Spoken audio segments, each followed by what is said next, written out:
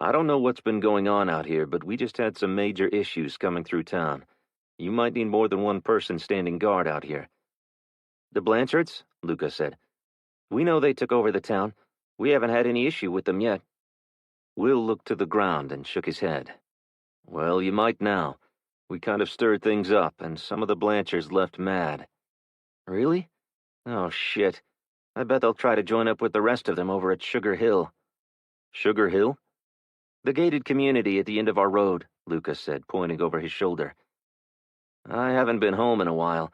I didn't know there was a subdivision back that way. And there are Blanchards living in there?" Will couldn't picture any of Buzz's kin being welcome in any neighborhood, let alone an exclusive community. "They moved in after the lights went out. They've been terrorizing the farms out here." "And my sister is organizing a response or something?" It would be just like her. She took after their grandmother in stepping up when the community needed her. She was always on some committee meeting at the church. "She and Jason have pulled together some of the neighbors," Lucas said. Jason? Why would he be working against his relatives? Something wasn't right here, and he needed to get to the farm and find out what the hell was going on. "I'll talk to them about putting an extra guard out here. You good for a bit?" Will asked. "Yeah, my shift isn't over for 3 more hours." Will nodded and then set off across the field to join Isabella and the others. The first thing Will noticed to be different about the farm was his grandfather's old tractor parked against the gate. "I'll have to lead you up to the house," Carson said, climbing over the gate. Will glanced back at Isabella. "She can't climb over the gate. I'll have to lift her over," he said, though he wasn't sure if he could lift her with his ribs busted up like they were. "I'll catch her," Caden said. "I can climb over. My leg is not that bad. Just help me lift it," Isabella said, hiking her good leg up on the pipe gate. Caden took hold of her pant leg and placed it next to the other leg, and Walker raised his hands to steady her while Will jumped over the gate. Isabella leaned forward as Walker pushed her from behind, helping her throw her leg over the top bar. Will's hands were on her waist, lowering her to the ground, when he heard his sister's voice behind him. "Need a hand?" His heart leaped and he turned, placing Isabella on the ground next to him. Savannah's beautiful smile told him he was home. He couldn't recall the last time he'd experienced that feeling. It was as if suddenly everything was right in the world. The energy seeped back into his body. "Hey there, sister." Caden took hold of Isabella as Will threw his arms around his sister, picking her up and spinning her around. He chuckled. "Have you gained weight?" Which earned him a punch in the arm. "You look like something the dog dug up," Savannah said as Will placed her back on the ground. "You know what, little sis? I feel like something the dog dug up."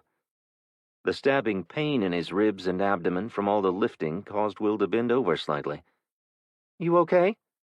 "Fine, just a little sore from the journey," he said, rubbing his rib cage. Savannah tugged on the bottom of his shirt. "Let me see." Will's head pivoted to Isabella, and his face turned red. Savannah followed his gaze. "Fine, but I'm going to take a look when we get up to the house." "This is Isabella. We met after the EMP," Will said. "The what?" Savannah asked. "I'll tell you later. It was too complicated to explain out there on the road. His sister really should be sitting down for that type of information."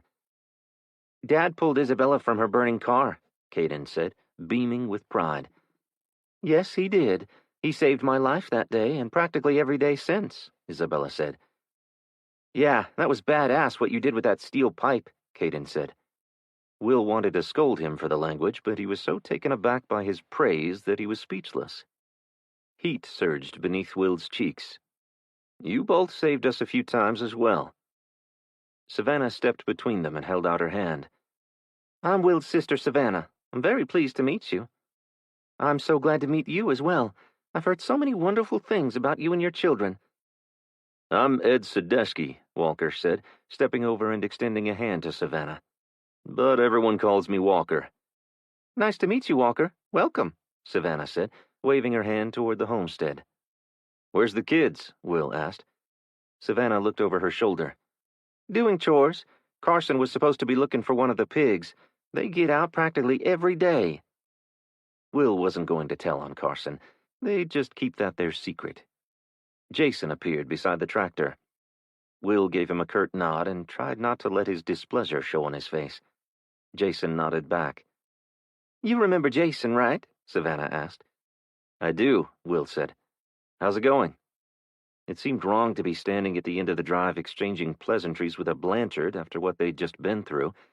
What Will wanted to ask him was what the hell he was doing there. Jason walked over and stood beside Savannah. You remember my brother, Will? Savannah asked him. The corners of his mouth slowly curled up, but his smile was strained. Will extended his hand as if his father and brother hadn't just tried to murder him. His brows snapped together as he watched Jason Blanchard put an arm around his sister's waist. Isabella smiled at Will like it was all completely normal. She didn't know him as Will did, or she wouldn't have. Carson, honey, you're needed in a pig's pen, Savannah said, giving him that mom look. Now let's get you three up to the house and get you fed and cleaned up. You look like you've been through hell. That's an understatement, Will and Isabella said simultaneously. They exchanged glances as Will held his arm out to assist Isabella down the drive. Wait, Savannah said. You'll need to follow me. There are a few surprises buried along the way. Sounds like you guys haven't been having a day at the beach yourselves, Will said. Not really. I'll tell you all about it over some sweet tea. You have ice? Caden said. No, but I have honey. As they rounded a bend in the driveway, Will spotted people in the backyard under the big oak tree. Who were they? A few of the neighbors. We were just discussing forming a neighborhood watch, Savannah said, her eyes bouncing between Will and Caden. Carson said you'd been having trouble with some folks, Caden said. Jason avoided Will's gaze and walked off toward the barn as they approached the house. Why don't you guys go on in and get cleaned up? I'll be inside in a minute, Savannah said, stepping toward the path leading to the backyard. Caden and Isabella, why don't you two go on in? I'd like to find out what's going on around here before I get too settled, Will said. Savannah's expression changed to one of sadness. All right, she said. Let me introduce you to everyone and we'll fill you in. As much as I'd love to wash up, I want to hear what's happening too, Isabella said. Caden smiled. I'm going to go find Kendra. Boy, is she going to be surprised to see me. Will watched him run off toward the barn. It warmed his heart to see his son so happy to be there. He knew it would be good for him to be around family, and they could finally get some rest. They so desperately needed it after all they'd been through. After all the introductions had been made, Will studied the group. They looked nothing like the people they'd seen the last few days. They lacked the shell-shocked expressions and haggard appearances. Rob, Pete, August, and Mr. Bertrand he knew. It was Jane and Blake he was unfamiliar with. Without even being told, he'd already guessed that Jane was with Luca, the guy from the roadblock. They both had the appearance of hipsters. They'd likely moved out there to grow organics or something. Blake didn't look like he had much farm experience either. It was probably his hands, too soft-looking. None of them looked like they'd slept much, though. Dark circles ringed their eyes, but they were generally clean and uninjured. That fact alone made Will feel better about the situation. They hadn't seen battle yet. Definitely not like he and Isabella had. He wondered why the Blanchards had left them alone, and then remembered Jason. He was dying to ask, but he waited. "Where'd Jason head off to now?" Pete Ashby asked. "He went to check on the kids," Savannah said. "He'll join us in a minute." "He's still upset about his brother?" Blake asked. Savannah nodded. "It's understandable," Pete said. Blake gave Pete a look Will couldn't read. Did they know about the incident in town already? "So what now? Jason's brother is gone, and Pete says the cousins moved back into town," Mr. Bertrand said. Will was taking it all in, trying his best to piece together what had occurred there. If Jason's cousins had fled to Vincent, they weren't there now. Tank, Troy, and the military had cleared the town. "I say we should reach out to the residents of Sugar Hill and let them know that we don't blame them," Jane said. "We should see if we can work together." "Work together? Those kids would have killed my wife and me. They did kill people. Work together? With killers?" Mr. Bertrand was outraged. "So what's your suggestion? Are we to treat them all as enemies?" Jane asked. "We have to all live together." "Why? We can never trust them. They just need to be driven from the area," Mr. Bertrand said. And how do you propose we are to do that? They have children, small children. Do you really want them to be homeless? Jane asked. No one answered her. Will had no idea what the residents of Sugar Hill had done, but it appeared that their presence could pose a threat to his family. I feel like we should continue to be vigilant as if they are a threat, but take no further offensive measure unless they act aggressively, Savannah said. Everyone grew quiet. Will studied their faces. Were they trying to convince themselves that the plan would work? A moment later, Savannah stood and pushed her chair away from the table. I hope you will all agree, because the alternative is war. Will didn't have enough information to know whether that was even a possibility, but from their hesitation, obviously the others did. How many people are we talking about? Will asked. 50 or so, Savannah said. When did this subdivision go up? A couple of years ago. Some developers bought the farm and started advertising to rich folks in Lake Charles. I never dreamed that many families would want to live out here. There are plenty of golf courses in the city. The 40-minute-a-day commute would have been enough to deter me, Savannah said. It was the price, Pete said. After that old boy's wife sued him for divorce, he had to lower the price on the lots to buy her out of his business. That's why they filled up so fast after sitting empty so long, Savannah said, returning to her seat. And Jason's family is involved, how? They took over and were forcing the teens and young adults to steal for them. And they're not there anymore? Someone from town said that Valson and his right-hand man had been killed. The rest fled, Blake said.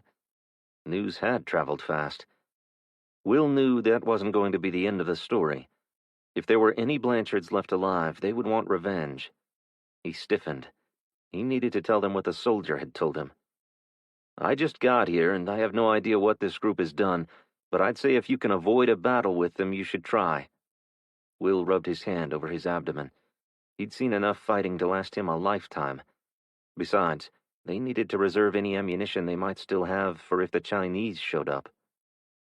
Do we put it to a vote or what? Blake asked. All in favor of just keeping an eye on Sugar Hill for now and maintaining the roadblocks, raise your hand, Pete said. One by one, everyone raised a hand. Savannah smiled and turned toward the house. I'm going to spend some time with my brother and nephew, and then I'll take my turn at the road. I'll go fill Luca in on the plan, Jane said. Let's get you guys inside to clean up. Mrs. B will have dinner ready soon, Savannah said. Wait, Isabella said. She turned to Will. You should tell them. Tell us what? Blake asked. Will eased back into his chair and looked up at his sister. You're going to want to sit down. They took it much better than Will anticipated. He had imagined crying and freaking out. After Will's cousin used Monty, Caden, and me as bait to draw them out, all hell broke loose. Earl, the tow truck guide, showed up and got us out of there. We were running for our lives when I heard the military coming. Remember that sound, Will? Remember that day on the bridge when we met Lieutenant Sharp? Isabella said. Will nodded. It was hard to forget the sound of miles of military trucks. I ran out in front of them and flagged them down. They said they'd help. What was the military doing in Vincent? Savannah asked. Looking for Chinese scouts. We're aware their scouts have been in the area. I just didn't want to scare you your first day home. You know and you aren't packing up? Will asked. We have things in place. We have an agreement with the folks down near Chupik. If they see them, they'll send word. We'll have a little time to prepare. If it looks like there are more of the enemy than we can handle, we'll bug out. Savannah, they could drop bombs on us here if they wanted. We'll learn if there are significant forces in southwest Louisiana. Mr. B's nephew's been running up and down the canal, letting us know their movements. So far, there have only been a few landing along the coast, and they are more interested in heading west than messing with us. Don't worry, brother, we're planning to be very cautious. The waterways could be very useful. You all know them. They don't, Walker said. That is one of our advantages. We have a few, Savannah said. She took Will's hand.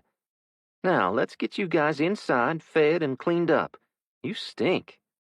Will laughed. Gee, thanks. The house looked the same as the last time he'd been home, even though Savannah had lived there the last 4 years.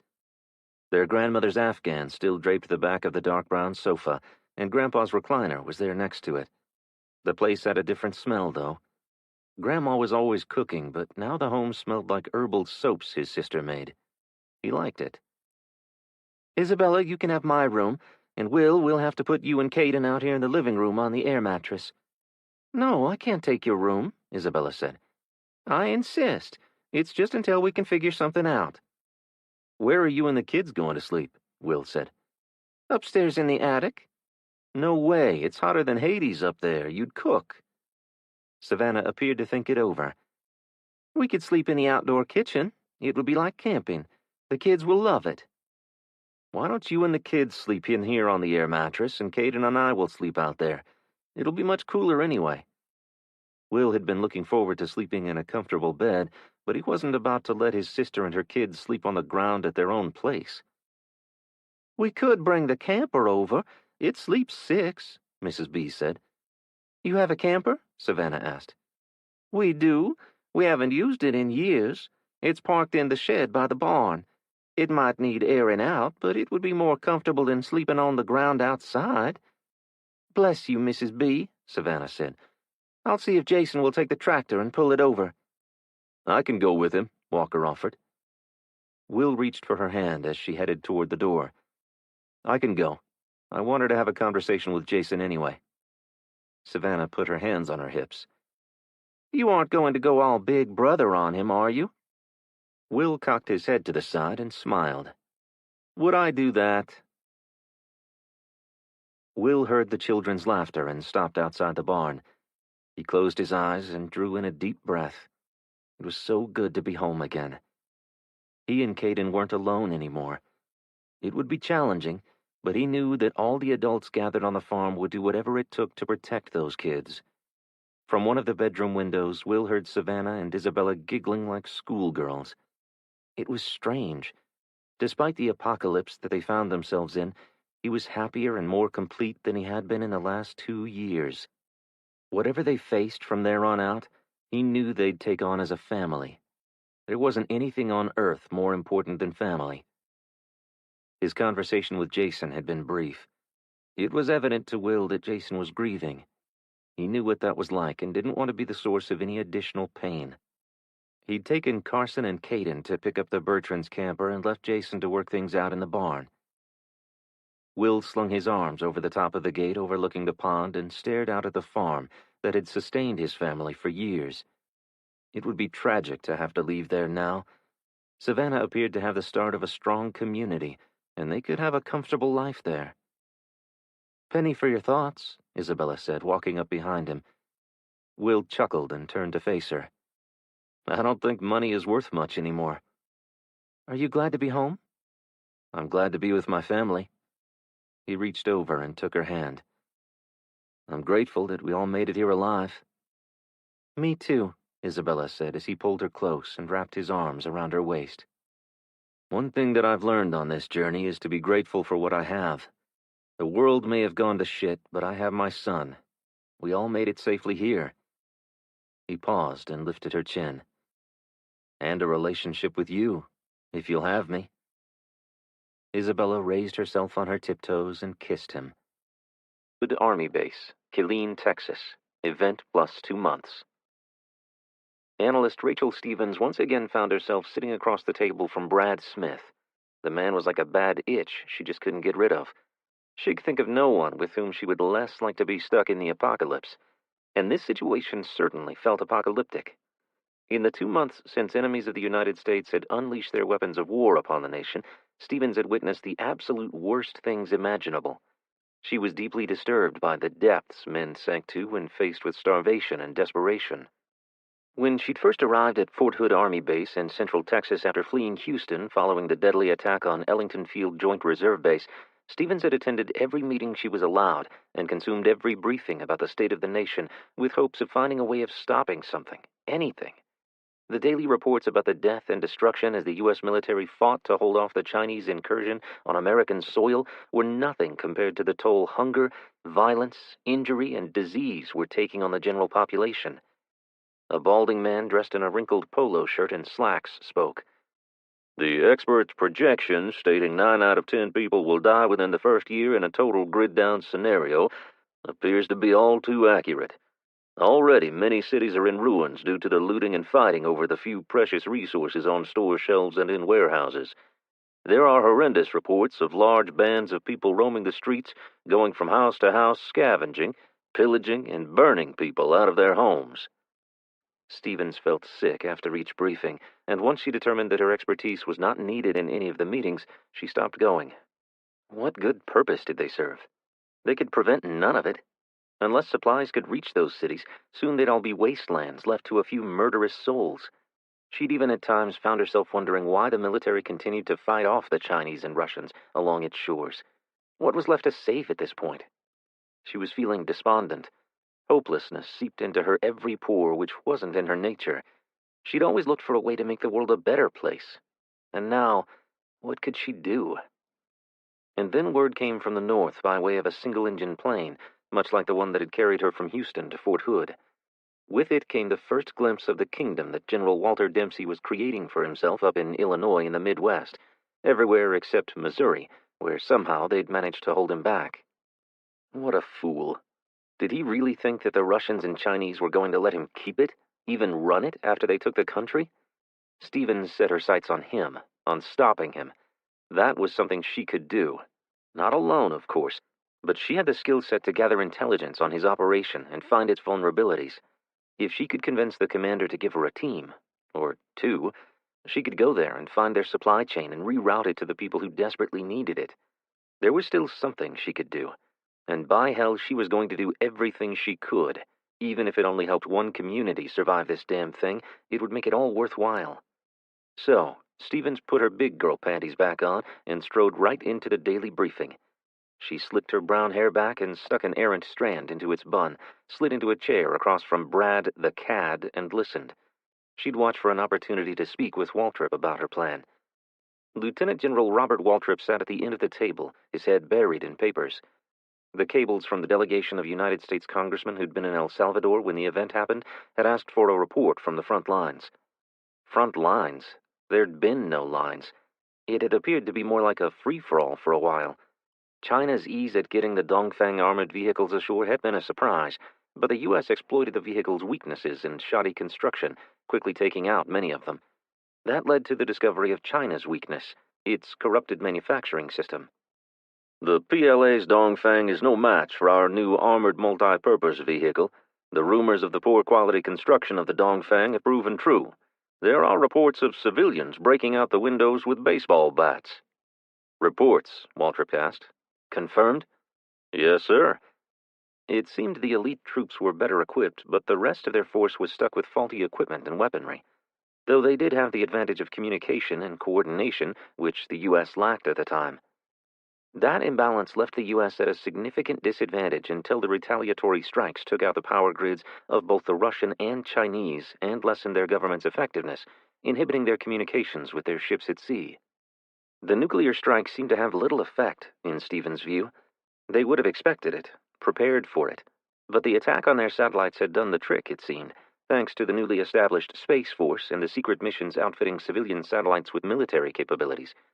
Now they were as hampered communicating with their forces as the U.S. was with its. Otherwise, there would be Russian and Chinese boots trampling on Dempsey's little kingdom by now. China had relied too heavily on their new naval fleet being able to penetrate and work effectively in and around the Gulf Coast and in the Atlantic. Now that communications had been cut off, the U.S. saw significant gains in repelling the invasion. After 2 months of holding off a complete invasion of the Gulf Coast, the U.S. military found itself short on fuel, supplies, ammunition, and most importantly, personnel. They were just spread too thin. Getting supplies to the front lines took too long, and medical help was too far away. Waltrip ran a hand across the top of his freshly cut salt and pepper hair and glared around the table. Why are our recruitment goals continually not being met? No one wants to leave their families behind to starve or become victims to bandits, said a pretty petite woman seated in the middle of the long conference table. She was dressed in a uniform and surprisingly clean and well-groomed, considering their shower regime had been cut back to once per week. Without a way of assuring people that their kids will not be left orphans in the streets, we can forget about parents. What happened to the draft? Why aren't we gathering people up and sending them south? Asked the short, stocky man next to her. She twisted in her seat so that their eyes met. Her head turned slightly in a "You've got to be kidding," gesture. Stevens liked her. First, when they see Humvees and military transport vehicles rolling into town, they run. They hide. We'd have to expend countless hours and manpower going from door to door searching for them, and then wrenching them from their crying children's arms to throw them inside the transport trucks, guard them all the way there to make sure they didn't desert in order to get back to said children, and then threaten to shoot them if they did not fight for the country that had made their children destitute in the streets. She turned back to face the group. Is that the draft you were referring to? The man huffed as if he disagreed with her assessment of what was occurring. "Why aren't these folks going to the shelters we've set up?" a middle-aged man dressed in a dingy white button-down shirt asked. The woman pursed her lips. They're scared. People, especially young, strong, and capable men, have been disappearing from those same shelters, or so the rumors go. She turned her gaze toward the head of the table. Waltrip's aide looked up from the pile of papers on the desk in front of him. The woman raised one knowing eyebrow. She was in the know.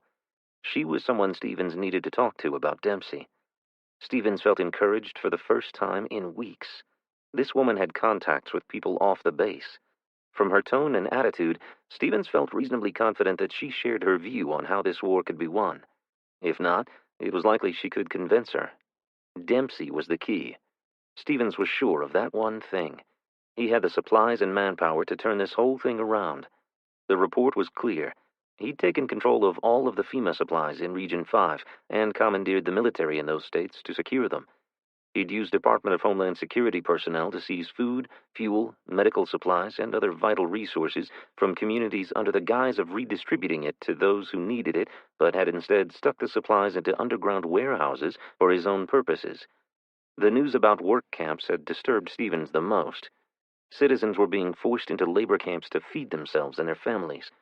The supplies originally intended for them were instead used to keep them captive. Although the news of forced labor camps where even small children were made to work rocked her to the core, but the thought of people still being alive gave her hope. Americans were a resilient and patriotic nation. Suppose she could somehow manage to get the resources to care for families. People would step up to fight to protect them. Just as brave men and women had done during all significant conflicts throughout its history, the people of the United States would heed the call and defend their homeland. After, they'd work together to rebuild it. It was as simple and true as that. She just needed to get those resources and get them to the people. How hard could that be? Stevens sighed deeply. She'd need things like weapons, trucks, fuel. She'd also need people, trained and highly skilled people. She lifted her eyes to Waltrip and then to the woman. If it were possible, Stevens would find a way. She stood and stretched her neck as Waltrip ended the meeting. Brad, the cad, of course, rushed around the table toward her. She held him off with an upraised palm. "I need to catch her," she said, pointing to the woman, and she headed toward the door. "Ma'am," Stevens said as she approached her. She stopped, stepped to one side to let others behind her pass, and turned to face Stevens. She stood 5 feet nothing in her flat-soled shoes. Dynamite came in small packages, and Stevens hoped she could use this one to blow up Dempsey's operation. "I'm Analyst Rachel Stevens," she said with an outstretched hand. She glanced at the woman's name tape. Williams. Colonel Williams. "The Analyst Stevens who brought us the encrypted disk from the Chinese consulate in Houston?" Stevens blinked and bobbed her head once in acknowledgement. This woman was in the know. "What can I help you with, Analyst Stevens?" "That was what I wanted to talk to you about, ma'am. I'd like to run something by you that I think you might be able to help me with." She felt a queasiness in her stomach. She was nervous. Why? The woman just stared at her for a long moment, and Stevens' uneasiness grew. Was it hope? Was that what she was afraid of now? She hadn't yet resigned herself to the downfall of the nation or their freedom as a people. No matter how impossible the task ahead may seem, she was determined to pursue it, no matter the risk, and no matter who she had to align herself with. Brad slid in beside her. She cast him a dirty look, but he pretended to ignore her gesture. Williams checked her watch. It was a classic, timelessly elegant piece and looked antique. "Let's move this into my office. I have a few moments before my next meeting." Stevens stepped around Brad to follow Williams. "I'll catch you up at lunch." Brad huffed and started to follow them through the door. "Don't you have a meeting of your own to attend, Mr. Smith?" Williams asked. There was something more than dismissal in her tone. They knew each other. It figured. Brad the Cad Strikes Again. 1. Will. Calcasieu Parish, Louisiana. Event plus 2 months. In the relative silence created by the lack of man-made noise, Will could hear the roar of an engine for several minutes before the all-terrain vehicle and its rider came into view. Will aimed his rifle's sight on the rider's torso. His finger moved inside the trigger guard, and he exhaled, ready to take the shot. "It's Corey," Isabella said, lowering the monocular she held to one eye. Will inhaled, taking in a deep breath, and blew it out. It was no small thing, taking another man's life. He was grateful he would be able to avoid it this time. In the weeks since arriving in Calcasieu Parish, he'd been forced to kill at least a half-dozen times. Any notion that he'd enjoy life at leisure once he arrived at his sister's place had quickly been set aside. The rider stopped the quad in the middle of the road, removed her helmet, and shook her head before pushing a mass of curls from her attractive face. Isabella stood and stepped out from their ground hunting blind. She'd raised her hand to wave Corey over when the shot rang out. Will dove for Isabella, knocking her to the ground, and the two crawled back to the blind and began scanning the woodline, trying to determine where the shooter was. "Where's Corey?" Isabella asked as she peered through the monocular. Will scanned the gully to the left of the quad. "She made it. She's in a gully."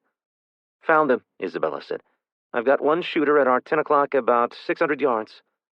Will shifted and spotted the shooter right where Isabella had said he was, but he was too concealed for a clean shot, and Will was not about to waste ammunition. He turned his attention back to Corey. She was moving slowly north, doing her best to remain low. As she drew closer to their position and the point where she'd need to leave the ditch, Will called out to her. "Make it quick, Corey. I'll cover you." As Corey climbed out, he lifted his AR-15 and fired in the direction of the shooter. In seconds, Corey dove and rolled inside the well-concealed blind. "A little heads up would have been nice," Corey spat as she scrambled to her feet. "Heads up? We've been sitting here for hours and didn't know he was there," Isabella said, helping her brush weeds from her auburn hair. "Those bastards are like freaking cockroaches," Corey said. "I came up to tell you guys that the military is pulling back this way. We'd been hearing bombing for 2 days before the first convoy came through. There's heavy fighting not more than 10 miles from us." Isabella gasped, and her hand rose to her throat. "That close?" "The soldiers that I talked to said not to worry. They were just moving their headquarters and supplies. They were confident that they would be able to defeat them soon." "How many are there?" Isabella asked, her voice pitchy. "They wouldn't give us details, but Dad sent some guys down to see if we needed to prepare to bug out, and they said there were a shit ton of Chinese fighters and tanks just south of the airport. Somebody blew holes all along the runway. Ain't nobody landed any planes there." Isabella turned to Will. "They're too close." Tears glistened in her eyes. Her fear was understandable. They'd seen firsthand the damage a few hundred insurgents could do. An army with tanks and proper military weapons could be far worse. "What's your dad's plan?" Will asked Corey. "He left 2 guys down there. If they cross Highway 108, we're all heading this way." Isabella's forehead furrowed, and she touched Will's arm. "How far away is that?" 20 or so miles. "God." She bent over at the waist and sucked in a deep breath. "They're moving really slow, and the military's still between them and us," Corey said. "If the military can't defeat them, what chance do we have?" "They're waiting for reinforcements, or so the dude I spoke to said. The National Guard from Arkansas is even headed this way." "What the hell is taking them so long?" Isabella asked. "Lack of technology would be my best guess." Corey nodded toward the woodline where the shooter was located. "What are we going to do about him?" Will raised his rifle and peered through the scope. He scanned from right to left until he spotted Walker's blind. If he hadn't known right where to look, he would have never seen it. "Walker and Tank will take care of him." Isabella had expressed some concern when his cousins and their crew from the casino in Vincent had agreed to join forces to defend their community. She'd since come to learn that although their outfit liked to play hard, they were just down-to-earth and fiercely patriotic folks, people with families. When they'd learned who was behind the EMP and that foreign invaders had dared step on Cajun soil, they'd immediately set to work devising a plan to secure the area. The well-concealed hunting blinds had been Troy's idea. Nearly 30 people now guarded their southern border along the various rain-swollen gullies and bayous at least 2 miles from their homes along Sugar Cove Road. Will continued scanning low to the ground. Walker and Tank were impossible to see in the brush. He waited for movement. A second later, the grass moved ever so slightly. "They're making their way there now." As the three of them waited for the sound of gunfire to tell them Walker and Tank had acquired their target, Will rehearsed their bug-out plan over and over in his mind. The group had grown since Will and the others had arrived. Savannah's pastures were now filled with tents and motorhomes, where, in addition to Tank's crew, some of the neighbors who'd been made aware of the battle raging 30 miles to their south had opted to move closer to the protection of the new Sugar Cove security force. Even with all the extra armed patrols, Will was still unable to relax. They wouldn't have much time to flee. Everyone had been instructed to have a go-bag packed with the barest of essentials ready to go at a moment's notice. They'd be going on foot. The military had taken all available fuel in town, and running the four-wheelers and side-by-sides up and down the roads doing patrols and manning observation posts had used up most of their gasoline. Boom! One shot, one kill, Will said under his breath. They were low on ammo and couldn't afford to do any target practice. Walker had taken over responsibility for weapons training. 5 rounds were all a new shooter was afforded to practice with, certainly not enough to be proficient. Hopefully they wouldn't need to be. Those that had never handled a weapon before were assigned to the rear, where they would be the last line of defense, if it came to that. Will was determined that it wouldn't, which meant that he'd taken double shifts and was operating on only a few hours of sleep a day. They were all running on empty. The Chinese weren't their only threat. The remaining Blanchards had been full of bluster in the days following the battle in Vincent that had left Buzz and his henchmen dead. After the military rolled through town, Valson had escaped, along with several of his relatives. They'd waited a week or more before returning to Sugar Hill and attempting to ramp up their previous efforts to terrorize and plunder their way through the parish. "You think they got him?" Isabella said, pulling Will from his thoughts. "Yeah, there would have been a lot more shooting if they hadn't." Will hadn't wanted Isabella to join the watch teams. He'd tried to convince her to stay behind, to guard the farm and the children, but she'd have none of that. When Walker had tried to put her on a different shift from Will, she'd balked, even when Walker said he'd be her partner. She'd made out that it was the only time they had to be alone together, but Will suspected it was something more. He thought maybe she was concerned that he'd take unnecessary risks without her there to remind him that he was still Caden's only parent. He didn't need her to remind him of that. But things were different now. He had family there to rely on in case he didn't return. So maybe she was right, though. In some ways, it was harder having her there with him. His concern for her safety might put others at risk. He didn't want to make that mistake. A moment later, Tank appeared in the open field, holding his thumb into the air. "They got him," Will said. "I'll be right back." Will met Tank near the large row of blackberry bushes the shooter had been hiding behind. "Is he local?" Tank knew what he meant by that. The man was dressed in hunter's camouflage, and his face was painted black and green. It was hard to tell his nationality.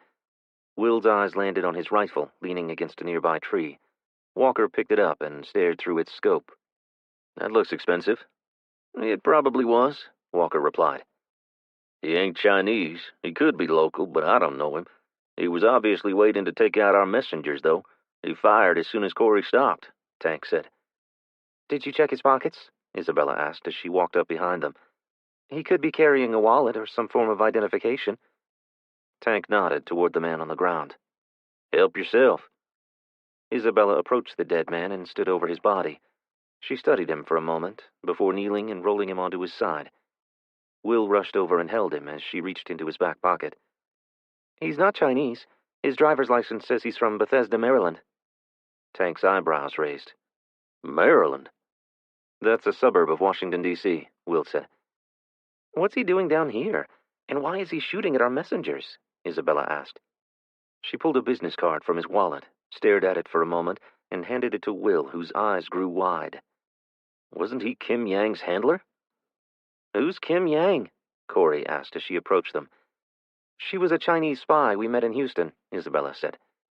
Corey held both hands up, palms out, and took a step back. "Wait a minute, what's going on here?" Will shook his head. "I have no idea." None of it made sense to him. How this shooter was related to Kim Yang and the men she worked with, Will didn't know, but his presence there sent up about 1,000,000 red flags. "We need to alert someone." "The military convoy should be through here in a few hours. Maybe you should tell them." "Maybe they were his target," Isabella said. "Then why the hell did they shoot at me? I don't look like a soldier," Corey said.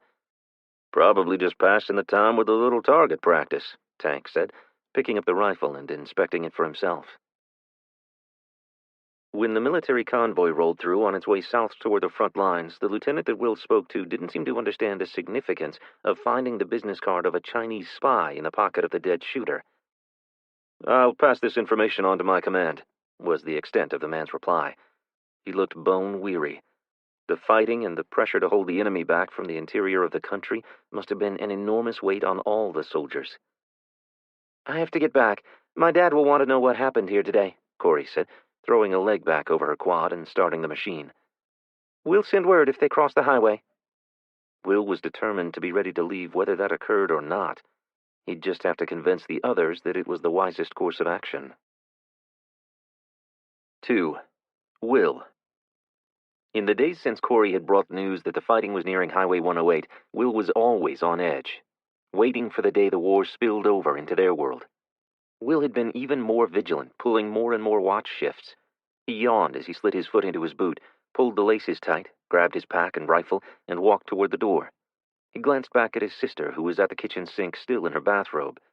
The sun had just peeked over the horizon, but the farm was already alive with activity. Isabella tilted her head to one side and placed a hand on her hip. "I thought all the guard shifts were already covered." They were, but even though weeks had passed since the visit from Corey and they'd heard nothing more about the battle along the coast, it had been a little over 2 months since the world went dark, and Will was yet to feel any more settled into his new life at the homestead in Calcasieu Parish, Louisiana. It seemed that the number of occupants kept growing as nearby residents either ran out of resources or fell victim to raiders. At some point in the last few weeks, Will had lost count of how many people had banded together on his sister's farm.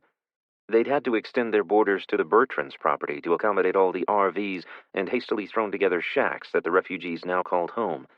The Bertrands were happy to return to their farmhouse and open their doors to them. "I just need to go check on everyone, make sure they have all the ammo and supplies they need," Will said before shutting the door behind him. He didn't wait for another lecture from Isabella or Savannah about pushing himself too hard. They just didn't understand. The stakes were too high to trust all the details to strangers. Not when the safety of his family was at risk. He worried that they relied on old-world thinking, unaware of the magnitude of the dangers outside their community. As he walked up the drive toward Sugar Cove Road, he passed Jason and Blake coming in after their shifts had ended. They gave one another curt nods and continued on their way. Will pulled up his t-shirt and wiped the sweat from his brow. It was turning out to be rather warm for mid-November, and Will already felt drained from the heat. The day-to-day struggle to keep everyone fed and safe had taken its toll on them all. Nerves were frayed, and with everyone living in such close quarters, tensions were running high among the survivors of Sugar Cove Road. He and Jason had different ideas on how to go about ensuring that the residents of Sugar Hill were no longer a threat and remained behind their gates. Will being convinced that Jason's interest was in protecting his family members, who may or may not be residing there. Will had wanted them all gone. They'd compromised by placing a checkpoint just outside the community's gate. Will stepped through the gate and headed west. "Dad?" Caden called from the gate at the end of Savannah's driveway. "Yeah, Caden?" "I can take a shift and you could get some rest." Will stopped in the middle of the road and looked back at his 13-year-old son. He seemed to have aged years since the day of the EMP, yet it was still difficult for Will to let go and stop treating him like a little boy. He had promised Melanie that he'd protect him, and he was doing everything he could to keep that promise. "I'm good, son. I just need to check on things since Pete and Rob went to town." They'd gone to speak with Will's cousins, Tank, Troy, and Gabby, to see what they'd learned from their visit to Fort Polk. He was anxious for news about the war with the Chinese that had so far managed to remain south of the Intercoastal Waterway. "Can I just come with you to the roadblock? There's nothing else for me to do. Carson and I have already cleaned out the barn and fixed the hog's pen for today." Will studied Caden as he stood with his arms draped over the gate and the rifle slung over his back. Everyone went armed wherever they were outside of their homes. It was the rule. They'd had some skirmishes with the residents of Sugar Hill in the early days, and they weren't taking any chance of getting caught off guard.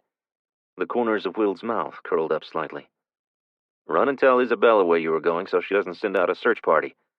"Wait right there," Caden called over his shoulder as he ran back toward the old farmhouse. Will knew Isabella would be pleased that they would be spending time together. She'd chastised Will several times about making it a priority, even though there was so much to do. He and Isabella were growing closer every day. She loved Caden, and he adored her.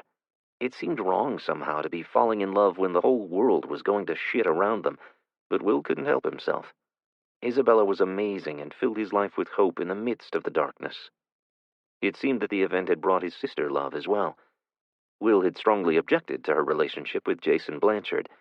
The Jason he'd known was as bad as the rest of his family, but from what Will had witnessed since he'd arrived in Calcasieu Parish, Jason seemed to genuinely love Savannah and the kids, though Will wasn't convinced that he wasn't also loyal to his family. The smile on Caden's face as he ran back toward Will melted away the negative thoughts swirling in his brain about Jason and the rest of the Blanchards. It was so good to see Caden happy for a change.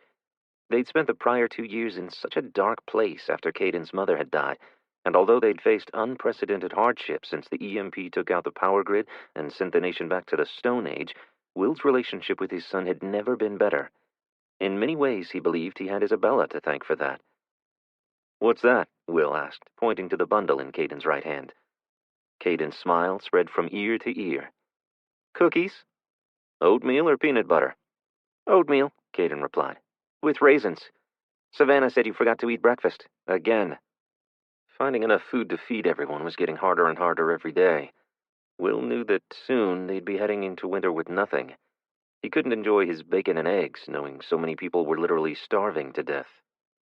Caden stuffed the cookies into a pouch on the side of his backpack and opened the gate.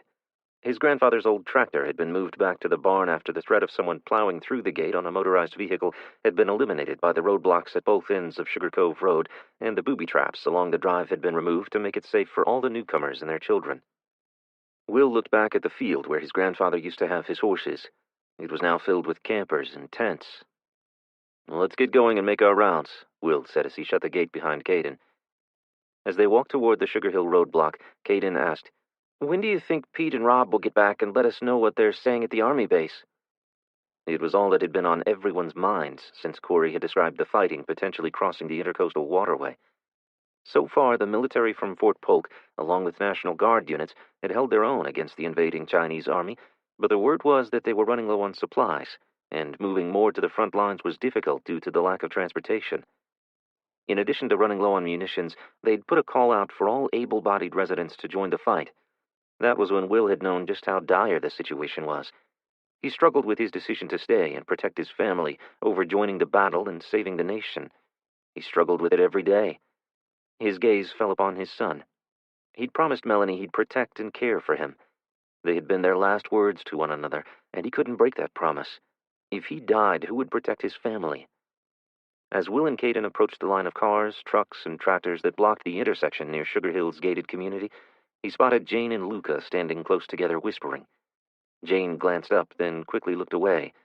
Whatever they were discussing was obviously personal and private. He wouldn't pry by asking. "What's wrong?" Caden asked as they approached the couple. "Wrong?" Luca said, avoiding their gaze. "Nothing's wrong. It's been very quiet in there for our entire shift." Caden looked up at Will with a questioning look. Will shook his head slightly, indicating that Caden shouldn't push the matter. "You have everything you need? Do you have enough water? You're keeping hydrated, right?" Will asked, turning to the reason for their visit to the roadblock. "Yep," Jane said, slinging her rifle around to the front and returning to her lawn chair near the edge of the roadway. The observation post had been situated 300 yards from the gate, and they'd placed their lawn chairs in such a way as to position the SUV's big engine between the chairs and the front gate. The wrought iron structure could be seen through the SUV's side glass and windshield. Others had positioned themselves in the beds of a few of the pickup trucks during their shifts. There was no hard and fast rules except to keep anyone from exiting that gate. Will was aware that the residents could leave the community via the back of the property. He was fine with that. They had someone hidden on that side as well, monitoring who was coming and going. As of yet, none of the Blanchards had been spotted, a fact that did little to ease Will's mind. They could be anywhere. He knew that family well, and they would not let the death of their patriarch and kin go unavenged. Sooner or later, they would attempt to exact their revenge. Will and the survivors at the farm could not afford to let their guards down. Besides, they weren't their only threat. In these desperate times, neighbors had turned on neighbors in the fight for food to feed their starving families. Other groups had formed, some better armed and trained than Will's. He knew it was only a matter of time before trouble reached them, either from bandits, the Blanchards, or the invaders along the coast. They were reasonably prepared for marauders, and even the Blanchards, but there was no way to be prepared for an army with modern, sophisticated weaponry. Will glanced over at Luca, who still wore a guilty look. The kid had a terrible poker face. They'd been discussing leaving, Will imagined, but may have felt some sense of duty to their community to stay and help protect and defend it. Will nodded for Caden to stand behind the big truck and approached Luca. "You and Jane thinking of going out on the next run?" Luca stiffened and stuffed his hands into the front pockets of his skinny jeans. He looked surprised, and then relieved. "Yeah, we were thinking we might want to see for ourselves how things were out there. We haven't left the community since the lights went out. We thought we'd go with August's group when they go again." "That would be good. We need a fresh pair of eyes on the situation regarding the refugees heading to Shreveport. I've heard rumors. I know that Savannah would feel better having fresh intelligence, just in case we have to bug out that way." Luca's shoulders relaxed, and he removed his hands from his pockets, then looked at Jane. "She's concerned about her family. She wants to find a way to get word to them that she's all right." "I can understand that. What about your family?" "My folks and brother are in Seattle. I doubt word would reach that far." "I hear the West Coast was spared. They say they even still have electricity." "That's what Pete said. That came from some private at the base, though, so who knows? Rumors are rampant these days." "That they are," Will said. "Still, it would be good to see firsthand about the route to Shreveport. August said he was going to move north and stay close to our proposed route looking for supplies. He plans to go as far as he can on the fuel he has left in that old truck Pete found last week." The truck had been found in an old barn covered in moving blankets. Someone had once been attempting to lovingly restore it. Pete was able to get it running by replacing the battery, and everyone had been thrilled to learn it had a full tank of gas. They'd been saving it for the trip north, but there was no way it would carry everyone in their growing community. So it had been decided that August would use it to find supplies and do reconnaissance on alternative routes to Shreveport, those less traveled and less likely to have bandits waiting to ambush them. "Hopefully we'll come back with good news," Lucas said. Will nodded. His gaze turned to Caden, who was scanning the Sugar Hill community's fence line through the scope of his rifle. The trip from Houston to Calcasieu Parish had almost cost them their lives multiple times. He did not want to be forced to take his son back out on the road, regardless of the news the team brought back, but he needed to consider all their options and leave everything on the table. 3. Will. "Hey, Will." Walker had appeared out of nowhere. Will chastised himself for not being more alert. The Texas Ranger could just as easily have been a foe rather than a friend. The lawman still wore his white western hat and white shirt and tie, and Will wondered if he still carried his gold star and a wheel badge. The nickname that Monty had given him had stuck, even after Monty had left to find his family down south along the Louisiana coast. "Here," he said, holding out a thermos. "Isabella sent it. It's the real deal. That's one special girl you got there." Will smiled. He agreed. He felt blessed, but worried he might blow it with her. It was hard to balance everything. "Any sign of you-know-who?" Walker asked, pointing toward the wrought iron gate locking in the residence of Sugar Hill. "Not yet. Tank and Troy think Valson and what was left of the Blanchards took off toward the east after their skirmish with the military. They have family living in Starks." Walker leaned against a brand-new Jeep Grand Cherokee. Will admired the vehicle and lamented that the shiny red SUV was no more use than a hunk of metal and plastic. "You're not convinced?" Walker asked. "Jason isn't, and he knows them better than anyone. If he is still looking for them, then they are still around here somewhere." Walker adjusted his hat, revealing more of his face. "Maybe it's just wishful thinking. Maybe he wants the closure of knowing whether his kin is dead or alive. Either way, we need to stay on guard. We can't afford to be blindsided by his vengeful relatives." "Don't you think they'd go after your cousins in that outfit at the casino first? After all, he's the one that came to rescue you." Will ran a hand across his stubbled chin. "They're all cowards when you get right down to it. They'll go after the easiest targets. Troy and Tank held them off for weeks before we arrived and upset their truce. The only way that happened was the Blanchards didn't want a bloodbath. They wanted easy victims like the elderly and unprepared residents out here." "I agree that we should remain cautious, but there are other threats to guard against," Walker said. Will unscrewed the lid to the thermos and took a drink. As the caffeine hit his bloodstream, he sighed in pleasure. It was a horrible addiction, caffeine, one that he'd be forced to abandon soon. He didn't imagine they'd be getting any shipments of coffee beans from Colombia for a very long time. "We have to be ready for anything. It sucks that we can't do live fire training so that folks can at least learn how to hit what they aim at. We just can't afford to use up the ammunition right now. I know. Will shifted from one foot to the other and looked south. I just hope the military doesn't run out before they push General Yuen and his army back to China. They're doing all they can to keep the supply chain open. Insurgents blew up the railroad bridge at Lake Charles, but they were ready for them at the one on DeRitter. Oh, by the way, I forgot to tell you, I heard from Monty. What? When? Will asked, turning to face Walker as he stroked his chiseled jawline. Late yesterday evening. One of the lookouts from Shupik sent word that they were heading this direction on their way to Shreveport.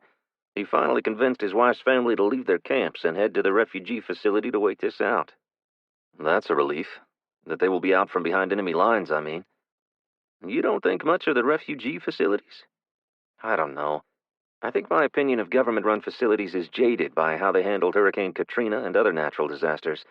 They were even less prepared for the magnitude of the crisis at the Mexican border.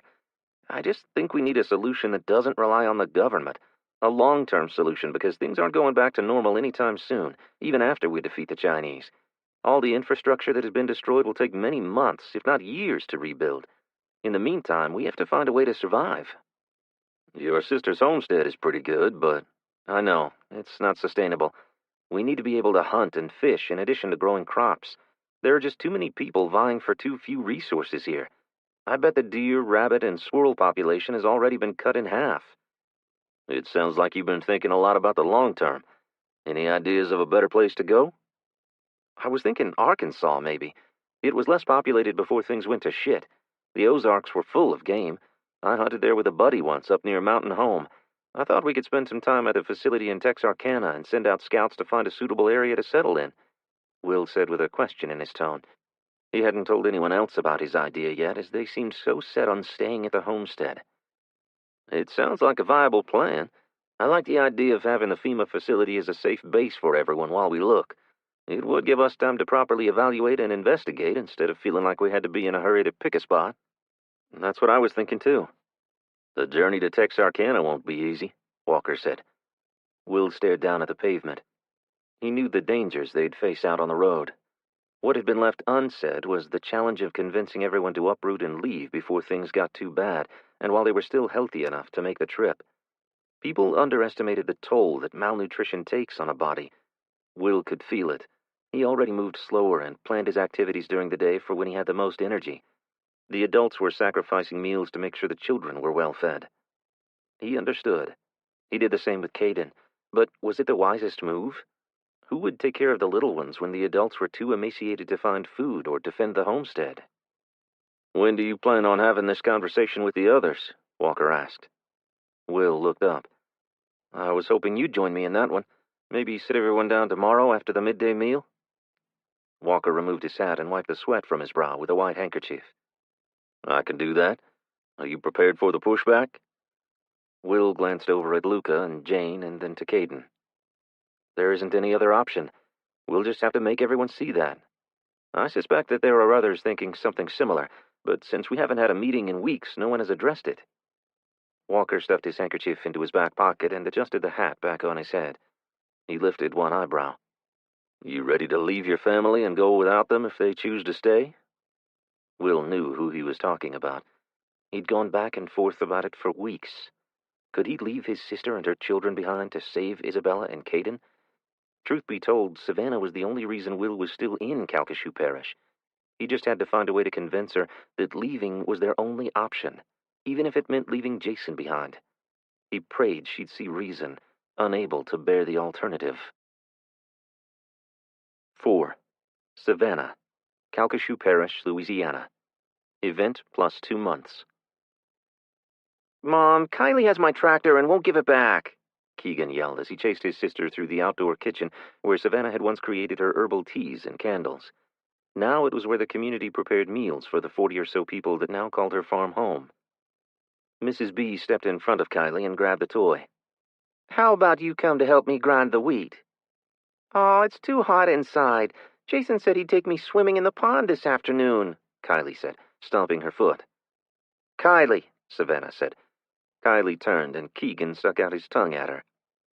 Mom, she whined. Go inside and help Mrs. B. Jason will come for you when he's ready for a swim." Kylie frowned and stomped off toward the house as Savannah continued.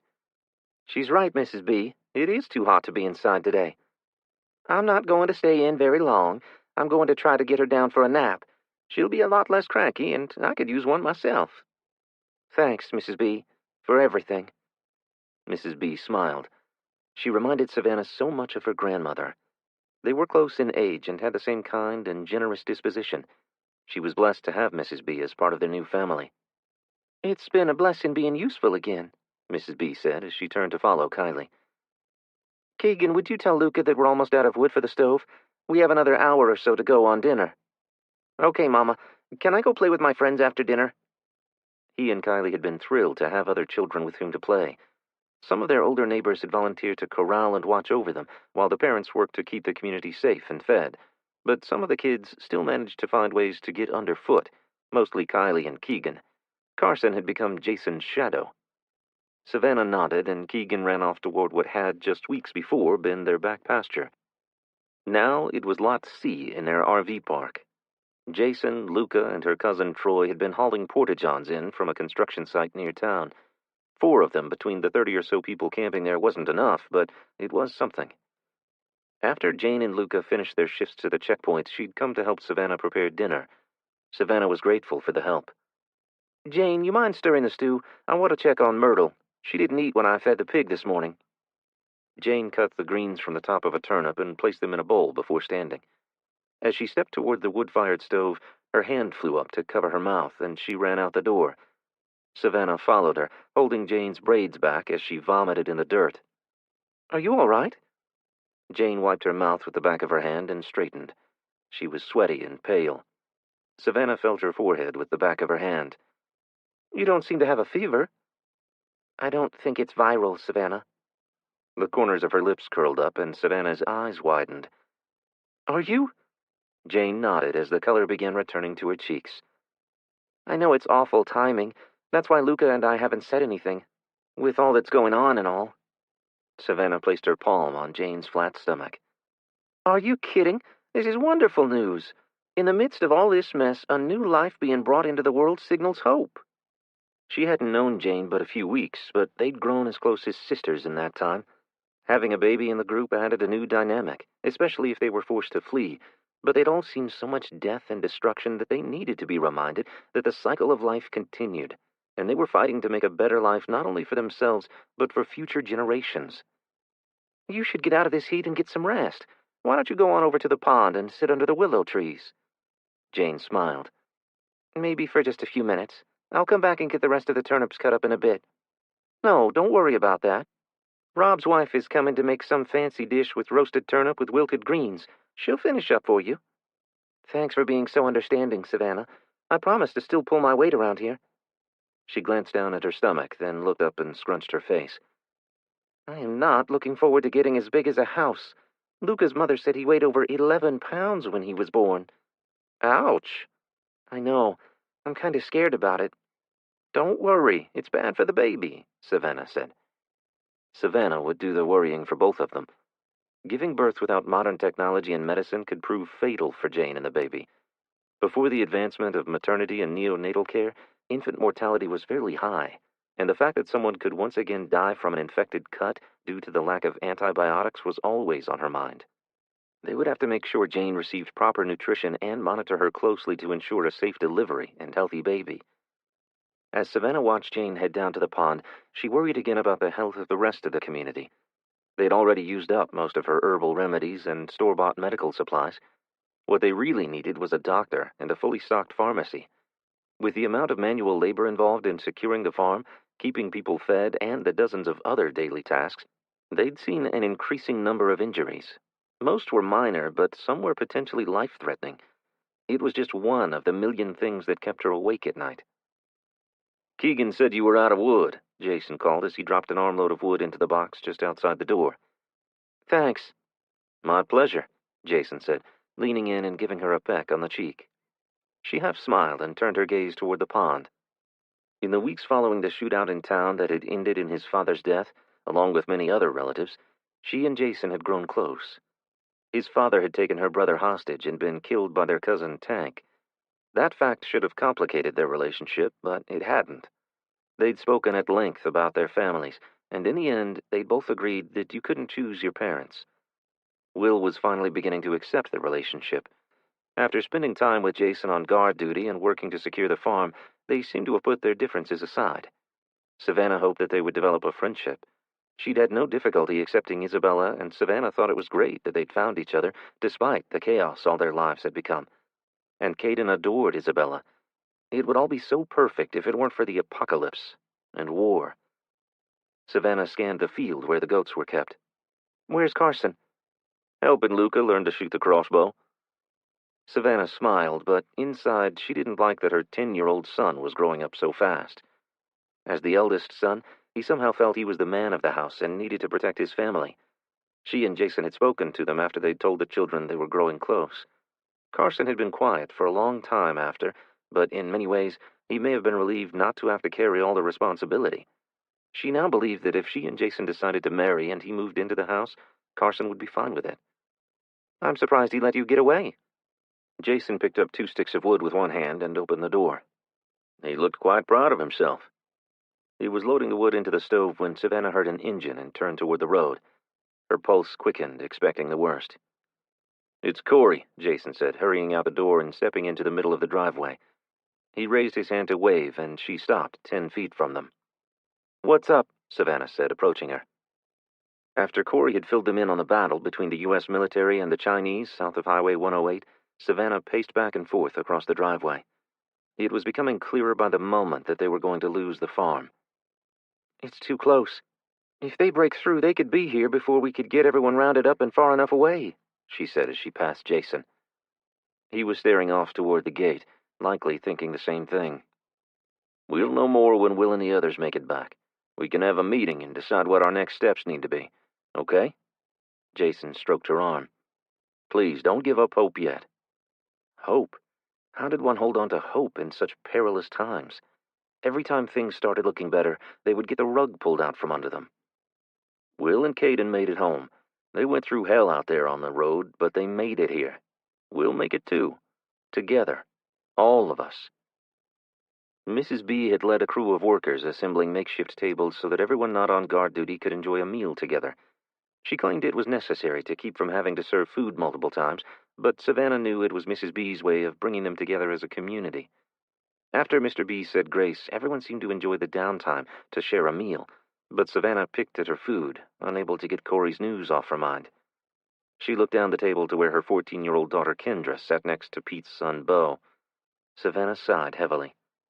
"Don't worry," Jason said, touching her arm lightly. "I was 14 once. Of course I'll worry." Jason looked perplexed, and Savannah nodded toward Kendra. His mouth formed an O, and he nodded. "Want me to have a talk with him?" Savannah thought about it for a moment. "Maybe you should talk to Pete first." She was pushing her roasted turnips around her plate when she heard Gabby calling for Jason. He stood and pushed his chair back. "What is it?"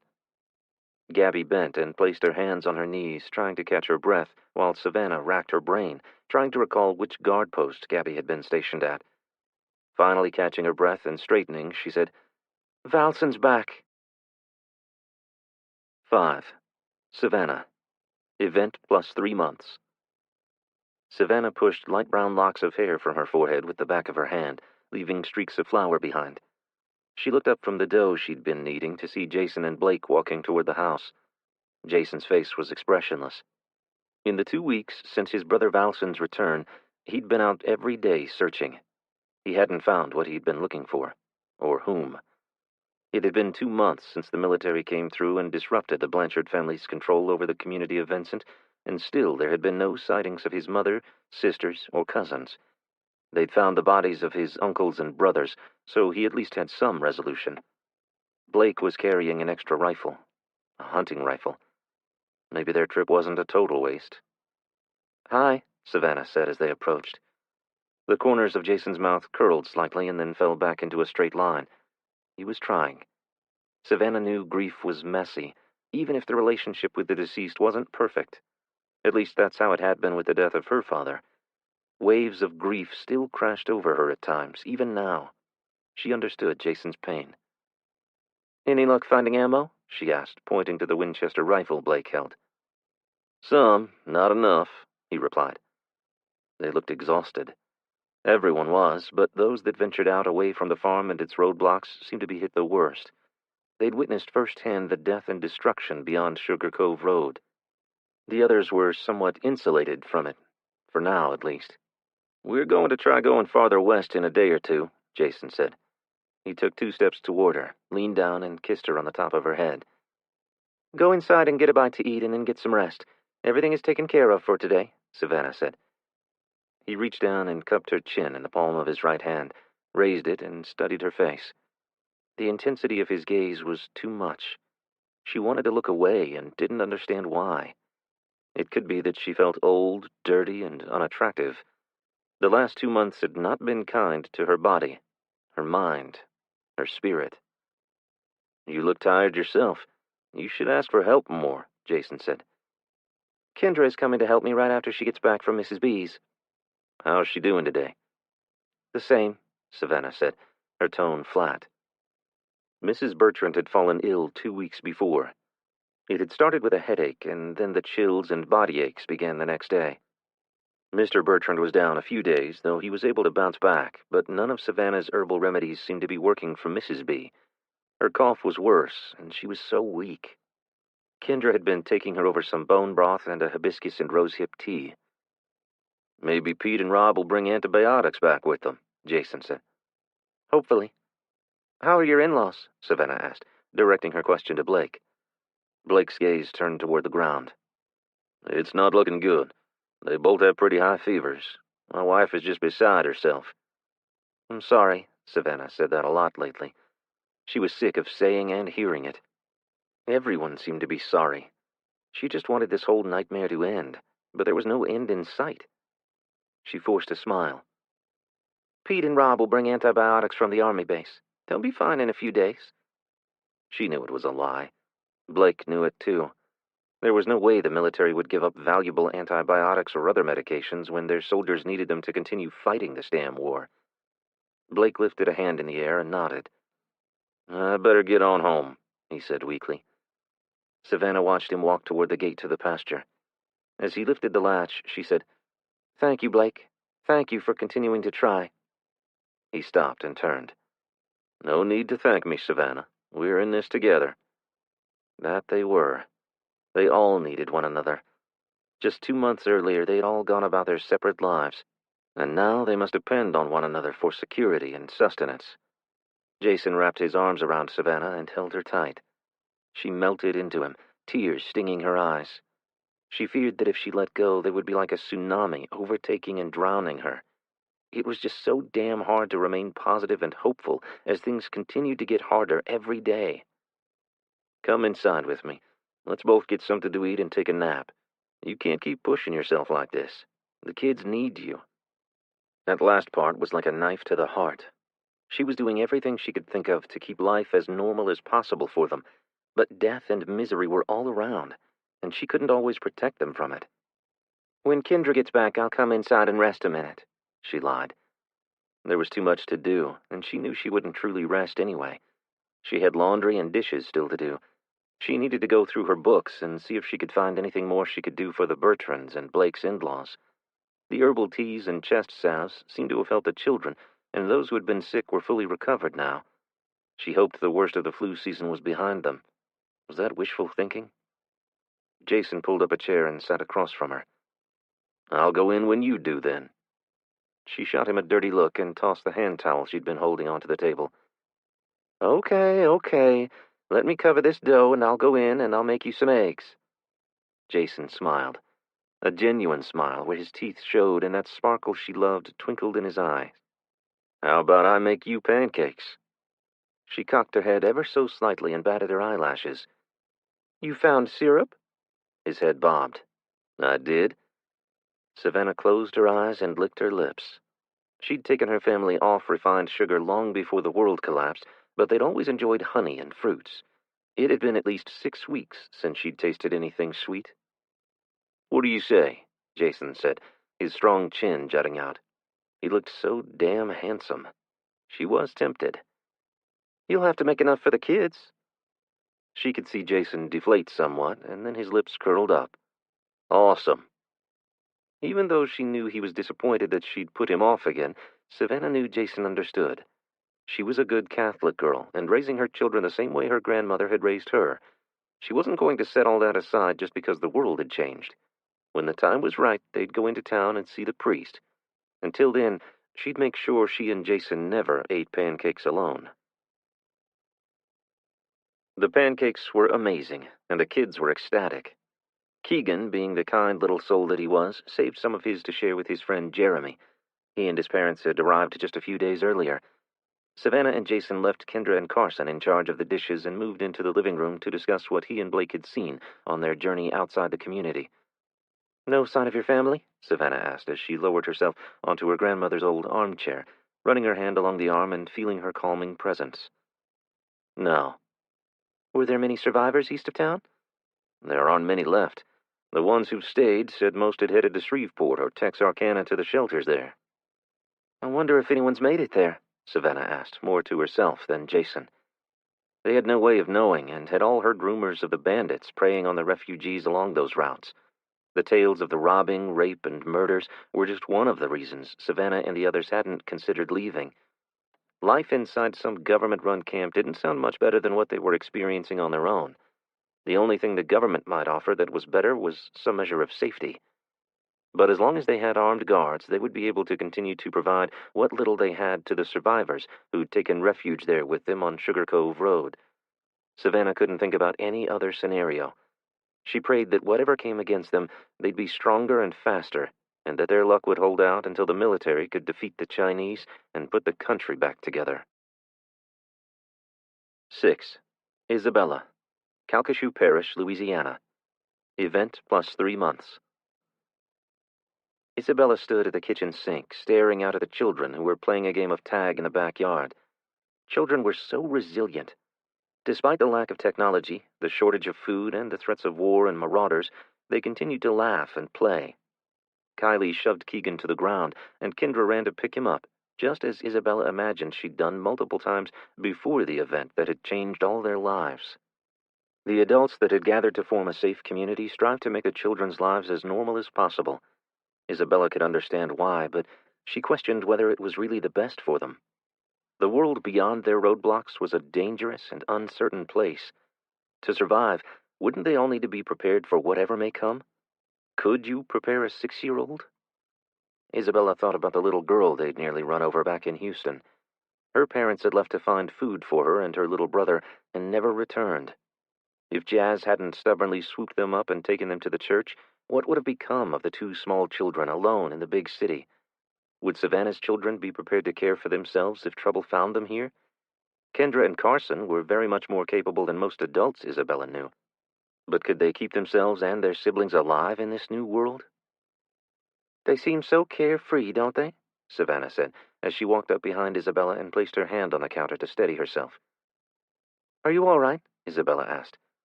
Savannah looked up. She did not look all right. Her face was pale. Savannah wiped the sweat from her brow and lowered her head. "I just felt a little lightheaded. It's probably dehydration. I haven't been drinking enough water lately." Or eating enough, Isabella thought. The food rationing was starting to take its toll on everyone. But Savannah was hiding the fact that she was giving most of her meals to her children. What Savannah didn't know was that her daughter Kendra was doing the same thing. She'd overheard Kendra scolding Kylie for wasting her food on the kitten when she had gone without for her to have it. "Why don't you sit for a while and rest?" Isabella suggested, taking Savannah's arm and leading her to a kitchen chair. "I'll get you a glass of water." Isabella placed the glass in front of Savannah and lowered herself onto the seat beside her. She placed a hand on Savannah's. "You have to take care of yourself, too. You have to eat more. You can't let yourself get run down. Your children need you healthy." Savannah looked at her with such contempt that Isabella was taken aback. She withdrew her hand, knowing that she'd overstepped her bounds. "I'm sorry. I'm not a mother. I can't imagine—" "No, you cannot imagine," Savannah snapped. Isabella choked back tears. She wanted to excuse herself and escape what she suspected would come next, but she stayed put. No matter how uncomfortable it was, Savannah needed to be able to release her pain and fears to someone, and Isabella wanted to be there for her. Savannah lowered her gaze. A single tear slid down her cheek, and she wiped it away with the back of her hand, staring toward the window and the sound of her children, who were now back to squealing with laughter. "I'm sorry." "No need to apologize, Savannah. It's so damn hard. This is not the world I wanted for them. I fear for them every minute. I can't sleep for worrying what horrible thing could rain down on us at any moment." The tears were flowing in a steady stream now, and Savannah wiped her nose with the hem of her shirt. "I've taken care of them every day of their lives. Me. I did it all by myself because I couldn't rely on their good-for-nothing father." She looked up at the ceiling and ran a hand down the length of her braided hair. "If my grandparents hadn't left us this place, I don't know what I would have done. It has sustained us, but I fear that it won't be enough. Nothing I do will be enough." "You are no longer alone, Savannah. Will is here. Look out that window. Look at all those people your homestead is sheltering and sustaining. They are here for you, too. We're all in this together. You have to let us help you now." Savannah turned her gaze to Isabella, and they stared at one another for a moment as Isabella's words sank in. Savannah shot from her chair and grabbed Isabella, pulling her into a firm embrace. "Thank you. Thank you so very much. You're right. You're so right. We can do this, together. We can. We are no longer alone." Isabella rocked her gently and allowed her to relax into that truth before stepping away and guiding Savannah back to her chair. "You sit here. I'm going to make you a bowl of soup, and you are going to eat it all." Isabella turned toward the tiny wood stove where the day's main meal was simmering. As she ladled the scoop into a bowl, Isabella inhaled deeply, attempting to rein in her own emotions and head off a torrent of tears. She had her own fears about what their future held. As she and Will grew closer, her fear of losing him and Caden increased. She pushed the thoughts away and placed a spoon inside the bowl before setting it in front of Savannah. "You don't have to worry about your children going hungry. Will would never let that happen, ever. We will find a way. The groups that went out yesterday will bring back something." Savannah picked up the spoon and blew on the steaming broth. "I know. Will is doing everything he can. He's running himself ragged. He won't stop or slow down until we are all safe and cared for. That's my brother." She tasted the soup and placed the spoon back into the bowl. "They'll find game, canned goods, or something today. It'll be all right." Isabella turned to put the lid back onto the soup pot. They had enough for everyone to eat today and maybe tomorrow. Someone would find something for the day after that, but eventually there'd be nothing left to find. They'd be forced to move north in search of food, even if the war stayed away from them. Would it be too late? Would they be fit enough for the journey? Isabella feared not all of them would be. "I was thinking we should butcher the remaining hog," Savannah said, standing and placing her empty bowl into the dishpan sitting on the counter. She stared out the window. "That should get us by a few more days." Isabella knew how hard the decision had been for her to make. The sow was one of the last of her animals left. They'd eaten the goats and most of the chickens in the first few weeks. They'd butchered the boar and another sow 2 weeks ago, and at the time it had seemed like so much food. But with so many mouths to feed, it hadn't lasted long. They were using the last of the smoked jowls and hocks in the soups, were extremely low on beans, and the rice was all but gone. They had maybe a day or two before they had nothing at all. So it wasn't a choice of whether to butcher the hog or not. It was just a matter of when. "I'll have the guys fetch the water for the hog bath," Isabella said. She'd received a crash course in processing farm animals in the time she'd been on the homestead. Everyone pitched in. Isabella couldn't imagine Savannah doing the task on her own, and assumed that she'd taken them to a meat processor before the lights went out. Savannah turned toward the back door. "I'll have Carson and Keegan bring more firewood over to the outdoor kitchen and get the smoker ready." Isabella smiled. "I'm looking forward to pork rinds again." Savannah placed her hand on the doorknob and looked back. The corners of her mouth turned up in a forced smile, but her eyes displayed her true emotions. "Me too. I know Carson and Keegan will be thrilled. They love cracklings." They wouldn't have time to cure the pork belly for bacon. That would take days just for the salt to pull the liquid out of the meat. They'd likely just roast the whole hog and feed everyone. Anything left would be put in the smoker. "I'll take some soup over to Mr. and Mrs. B and then come help process it with you," Isabella said. "Here." Savannah reached for a jar on the counter. "I found echinacea and golden seal to help with the congestion." Isabella took the jar from her and stuffed it into the backpack with the thermos of soup. "They'll get better," she said, forcing a smile. The last time she'd seen Mrs. B, she'd wondered if the elderly woman would make it through the night, and been surprised when Kendra had sent word back that she was awake. Isabella pulled the neck gaiter down over her head in preparation for covering her mouth and nose when she reached the Bertrands' home. The last thing she wanted was to come down with the flu as well. There were too many sick people to take care of as it was, and Will didn't need any more to worry about. Savannah pointed to the neck gaiter face mask. "Wear the surgical mask underneath it. We'll have the search team look for more to replace it. We should take all the precautions we can." Isabella nodded and pulled a mask from the box on the shelf above the sink. The number of things they'd taken for granted before the lights went out struck her. Before, she'd hardly thought anything of entering a home where someone had the flu. She'd just keep her distance and remember to wash her hands. If she still managed to get sick, her doctor would prescribe something, and it would resolve without complication in a few days. Not anymore. All their bodies were worn down, and immunity so fragile that something like that could take even the strongest person out. 7. Will. Event plus 3 months. Will barely touched his soup at the group's midday meal. A knot formed in the pit of his stomach as everyone was finishing up. He stood and cleared his throat. "Everyone, I have something that I'd like to discuss." Heads bobbed as Will described the scarcity of food, the ever-present danger from the marauders roaming the countryside in search of the same resources as they needed, and the looming reality of the war being waged along the Louisiana coastline. As he spoke, Will paid particular attention to Savannah's body language. She was the main person he was interested in persuading. "We are all well aware of the challenges we currently face, Will. What's your point?" Savannah asked, standing with her bowl in her hand. She was a very intelligent woman. She knew where Will was going with this. "I've been giving it a lot of thought." Will glanced over at Walker, and then at Isabella. He'd spoken to Isabella only briefly about going north. She looked from Will to Savannah. He probably should have told her he was bringing the issue to the community. "I think we should be prepared to head north." Savannah's eyes narrowed and her lips twitched.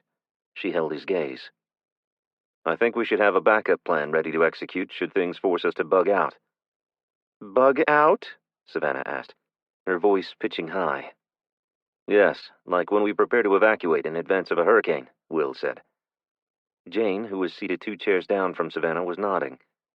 "Luca and I have our go-bags packed and ready." Pete Ashby's wife spoke up. "I agree. We're all well versed in the need to be ready to evacuate.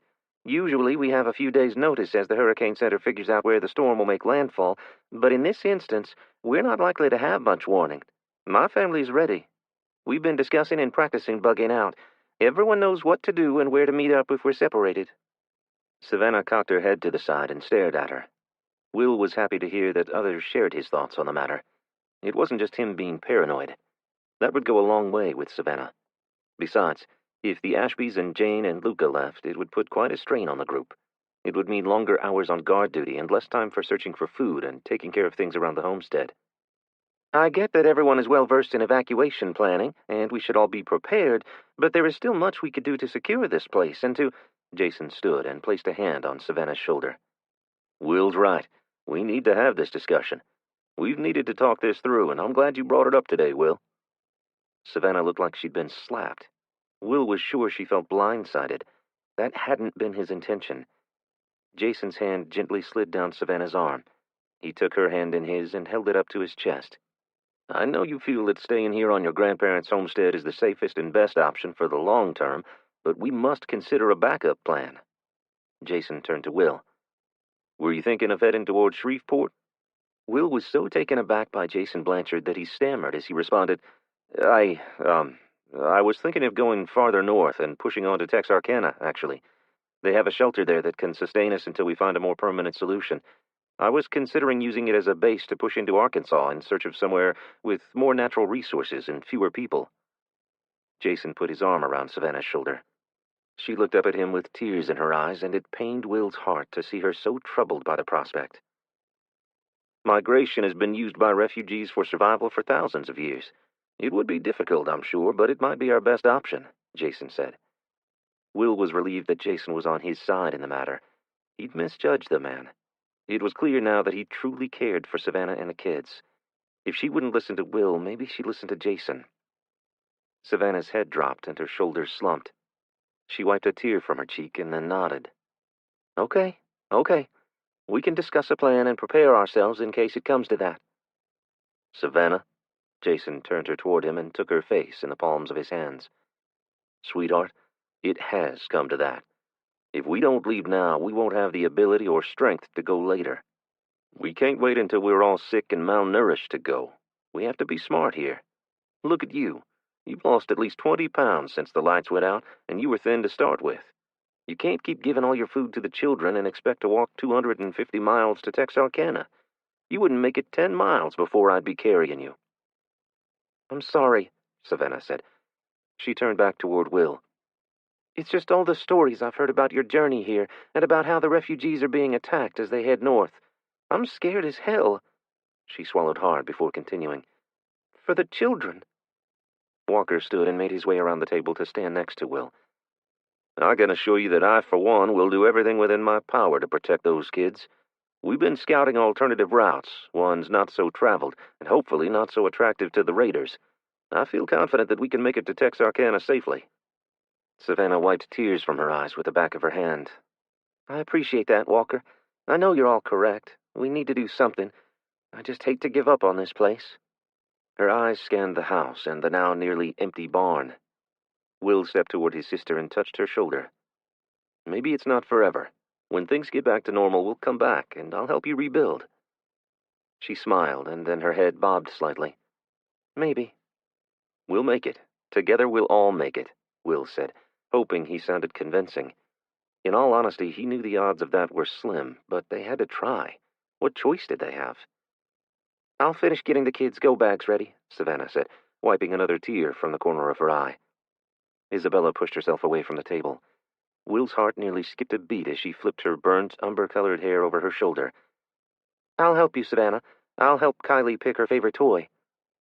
A smile tugged at the corners of Will's lips. He felt so very blessed to have her in his life, especially in these brutal days. Her kindness and giving nature was like a salve to his wounded soul, not just his, but Caden's as well. And now she extended her generous nature toward his sister and her kids. She glanced his way and nodded slightly, her way of reassuring him that everything was going to be all right. Somehow, he felt that it would. She gave him hope. Not just that they'd all make it safely to Texarkana, but that they'd find a way not just to survive, but truly live. I'm going to check on Mr. and Mrs. Bertrand. I found some books that Mrs. B might like, Jane said, picking up a stack of paperbacks. She walked closer and leaned in. You know there's no way they'd make it even a mile, right? Will drew in a deep breath and let it out. He'd tried very hard not to think about them, and at that moment he resented Jane for bringing it up and spoiling his positive mood. His head bobbed twice, and then he turned away from her. What could he say? They couldn't wait for the older couple to recover and grow stronger. That wasn't likely to happen, not without modern medicine and proper nutrition. Mr. B was refusing meals and giving them to his wife. He'd been a slight man before the lights went out. Now he looked frail and gaunt. No, they wouldn't make it a mile. They wouldn't make it to their front gate. As Will's face contorted with the anguish of the thought, he felt a firm hand on his shoulder. We can make a cart and pull them, Walker said as he stepped in front of Will. Their eyes met, and then Will looked away. They'd never allow that. Mr. B would. He'd do anything to save his wife. I'm in awe of the love between them after all these years together. It's a rare and powerful thing. Don't underestimate it. He wouldn't put the kids at risk. He's a very astute and proud man. He knows they'd slow us down, which would put everyone in danger. Will sighed. He's the real deal, he and Mrs. B. They've lived a true Christian life. They're selfless. Maybe I could... You can try, Will said, interrupting him. Unless you can guarantee they wouldn't put the others in danger, you'll fail. Walker lifted his chin and his shoulders moved back. We'll just have to find a way for them not to slow us down, then. Leaving them behind to die alone is not an option. A pang of guilt stabbed at Will's heart. Of course, Walker was right. He admired him for his fortitude and empathy. It was just that Will was so fatigued and suffering from brain fog that he couldn't think of a way to do that. I'll work on it, Walker said. I'll come up with something. When I do, I'll inform the Bertrands and help them get ready to leave." Will just bobbed his head and prayed that Walker's mission succeeded. How would he explain leaving them behind to his son?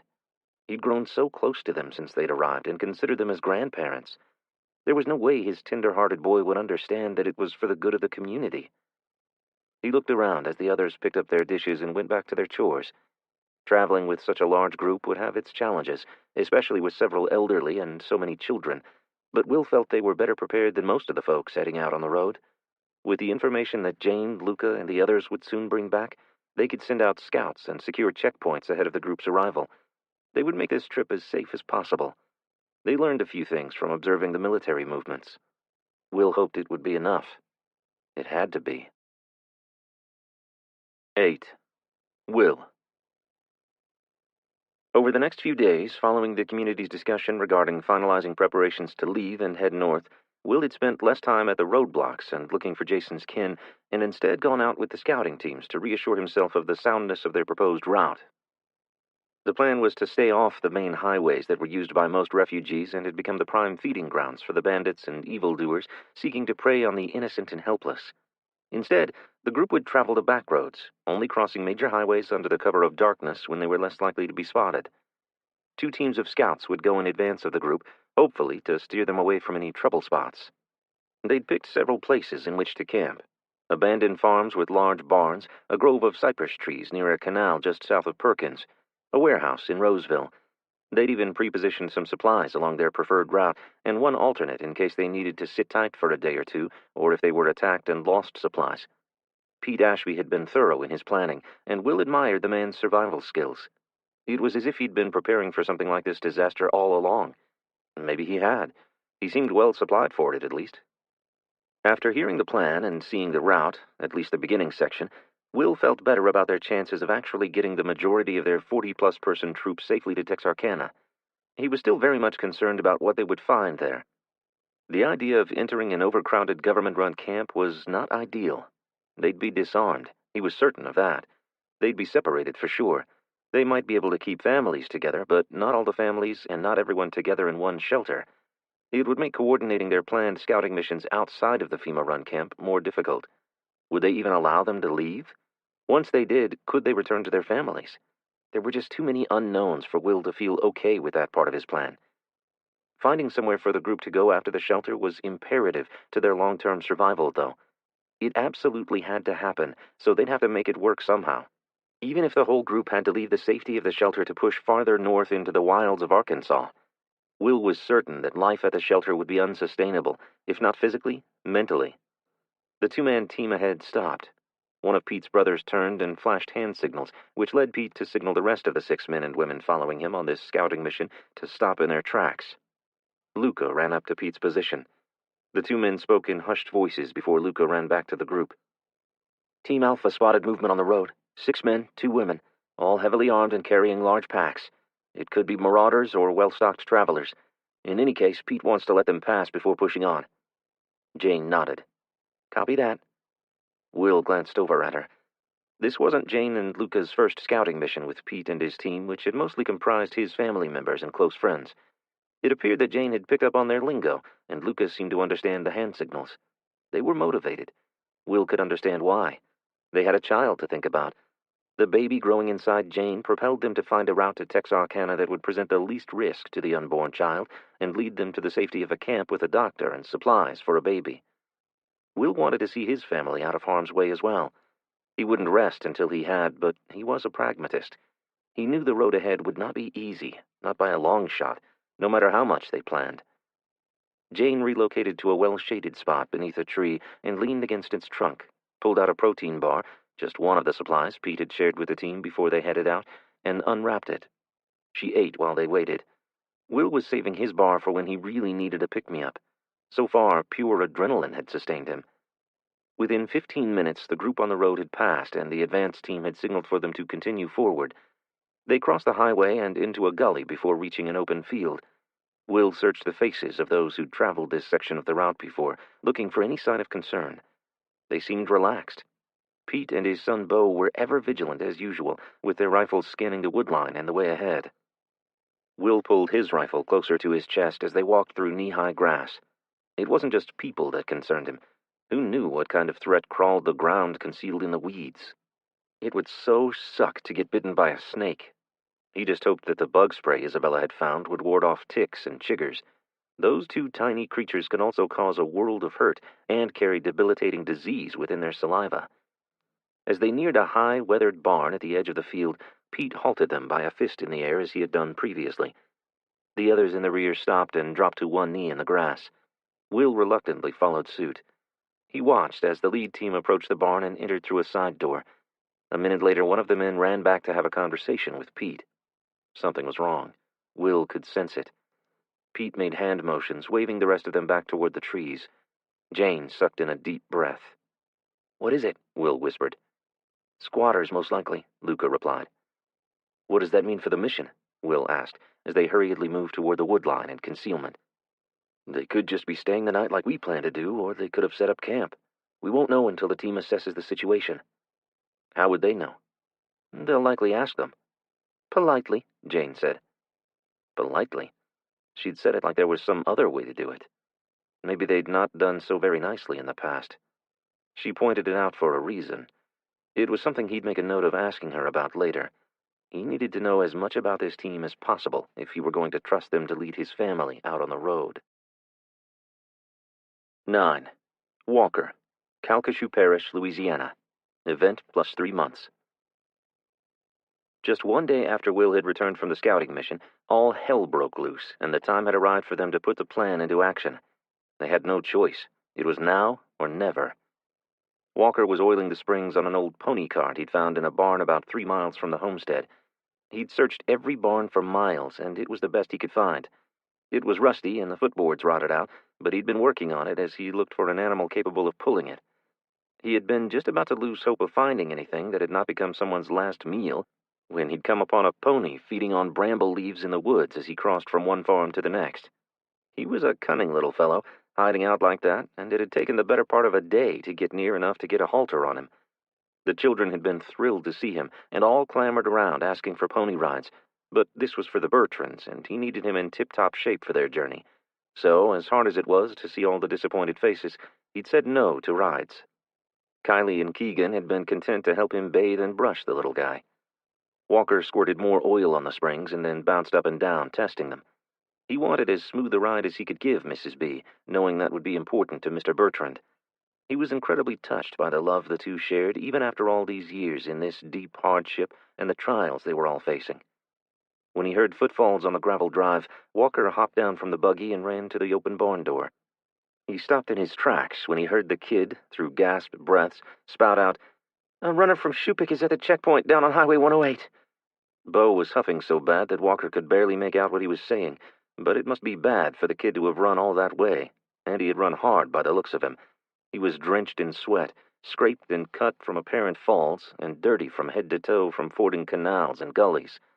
Whatever it was bad news. Will met the kid in the middle of the drive and placed a hand on the boy's shoulder. "Just take a deep breath. Inhale slowly. Now exhale slowly, Bo." Bo did as he was instructed, and when he could speak, Will asked him, "Have the Chinese broken through the American lines?" The boy nodded. His eyes were wide. His jaw clenched tight. "How close?" 10 miles, and moving fast. They're in a hurry," the kid said through gritted teeth. He rubbed his scraped palms on his filthy jeans. "Let's get you inside and have someone clean up those cuts while I round everyone up."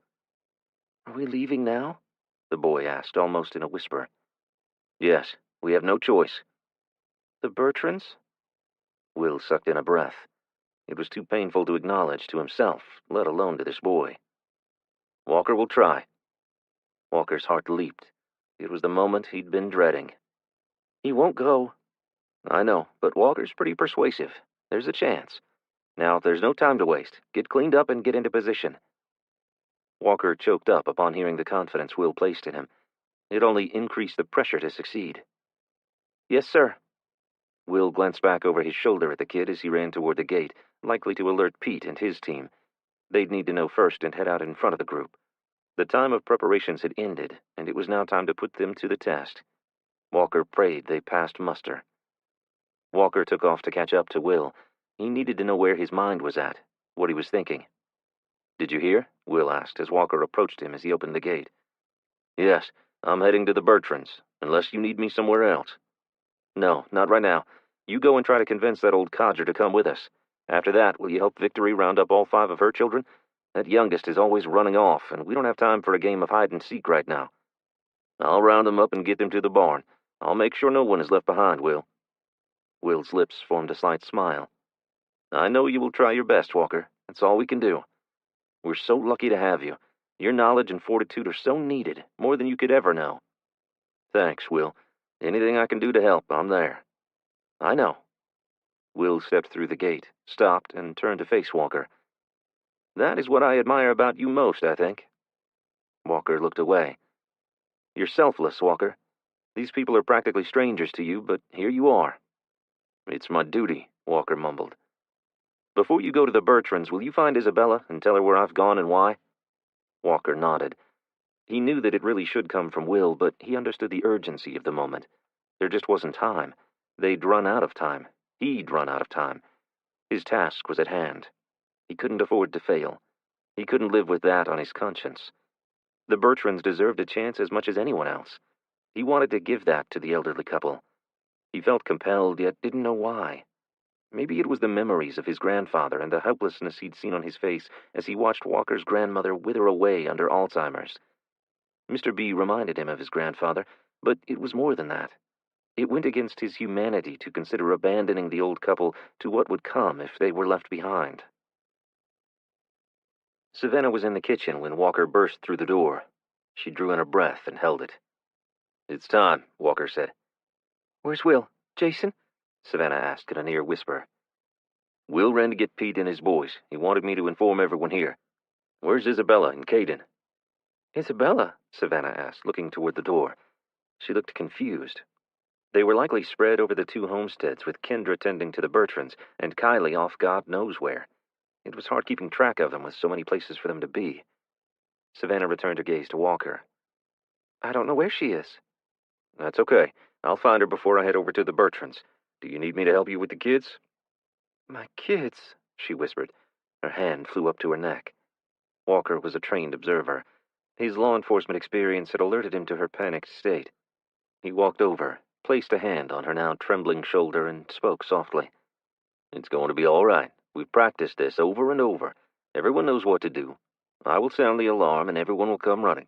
Even Kylie. She knows there's a treat waiting for her if she does. That had been his idea. He and Kylie had an understanding. Thank you, Walker. I'll sound the alarm. You go do what you need to do. I pray you succeed. Mr. B is a stubborn old cuss. He straightened and removed his hand from hers. You sure? I'm sure. You're right. When everyone hears the alarm, they'll all come running. I'll have more help than I know what to do with. Okay. I'll be back in a jiffy with the Bertrands. We're going to make it in time, Savannah. Have faith. Faith was something in short supply these days. It seemed that every day only brought more sorrow with no possible end in sight. Thanks, she said. Walker found Isabella in one of the RVs helping care for a sick child. She took a deep breath as Walker explained the news the kid had brought and where Will had run off to. She stiffened her spine and gathered herself with grace, but took it seemingly in stride. Walker watched her go through the process of acceptance and move into action. She gave him a curt nod. All right, it's go time. We all have lots to do, Walker. Godspeed with the Bertrands. Thanks, Isabella. I may well need God's intervention on this one. Walker wasted no time rushing back to the barn to hook the pony to the cart. He threw the blankets into the back of the short wagon and yanked on the pony's reins. He jerked his head a few times, but Walker was firm and insistent. The animal yielded to the tug and moved through the barn door, down the drive, and out onto the pavement. As Walker pulled the pony and cart toward the Bertrands' house, he saw their front door open, and Mr. B stepped out onto the porch, shutting the door behind him. Walker, Mr. Bertrand said, stuffing his hands into the front pockets of his blue Dickies work pants. We received news from down south. It's time, Walker blurted out. It wasn't how the conversation had gone in his head. He'd rehearsed a different approach, but he could tell from Mr. B's tone that the soft approach wasn't going to work. And the cart? For Mrs. B. Come on inside. The smell of Savannah's herbs brewing on the stove filled the house. Mr. B led Walker to the master bedroom, where Mrs. Bertrand lay covered to her chin with blankets. The sight of her wrenched Walker's heart. She looked so frail. Her hair had been lovingly combed and a braid pulled to one side. Her eyes opened as they entered the room. She turned toward the door, and Walker could see her struggle to focus. "Good afternoon, Mrs. B. I'm sorry." "Don't be. I love to have visitors, especially handsome ones like yourself." Her lips curled up and then fell. "But from the sound of those hooves on my drive, I imagine this is something more than a social call." "I came to fetch you. It's time. The Chinese have broken through, and they're advancing quickly." She turned her head ever so slightly toward her husband. They stared at one another for a long moment before she spoke. "We appreciate your concern, Walker, and all the trouble you've gone to on my behalf, but we're still firm in our stance." Her eyes scanned the dresser to her right, where framed photos had been lovingly placed of her children, grandchildren, and likely even great-grandchildren. "This here is our home, and has been for over 60 years. I've lived a long and wonderfully blessed life. I want to stay here in my own bed for whatever time I have left, even if it is only hours or days." She turned, and their eyes met. "You might not understand that, Walker, but I pray that you live long enough that you see your golden days, and then you will." "Mrs. B, this doesn't have to be—" "It's my decision. I've made up my mind, and I'm not going." Walker's gaze fell to Mr. B, who now stood at the foot of the bed looking down upon his wife. Walker was immediately taken back to the scene of his grandfather, but he didn't see that same helpless and hopeless look. They had resigned themselves to their fate. They seemed so calm in the face of it all. How could they be? How did one lose that innate sense of self-preservation? "You're a leader, Walker. They need you. Will and Jason have families to protect and look out for. You can see the bigger picture and take care of the whole group. Pete and his boys will be concerned with completing the mission with success, but ultimately they, too, will make their families their top priority. The community needs you as the leader to look out for everyone's well-being. You're up to the task. Don't doubt yourself. God will go before you. He will strengthen and guide you. You'll know the right things to do. You'll be instrumental in getting everyone there safely. It may mean making tough calls and being stern when the others need it. You're up to that as well. Your training will carry you through, I'm sure. You are the man for this job, Walker. You won't fail, and God won't fail you." A lump had formed in Walker's throat. It meant so much coming from a man like Mr. Bertrand. Having his vote of self-confidence was uplifting, even though Walker didn't see himself in that light. He'd do whatever it took. That was the truth. But the leadership role would remain with Will, Jason, and Pete. He was fine with that. "They need you too, Mr. B. They need your guidance and godly wisdom. It's the one absolutely necessary thing that the community lacks." "I appreciate that, son, but we've made up our minds." Mr. Bertrand lowered himself into the club chair beside his wife's bed, picked up the shotgun, and placed it in his lap. "We're going to stay right here." 10. Savannah. Savannah rushed to the outdoor kitchen and pulled on the rough rope tied to the dinner bell. It clanged, and she pulled twice more, waited, and pulled 3 more times, the signal for trouble. Carson reached her first. "It's time?" "Yes, son. You know what to do?" "Yes, ma'am. I'll get my pack and the little ones and meet you here." "And your rifle?" "Yes, ma'am. I wouldn't forget it. We'll find ammo for it on the way, I bet. I'll make Grandpa proud and bag me a big old buck. You'll see." She reached out and wrapped her arms around him. "I'm so proud of you, Carson. Do you know that?" "I'm proud of you. Gran and Granddad would say so, too," Carson said as he stepped back. Savannah's eyes scanned the home her grandfather had built, along with the barn. It was hard to see the pasture and large garden plots with all the campers and tents blocking the view, and it hurt her to the core to abandon the place that her family had put so much blood, sweat, and tears into. "We'll come back," Carson said. "I know. As soon as this is all over, we'll come back and make it even better than it was," Savannah said, wiping a tear from her cheek. She caught a glimpse of Jason and some of the others running from the western pasture. "Get your bag, Savannah. I'll get everyone lined up," Jason called as he ran. "Have you seen Keegan or Kylie?" she asked. "No, they'll come. Get your pack." She heard the fear in his voice. It threw her for a moment. He was supposed to be her rock. She couldn't do this. She wasn't ready for this. Not for the road. This could not be happening. Go, Savannah! She looked back at him as she sprinted toward the house. Their go-bags were lined up by the door. Carson already had his strapped on and was gathering up Kylie's and Keegan's. They met in the doorway. "Do you need me to help you tighten the straps on yours?" he asked. "No, take care of your siblings. Make sure theirs are tight. Don't let Kylie fidget and get it too loose." "I won't." Savannah mussed his hair as he passed through the door on his way to the meeting spot in front of the house. As she stepped inside, she caught a glimpse of people gathering there through the lace curtains on the front window. She scooped up her pack and plunged her arms through the straps, jumped a few times while pulling down tight on them to make sure they were secure, and turned back towards the door. She stopped, spun around for one last look, and spotted the framed photos lined up on a side table by the far wall. All those baby pictures, vacation photos, and photographs of her parents and grandparents. How could she just leave them behind? How could she leave all this behind? "Savannah!" Jason called through the front window. "Let's go!" She ran to the front door and flung it open, expecting to see all 4 of her children standing in the line next to Jason. All she saw were Carson and Keegan. "Where's Kylie?" Panic laced her voice. She reached into her pocket and found the piece of butterscotch candy that Walker had promised Kylie. It should have worked. No kid had a sweet tooth like her daughter. "Kendra is looking for her at the Bertrands. She thought she might have seen Walker heading that way." Savannah's feet could not move fast enough.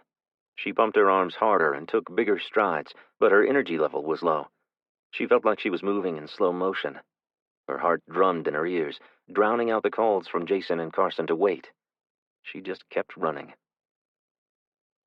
"Damn it, Kylie, come out from under there. You cannot take those dumb kittens. You know you can't carry them. Let's go," Kendra was saying as Savannah ran toward them. She was yelling, loudly. She was scared. She was also mad as hell. Kendra was normally a kind and patient child. It took a lot to get her mad, but when she did, she'd let you have it. "Kylie, stop being a little brat and get out from under that shed. You heard the bell. We have to go. You're going to get us all killed." "Go away. I'm not going," Kylie yelled. Savannah stopped about 100 feet from the Bertrands' shed. She was drained and out of breath. She bent at the waist and gulped some air, feeling lightheaded. This was not good. Suddenly things got dark. Savannah fought to stay upright and not pass out. "Get the hell out here now, Kylie. Do not make me crawl under that filthy bug-infested shed to get you. If I do, you are going to be so damn sorry." "You're cussing me. I'm telling Mom." "I don't freaking care what you tell her. You better get your freaking little butt headed to the house so we can get the freaking hell out of here before the Chinese soldiers kill us all." "Kendra," Savannah tried to yell. It came out as a mere squeak. She didn't want her frightening Kylie any more than she already was. "I want my daddy," Kylie cried. "I'm waiting here for Daddy. I'm not leaving." Savannah straightened. Her head swam and vision blurred, yet she pushed on, one step at a time, more feeling her way across the rough sod than seeing. Derek wasn't coming. He'd been killed after Will had been captured and the military rolled through Vincent. She hadn't yet told Kylie that. There just never seemed to be the right time. Now it appeared they all run out of time. She needed to get to her girls. Things were getting out of control. Kylie could slip out the back and run off into the woods behind the Bertrands' house. It could take hours to find her. "Kendra, stop!" "Let me go!" Kylie screamed at the top of her lungs. Kendra had hold of her. Savannah prayed she had a tight grip. Kylie was so strong for her age, and if she were fighting to get away, most of the time she could. "You're not doing this to Mom. You hear me, brat? You are not going to stress her out like this and hurt her feelings on the days she has to leave our home. She has enough to... Ouch! You bit me!" "Oh, no," Savannah said. "God, no." 11. Will. When he'd arrived at the rally point on the front lawn of the homestead, Carson had told him about Kylie. He'd run straight for the Bertrands, passing Isabella and Caden exiting one of the campers, both with their arms full of small children. "I have to help Savannah find Kylie. I'll meet you," he said, pointing back over his shoulder. Isabella's eyes grew wide. "They won't leave without us," he called over his shoulder. He found Savannah seated on the ground 50 feet from the Bertrands' shed. Kendra was standing next to the door with one of Kylie's shoes in her hand and a stunned look on her face. She stared down at her mother with her mouth open wide. "Which way?" Will yelled. Kendra looked up but didn't seem to register the question. "Kendra, which way did Kylie run?" Savannah turned her head in his direction.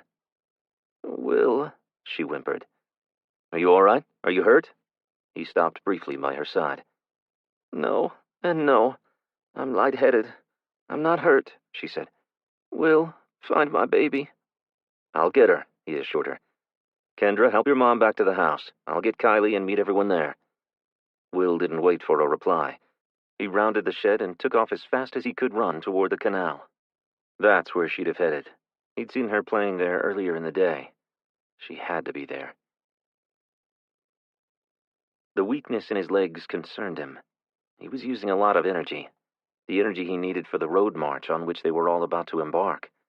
They would need to move quickly in order to outpace the advancing enemy army. He spotted the clearing where he'd seen Kylie earlier and pushed himself harder. His breaths came in gasps as he took them with his mouth wide open, trying to draw as much oxygen into his lungs as possible. He spotted movement through the undergrowth, and his heart lifted. And then Kylie's scream pierced his heart like a dagger. He saw her being lifted into the air, but couldn't make out by whom. He wanted with all his heart to believe it was someone from their group, but everyone was already gathered on the lawn, ready to go. Everyone but Walker and the Bertrands. For a moment, he relaxed, convinced it was Walker. But Kylie would not have screamed like that. Not with Walker. They were buddies. It was the muffled cries that convinced Will that Kylie was indeed in trouble. She was still struggling and fighting to free herself from the man's grasp as Will broke through the brush. The dark-haired man, dressed in blue uniform fatigues, narrowed his eyes at Will as he clenched her tighter to his chest, a knife pressed against her tiny throat. "No!" Will screamed. He held out his hands, palm out, showing he had no weapons. "No, don't hurt her. You don't have to do that. I'm not armed. You can just put her down and let her run away. Nothing is going to happen here. Nothing has to happen." Will pleaded with the man, but could tell by his hard stare that he wasn't going to give her up easily. Will racked his brain. He had a knife. It was in his front pocket. There was no way he could pull it out, open it, and attack the man before he sliced his niece's throat with his own very large tactical knife. Will's eyes focused on the man's blade. A trickle of blood seeped out underneath it. "Please, I beg you. She's just a little girl." His black eyes were cold and hard. Will took a quick glance around to see if the soldier was alone. Maybe he was. Maybe he'd gotten separated from his unit and he was just scared. Will thought he could work with that scenario. He could promise him safe passage in exchange for Kylie. "Are you alone? Do you need help? We can help you. I have a vehicle up at the house. You could take it and get to where you need to go." Will lied through his teeth. He hoped, he prayed, the man somehow believed him. The soldier shifted and looked towards the Bertrands' house. "Yes. It's in the barn. It's old. It'll run. It has plenty of fuel in it, too." Will stepped back, pointing in that direction. "Come on, I'll take you to it." The man took a step forward, bent slightly to get a better look through the low-hanging branches, and then straightened suddenly. He stiffened, and Kylie cried out. "Will!" Walker yelled as he ran.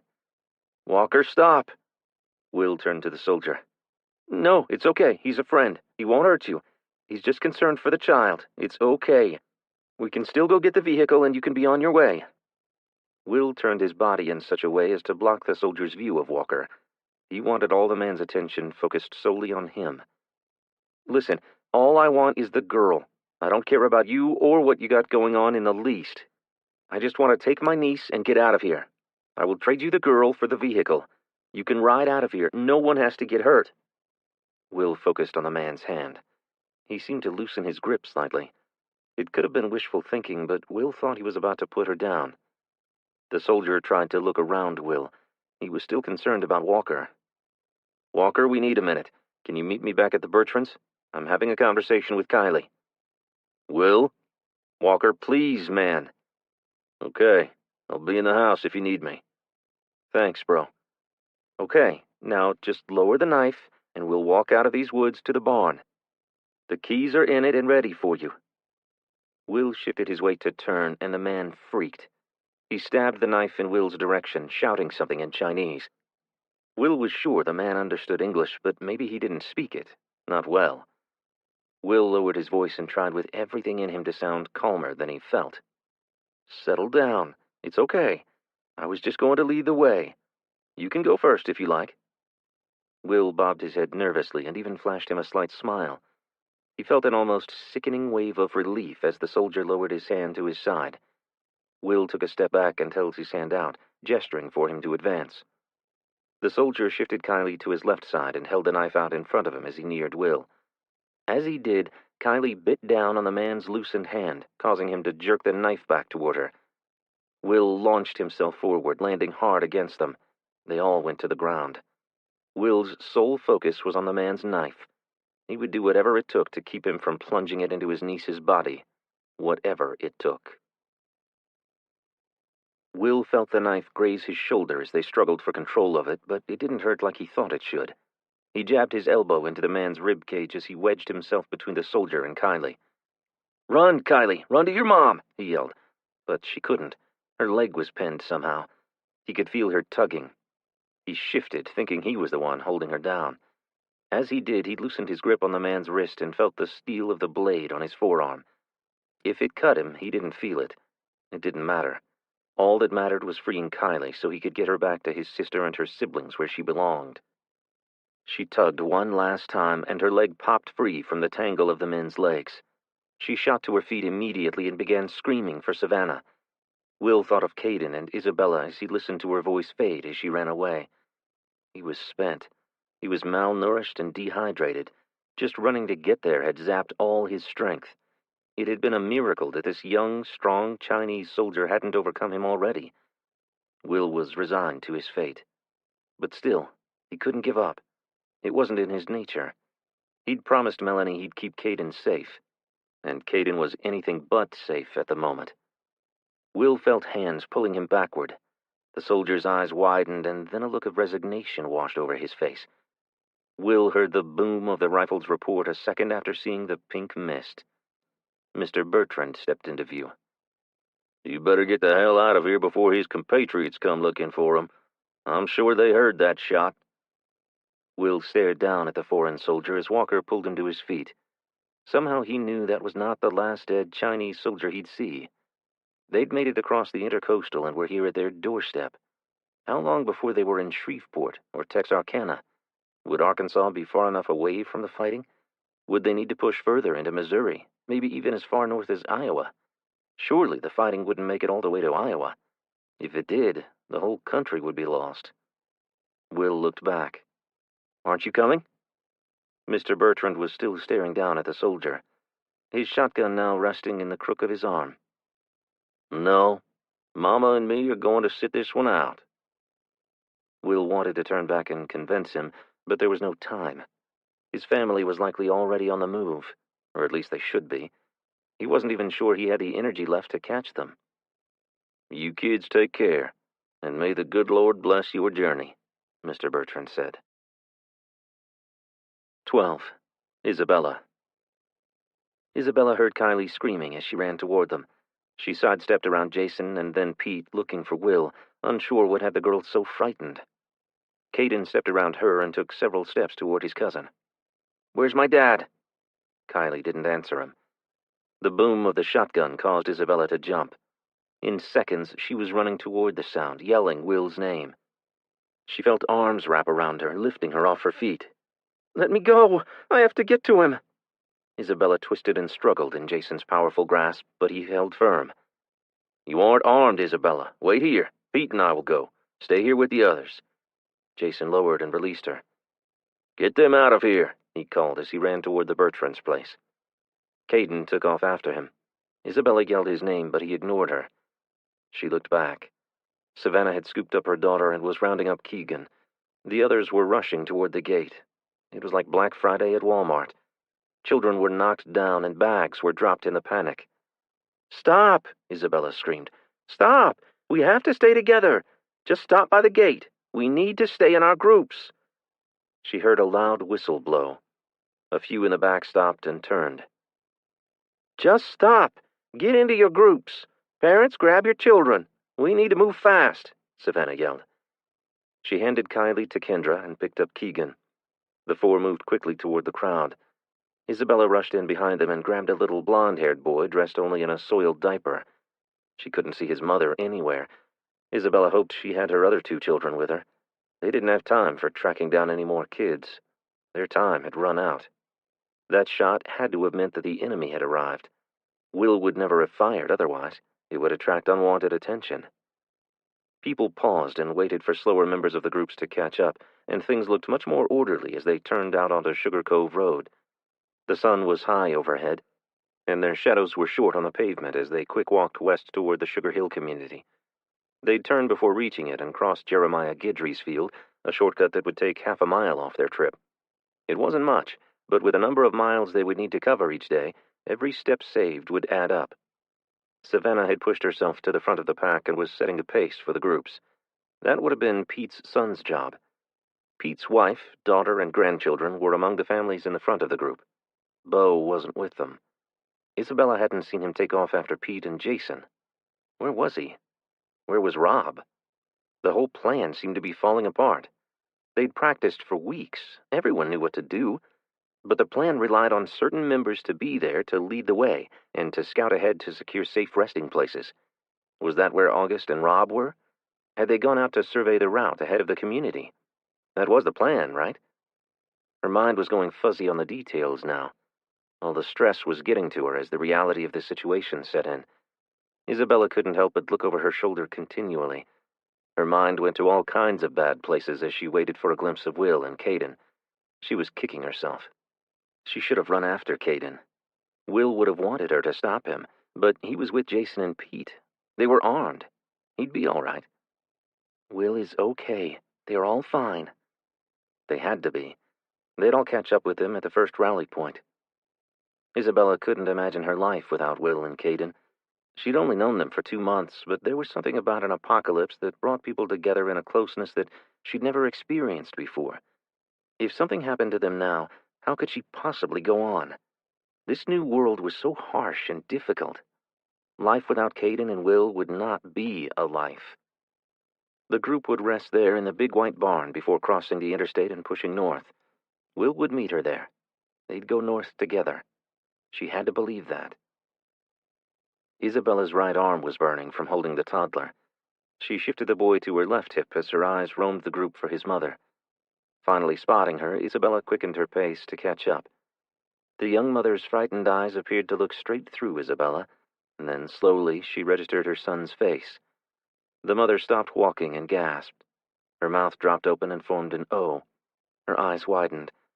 She lowered the child she held to the ground, snatching the blonde-haired boy from Isabella's grasp and squeezing him tight to her chest. The child began to cry, and she spoke softly to him. Her gaze returned to Isabella. "I cannot begin to tell you," she began. "No need. You have your hands full. I'll take this one."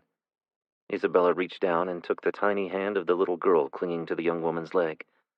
She yanked her hand away and wrapped her arms around her mother. She was no more than 3 years old, and much too heavy for the woman to carry them both. "It's okay, sweetheart. I just want to hold your hand while we walk. We'll stay right here next to Mommy." The child looked to her mother questioningly.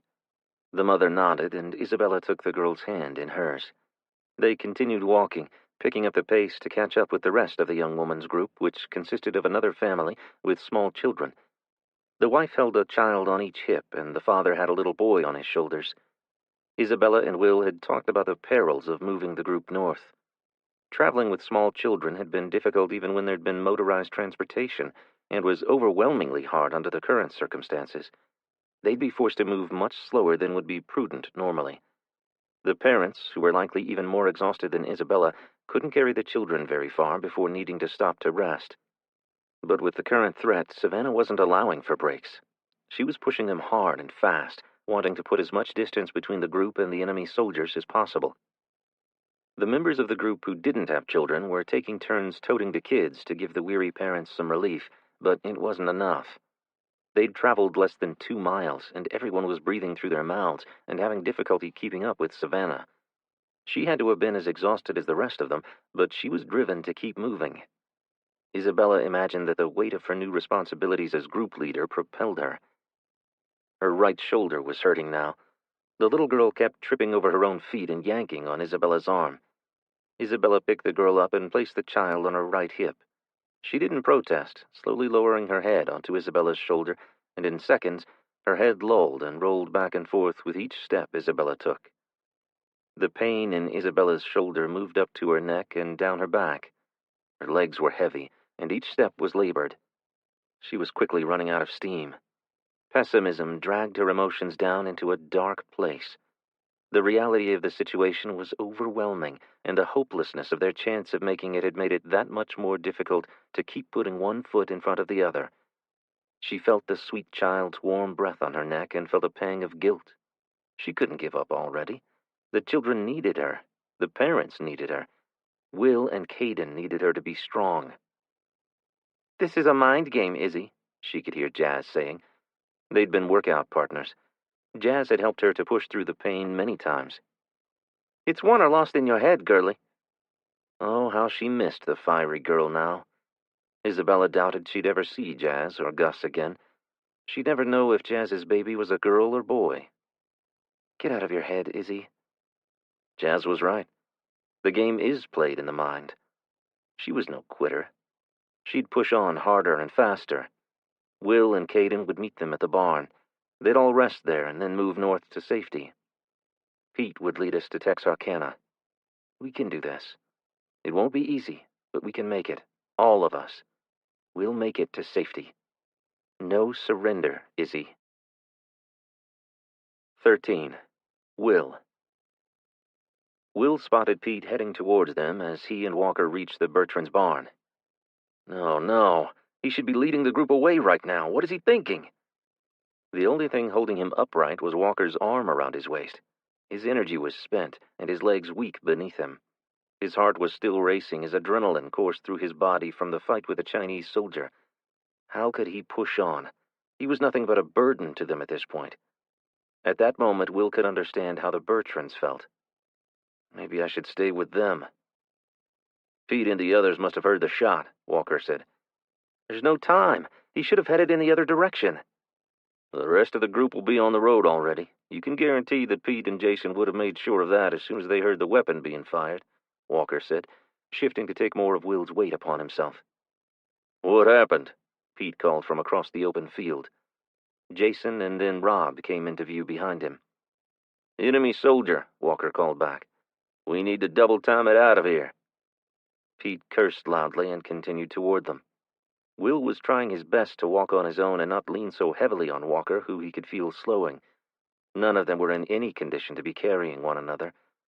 Will dug deep within himself, trying to find the strength to move his legs faster, but came up empty.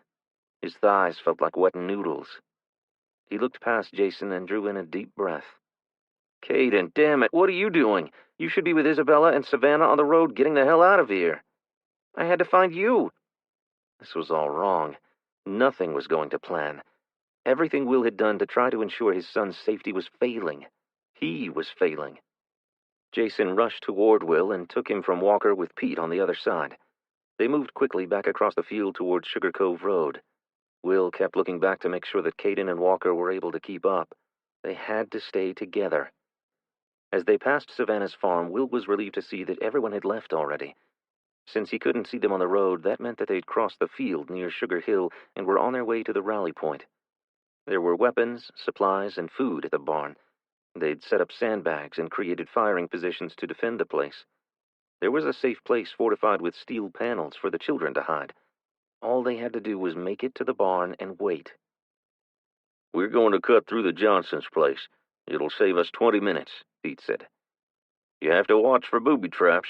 Old man Johnson used to make moonshine, and he was a paranoid old cuss. I'm all for saving steps, Will said as Jason and Pete led him down the Johnsons' gravel drive. Pete stopped abruptly. It took Jason a second to realize and halt himself, causing him to jerk Will's injured shoulder. Excruciating pain shot through him, bringing with it a new wave of nausea. Pete slid out from under Will and pulled his rifle to his cheek.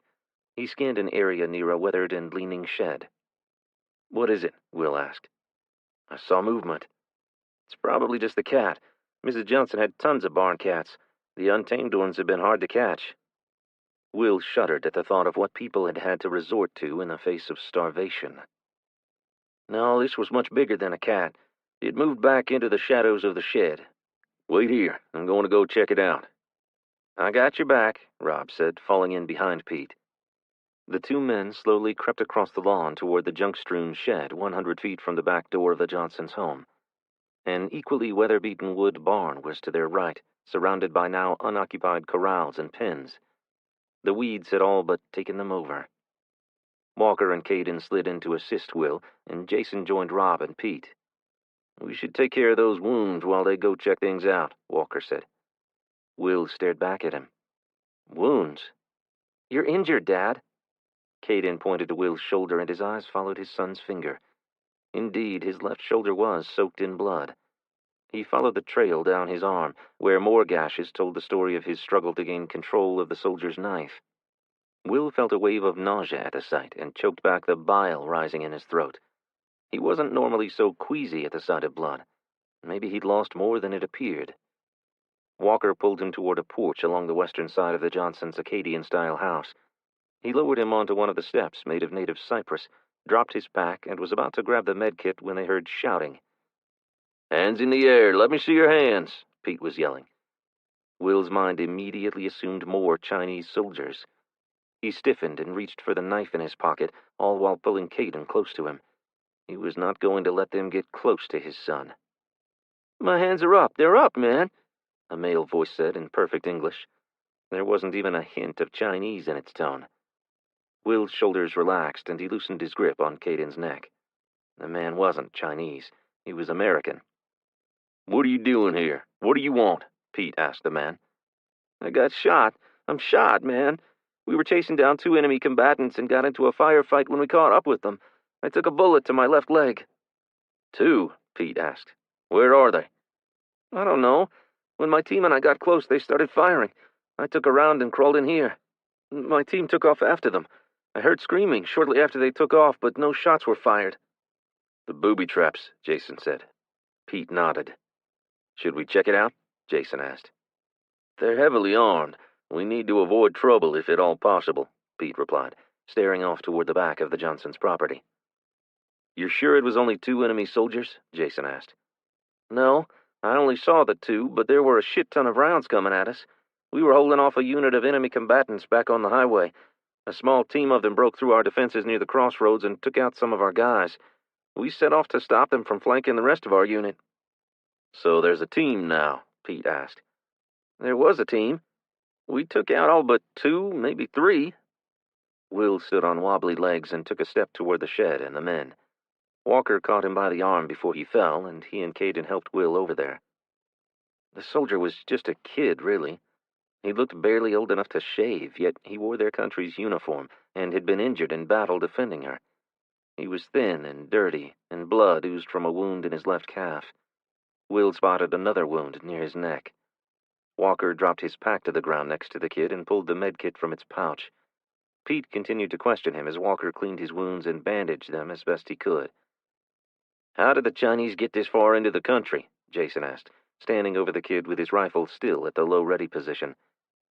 We just don't have enough ammo, or warm bodies. We've lost a lot of soldiers. Some left to get their families the hell away from here. Some died from sickness. My sergeant was convinced that the Chinese were using biological weapons on us as men started falling like flies. It could have been biologicals, I don't know. When we got the order recalling us to Fort Polk, we were all relieved, until we realized that we were not being replaced, but retreating and giving the enemy ground. U.S. ground. It's still unfathomable. The kid shook his head. If we'd only been able to get resupplied, we could have held them off and pushed them back into the Gulf. What's the plan now? Jason asked. Plan? I don't think the brass has one. The Chinese are on our heels. Even if we were able to make it back to the base and get resupplied, we'd be fighting them there within a day. How many? Will asked. A shit ton, the kid said, his expression grim. A battalion, at least. We heard that another was moving up Highway 87 toward Shreveport to cut off our resupply from Texarkana. Are there troops in Texarkana? Will asked. That's the rear operating base for Fort Hood's command. They're reinforcing the refugee shelter. It's all screwed up. Nothing is being done according to regulation. I'm not even sure who the hell is in command anymore. There have been very limited communications." "That's messed up," Pete said, rubbing his salt and pepper goatee. "Why Texarkana? What's strategic about there that the military would set up a command center there?" "The rail lines and Red River Army Depot. Also, it's close to the Red River," the soldier replied. Pete bobbed his head and then glanced back at Will.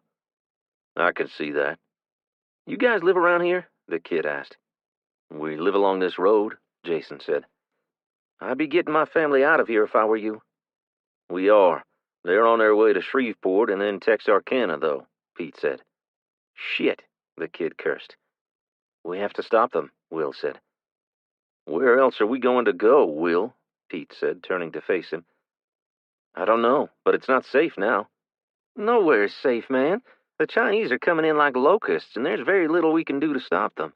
All we can hope for is to slow them down and allow residents time to evacuate north." "North Arkansas, or north as in Canada?" Will asked. "Canada's under the control of the Russians, so that's out," the kid said flatly. Will's heart leaped into his throat. "Russians?" "Yeah, it was a coordinated attack. The Russians, North Koreans, Iran, and China worked together to pull this off. How else would they have taken down the most powerful country on Earth?" All Will's optimism about finding a safe place to stay and survive this mess evaporated in an instant. How could they possibly survive this? He reached out and pulled Caden close. Melanie's voice whispered in his ear. "While there is breath in your body, protect our son." "We'll find a place, somewhere," he whispered. He wouldn't give up. They would never surrender. 14. Will. Will's mind raced as they left the young soldier back at Johnson's farm and hurried to catch up with their families as they pushed north to escape the advancing enemy. No longer was he under the illusion that they could quietly make their way to the safety of the refugee camp in Texarkana.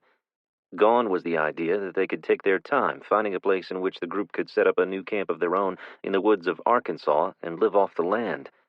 He could see how foolish the plan was now.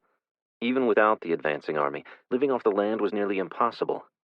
How could they possibly feed 40 people by roughing it in the woods and hunting? What a fool he'd been to think they could. He'd trusted Pete and believed that whatever skills were necessary for survival could be taught before leaving Texarkana. What alternative had there been?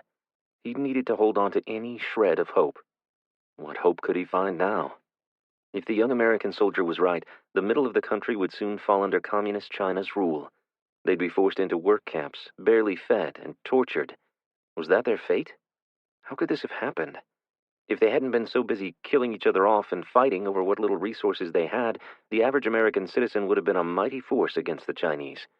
It wasn't like there was a shortage of guns and ammunition around. There were still plenty of weapons, and though ammunition was a problem, crates and boxes full were likely sat in warehouses and on trucks somewhere out there. But that did them no good right now. "We need to fight back," Jason said, breaking the silence that the group had fallen into on their trek. "We're retreating when we should be standing our ground and fighting." Rob stopped in front of them and turned back.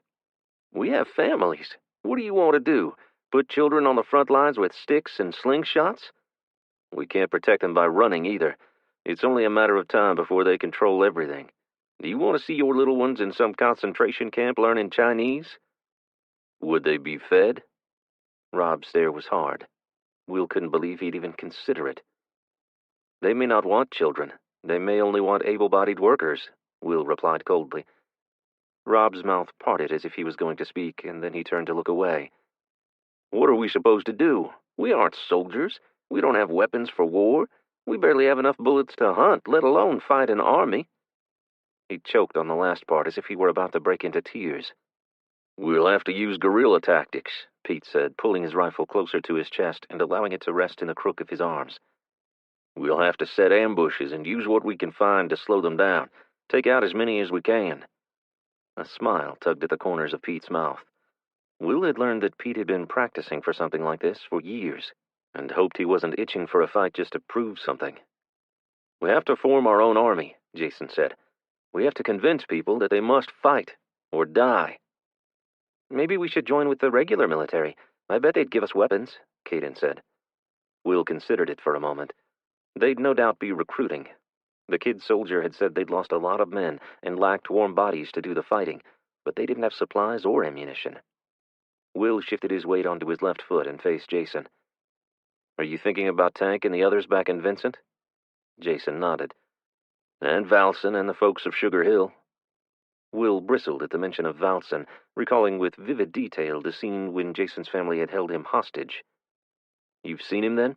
Will asked. I know where he's holed up. He could convince Sugar Hill to join us. Why would they? Because they have families in there to protect, too. We have a common enemy. What about our families? Will asked.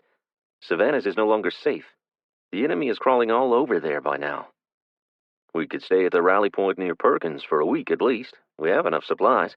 We could head to Leesville and cut off the advancing Chinese. Find a way to stop them. When it's safe, we can have our families push on to the next rally point near there. The grocery store at Roseville would do for a few weeks, maybe even a month. There's good deer hunting within 10 or 15 miles of there. If we got a few of them, we could hold out there while we pick off as many of the enemy as possible. You talking Red Dawn type tactics? Will asked. He'd seen the original movie with Patrick Swayze.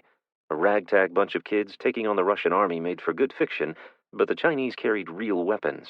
And it didn't end that well for Patrick Swayze's character in the end anyway. It could work, Pete said. Will tried to picture how it could succeed. In the end, he determined that they didn't really have a choice. Will and the others reached the barn that acted as their first rally point just before sunset. The group was there and safe for the moment. The relief Will felt at seeing Isabella's smiling face was palpable. Savannah looked like she'd aged a decade in a few hours since he'd last seen her, as she stroked her braids and paced as Keegan ran to greet Jason. She should have been relieved to see them, but her stress level remained high. After a long hug and kiss, he pointed to his sister. Is she okay, Izzy? No, not really. She did fine all the way here. She led the group and kept everyone moving, but as soon as we arrived, the reality of the situation hit her. She didn't want to stop. She urged everyone to keep going and put more distance between us and the Chinese, but the parents refused. They just couldn't keep on carrying the heavy packs and their children. I'm glad they didn't. We've sort of had a change in plans. Isabella's eyes grew wide, and she stepped back and crossed her arms. She looked down and then back toward Pete and the others. What happened back there? Kylie didn't tell you? She said a bad man grabbed her and that you knocked him down. We heard the gunshots, and Pete said to get moving. It was a Chinese soldier. Our military was chasing 3 scouts. He got separated from the other 2. Are you all right? She touched his blood-soaked sleeve. Just a graze, he said. It was more of a gash, but he didn't need to worry her about it. What about the other 2 Chinese fighters? We ran across one of our soldiers. He was wounded. He filled us in. The rest of his team went after the other 2. That was when the plan changed. He took her hand and pulled her close, then placed her hand on his chest and looked into her eyes. We aren't going to be able to outrun them. She gasped and held her breath. Our military's depleted and can't hold out much longer. The Chinese are running up the border with Texas on their way to Shreveport. We might already be behind enemy lines right here at this barn. Tears pooled in her eyes, and his heart broke at having to tell her the bad news. Looking up, he surveyed the group and found Savannah. She was bending over, rummaging through her pack. How would he possibly make her understand? She had 4 children to protect. All she wanted in the world was to get them to safety. She wasn't easily going to accept that they'd need to stay put, make a stand, and use every opportunity to thwart the enemy's plan to run up the middle of the country. No, she would never understand that. He wasn't sure he did himself. Isabella placed her head on his chest and squeezed him tight. Are you sure? Really sure? We're going to have a look for ourselves, but the soldier had no reason to lie. We can't fight an army. We don't even have ammunition. Her voice was pitchy. She was about to cry. He'd give anything to prevent that, but the reality was they were in serious trouble. Pete has some ideas, and Jason plans to involve my cousins and the people at Sugar Hill. We need every able-bodied adult to resist this, or we could all end up in Chinese camps. No, Isabella said. She lifted her head and took a step back. That can't happen. We're going to resist, Isabella. We won't surrender. This is our country, and we have to fight to save it from them. Will, Jason called. I have to go. We're going to make a trip over to Maryville and see what we can learn. Pete has a cousin over that direction. We hope to recruit him and his family into our scheme. I don't like this, Will, and Savannah is going to freak. I'm going to let Jason tell her. I think she'll take it better from him. Coward, Isabella said, a smile tugging at her lips. Will bobbed his head. Yes, I am. 15. Will. Maryville, Beauregard Parish, Louisiana. They arrived at Pete's cousin Josh's house by midday. They'd barely had any rest since they'd left the homestead. Will hadn't slept more than a couple of hours before Pete had tapped him on the shoulder and told him it was time to go. They'd packed very few provisions, wanting to travel light, though Pete had produced energy bars and MREs, citing the importance of the mission and the need to move quickly. Will felt guilt taking them from the rest of the group. Every morsel of food was precious, and what he took for himself would mean a mother or child might not eat soon. Food was a constant worry for everyone. No matter how much time had passed, Will had not become accustomed to being constantly hungry. Blank stares looked back at Pete as he filled Josh in on all they'd learned about the Chinese Army's movement north. Josh's wife pushed herself away from the round oak table opposite their tiny kitchen and stood. She steadied herself for a second and then ran from the room down a short hall. Will heard her vomiting. That was exactly how he'd felt when he'd learned about it. It was a hard thing to grasp. Even though they'd known for a couple of months that this could happen, that it actually was happening didn't seem real. You didn't come all this way just to tell us this, Josh said. We can't run from them. It's too late for that. I thought we'd have more time, that we'd hear that they had broken through down by the intercoastal and would have time to bug out, but that didn't happen. And they are up here already and pushing north rapidly. So what's your plan? We have to fight. We have to make a stand and stop them if we can, Pete said with conviction in his voice. How do you propose we do that, Pete? Josh's wife asked from the doorway. Just the way we trained, Lorraine. She scoffed. That was play acting, Pete. We were preparing to defend homes from a few marauders, not an army. We aren't going to take on a whole army. We're going to disrupt them and pick them off one by one. Remember the divide and conquer strategy we trained on? Diversion and subversion. She shook her head. That's crazy talk. They have modern weapons of war. You aren't going to sneak up on them. You'll never get close enough to use that big old tactical knife you carry. You're fooling yourself if you think this plan of yours has a chance in hell of working. We only have to slow them down, Jason said. Slow them down? Josh asked. We need to slow them down so that we can slip past them and make it to Texarkana, Jason replied. We're not going to no camp, Lorraine said with her hands on her hips. We talked about this, Pete. You're the one that said that the FEMA camps would be bad. We'd have to give up our guns and might even be separated. Do you have ammo for your guns? Will asked. A shot of hope coursed through him. If they had even a few boxes, it could help. Not much. We have some shotgun shells and rounds for the 30-30 for hunting small game, Josh said.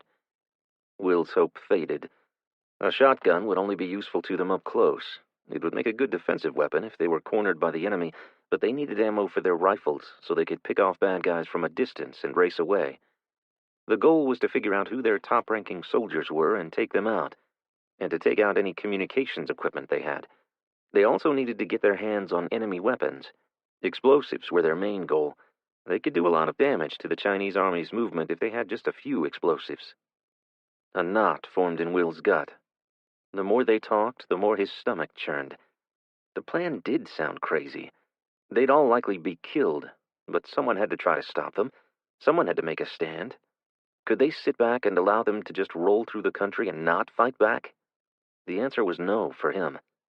Each person would have to come to that conclusion on their own, but for him, he would not surrender his life and freedom to an enemy occupier.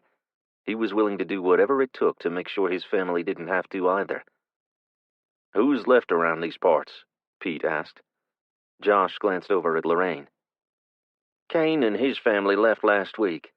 Lorraine's brother is still here. His wife's family is about 3 miles north of here. Really? He paused and turned back to Pete, then took a deep breath and exhaled. Most folks around here are dead already. Those who weren't killed in the initial days and weeks after the lights went out have died of hunger or suicide. He swallowed hard and then continued. Those damn Chinese won't find many people to resist them. In my mind, that was their plan all along. They just waited for us to all die off so they could roll on in and take the land for themselves. Will agreed with him.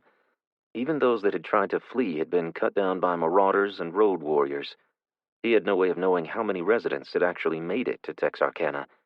They may get there and find a nearly empty camp.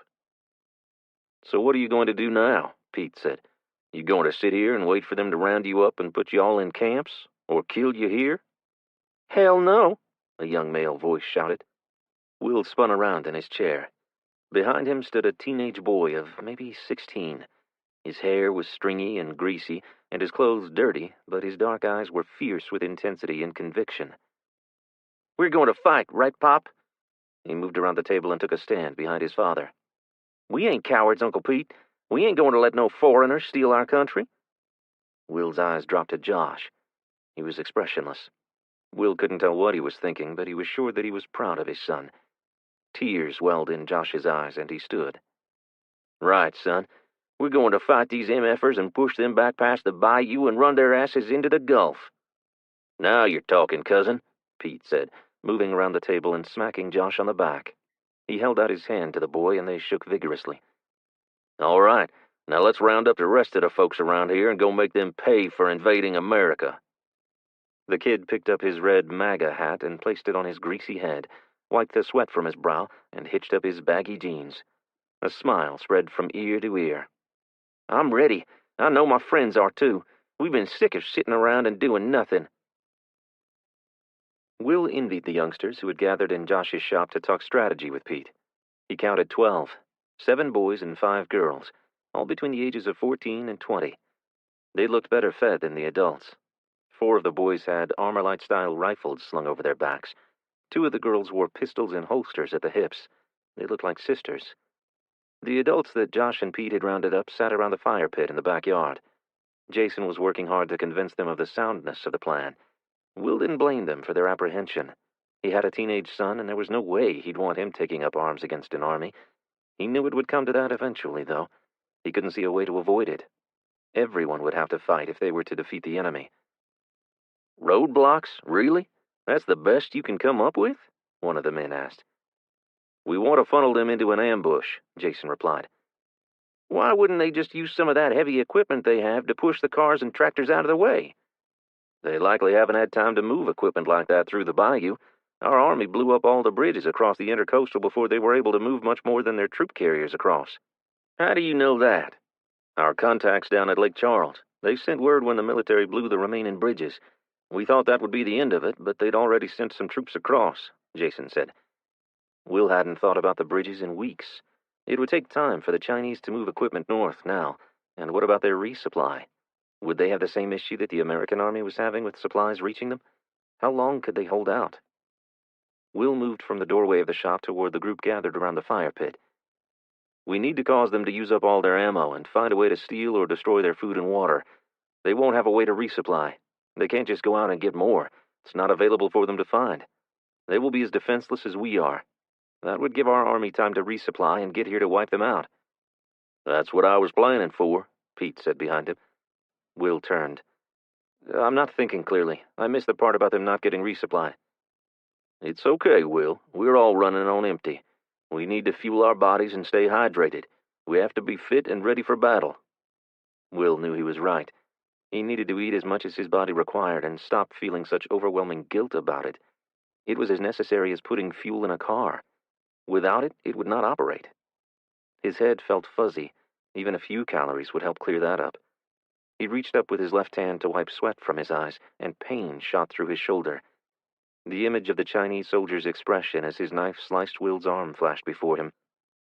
So we just need to cause them as much trouble as possible and wait for their supplies to run out, Will said, lowering himself into the lawn chair next to Jason.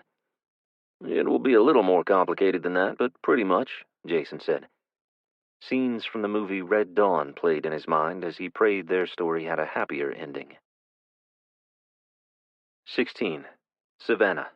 Perkins, Calcasieu Parish, Louisiana. The 30-foot by 50-foot metal building near the barn was filled with tools, equipment, and worn-out furniture that looked to have been taken from someone's elderly parents' home. complete with the doilies left on top of one of the chests of drawers. If they were going to remain there for very long, they would need room to spread out. The old, weathered wood barn wasn't big enough for living in. Families were tucked away in every corner. Every stall was occupied by parents and their small children. The single men occupied the loft, also acting as lookouts. Everyone was taking turns on watch. Tensions were running high, and nerves were frayed beyond anyone's ability to cope. Jane had even snapped at Kylie, who'd looked as if she'd been slapped. Savannah understood perfectly. Jane was pregnant, and between the morning sickness, the mood swings, and the overcrowded conditions, her patience had run out. "What are you thinking?" Jane asked from the doorway of the metal shop building. "I'm thinking we need to have everyone grab something and move it out so we can make room for people in here. Some of the furniture could stay. It would give you and the other mothers a place to rest comfortably. Maybe I could even get Keegan and Kylie down for regular naps." "That would be something," Jane said, forcing a smile. "This is tough on everyone. The kids are pushing boundaries because they're stressed too." "I know, but they're fine. They're tough, like their mom. They'll do fine." Jane turned. "I'll go round everyone up. We'll have this space livable before the guys get back." Savannah sighed. "I keep hoping that they'll come back with good news so we can get back on the road to Texarkana." "I know, me too. I don't want to have my baby in a barn. They'll have doctors and maybe even drugs at the shelter." Savannah just nodded. She doubted seriously that they would have either. Not with a war waging to the south. All available medical personnel and pain medications would be needed on the front lines. Mothers had delivered babies since time began without either, but Savannah understood Jane's concerns. It took the better part of the afternoon on their third day there to remove enough stuff from the shop building to begin making decent living quarters for the group. The single men remained in the loft of the barn, and any items from the group's packs and bags that they didn't need right away stayed behind in the barn. Savannah spread out Keegan's and Kylie's sleeping pads and bags between hers and Kendra's. Carson's was placed to block them in so they couldn't go wandering off in the night. Everyone's mood seemed to be improved with the extra room. Luca and another man hauled water in 5-gallon buckets from a nearby pond to flush the toilet, which was a wonderful luxury after days of using the woods behind the barn. "Mom, Jane found a large pot in that junk we hauled out of here. She's wondering if it would be all right to start a fire and boil some rice for everyone," Kendra said, poking her head through the large roll-up door. Savannah chewed on her bottom lip as she replayed Pete's instruction in her mind. No fire was at the top of the list. The smoke can be seen and smelled for long distances. It could alert people to their presence. "No, I'm sorry, no fire. The smoke will give us away." "Even a little one, just enough to boil water?" Kendra questioned. "Even a little one. It just isn't worth the risk. We can soak the rice. It never gets soft that way. Put it in the sun. It should warm the water some." It was a fairly warm day for December. They'd left the roller door and the walk-through door open to allow a breeze to blow through the shop, but Savannah was still sweating. "Okay, I'll tell her. She's not going to be happy." "I know, but we have these rules to keep everyone safe." "I wish we didn't have to stay here. Why can't we just move at night when we can't be seen?" Kendra asked. "Because we can be seen by the Chinese military. They have night vision equipment. Besides, don't you think they could hear us coming for miles?" Savannah looked to the children playing loudly in the corner. "I guess you're right." Kendra slowly turned to go and then stopped. "Are we safe here, Mom?" Savannah swallowed hard before answering her daughter. "As safe as we can be." Kendra sighed and exited the building without another word. She knew. She knew that they weren't any safer there than at their homestead. That was one of the reasons Savannah regretted letting Jason and Will talk her into this mess. They wouldn't be safe until they reached Texarkana. That couldn't happen soon enough for her. Jason, Will, and the others returned just after dark. Pete was smiling and headed straight for his wife. Jason was expressionless. Savannah couldn't read him. Will, he looked sick, like all the air had been sucked out of his lungs. Savannah was afraid to ask what they'd discovered. After the string of bad news they'd received lately, she was sure this was the worst kind. She greeted Jason with a kiss, and he took her hand in his. "Are you okay, Will?" she asked, her tone low. Caden and Isabella arrived as Jason began to tell her what they'd discovered on the scouting mission near the Texas-Louisiana border. There was a steady stream of military vehicles moving north along Highway 111. It would take a sizable army to stop them. We talked to Pete's cousin in hopes of at least slowing them down, and we have a plan. Josh and his family are implementing a critical part of it now. We wanted to come back and let you guys know. We're going to move to our secondary location at the store in Roseville." "Does that mean we are staying put for a while?" Isabella asked. Jason's head bobbed, and Savannah's heart sank. The grocery store had been cleaned out in the first few days after the lights went out. The owner had placed 3/4-inch thick plywood over the windows, but thieves had somehow smashed down the door and broken in. The shelves were completely bare, but it was big enough for the group to remain together. "What about the town?" Savannah asked. "We didn't see anyone the last time we checked. It looked like everyone had evacuated already," Jason said. The scouting teams had cleaned out the walk-in freezer. That would be used to protect the children in the event of an attack. They had installed a lock on the inside of the door, and Jason assured her that it would hold. She still wasn't comfortable with being locked in a windowless space. If the town was deserted, they only had marauders and the Chinese to worry about, but she took very little comfort in that thought. "So far, the Chinese appear to be leaving civilians alone," Jason said. "That will all change when you start making trouble for them. They'll likely respond by hunting us down and killing us all," Savannah said. "They won't connect us with you guys. We won't lead them back to you. Once we initiate contact, we'll stay until it's finished." Savannah shuddered. Jason reached out and touched her shoulder. "After we disable them, we can all get back on the road and make our way to Texarkana. Pete's cousin said Texarkana is heavily fortified and well guarded. The Chinese army will avoid hard targets like that. At least that's what I'm thinking." "Why are they aiming for Shreveport, then?" Isabella asked. "I'm not sure of the strategic importance of the city, but there must be one because they are racing to get there." "What about Fort Polk?" "The rumor is that the army has retreated and abandoned the base. They've been called up to help secure Texarkana." "Doesn't that mean that they've given up on driving them out of Louisiana?" "That could be the case. I know the soldier we spoke to said they were out of supplies and ammo. Their resupply never came. Maybe they're waiting for a shipment before they can get back into the fight." "You really think there's going to be another shipment?" Jason said nothing. Savannah looked to see if Will was going to comment. He looked out of it. "Will, are you sure you're okay?" Savannah asked, sidestepping Jason and heading for her brother. "Actually, sis, I think I could use one of your herbal teas. My stomach and head aren't feeling all that great," Will replied. Isabella reached up and felt his forehead. "You do feel warm. It could just be the heat, but it could be fever, too." Savannah walked over to him and placed the inside of her wrist on his forehead. He did feel a little warm. She hadn't brought many herbs with her, thinking she'd find what they'd need along the way, but she did have some echinacea and rose hips. That might help boost his immune system. "Dad, how's the cut to your shoulder healing?" Savannah looked sideways at her brother, then peeled up his left sleeve to reveal an angry-looking gash. "Damn it, Will, this is infected. Why didn't you let me clean it when it happened?" "We had enough to worry about. It was just a small gash," he said defensively. "And now that small gash is oozing pus, and you're going to need antibiotics." She was steaming. It was irresponsible of him. They needed to reserve the antibiotics for as long as possible. Savannah stormed off toward the field behind the barn where she'd seen some comfrey and had planned on cutting it to take with them. She'd need it now to make a poultice for her dumb brother's stupid arm.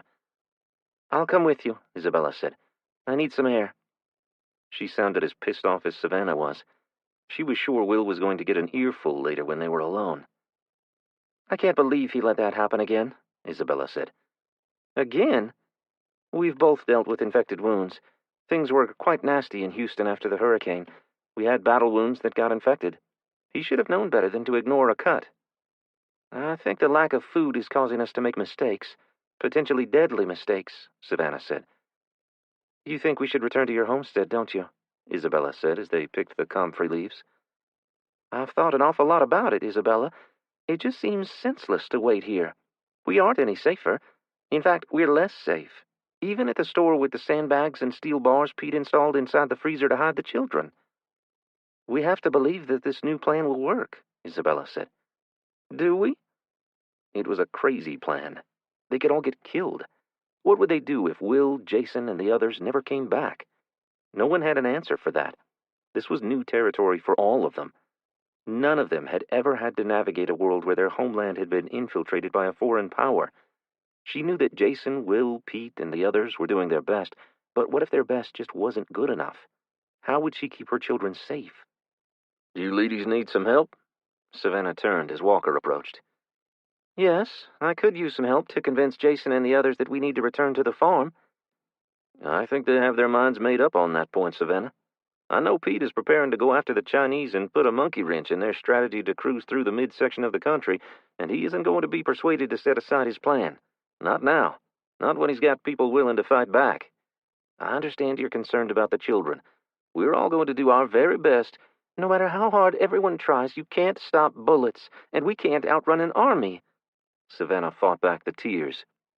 "No, we can't. But that army makes a lot of noise, and it's difficult for them to move without attracting attention. If Pete and the others can keep them tied down long enough, this plan of theirs might just work. At the very least, it will put a hurting on them and decrease their numbers." Savannah didn't believe that for a moment. She shook her head, turned, and walked away without a word. 17. Will, Maryville, Beauregard Parish, Louisiana. Will wasn't feeling 100% yet, but Savannah's treatments seemed to be working to curb the infection in his left arm. When Will and the others arrived back at Pete's cousins', Josh, Lorraine, and the others had the roadblock ready to be set up. 2 tractors had been found with enough fuel to move vehicles onto the roadway along the enemy's route. The U.S. military had managed to delay them south of Ragley. According to the scouts sent that way, a few Chinese units had broken through and would arrive at the roadblock by dark. Would they move after sunset? Will guessed that would depend on how much of a hurry they were in to get to Shreveport. It was still a mystery to him why they would be heading there. Maybe they could capture one of them and find out. "Is everyone in their places?" Pete called out. Each 2-person team relayed that they were. Josh and 2 other teams had crossbows and arrows trained on the road. Pete and his son were the only ones with rifles, so they covered the rear. They would take out anyone trying to retreat. Will felt useless with his shotgun and 2 shells. He had to continually dismiss the fact that what they were attempting was downright crazy, based on the reality that they had to try. How could they do nothing? This was their country. If they didn't stop the enemy, who would? The convoy of 5 Chinese Dongfang armored military vehicles arrived an hour before sunset. The Communist Army hadn't been expecting resistance. If they had, they would have sent out a patrol to make sure there weren't any roadblocks. They rounded a bend in the road and halted abruptly 200 feet in front of the 10 or so cars and trucks blocking both lanes of Highway 111. They just sat there for a moment before soldiers in the rear vehicle dismounted and made their way along the ditch toward the roadblock. Will heard the tractor start. A second later, he heard a rifle's report echo through the trees. There was no way to tell if it came from Pete or the enemy. Then more gunfire erupted. Pete was returning fire. Will could tell it was him by the sound of the 3-round bursts instead of the steady rounds of the automatic rifles. The gunner in the last vehicle began firing. Rounds tore through the trees, splintering wood and kicking up dirt. Will strained to see if the tractor made it onto the roadway. He could see the big green machine rolling forward, but it was much too slow to have been moving with intention. The automatic gunfire continued, but the machine kept rolling. Eventually it reached the roadway, but stopped short of blocking both lanes. From where Will stood next to the trunk of a large oak tree, he could tell that the driver had been killed. He was slumped over the steering wheel. The rear vehicle began moving backward at a high rate of speed. It swerved into the opposite lane, nearly missing the tractor. As it did, the next vehicle in the convoy followed suit, and then the next. They fired into the woods on both sides of the road as they backed away. All Will could do was press his body as close to the ground as possible and pray. The group had succeeded in causing the convoy to detour, but had failed in their attempt to ambush them. There was only one road for them to take to head north. They'd have to go west for a couple of miles. Before they reached their turn, they would encounter another roadblock and another attempt at an ambush. Jason, Rob, and the teens would be waiting for them there. After the last vehicle disappeared from view, Will rushed toward the tractor. Pete was already there, along with Josh and Lorraine, who was cradling an elderly man's head in her arms and sobbing uncontrollably. Josh was rubbing her back and attempting to console his wife. It was a heart-wrenching scene and stirred up emotions in Will as he recalled losing his wife. He pushed through the grief that tried to pull him down and walked past the couple to where Pete and Bo were standing. On the ground at their feet was a soldier. Will looked into the man's eyes as he stood over him. He was so young. Fear framed his face. Here he was, bleeding out on a highway in America, far from his homeland and his family. He was likely only following orders. At another time, he could have been a tourist here to enjoy Mardi Gras. They could have sat down and had a beer together and talked about baseball. Now, they were enemies because his communist ruler said so. It was so pointless. "He's not talking," Bo said.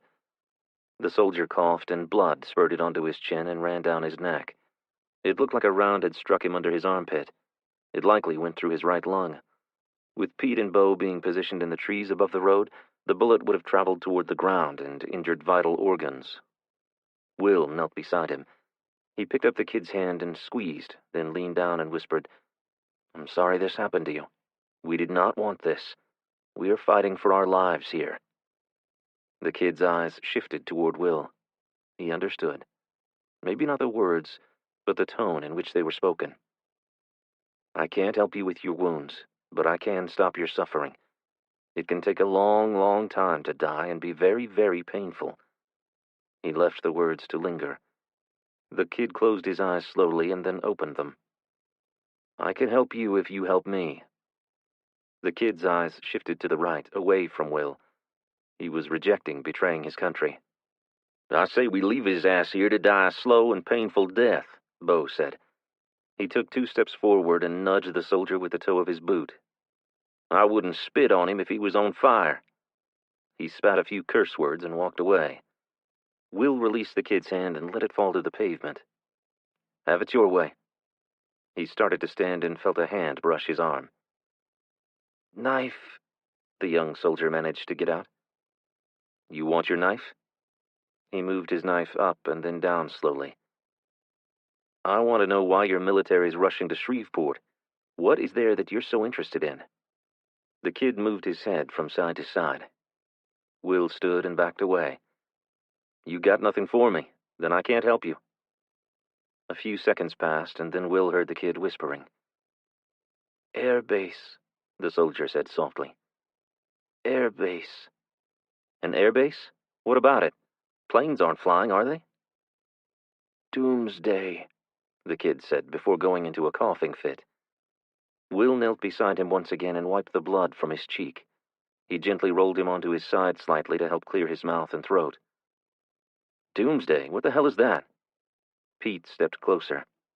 "Are you talking about the president's doomsday plane?" Will's eyes shot up at Pete. "The president?" "The fleet of E-4Bs are called doomsday planes due to their function as a survivable airborne command post for the president. He can initiate a nuclear strike from the plane." "Could the president's doomsday plane be in Shreveport?" Will asked. "It's possible," Pete said. They both stared down at the soldier. The PLA sure was in a hurry to get there. If that was the case, they had to do everything in their power to stop the Chinese from getting to Shreveport. It could be the country's only chance to come back from this thing. "We need to go help Jason and the others. We have to stop the convoy at all costs," Will said, rising to his feet. As the 2 men walked away from the soldier, Pete nodded over his shoulder. "What about him?" "He's not going anywhere," Will said. It was a long night as Will stared at the back of the Dongfang, stopped at the second roadblock. The other team had stopped the convoy by blocking them in with a road grader and dump truck. The Chinese soldiers hadn't attempted to dismount their vehicles or ram the heavy equipment. They occasionally fired rounds from their turrets, but seemed to be just popping off warning shots. Will hadn't seen movement for hours. Were they waiting for reinforcements? How long would they wait inside their vehicles? It had to be obvious to the occupants of the vehicles that his group didn't have the means to force them out. Will wasn't sure if even an RPG would do the trick. The People's Liberation Army's version of the Humvee was likely as heavily armored as the U.S. version.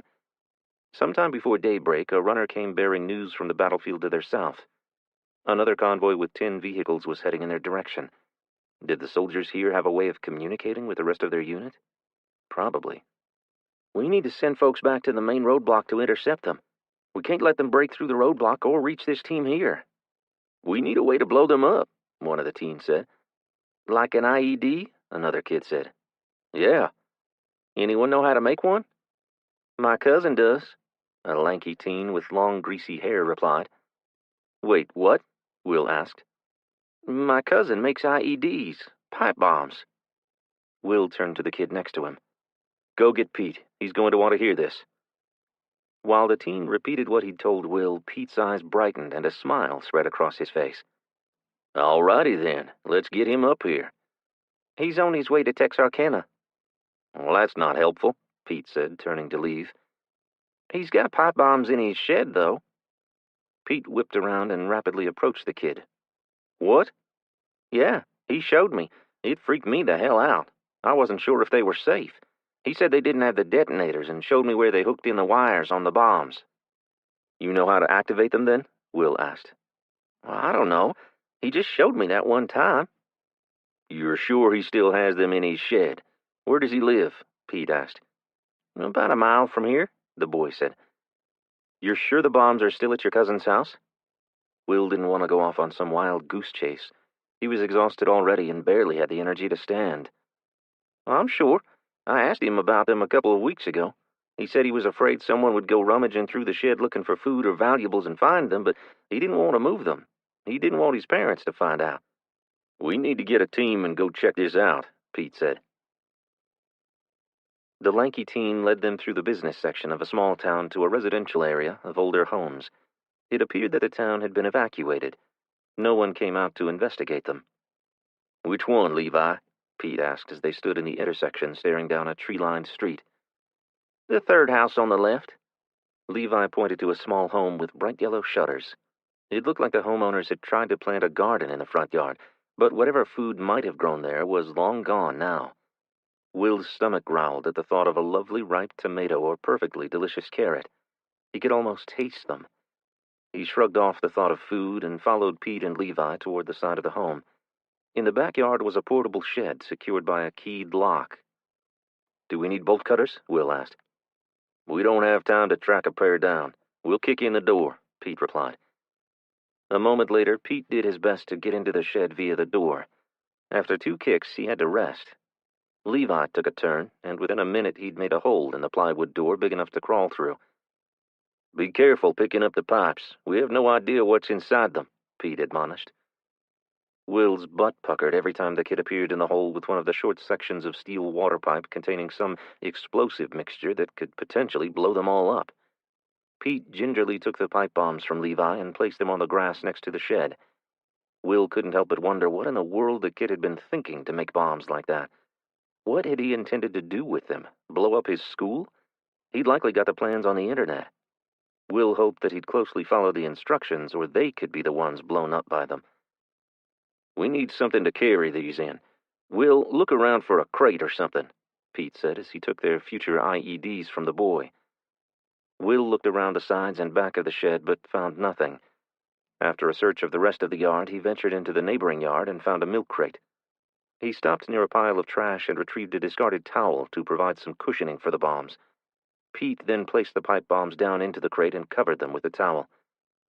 How are we going to detonate these? Will asked. Pete pulled back the towel and lifted one end of the pipe. See that small hole? Will nodded. The fuse is inserted there. He picked up a small plastic grocery sack, rummaged inside, and retrieved a bundle of wires. He reached in again and pulled out a switch.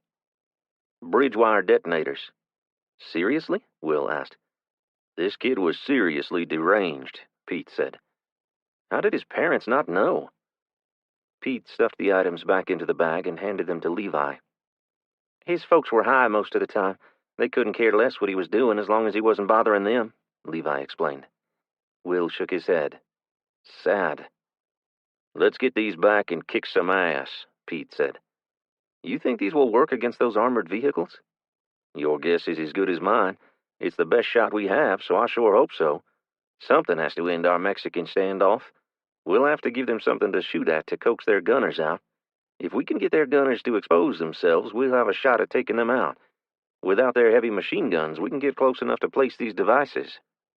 We should put some on the road leading to the roadblock, Levi said. No, we don't want to take the chance of them going off-roading and bypassing our roadblock altogether, but pre-positioning them within the kill box in front of the roadblock is an excellent idea. Will couldn't stop thinking about Caden and Isabella back in the town they'd left them in.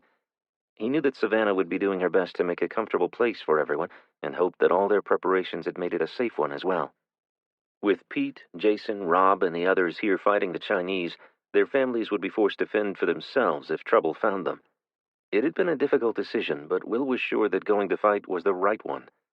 With the new information he'd gained from the wounded Chinese soldier, he was even more sure that anything they could do to interrupt the PLA's plans would make a difference. He was also anxious to get to Shreveport and find out for himself if indeed the U.S. president was there, and if there was some semblance of government left in the country. "What did you make of the information about the Doomsday plane?" Will asked as they made their way back to the roadblock. Pete stopped and leaned against a tree by the edge of the road. He wrapped a hand around the nape of his neck and rubbed. "I pray he is telling the truth and that the government is still active and doing something to save this country. I know that one of the Air Force's E-4Bs transports the Secretary of Defense to foreign countries. I recall reading that the military was planning on upgrading the fleet, but I'm not sure if that happened after all the defense spending cuts of the last administration. The president had proposed massive spending to rebuild our military, but that takes time to implement. It makes sense that something of that importance would prompt the PLA to rush to Shreveport. What other strategic importance could the city have?" "We likely will never know, but we can do our part and hold them here as long as possible. My hope is that our military will show up and finish the job for us. I'm not sure how many of these things will actually work, to be honest." He nodded to the crate of pipe bombs on the ground next to his feet. "So, if the president or some member of the government is on a plane and heading to Shreveport, what does that mean? Is D.C. gone?" "My guess is it does. Retaliatory strikes would have been made on the country suspected of taking out our power grid. Nukes could even have been employed." "Nukes?" Levi asked, his voice pitching. "Almost certainly. We have ships out at sea capable of launching if we are attacked. I wouldn't be surprised if Beijing and other countries' capitals were hit with nukes," Pete said. Will tried to imagine what that might do environmentally. It would suck to succeed at repelling the invaders only to die of radiation poisoning. He imagined it would be a slow death, though, ending in cancer or something, since they hadn't been in a nuclear ash cloud or anything. Pete picked up the crate and sat it on his hip. "I bet we'll find out that the whole East Coast is wiped out once we get to the FEMA shelter. Hopefully someone there is a gossip and we can find out some inside information. I doubt they're sharing much in the way of detail with the general population." So much of the plan was now up in the air. Will hated not knowing what life would look like when they arrived at the shelter. Life might be totally different in other parts of the country. They could learn that the Midwest was spared, or the West Coast. They could be evacuated to some place with electricity and running water. He'd never allowed himself to hope that before. "Doomsday plane," he said under his breath. It could change everything. "Please, Lord, let there be a government out there somewhere with the ability to save this nation." 18. Isabella, Roseville, Vernon Parish, Louisiana. While Will and the others set off for Beauregard Parish, Isabella and the rest of the group made their way north to Roseville. They'd twice had to detour their route to avoid gangs on the road, but safely made it just before dark on the second day. After settling everyone in at the grocery store, Isabella and Walker patrolled the town. Resting her bat on her right shoulder, Isabella continued down the street toward the grocery store. She'd been on patrol for a little over an hour, walking the 4-block section, and felt confident that they were the only people in the area. She stopped at the corner and listened. It was eerie to hear near complete silence. There wasn't so much as a dog barking. She was used to the lack of mechanical noises now, but rarely did she get far enough away from the others to hear silence. Even though they'd been taught all about noise discipline by Pete and his family, it was impossible to enforce with babies and small children. She glanced across the street toward Walker, her patrol partner. He held his bat out in front of him, ready to pounce if needed. She was grateful that he'd stay behind to protect the group, though there wasn't much that could be done if they were attacked with much force. They had very little ammunition for their guns, only the walk-in freezer to be used to protect the children.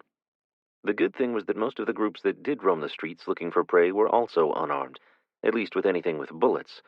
There were a plethora of knives, swords, and other sharp weapons. One of the women in their group carried a bow and arrow. She was a good shot and even brought them back a squirrel once, but she only had a few arrows left, so it wouldn't be useful in a fight with numerous attackers. Walker pointed to the street on their left, and Isabella turned and walked down the south side of the street. Walker cut across the intersection and walked along the north side of the street. Isabella glanced at the store windows as she passed. The gift shop and art supply store looked untouched. There must not have been anything useful for survival inside. Next to the flower shop was a dress store with bridal dresses on display. Isabella slowed and admired the gowns. She imagined herself wearing one on her wedding day. Will would be in his black tuxedo and Caden in a shirt and tie. She couldn't help but think about how different their lives could have been if not for the stupid war. When she turned her attention back to patrolling the street, Walker had pulled ahead of her and was just reaching the next intersection. She double-timed it to catch up with him. He stopped and turned to look back. A shot rang out and Isabella jumped, barely recognizing the sound. When she did, she dropped to the ground and crawled to a space between two buildings. She prayed that the others back at the store had heard the shot and were taking action now to protect themselves. "Walker!" she cried out. She heard no reply. Isabella stretched forward, taking the risk of being shot to see if she could locate him. She spotted him pressed up against the wall of the building on the corner, his only cover the wall of the entrance to the shop. "Walker!" she called again. He held up a hand and gestured for her to stay put. She desperately wanted to know where the shot had come from and how many attackers there were, at the same time fighting the urge to run away. Running could get them killed. Where would she go? She could go back to the store, but she might lead the shooter there. If she ran away, she'd be separated from them and may never see Caden or Will again. She couldn't bear the thought of that. She waited for what seemed an eternity before the shooter revealed himself. The gunman, dressed in a sleeveless t-shirt, shorts, and cowboy boots, slowly inched forward from the side of the building just 25 feet from Walker. In his hands, he held a rifle on a sling around his neck. He either had plenty of ammunition or was an idiot. He was obviously not a good shot. With a rifle like that and aimed in Walker's direction, he should have hit him. Isabella had heard that the marauders who roamed the area were drug-seeking mostly. They were strung out on prescription painkillers and other drugs they'd found in homes while moving from town to town. Walker must have been listening to the man's footsteps. When he was within striking distance, Walker leaped from the alcove and smashed the bat down hard on the man's arms. The rifle dropped and dangled on its sling as the gunman screamed in pain, clutching his broken arm to his chest and hopping around. Walker slammed into him, knocking him to the ground. Before Isabella could reach them, Walker had disarmed the man and was standing pointing a rifle at the man who was still writhing on the ground in pain, complaining about his arm. "Shut up! You deserve to have every bone in your body broken for shooting at us," Isabella said. She pointed her bat at the man. "You better shut the hell up or I might just test this thing out on your shins." The man's eyes grew wide. "I'm sorry. You scared the hell out of me. There ain't supposed to be nobody left in town. The mayor and everybody left 2 weeks or more ago." "Are you from here?" Walker asked. "No, my sister lived here. She had a house over on 4th Street. I was going to stay there for a few days." He raised his hand to wipe his nose, and Isabella jumped backward with her bat held ready to strike. "I was with a group and they were getting on my nerves, so I thought I'd crash here for a few days to pull myself together before pushing on to Shreveport. I was going to try to hook up with my sister and the rest of the folks from town here." "You strung out?" Walker asked. The man looked up. "I'm hurting real bad." "When's the last time you used?" "Yesterday." "You say you left this group voluntarily?" Walker asked. Isabella was trying to understand why Walker was giving the man the third degree about his drug use. What did it matter now? He wasn't going to arrest the man for drug possession, was he? "Yep, I got tired of those assholes. That leader, he's a prick. He was always bossing me around, telling me I had to go find booty for the group to earn my keep. I ain't nobody's bitch. I go where I want, when I want." "You sure they didn't kick you out?" Walker asked. "You sure they didn't follow you here to this town?" That's what he was getting at. Now Isabella was concerned. Walker was on the right track. If they were after this guy, her group could get caught in their crosshairs. "No, they didn't see me leave. I waited until everyone was asleep. They were passed out cold when I slipped away." Walker handed the rifle to Isabella, who took it and stepped back, aiming it at the man's head. Her finger found the trigger, and then she placed it resting just to the side of the trigger guard. She was shaking so hard that she was afraid she might pull it by mistake. Walker bent and patted the man down, checking the pockets of his jean shorts and stepping back. "Where is it? In your drawers?" "I ain't got nothing on me." "Where did you stash it then?" Walker asked. The man drew in a breath. He'd stashed it. "Oh, my God, they're coming after you for drugs, aren't they?" Isabella said. the realization hitting her like a ton of bricks. "It's mine. I earned it. They had no call to treat me like that," the man whined. "Show me," Walker said, hauling the man to his feet. He shoved him forward, causing the man to stumble. Walker caught him and pulled him into the intersection. "Which way?" "Which way?" He lowered his head, resigned that Walker was not going to give up. "It's in that stack of tires beside the tire shop." "Let's go." Savannah paced back and forth, stopping in front of the man several times. She looked like she wanted to kill him. He sat on the stool with his head bowed. "He'd better be praying," Isabella said under her breath. She scanned the room. The stares of angry parents would have made her wet her pants if she'd been him. She wasn't sure if she'd rather have taken her chances with the marauders. These folks looked like they were ready to tear him from limb to limb. Isabella understood how they felt. This man had put their children's lives in danger. She glanced back at Caden, who sat on the floor with Kendra and Carson, his arms folded across his chest. He felt the tension rising. She wanted to go to him and take him away from this place, but she had no idea how to find his father. She wondered what Will would do in this situation. What would Pete do? She was pretty sure she knew what he would do. His wife had already suggested it. "Take him out and dump him beside the road out there on the interstate. They'll think he overdosed or something, and then they'll have no reason to come here." They weren't killers. Isabella doubted that anyone here was to the point that they could do something like that, even to save the group. But they could run him out of town. He could go east. Would they still trace him to the town? She couldn't be sure. The door banged open, and everyone jumped. "They're here!" the teenage girl yelled. 19. Savannah.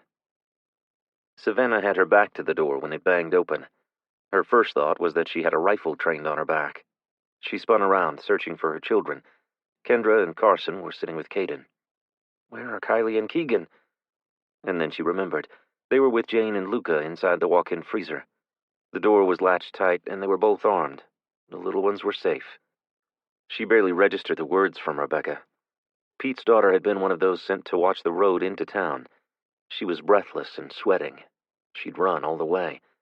How much time did they have? Minutes? Could they hide from the vile group heading into town? "What about him?" Jack asked. Jack had only recently moved to Sugar Cove Road.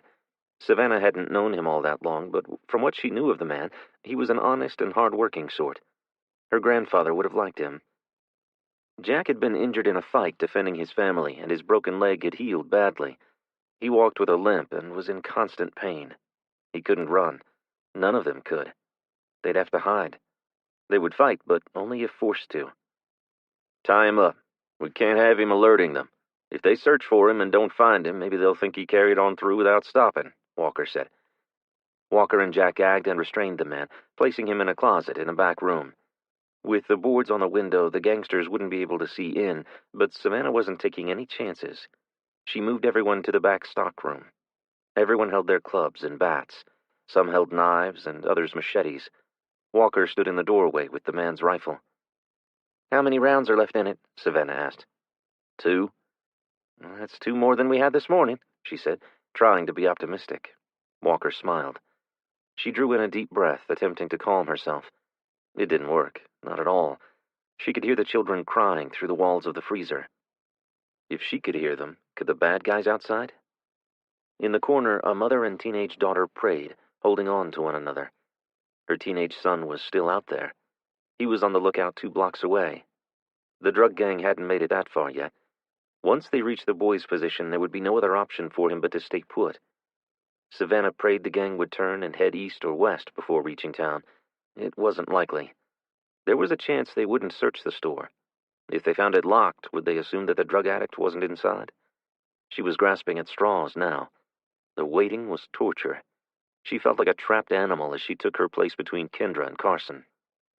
Caden was next to Isabella. They were holding one another.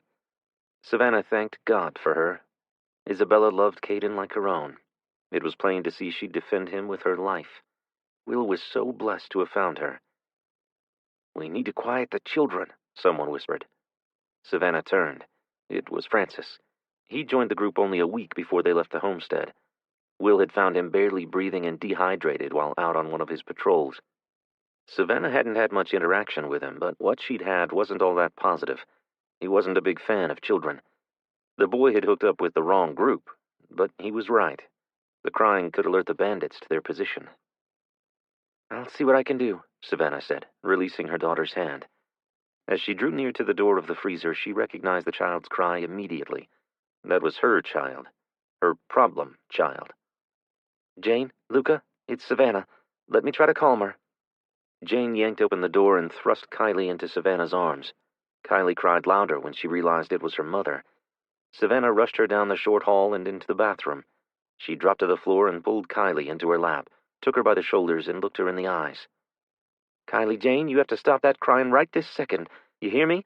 There are bad, bad men on their way here, and if you don't stop crying, they could find us and hurt us." Her eyes grew wide, and she quieted to a whimper. "Do you understand me, Kylie? You could get hurt if they find us." She didn't want to frighten her daughter, but Kylie's world revolved around herself, so Savannah needed to make it personal to Kylie. Big tears streamed down her pale cheeks. "You are safe inside the freezer with Jane and Luca, but you have to be very, very quiet, okay?" "But they won't let me play with the jacks," Kylie whined. She was 7 and very bright, therefore intelligent enough to grasp the seriousness of the situation. Savannah couldn't understand why the child could not control herself. She wished with everything in her that her grandmother was still alive.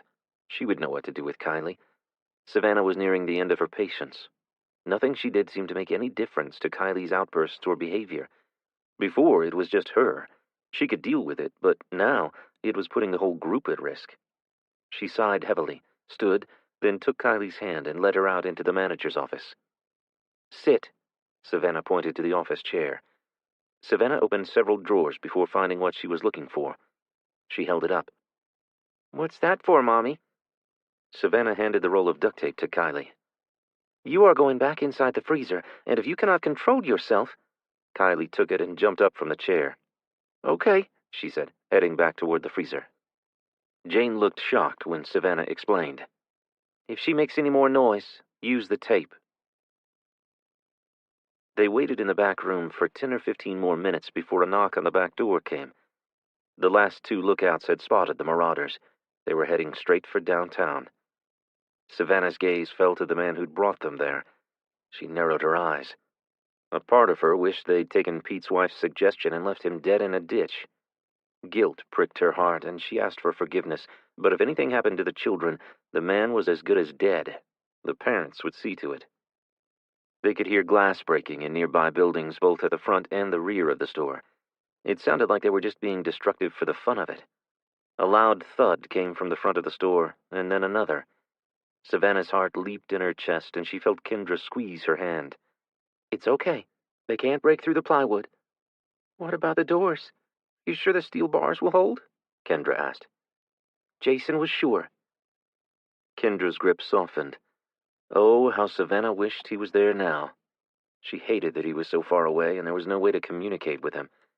Before, just months ago, everyone took for granted that you could pick up a phone and call practically anyone in the world. Another thud sounded, this one louder and sounding like boots on metal. Someone was kicking the door. Walker moved into the hall where he had a clear line of sight of the door. He raised the rifle to his cheek and aimed. Savannah moved into the doorway, holding her bat ready to defend the others. They would have to go through her to get to them. She prayed the bars on the door held. She prayed with all her might for her children's protection. "Smoke!" "What?" Savannah said, whipping around to face the room. "I smell smoke," Jack said. "Oh, my God," someone yelled. Savannah rushed past Walker toward the rear service door. "Watch them. I'm going to check the back." The steel bars were still in place, but the smoke was seeping in under the door and around the sides. Someone had set a fire outside the building. They were going to be smoked out. Savannah felt the steel door. It was cold. She ran her hand along the wall. It was cool to the touch. She rushed back and pulled the door to the storeroom shut. "Wait, what about the fire?" Jack asked. "It's just smoke. I don't think the building is on fire. I'm shutting the door to keep the smoke out. Stay put. I'm going to check out the front of the building." "I'm coming with you," Walker said. As they ran toward the front of the store, Savannah could already tell that the gangsters had set fire to the front of the building. Heavy black smoke hovered near the ceiling. Savannah covered her mouth and nose with her shirt and ran toward the door. She placed her hand on it, then yanked it away. The front of the building was burning. How long did they have? She looked at the ceiling. Not long. The smoke would get them before the flames. Panic seized her throat. She tried to swallow, but couldn't. She couldn't think straight. She had to get her fear under control. She had to figure out how to get everyone out without being seen. Walker felt the glass windows. They're pretty warm. What do we do now? Savannah asked. We need to know where they are. We'll have to find a way out without them seeing us. Walker ran to the back service door and began removing the steel bar across the door. Savannah ran back and felt her way to the manager's office. There was a small window near the ceiling that wasn't covered in plywood. Maybe she could see out and discover where the attackers were. She pushed and shoved, finally moving the desk under the window. She climbed on top of it and stood on the tips of her toes to look outside. See anything? Walker asked as he entered the room. All she could see was the building across the alley. The warehouse's doors are partially open. If we could slip out the back doors, maybe, just maybe, we could go through the warehouse and escape on the opposite street. She strained to see if anyone was near the doors, then thought she heard talking outside. She moved to the side of the window and listened. They'll have to come out eventually, a gruff male voice said. We don't know how many of them are even in there, Ralph. They could be heavily armed.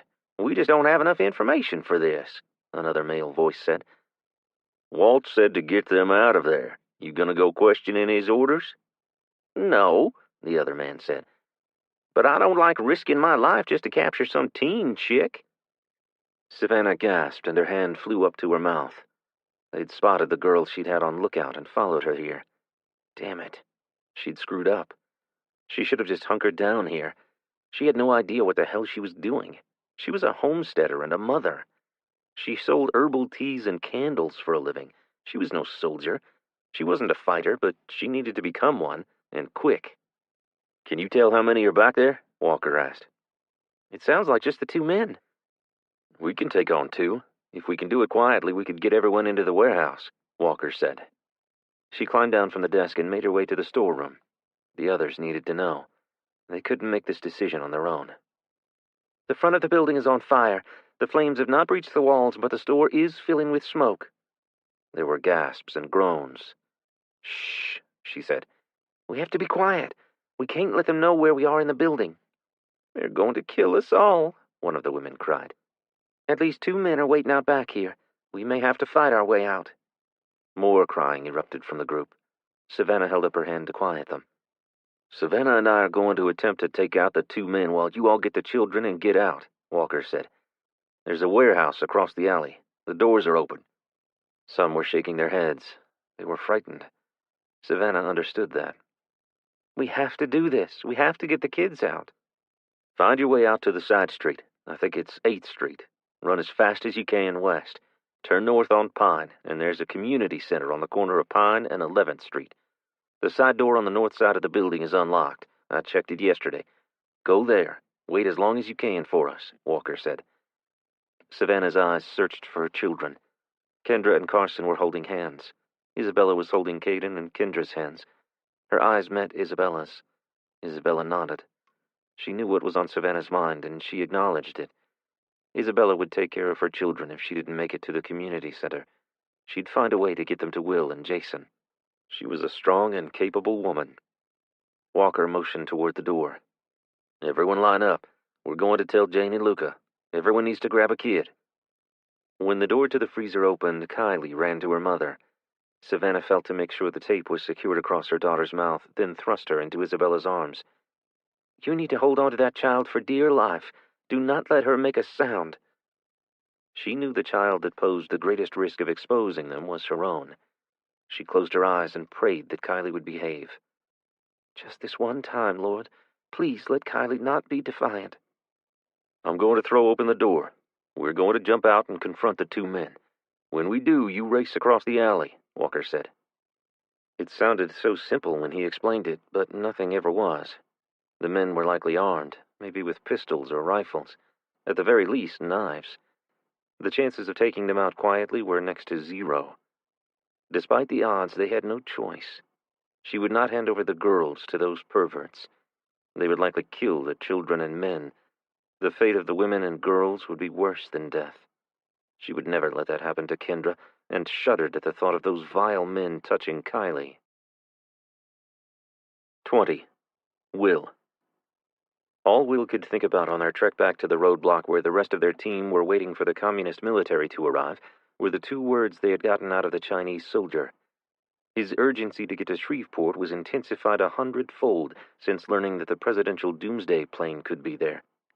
If it was, that meant that some form of the government was still operational. He wanted to know what was being done to win this war and return the nation to its former condition. He needed to know. The toll this mess was taking on the citizens was enormous and would require strong leadership to bring it back from the brink.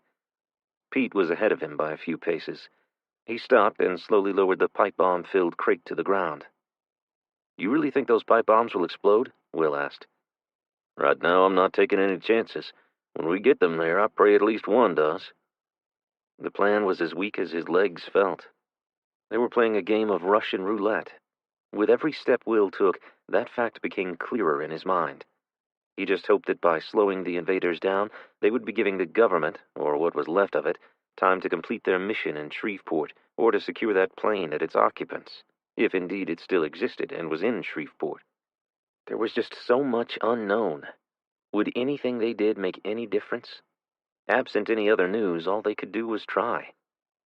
It was mid-morning when Will, Pete, and Levi arrived back at the roadblock. Pete had everyone move back to a safe distance as he and Will placed the IEDs along the side of the road, inside a pothole and under one of the cars in the roadblock. They ran the wires along the ditch and into the woods to a large fallen log. That was where Pete would be located. He insisted that he was the only one qualified, even though he had no experience with bombs. Will didn't argue.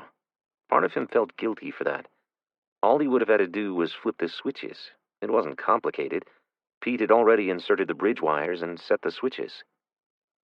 "When the blast goes off, be ready to fire as soon as anyone exits a vehicle. We don't want to give them the time to set up and return fire. We don't have the ammo for a prolonged gunfight," Pete told the group. From his position, Will had a clear view of the kill box, as Pete called it. He'd be firing on soldiers exiting from the driver's side of the vehicles. Jason was hidden at the front of the roadblock and would be firing down the right side of the convoy. Pete was concerned about overlapping fields of fire and other terms Will didn't yet understand. He felt way out of his element. He was an instrument technician, or had been. He was trained to turn valves, not fight wars. Yet there he was, about to face down foreign soldiers. All he could do was pray that his aim was true. "One shot, one kill," he repeated to himself. "Inhale, exhale slowly, squeeze. I can do this. I have to do this." The convoy of armored Chinese military vehicles could be heard a mile off. They were moving fast, no doubt in a hurry to get to Shreveport in the United States presidential doomsday plane. If Will and the others had their way, these soldiers would never see it. If they were successful, they'd acquire weapons and ammunition today that could be used against the next convoy that tried to come through. Will's group couldn't block every possible route to Shreveport, but Will was banking on slowing them down long enough for the regular army to be able to repel any attack in Shreveport. If only they had some way to communicate with their military. Would they welcome the help or tell them to stand down? In the absence of orders, all they could do was what they could. Will strained to see if Pete was in place as the first Dongfang rolled into view. He spotted Pete's boots. He was prone on the ground behind the log. Was it far enough away to be safe from the shrapnel? They couldn't even be sure what was inside the pipes. Nails? Ball bearings? Glass? Maybe all 3? How far would the shrapnel be propelled? They were about to find out. The first vehicle halted 50 feet from the roadblock, just like Pete had said it would. It was too far for the bomb hidden within the cars blocking the road to have any effect. Will hoped the others did the trick. Pete felt that if even one caused them to have to dismount the vehicles, it would prompt the others to as well. Will hoped he was right, and that it wasn't just wishful thinking. Once all the vehicles had come to a stop, Will stood pressed against a tree, listening to the vehicle's engines and watching for any sign of doors opening. He waited and then waited some more. The rifle grew heavy in his arms as he trained his scope on the rear vehicle. What was Pete waiting for?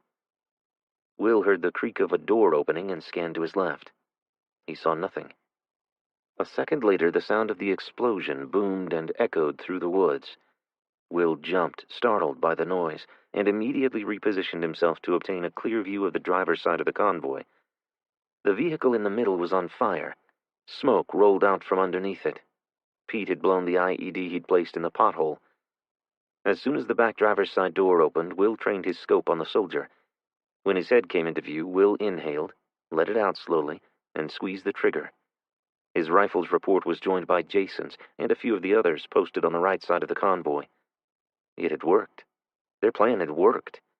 Now they just had to stay alive. The gunner in the second vehicle turned in the turret and began firing in Jason's direction, ripping through the cars and trucks that made up the roadblock. Glass shattered and rounds tore apart the metal and plastic. When the firing stopped, Will scanned the wood line on the opposite side of the road. Jason emerged with his rifle trained on enemy soldiers on the ground. Reluctantly, Will moved from the cover of the large oak tree and made his way toward the road. He could see the gunner spin around to fire. Will found the back of the man's head in his sights and followed as he turned. As soon as he stopped, Will trained his weapon on the side of the man's face, just beyond where his helmet stopped, and squeezed. The communist soldier slumped forward. A barrage of rounds kicked up the dirt and leaves 5 feet to his right. Will dove to the ground, rolled, and sat up behind a tree trunk. It wasn't big enough to conceal him, and he doubted it would stop the rounds the gunner in the last dongfang was firing at him. He needed to move, but there was no way he could make it back to the large tree he'd previously hidden behind. He was stuck with his back toward the enemy. He shut his eyes as round after round whizzed past him, expecting one to find its target at any second. When the shooting stopped, Will exhaled the breath he'd been holding and sprinted toward cover. Back at the large oak, he scanned the scene on the roadway. 2 gunners were now slumped over their weapons. Will was grateful that someone on the opposite side of the convoy was a good marksman. He wouldn't have lasted much longer. He was sure of that. He waited for at least 10 minutes for more activity, hating the waiting game. Every muscle in his body was tense as he scanned from vehicle to vehicle. In total, he spotted 4 enemy soldiers on the ground and 2 more dead in their turrets. Out of the 5 vehicles, how many more were there to kill? The third vehicle was still smoking, although Will couldn't see any flames. Had the fire penetrated the vehicle? Why hadn't the occupants fled?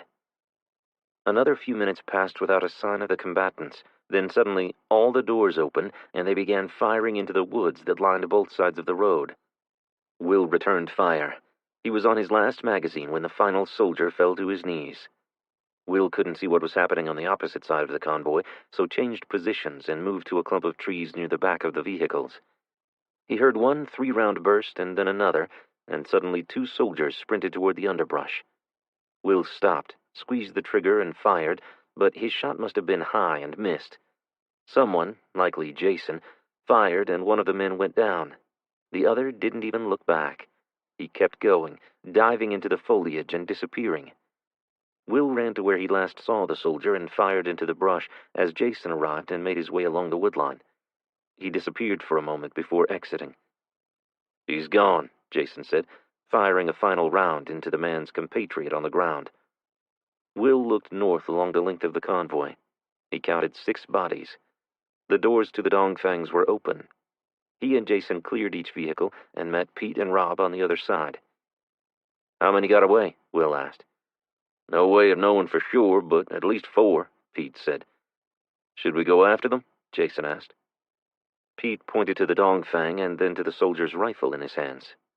"No, we got what we were after." 21. Isabella, Roseville, Vernon Parish, Louisiana. As soon as Walker pulled open the door, the group rushed toward it. They were bumping into each other and fighting for their positions in line. Isabella was holding Kylie as tight as she possibly could. She was bumped into the wall and almost went down, but she held on despite the child's thrashing. She could still hear her screaming beneath the 2 layers of duct tape. Jane hadn't wanted to take any more chances with the kid. Caden had his hands on Isabella's back as they exited the building. Kendra and Carson each held one of Keegan's hands. They were together and moving towards the warehouse door. All was going well until Kylie spotted her mother. She thrashed all the more and cried out. The duct tape held, and it was only a muffle. hopefully not loud enough for the bad men to hear. Inside the dark warehouse, Isabella slammed her knee into something and let out a curse word. She shook off the pain and rushed to keep up with the others. Jane and Luca each had 2 children with them and were moving slowly. Isabella wanted out of the dark space. She needed to get past them. As she turned her body sideways to squeeze around them, Kylie arched her back and kicked out. It knocked Isabella back into the wall, causing her to bump her head. Isabella gritted her teeth to restrain herself from swatting the girl. If ever a child needed a good old-fashioned butt-whooping, it was Kylie. "Stop fighting, Kylie. We need to get out of here before the bad men get us." Isabella grabbed her arm. "Or do you want me to leave you here for them?" Kylie stiffened, and the thrashing stopped as she fell silent. The threat had worked, but Isabella felt horrible. She hated losing her temper with a child. What kind of person was she? She'd have to apologize when they reached safety, to Kylie and Savannah. The light of the doorway was nearly blocked out by people streaming outside. Isabella waited her turn impatiently. She kept glancing behind them, expecting to see marauders coming for them. When she finally stepped outside, she drew in a deep breath, grateful for the fresh air and sunlight. She hated the dark. Jack was in the lead and crossed over the street first. He waved them over, and everyone ran west toward Pine. They moved much quicker than Isabella had thought they would and reached the community center in a few minutes. Jack held the door open as the children and teens filed past. Isabella reluctantly pushed through the doorway in search of Kendra, Carson, and Keegan. They needed to stay together. She had to do a better job of keeping them close. She turned down a long hallway that ended in the gymnasium, finding Kendra and her brothers in the corner. She thrust Kylie into Kendra's arms and moved quickly to check the set of steel double doors. They were chained together. It would be difficult for anyone to get in, but it would also be difficult for them to exit the building. They needed to find the key or bolt cutters, just in case. "I'm going to the office to find the key," Isabella told Jack as she passed him in the hall. "We need to be able to unlock that door and make a quick escape if necessary." "The key is hanging just inside the door to the office," Jack yelled after her. The guys had done a thorough search of the town. They were much more familiar with it than she was.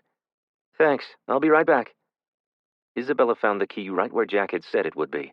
She'd removed it from the hook and was turning to leave when she glanced out the office's side window.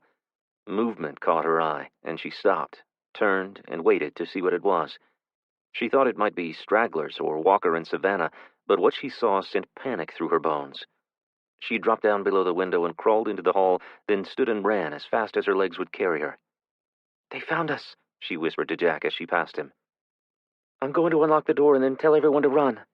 "Where to? Where can we go now?" Jack asked. "Kurthwood. That was our next rally point." Isabella ran to the door and attempted to insert the key, but with her hand shaking so badly, she dropped it and had to try again. Finally, she was able to get the key inserted, turned, and the lock removed. She shoved open the door and light flooded the windowless room. "Everyone move, now! They've found us. Move quietly. Hurry," Isabella said. Jane and Luca each grabbed 2 children. Everyone else fell in behind them. Kaden held on to one of Kylie's hands, and Kendra held the other.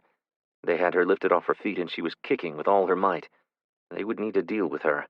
Isabella had to secure the front door and try to hold off the bandits. She had to give the others time to get away. Jack was there and had already secured the lock. "You go. I got this," he said. "We should both stay and hold him off as long as possible." Isabella gripped her bat with both hands. "Let's move to the back door. We'll follow the group and slow down anyone following them." "Okay," Isabella said. She watched the others disappear around the corner of a church and turned to see where Jack was. He was gone. She was standing there alone. She turned back, trying to decide what to do, when something hit her in the back. Hard. It knocked the breath out of her. She fell forward onto her knees, felt hands entangled in her hair, and then she was being dragged to her feet. She'd been captured. Her mind went numb for a moment. Time slowed as she tried to make sense of what was happening. Is this real? Her worst nightmare had just become a reality, and there was nothing she could do to wake from it. Jack called her name. "Go, Jack! Get them out of here!" she yelled. Someone yanked her hair, nearly pulling her off her feet. An arm wrapped around her waist, and she was dragged toward the street. 22. Savannah. Walker reached for the doorknob and nodded to Savannah. She raised her bat, ready to charge the men. He yanked open the door, and it banged against the wall, causing Savannah to jump. Her heart was racing. Pure adrenaline propelled her through the open door behind Walker. He rushed toward the men. Luckily, the taller of the two had his back to the door. The second man was leaning against a box truck. He straightened and looked their way. Walker hit the taller man in the back with the full weight of his body. As the two men crashed to the ground, Savannah hauled back her bat and swung, hitting the second man in the shoulder. He swung around to face her, raising a large tactical knife and jabbing it at her. She jumped back a second before it would have made contact with her abdomen. He lunged but tripped on Walker's feet as he and the tall man wrestled for the pistol in the man's hand. Savannah swung again, this time making contact with the shorter man's head. He dropped to one knee and fell forward, catching himself with his outstretched right arm. As Savannah swung again, she spotted the members of her group from the corner of her eye. They were on the move. Anger and fear pulsed through her veins. She raised the bat over her head and slammed it down on top of the man's skull. He fell forward on his face, unmoving. Savannah kicked him in the ribs as she watched Isabella and the others slip inside the vacant warehouse. Kylie reached out for her. That's when she noticed the duct tape. Her heart broke for her baby girl. Rushing around the dead man, Savannah moved quickly toward Walker and the tall man. Walker had his hand on the gun, but so did the man. His finger was just outside the trigger guard. She had to stop him before he got off a shot and brought the rest of his crew down on them. Savannah leaned forward and kicked the man in the head with all her might, allowing Walker to roll onto his side. Savannah smacked the attacker repeatedly in the back with the bat, but he refused to release his grip on the pistol. Walker slammed the man's hand against the pavement of the parking lot and the gun went skidding away. The man cried out. Savannah drew in a quick breath and held it. She spun around, waiting for the other bad men to arrive, standing with her feet apart and bat raised. They would have to go through her to get inside that warehouse. Behind her, she heard the muffled cries of the man. She took a chance and glanced back. Walker had both hands tightly gripped around the man's throat.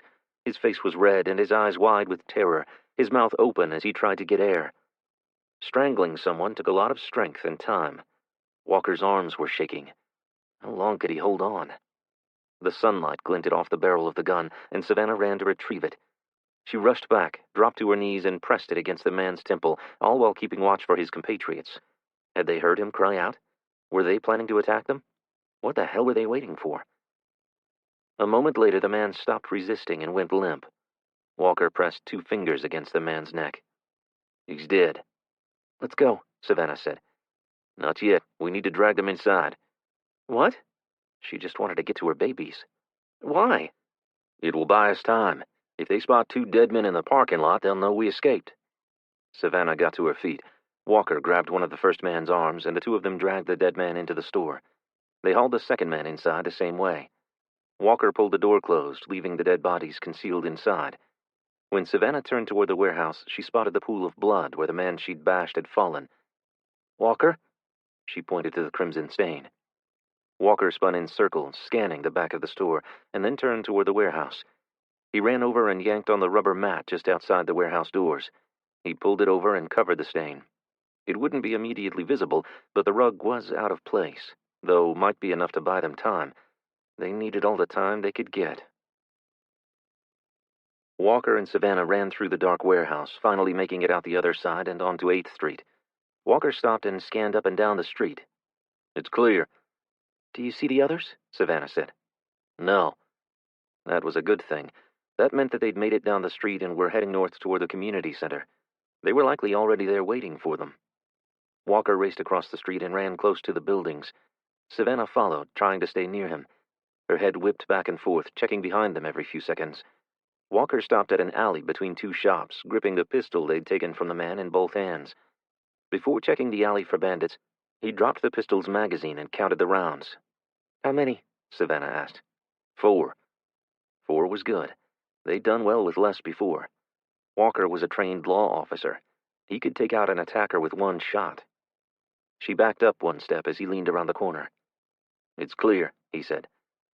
They crossed the alley and continued west along 8th Street. When they reached the intersection, Walker scanned the street to the south and then to the north before stepping around the corner of the 3-story bank building. They were heading north on Pine. They had 3 blocks to go to reach the others. Savannah's knees buckled as they reached the community center. It was surrounded by marauders. They were laughing and throwing bricks and bottles at the windows. Walker grabbed her by the arm, placed a hand over her mouth, and pushed her behind a florist's van. Quiet, Savannah. She wasn't aware she'd said anything. Quiet. It's okay. We'll think of something. They're all outside. They haven't made it in." Walker's eyes darted back and forth between the vehicle behind them and the van in front of them. "What are we going to do, Walker? My babies," Savannah whispered. "Let me think." He leaned down and looked under the van. "What are you doing?" "Looking at the fuel tank. It's not punctured." "What?" "There might be enough fuel in it." "It won't start. It's too new." "I don't need it to start. I just need that fuel to catch fire." He stood and grabbed her hand. "You want to create a diversion?" she asked. "It's the best I've got." They ran back north along the sidewalk for about 30 feet and stuffed themselves into the entryway of a gift shop. Walker leaned forward and aimed. Just as he was about to squeeze the trigger, Savannah spotted Jane crossing an alley a block over. Behind her were Carson and Keegan. Savannah tapped Walker on the shoulder and pointed. "They got out," he said. "We have to get to them and make sure everyone made it out," Savannah said. Walker ran to the florist's van and peered around the bumper toward the community center. A second later, he returned to Savannah. "We need to go back south and find a way to cross the street without being spotted." "We could lose them." Savannah stared in the direction Jane had traveled. Walker turned and looked south and then north along Pine Street. He pointed to a pickup truck parked at the curb. "We can try to cross there. We should go at the same time. There would be less of a chance for them to see us." Savannah nodded. All she wanted was to get to her children. Her mind was racing. She knew they couldn't afford to make careless mistakes. "You're right. We need to be more careful. We'll head back toward 9th Street and cross where the road bends slightly. I don't think they'll be able to see us there." It would take time. They'd need to stay low and move slowly to avoid attracting attention.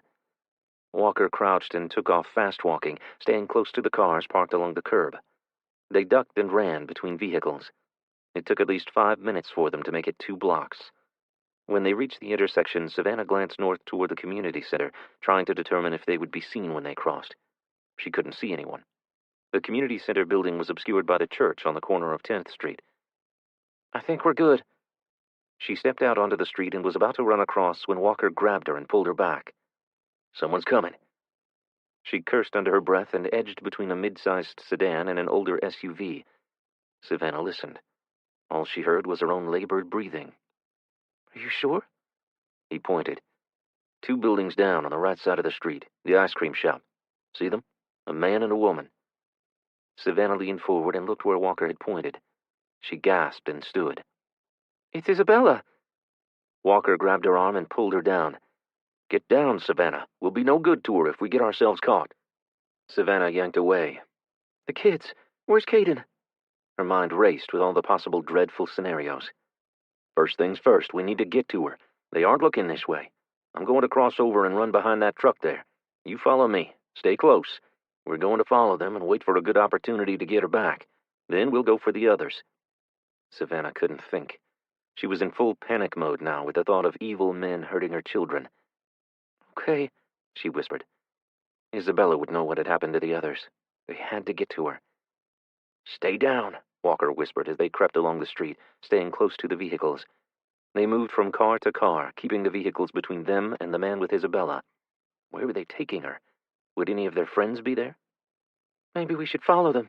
He might lead us to the others." "I don't think so. Why would that crowd still be back at the community center if they'd moved everyone out?" "You're thinking they caught her as she ran from the building?" "I am." Savannah was shaking. She was furious and scared all at the same time. "The others may still be inside. What if they set fire to that building too?" "First, we get Isabella. She'll be able to tell us what happened and how many of our guys might still be inside." "How are we going to confront the man without alerting that mob back there?" "I think you should distract him while I make my way around and surprise him." "Distract him?" He pointed. "See that alley there?" She nodded. "When I reach it, you step onto the sidewalk and call Isabella's name. That will cause them to stop and turn to face you. Keep them talking. I'll go around the building and come at him from behind. Hopefully I'll get the jump on him and we can do this quiet-like." "Hopefully?" "It's the best I've got, Savannah." She puffed out the breath she was holding and nodded. Walker took off and turned down the alley. The man never turned to look. Walker hadn't been seen. Savannah moved it from between the cars and stepped up onto the sidewalk. "Isabella!" The man spun around, pulling Isabella in front of him like a shield. "Isabella, are you all right?" "Yes, the kids are safe," Isabella said before the man punched her in the side of the head. Isabella bent forward and threw her arms up to block the next blow. The man yanked her back, causing her to trip and almost fall. He started to turn, but Savannah rushed forward. "Stop! Where are you taking her?" "Stay right there," the man said. "I'll hurt her. Stay right there." "I'm not armed. I just want to know where you are taking my friend." "None of your business," the man spat. He was shorter than Isabella, his hair long and dirty, though he wasn't as thin as everyone in Savannah's group. They'd been stealing food from families. They were killers and thieves, and they needed to be stopped. "What if I want to come too? I don't want to be left out here all alone." The man's eyes fixed on her. She could feel them perusing her body.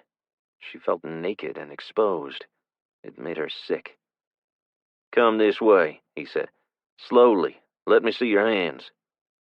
Savannah took a step forward with her arms bent at the elbows and palms facing out to show him she had nothing in her hands. She took another step, and then another. Where the hell is Walker? There was no way she was surrendering herself to this lunatic. No way. Savannah inched forward, trying to buy Walker more time to get into place. She was within 10 feet when she spotted movement behind the man, but she kept her eyes fixed on him. He was smiling ear to ear, his yellow, rotted teeth on full display. The sight of them made Savannah sick to her stomach. The thought of him touching her made her skin crawl. She couldn't imagine how Isabella felt with his arm around her neck.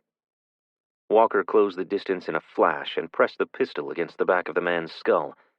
He whispered something Savannah could just hear over the sound of her pulse beating in her ears. She felt bile rise into her throat and nausea coming on. Walker hauled the man's head back and slammed the pistol into his skull. He dropped to the ground in a heap. Isabella rushed toward Savannah and threw herself into her arms. Savannah stroked her hair as Isabella sobbed into her chest. "It's all right now. I've got you. You're safe." She took hold of Isabella's shoulders and pushed her back to expose her face. "Isabella, where are my kids? Where are the others? Are they still in the community center?" "They all got away. I was in the rear making sure everyone made it out the back. That pervert grabbed me. I told Jack to make sure they kept running." "Where are they headed?" "Kurthwood," Isabella said through sobs. 23. Will. After some discussions, the group decided to move the Dongfangs back to the intersection a mile or so south of the roadblock. Will drove one of the Chinese military's Humvee-like vehicles to a spot behind a barn near the intersection. He exited the vehicle and readied the 120mm rocket-propelled grenade launcher, reciting to himself Pete's instruction on how to fire the shoulder-launched anti-tank rocket-propelled weapon. He tried to put the fact that the weapon was made in China out of his mind, as he prayed that this one weapon was not a defectively manufactured Chinese product. Pete and Jason occupied the opposite side of the road with Rob and 2 others farther down. They'd strike any vehicle that managed to get through. A 6-person team, including the lanky kid who'd led them to the IEDs, remained at the roadblock. They were armed with only the PLA soldiers' rifles and a few hand grenades. Will hoped that they wouldn't be needed. As the convoy came into view, Will faced the intersection and aimed the PF-98 to the left slightly. He steadied himself, not knowing how big a kick the rocket launcher would have.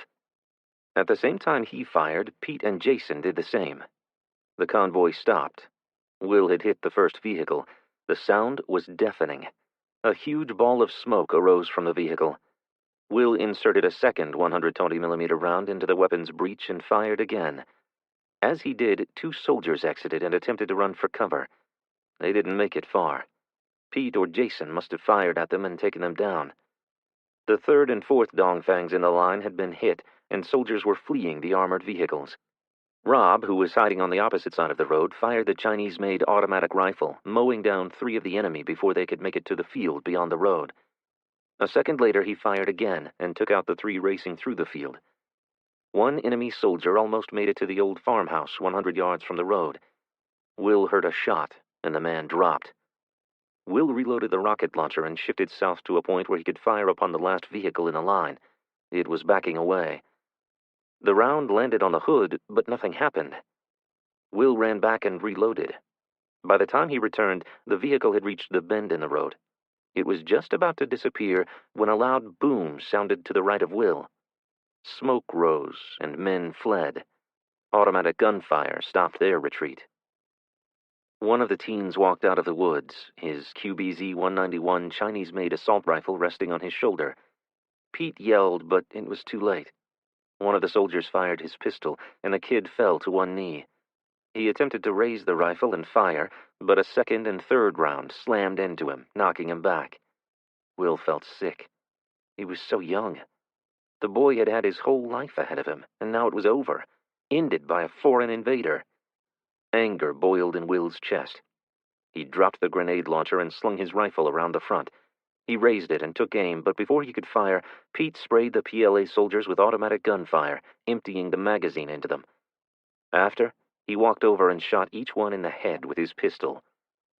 He stopped and stood over the body of the kid, made the sign of the cross, and moved back towards Will.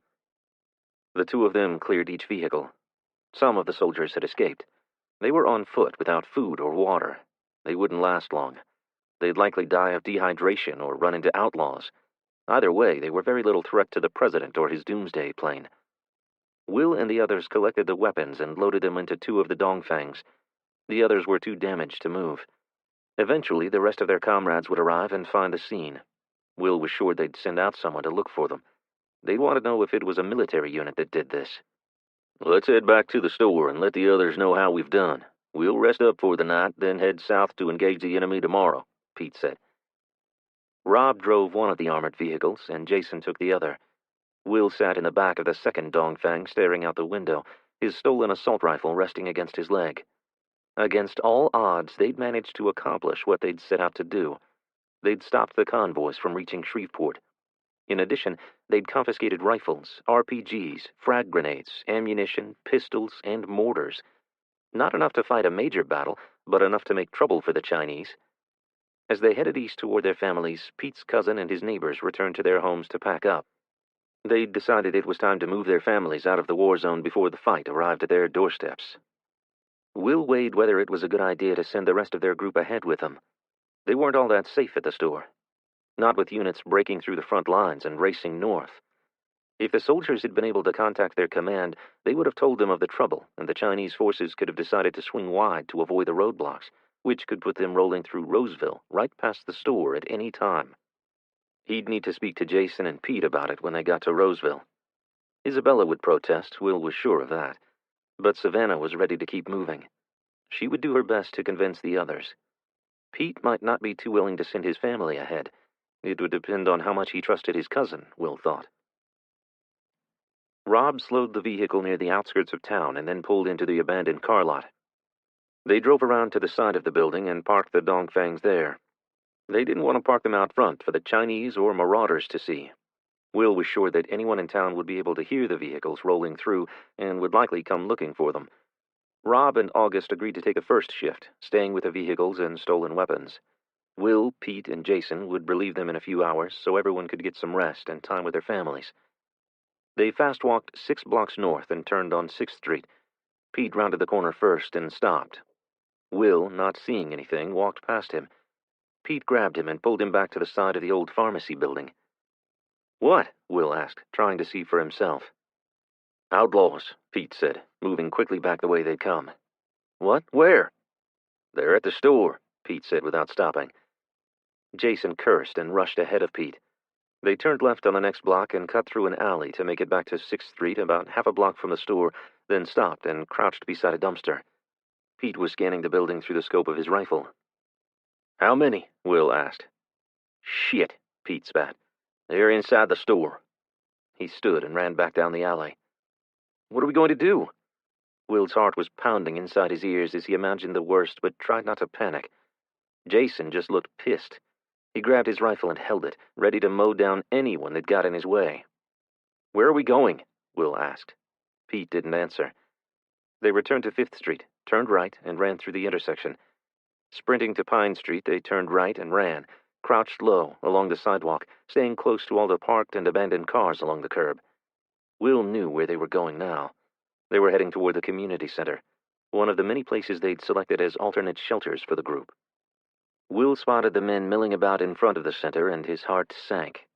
He fought back despair and panic as they moved between a truck and SUV to avoid being seen by the men. "They're not there," Jason repeated over and over as if trying to convince himself. Pete pointed. "There. We need to get around and get a look at the back of the center." He sprinted across the sidewalk and the parking lot between the two buildings and disappeared around the back of the building. Jason ran past Will and also disappeared from view. Will was winded and having trouble keeping up. When he reached the back of the building, he saw Pete on the ground wrestling with a man. Jason rushed over toward them, but a second man appeared from nowhere and tackled him. Now he was struggling to free his rifle from the man's grasp. Will stopped and brought his rifle up to fire, but couldn't get a clear shot on either of their attackers. Pulling his knife from its sheath on his belt, Will lunged and jumped on the man's back as Jason rolled him over. The knife slid easily between his ribs, but he continued to have a firm grasp on Jason's rifle. Will yanked the knife from the man's body and plunged it in again and again until he released the weapon and rolled off Jason, who sprang to his feet and landed on top of Pete's attacker, sending his elbow into the back of the man's neck. He went limp, and Pete managed to pull himself out from under him. By that time, Jason had already taken off for the community center. Will caught up with him 2 buildings down. They slid into the recessed entryway and watched as people came and went from the back door. There was no sign of Isabella or the rest of the group. "Maybe they didn't come here," Will whispered. "They could be anywhere, Will." Jason sounded defeated. Will understood the feeling, but he couldn't accept that his family had been captured by the marauders. "Where would they take them?" Jason asked as Pete caught up with him. "Their headquarters. Those apartments just off the highway. That's where they're operating out of at the moment." "Let's go," Jason said, moving back into the alley. "Stop. We need to search the rest of the town first. They could be anywhere. They could be hiding out in any of these buildings. We can't just go running off and abandon them," Will said. "Will's right. They could be holed up in one of the buildings near the store. We should check out the warehouse across the alley first, and maybe the church on Chestnut Street. Those are both good places. Jack and I checked them out. He might have taken them there." "Walker would have moved them someplace where they had an easy means of escape. The church is my best guess." After a thorough search of the warehouse, they reached the church. They weren't there. There wasn't even a sign that they'd been there. Jason crossed and stopped at the back of the barber shop. He pulled his rifle to his cheek and scanned back toward the community center. "You weren't going to shoot them?" Will asked. "You'll bring them all down on us." "I'm looking for someone." "Who?" "Their leader," Jason said, and then he lowered his rifle. "He's not one of them." "We have to hurry and find our families," Will said, tugging on his arm. Jason nodded. "When I find him." "I know." Will felt the same anger, but they couldn't afford to let rage cloud their judgment. Rob and August were as anxious to find their families as Will, Pete, and Jason. Jason jumped behind the wheel of the Chinese military vehicle and slammed the door. Will crawled in and climbed into the turret. He wasn't even sure how to load the weapon. Pete tapped him on the leg and he moved into one of the back seats, allowing Pete to man the heavy machine gun. Will twisted in the seat to see if Rob and August were behind them as Jason sped north. They were, and remained right on the bumper as they turned down one street and then another, before Jason abruptly pulled the vehicle to a stop in the middle of the road. He quickly exited the vehicle and rummaged in the back, retrieving weapons and ammunition before running around to the front. Will exited the vehicle and joined the others in the middle of the street. He looked down at what everyone was staring at. "Meet you at the second rally point," was scrawled across the pavement in bright pink sidewalk chalk. Savannah was letting them know they'd made it out and where to meet up with them. Tears spilled over Will's eyelids and rolled down his cheeks. He wiped them with the hem of his t-shirt and sprinted back to the Dongfang. They needed to get to Kurthwood before the scavengers caught up with them, or the Chinese. 24. Savannah. Roseville, Vernon Parish, Louisiana.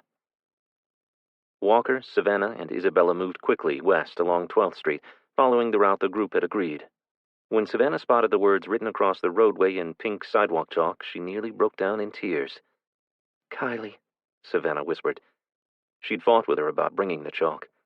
There was only so much room in her tiny pack, and she needed all the room she could get for clothes and essentials. "Will and the others will know where to find us," Isabella said. Walker stared down at the writing. "That was smart thinking." Savannah looked back, making sure they weren't being followed. They'd need to hurry to catch up with the others, who had at least a 30-minute head start, according to Isabella. She hadn't wanted to discuss what had happened between the time the man had captured her and when she and Walker had rescued her. Her focus was on catching up with the group, but Savannah knew that eventually she would need to talk about and process it. She was all too familiar with such trauma. Hopefully she could help Isabella once they reached the shelter. There may even be counselors there. Lord knew they all could use some therapy after everything they'd been through. They walked in silence for several miles as Savannah thought about life in Texarkana. She wasn't looking forward to giving up her freedoms to be taken care of by the government, but the alternative was giving up all her freedom and being held prisoner inside a Chinese camp. The two did not even compare. "How long do you think it will take Will, Jason, and the others to catch up?" Isabella said, breaking the silence. "Not long," Walker said. "Once I take care of their business, they'll come to Roseville and see Kylie's chalk drawing. They'll move quickly to Kurthwood." Take care of their business? Their business involved confronting a foreign army. Savannah had tried her best not to think about her brother and Jason fighting against well-armed soldiers. Although she disapproved of the plan, she understood their motivation, hating the thought of the country being taken over by the communist regime. Even if they were to restore the electricity and reopen stores and provide food, she didn't want to live under communism. She didn't want that for her children either. Even before they attacked the nation with the electromagnetic pulse, there had been a push by some in the country towards socialism. She'd never understood how those for it couldn't see that it was only a gateway towards communism.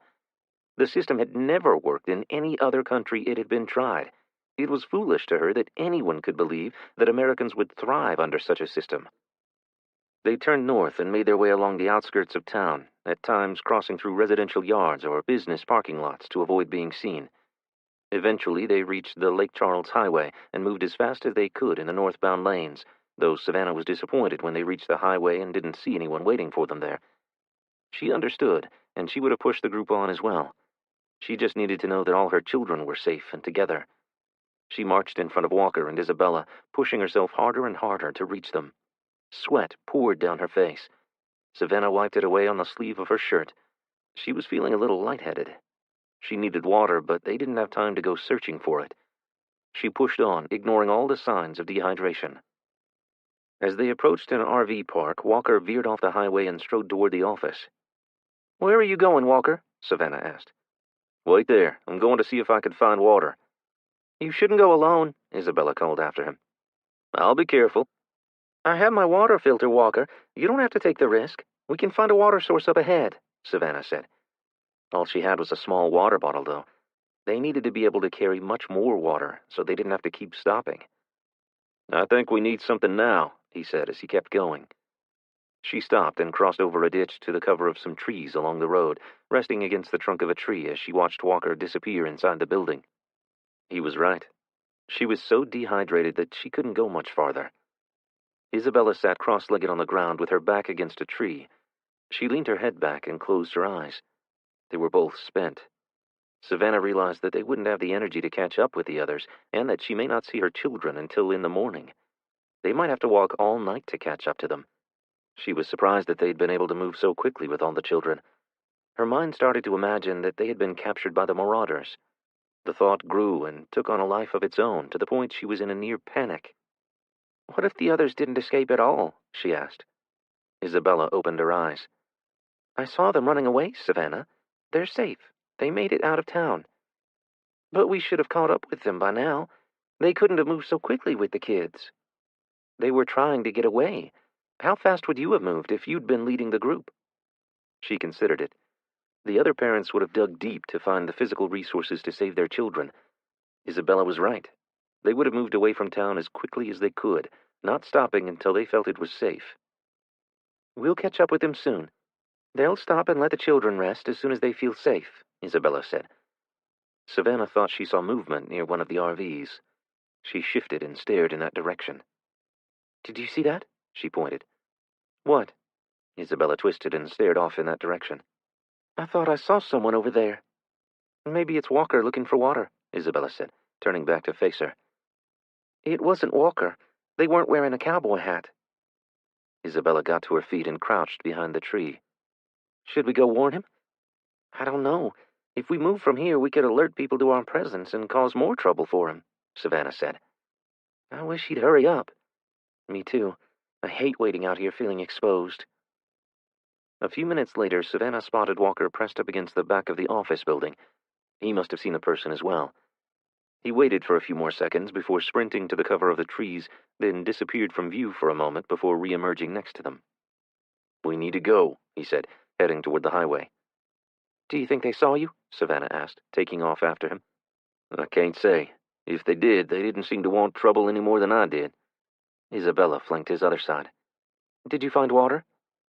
He reached in and pulled out a 1-liter plastic thermos. No one had drained the hot water heater yet. Really? Savannah said. We could have used that water. Too bad there were people back there. Yeah, I will probably be kicking myself for not grabbing another container full. Walker handed the thermos to Isabella. She unscrewed the lid and took a long drink. Maybe we'll find another building or house with water nearby then. I don't think we should risk it. Not this close to people. For all we know, the marauders could be staying there, Walker said. They walked for 30 minutes before stopping again. Savannah's legs and feet were killing her. The water Walker had found had helped immensely, but it was gone now. They would need to find more, that and food. They needed the energy to keep pushing on. This time they would all go together to have each other's backs. They had to assume that every building was occupied and proceed with stealth. What about there? Isabella nodded toward a small group of homes just off the highway. Walker stopped in the middle of the highway and looked in that direction. Might be worth checking out. Savannah's stomach flip-flopped. They needed food and water, but she had no idea what kind of trouble they might run into by going into homes. They could find people just like themselves, or like the takers they'd just encountered back at the store. Let's do it, Isabella said. She exited the highway and turned down a side road. Savannah followed, with Walker several feet away, staying near the edge of the road. His pistol was drawn, and he held it in both hands. Savannah held her bat down at her side. She ran her left hand over the outside of the pocket of her jeans and fingered her pocket knife. She'd practiced with Jason stabbing a man-sized scarecrow, but the thought of actually having to use it turned her stomach. The image of the man she'd bashed with her bat flashed briefly through her mind, but she pushed the thought away and focused on the homes ahead. Which one? She asked. Let's start with the closest one and work our way through the neighborhood and back to this one on the left, Walker said. Maybe we should go around to the back. It might be best not to be seen on the street, Savannah suggested. Walker shrugged. We could do that. If anyone is occupying these homes, though, we'll eventually run into them. I hope not. Isabella crossed her arms over her chest. She was as nervous about their plan as Savannah. Walker led them around to the back of the first house on their right. Savannah peered inside the large kitchen window as they headed toward the door. Walker pulled open the storm door and then stopped. You ready? He asked. Savannah swallowed hard and nodded. She wasn't. She wasn't ready at all to see dead bodies or run into people who might harm them. But, ready or not, they were there. The door eased open, and the stench assaulted her nostrils immediately. She knew instantly that no one was inside, not living anyway. There was no way anyone would have remained in there with that smell without opening all the windows. Walker retrieved his handkerchief from his back pocket and buried his face in it. Savannah covered her mouth and nose with the crook of her arm and followed him inside. He stopped in the kitchen and opened a pantry door. There was nothing but empty canning jars inside. The occupants had eaten every bit of food before they died. Isabella opened all the cabinets. They, too, were devoid of food.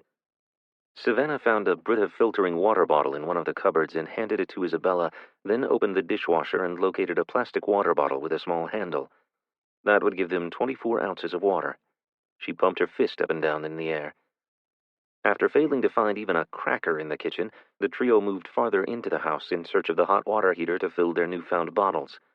If they were able to get enough water for the rest of the trip, the risk they were taking now would be worth it. They turned down a short, dark hall and passed a bedroom where the door was partially cracked.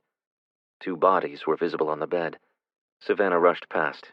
She didn't want to see them. Walker opened the small door in the laundry room and stared at the hose attached to the drain valve at the bottom. He knelt and turned the valve. Nothing happened. No water flowed from the tank. Someone had beaten them to it. Let's get the hell out of here, Isabella said, making a beeline for the front door. Savannah wanted to stop her, but she too could no longer take the smell of the rotting corpses. She gasped for air as soon as she stepped outside, wondering if the smell would stay on her clothes and in her hair. She may never get the memory of it out of her mind. Next door? Isabella asked. Walker said nothing and headed straight for the front door of the next home. He waited for them to catch up before entering. When he eased open the door, Savannah was pleasantly surprised to not smell rotting flesh. It was very dark inside. Heavy blackout curtains hung over the living room windows. Walker bumped into a piece of furniture and cursed. "You okay?" Savannah asked him. Yeah, I just hit my knee on a stool or something. "Let's open the curtains so we don't kill ourselves," Isabella said. Walker flicked on a small flashlight. It wasn't very bright, certainly not enough to illuminate the room, but it shone enough to light their path toward the kitchen. Opened cans lined the counter. Whoever had eaten the contents hadn't bothered to throw them out. Empty water bottles were strewn everywhere as well. Savannah doubted that they'd find anything edible there. After a thorough check of the cabinets and pantry, which confirmed her suspicions, they moved to a small utility room where the hot water heater sat. Walker turned the valve and a small amount of water trickled out. He immediately shut the valve. "Give me your bottles." Savannah rushed over and dropped down next to him. He placed the open bottle under the valve and turned it as Savannah grinned from ear to ear at the sound of the water trickling into the bottle. Walker filled it, then Isabella's, and lastly the one he'd taken from the RV park. They now each had full water bottles. They could make it last until they reached the rally point and could push harder, knowing they had the means to stay hydrated. She would need to fight the urge to down the whole thing. As parched as she felt, she wondered if she would ever drink enough to be well hydrated again. "Should we just call it good and get back on the highway?" Savannah asked. "I really could use something to eat," Isabella said. "I have 0 energy left." She'd been through a harrowing experience that morning and had likely spent a great deal of energy fighting with her attacker. As much as Savannah wanted to cut their losses and get going, she had to respect the needs of Walker and Isabella. Walker took a sip from his water bottle before screwing on the lid. "Let's try a few more houses. We'll move in and out quickly now that we won't be looking for water." "Okay," Savannah said. The next 2 houses were a bust. There wasn't so much as a breadcrumb in either one. The 4th house on the block looked like it had been recently occupied. There was a path worn from the driveway to the front door through the overgrown grass. Savannah stopped and looked at the house. The curtains were drawn. There was no way to know if anyone was inside. "Maybe we should look somewhere else," Savannah said. "There could be food inside," Isabella said. Walker was at the door. His hand was on the knob. "We just need a little something." Savannah felt uneasy as they entered the small brick house. This home had heavy curtains over the window. Walker flicked on his flashlight and they rushed toward the kitchen. Isabella pulled open a pantry door and gasped. "Peanut butter and crackers!" "What? Really?" Savannah said, rushing over. Walker stood behind her and they all stared into the closet. "Someone must be staying here," Savannah said, her mouth salivating at the sight of 3 jars of the protein-rich spread.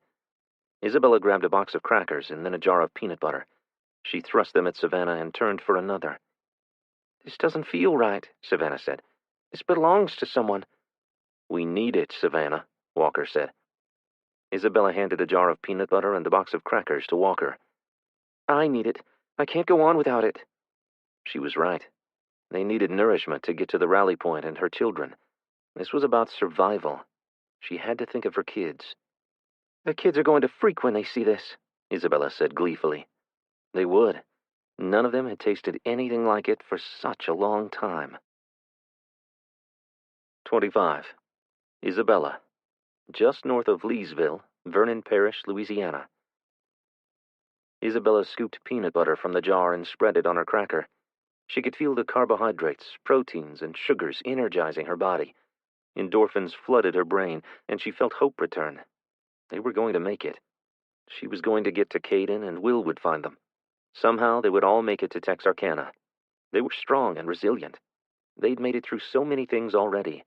She just needed to remain positive, and everything would work itself out. It was difficult to push away the imagery of the man's hands on her body and his breath on her neck. Every time the thoughts came, she wanted to kill the man all over again. She hated that part of survival. She hated all the faces that haunted her sleep now, the faces of the people she'd killed or who had tried to harm them. Would she ever be free from them? She knew she would never be the same person she was before the lights went out. How could she be? She had so much blood on her hands. As Walker stuffed their haul into his pack, Isabella searched the drawers for a knife. She was hoping for a strong, sharp knife with which to defend herself. She opened the next drawer and was greeted by a whole array of knives. She selected one and felt the edge of the blade. It was sharp enough. She gripped it in her hand and shuddered at the thought of having to use it. From the way things had gone so far, it was almost a certainty that she would. She looked forward to the day when life wasn't a kill-or-be-killed world. Walker stuffed the jar he held into his pack and reached for Isabella's and then Savannah's jars. Walker slung his pack over his back as Isabella and Savannah followed him toward the door. As they turned to leave, a door shut. Isabella's heart leaped into her throat. "Walker?" He exited the kitchen, gun drawn. Isabella heard him gasp and froze. Savannah moved back behind Walker, who stepped forward and trained his pistol on the end of the hall. "Stop," a male voice yelled. "Drop the pack." Walker stepped back. He raised his pistol, but before he could fire, a child yelled, "Dad?" Savannah grabbed Walker's forearm, pushing the weapon towards the floor. "Walker, he's got a kid." Walker edged back into the kitchen. His pistol was now pointed halfway between the floor and the door. "We're leaving," Savannah said, holding her hands out, palms facing toward the man. "We were just looking for food. We're going now." "I can't let you do that.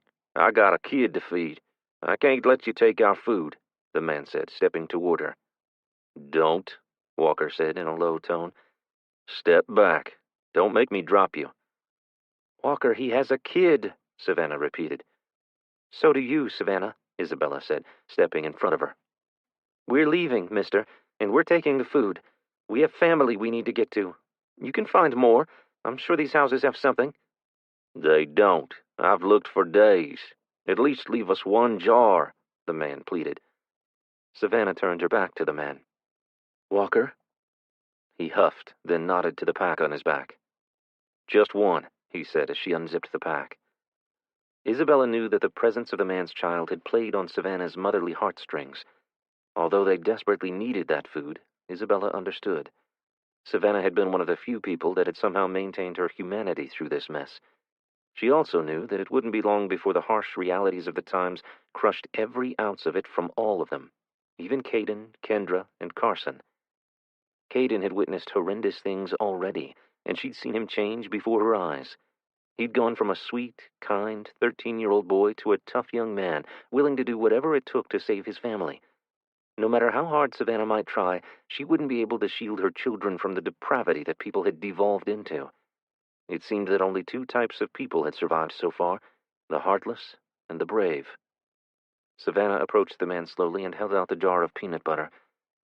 "I'm sorry. We were looking for unoccupied houses. I hope you and your boy make it." The man eyed Walker for a moment before reaching out and taking the jar from Savannah. He placed it behind him and backed away. "Rusty, go into the bedroom." "Daddy, no! They gave you the peanut butter." Time moved in slow motion as the man's intention dawned on Savannah. Walker pushed her aside and rushed into the living room, and Isabella grabbed Savannah and pulled her behind the wall that separated it from the kitchen. Her eyes fixated on the man, and her heart sank as he drew the gun from the back of his waistband and raised it. Walker squeezed the trigger of his pistol, and the man fell to the floor.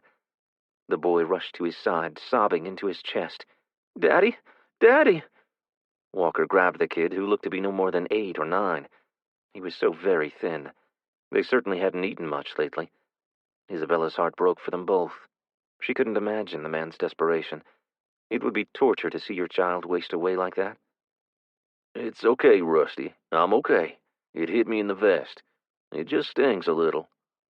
The man lifted his shirt to reveal body armor. Walker kicked the man's weapon away and aimed his at the man's head. "Don't you move another muscle or I'll put one right between your eyes." Isabella grabbed the boy around his waist and lifted him off his feet. He kicked and screamed for his father, but she didn't want the kid to see it if Walker had to follow through on his threat. The man had already proven himself stupid. "Savannah, you and Isabella take my pack and go.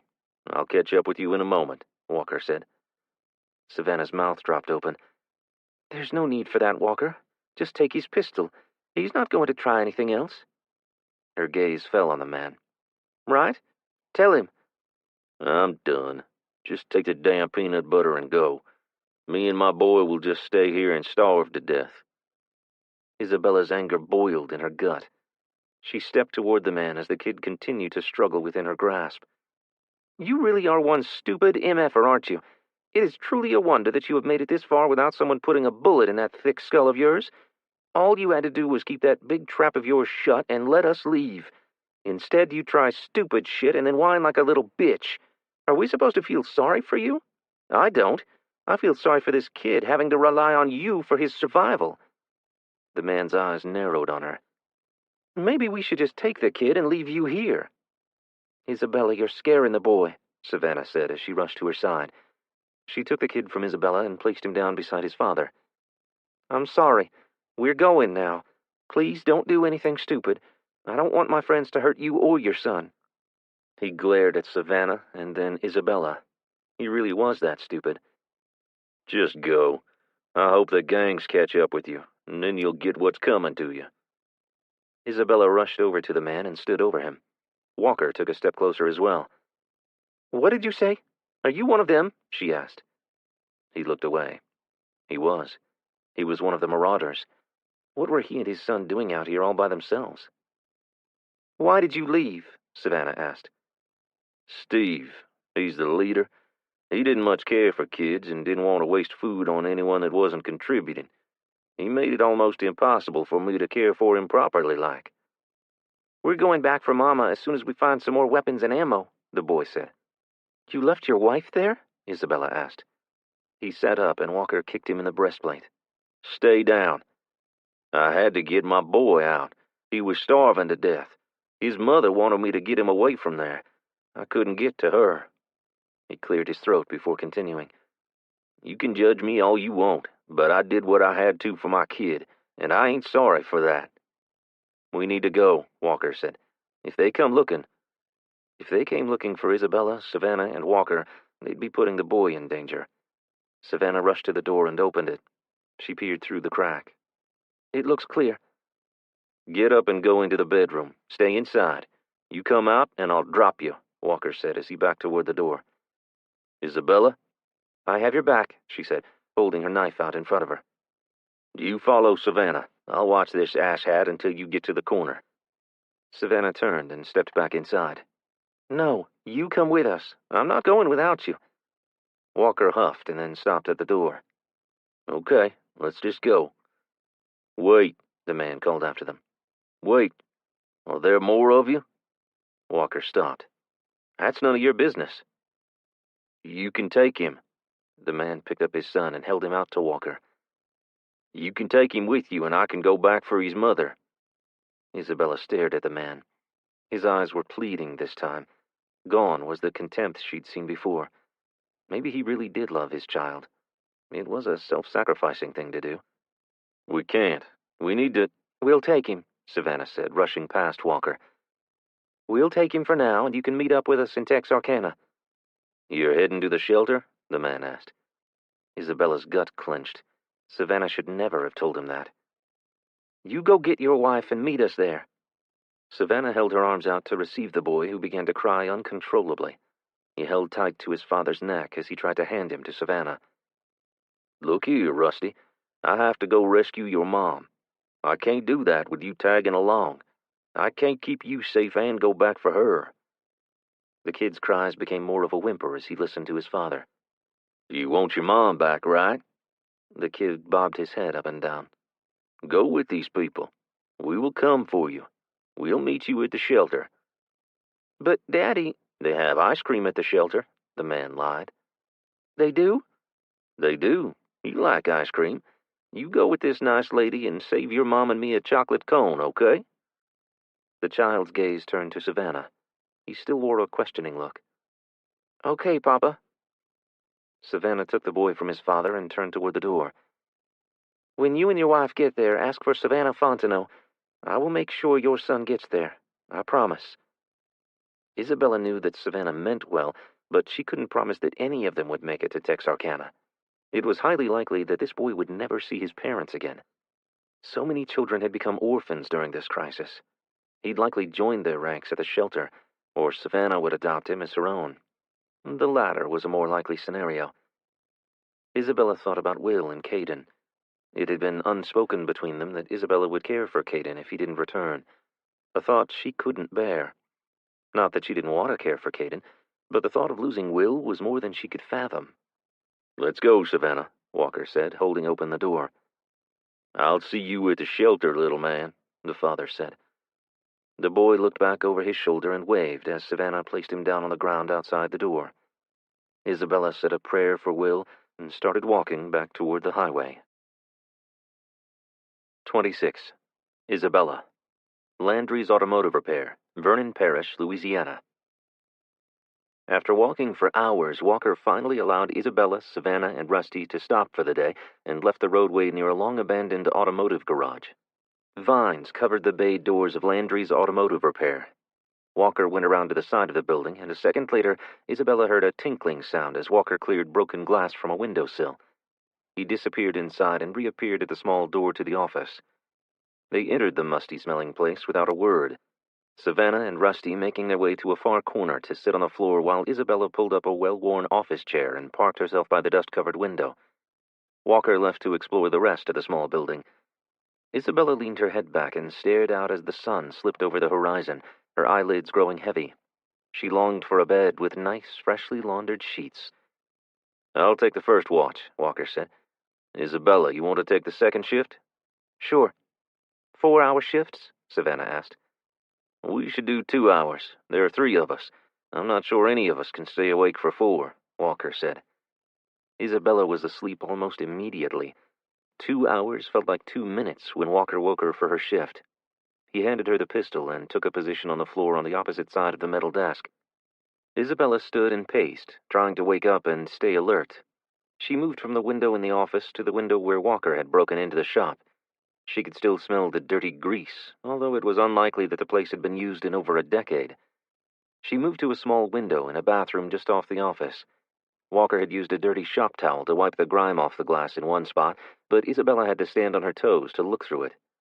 She picked up the towel from the floor and began wiping the rest of the pane, staring out over the back alley behind the shop as she did. Behind it was a small house and barn illuminated by the three-quarter moon shining down from a clear sky. Both looked to have been abandoned around the same time as the shop. The front door was open and half off its hinges. Windows were broken out. She was about to turn when she thought she saw movement. She dropped the rag and gripped the pistol in both hands as she stared at the space between the house and the barn. She moved to the back door and opened it just a crack. "Go wake Savannah." Walker's voice startled her, and she jumped and spun. "We need to go," he said. "Did you see someone too?" Isabella asked. "They're out front as well." "Oh, shit." "We're going to try to slip away before they know we're here." "You think they don't know?" "Maybe not," Walker said. Isabella handed him the pistol and moved toward the office. A shadow passed the side window where Walker had entered, and Isabella jumped back, pressing herself flat against the back wall of the shop. Walker spun around, pointing the weapon in that direction.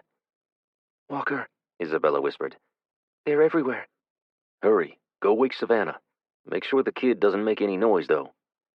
Isabella crouched and ran to the office. Before nudging Savannah, Isabella placed her hand over the kid's mouth. He didn't even stir. He must have been exhausted. "Savannah," she whispered. "Wake up. We have company." Savannah bolted upright. "What? How many?" "I don't know. Several. Walker said to get you and make sure the kid stays quiet.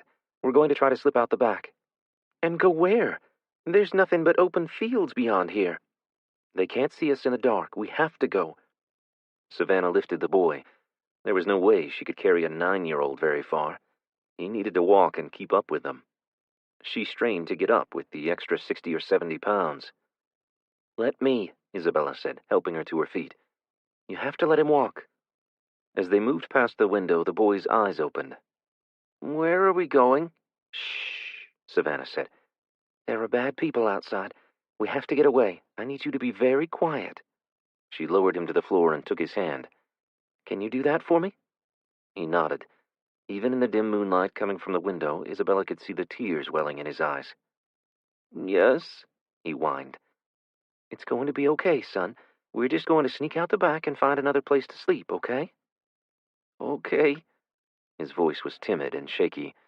There was no telling what kind of violence the boy had already witnessed in his short life. He had reason to be leery now. Isabella led them back through the shop. As she did, she kept her eyes on the window. As they neared Walker and the back door, Isabella saw a man carrying a rifle. For some reason, she wondered if it could be Will or Pete. They had rifles. She hadn't seen anyone else carrying one for a long time. No one had ammo anymore. They'd been fortunate that Pete had been collecting and hoarding ammunition for years before the EMP, or they'd be in the same boat.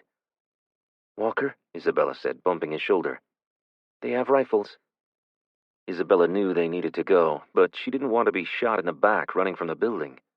Walker moved toward the window. "Where are you going?" Savannah said. "We need to go." "They aren't the scavengers," Walker said. He grabbed the kid and quickly moved to the door. "That's the Chinese." 27. Will. Jason sped north along the route that Savannah would have led the group getting out of town. They were on foot and had small children with them. It shouldn't be long before Will and the other guys caught up with them. Will tried to work out how they could quickly get everyone to Kurthwood so he and the others could get back to fighting the Chinese. They had to make sure this time that their families were somewhere safely away from the gangsters and the enemy forces. That might take more time than they had. Jason was pushing the Dongfang harder than it was capable of going, speeding through the intersections and past stop signs. They passed a road sign, and Will's heart nearly jumped out of his chest. "Stop!" he yelled. "Stop! We can't go this way!" Jason slowed. "Fort Polk!" Will pointed to the road sign. They were in a Chinese vehicle nearing an army base. He'd no more than spoken the words before the vehicle Rob was driving exploded. It veered off the roadway and came to a stop in the ditch. Jason floored the Dongfang. "We have to help them." "We can't help them, Will. They're gone," Pete said. A moment later, a Joint Light Tactical Vehicle, JLTV, came into view. Jason stopped the Dongfang as fast as was possible, which was about 3 seconds slower than necessary. The JLTV's turret turned, and Pete yelled, "Back up, back up!" "We need to get the hell out of this vehicle, Pete," Jason yelled back. He opened the door and dove out. Will followed on the opposite side and hit the pavement hard, landing on his elbow and right knee. He rolled and stopped short of the ditch. Will jumped to his feet, wanting to put as much distance between him and the Dongfang as possible. He did not want to be anywhere near the target of the JLTV. He jumped the ditch and crossed an open field. The sun had nearly set, making it difficult to see the ruts in the dirt. Will's ankle curled and he went down. Before he could get back to his feet, the Dongfang exploded.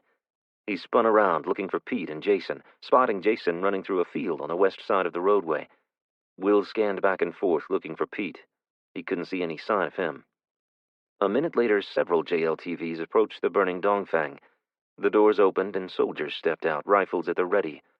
Will pressed himself tight to the ground, not wanting to be seen and mistaken for an enemy. "Let me see your hands! Let me see your hands!" one of the soldiers yelled. Will raised his head just enough to see if they'd spotted Jason. It looked as if they were pointing their rifles toward the ditch, not the field. They must have found Pete. "I'm American. I'm on your side," Pete yelled back. Light from the Humvee flooded the area. Will raised himself up on his elbows to get a better look. "My friends and I fought some Chinese and took these vehicles from them," Pete said. "Where are your friends?" one of the soldiers said, still standing, looking down into the ditch with his rifle trained on Pete. "They ran when we saw you. We knew you'd fire on the vehicles." "Reynolds, take Echo Team and track them down." Will waited, watching to see what the soldiers intended to do with Pete. He wasn't about to give away his position if the soldier was going to shoot them. He wouldn't blame them. The story sounded sketchy even to him. "Get him up," the soldier standing over Pete said. 2 more soldiers dropped down into the ditch and hauled Pete to his feet. A light was shown in his face, and he raised his arm to shield his eyes. The soldiers yanked his hands down and around behind his back. "Where did you come from?" "My cousin and some of his neighbors helped my team ambush 2 convoys of Chinese soldiers over on Highway 111. We learned from an injured Chinese soldier that they were headed to Shreveport. We decided to try to stop them. It's about time we send those MFers back to China," Pete said. "You were with that bunch that struck the convoys? What the hell are you doing here?" "Our families are on foot, heading to Texarkana. The place they were staying at while we were away was hit by raiders. They had to flee. We're looking for them."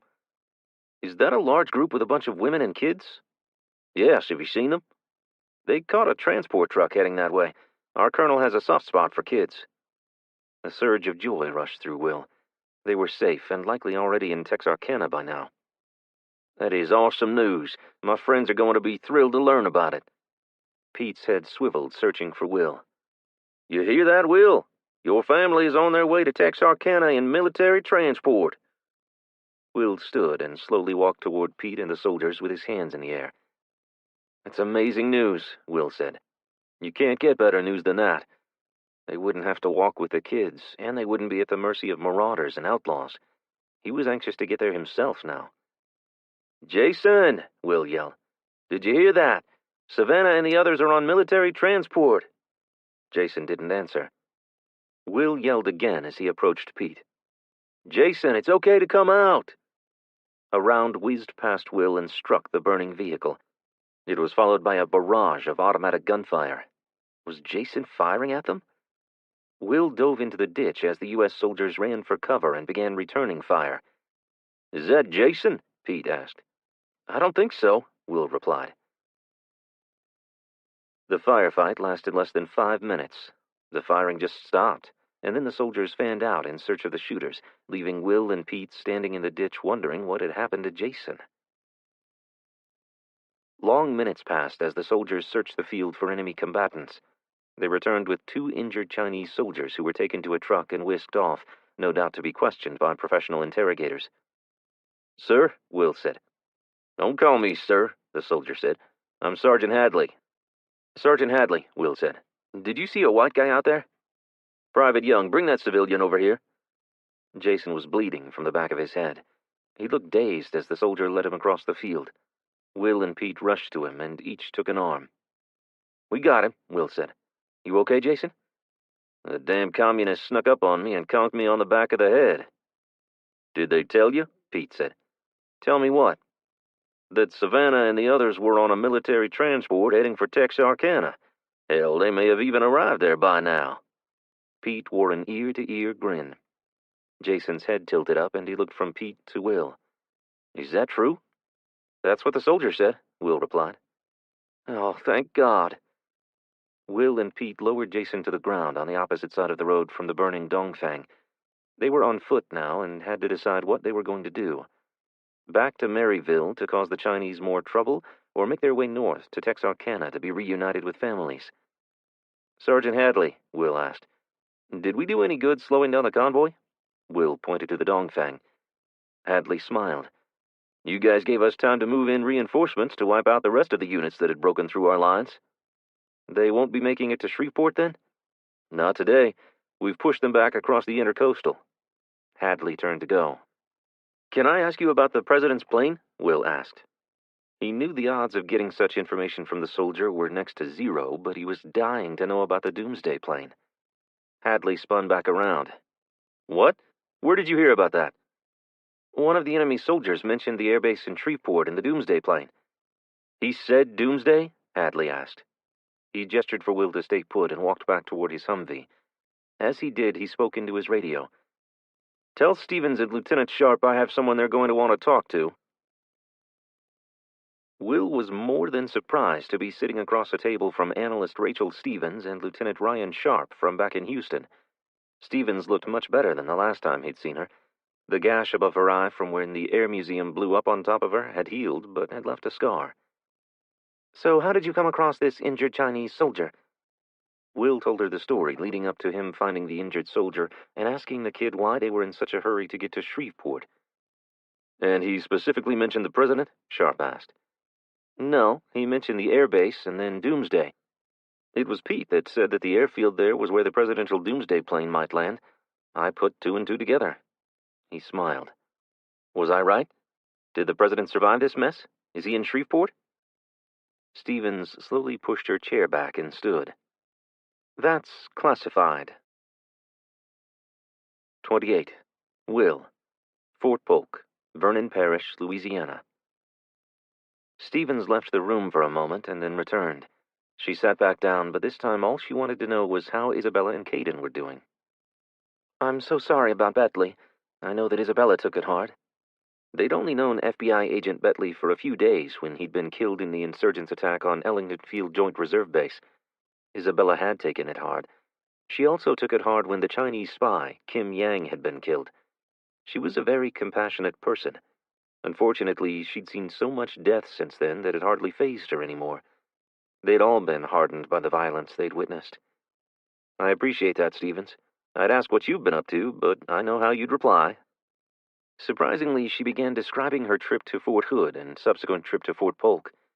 Will had been so stoked about the military assets that had been sent to secure the command center at Texarkana that he barely heard her when she mentioned the recruiting mission the military was undertaking. "We're so close right now, Will. So very close to winning and pushing the Chinese out of Texas, Louisiana, and Mississippi. It's been citizens like yourself stepping up to defend their homeland that has made the difference. I heard what you and your crew did to stop the Chinese from reaching Shreveport. That was very brave." She tucked a stray strand of her brown hair back into its bun and smiled. "We couldn't just let them take over the country without a fight. Unfortunately, Isabella and the rest of our group came under attack by bandits while we were fighting the Chinese. They were forced to flee, but the good news is that they were picked up by the military and—" The door flew open and a soldier rushed in. He saluted Lieutenant Sharp and handed him a piece of paper. He glanced over at Stevens. "I have to go." "Trouble?" Stevens asked. His gaze switched to Will and then back to Stevens. "Alpha Team just spotted an enemy unit about 10 miles north of Roseville. They're engaged with some civilians. One of the civilians claims to be a Texas Ranger." "Texas Ranger?" Will's heart sank. It couldn't be. They were on their way to Texarkana. "What is this ranger's name?" Despite Sharp's admonishment to stay put at the base, Will was determined to go. He needed a vehicle, but taking one of the military's Humvees would likely get him shot. He found Pete and Jason eating MREs near the front gate of the post. They had to find a way to get to their families, come hell or high water.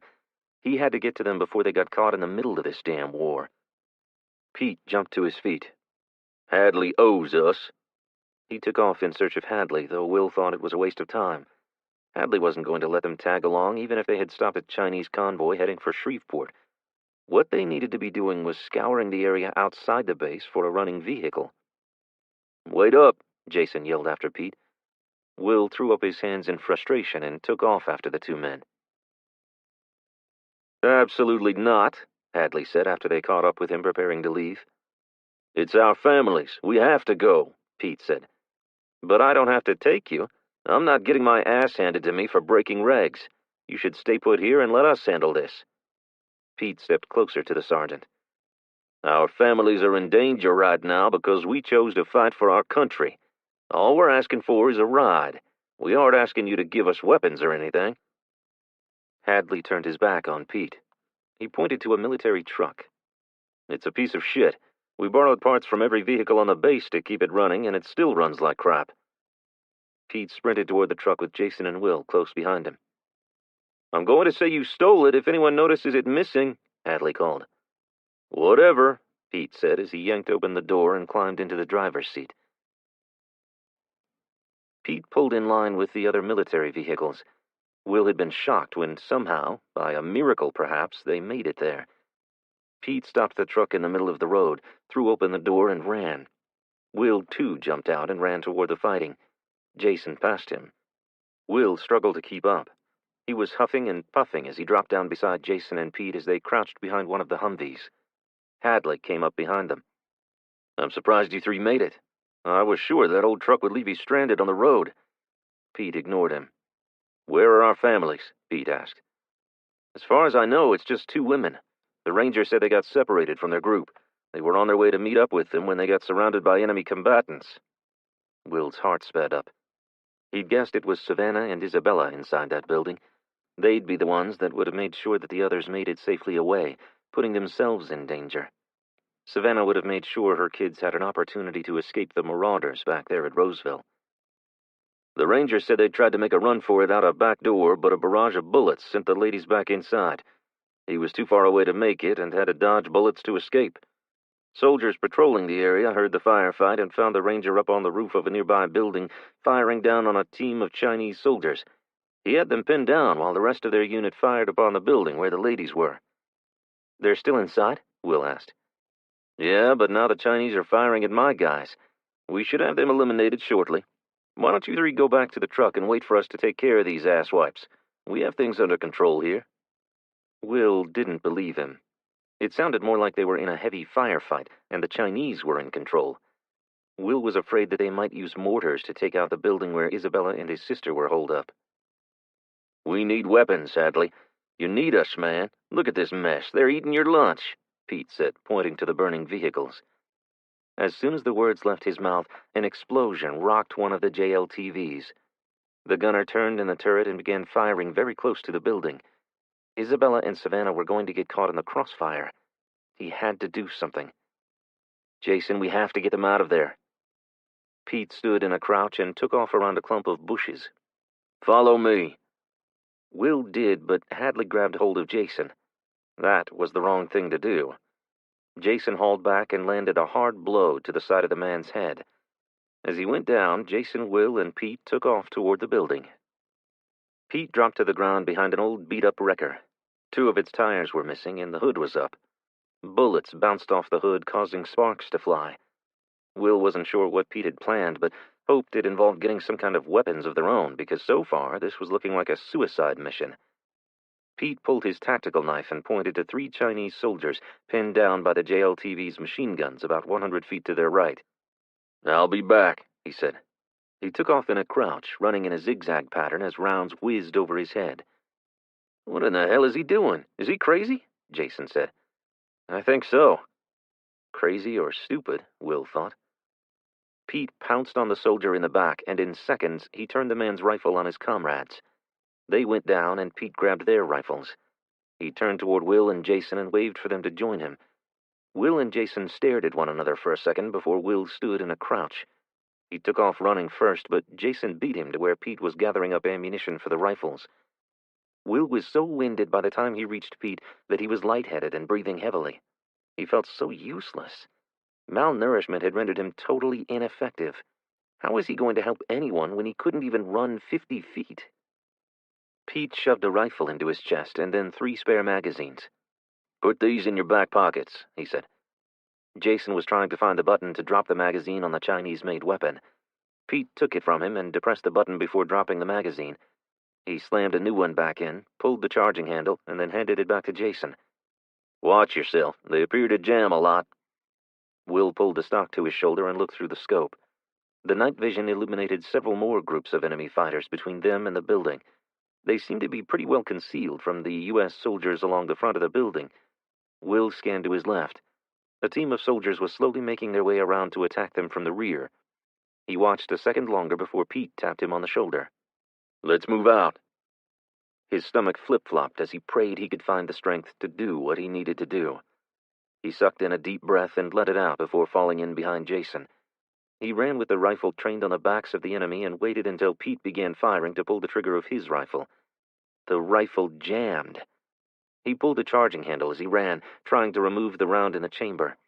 It went flying out, and another one was chambered as he let go of the handle. He fired, and the round discharged. He couldn't say if he hit anything. Pete ran to the back of a pickup truck and dropped down to a crouch. He was firing over the hood when Will reached him.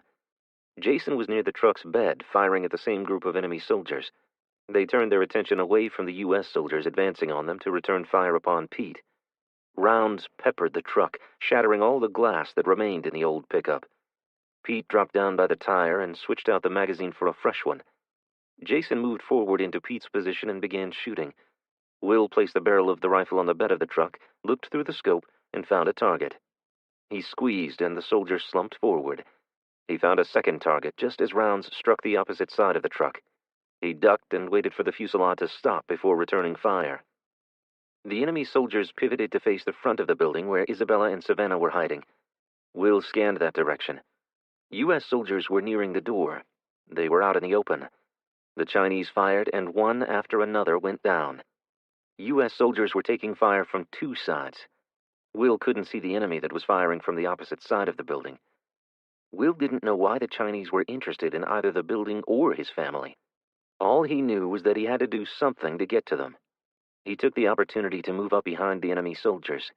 Will squeezed the trigger and the rifle fired on full auto. He sprayed the combatants as he ran towards them. 2 went down.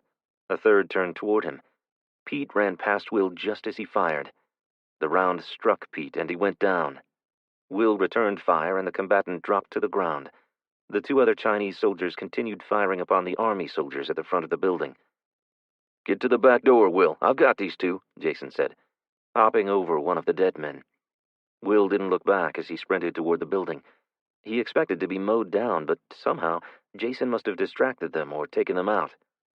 Will's already injured shoulder hit the back wall of the building hard, and pain shot through him.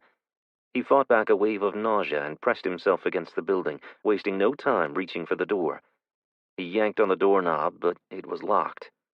"Isabella! Savannah!" he yelled. Gunfire sprayed the windows of the building, forcing him to dive to the ground. He rolled, then got to one knee. He couldn't see where the rounds were coming from. He looked through the scope and scanned to his right slightly. Jason was in a wrestling match over his rifle. The combatant had both hands on the weapon, and Jason was shaking him around like a rag doll, but he couldn't seem to shake the man off. Will fired, and the man released his grip. Jason turned the weapon around and struck him in the face with the stock of the rifle. The man fell straight back and didn't get back up. A round whizzed by Will and struck the door to the building. While Jason began firing in the direction from which it had come, the door flew open, and Savannah screamed. 29. Savannah. Landry's Automotive Repair, Vernon Parish, Louisiana. "Will?" Savannah called out. "Was that Will?" Isabella asked as the two women rushed toward the back door and the sound of the male voice calling their names. As they reached the back, bullets tore through the window, sending glass flying into the room. Savannah dove, slamming her knee on the concrete floor and sliding across the small room. Isabella screamed, and rounds continued to strike the building. "Will!" Savannah yelled. They were shooting at her brother. She had to get to him. She crawled over to the door, grabbed the doorknob, and pulled herself up. When she yanked open the door, the first thing she saw was Jason, covered in blood with an enemy soldier standing behind him with his arms wrapped around Jason's neck. "Jason!" A shot rang out, and the soldier released his grip on Jason. As he slumped to the ground, Savannah took off running toward them. "Jason, are you hurt?" "Savannah, get down!" Jason yelled. He ran toward her with one arm outstretched. Just before he reached her, a bullet struck him. He stopped, pivoted, and brought the rifle up. Savannah was knocked to the ground. Will was on top of her. "Stay down, Savannah, stay down!" "Jason!" Savannah continued to call his name. Instead of responding to her, he dropped to one knee, his left arm dangling at his side. He lifted the rifle with his right arm and began firing. With Will shielding her body, Savannah couldn't see where the shooter was, but did know they were out in the open and exposed. They needed to get back inside the building. "Help him, Will!" Savannah cried. "I have to get you back inside," Will said, yanking her to her feet by her arm. "No, we have to get Jason!" Will pulled her backward as Jason continued shooting. "Jason!" "Get inside, Savannah!" Jason yelled. Isabella grabbed Savannah's other arm and tugged on her. "I got her, Will. Help Jason," she said. "We have to go, Savannah. We're unarmed. This place is swarming with fighters."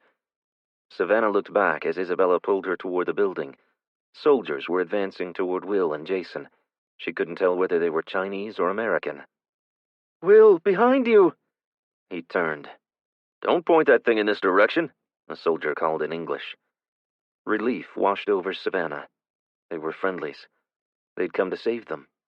Will and Jason would survive, and she would see her children again. The joy of the moment was overwhelming. "Isabella, the army is here." Tears streamed down her cheeks. Isabella stopped and turned to see them for herself. She let go of Savannah's arm and placed her hand over her mouth. Both women were crying as the army raced past Will and Jason to engage the enemy.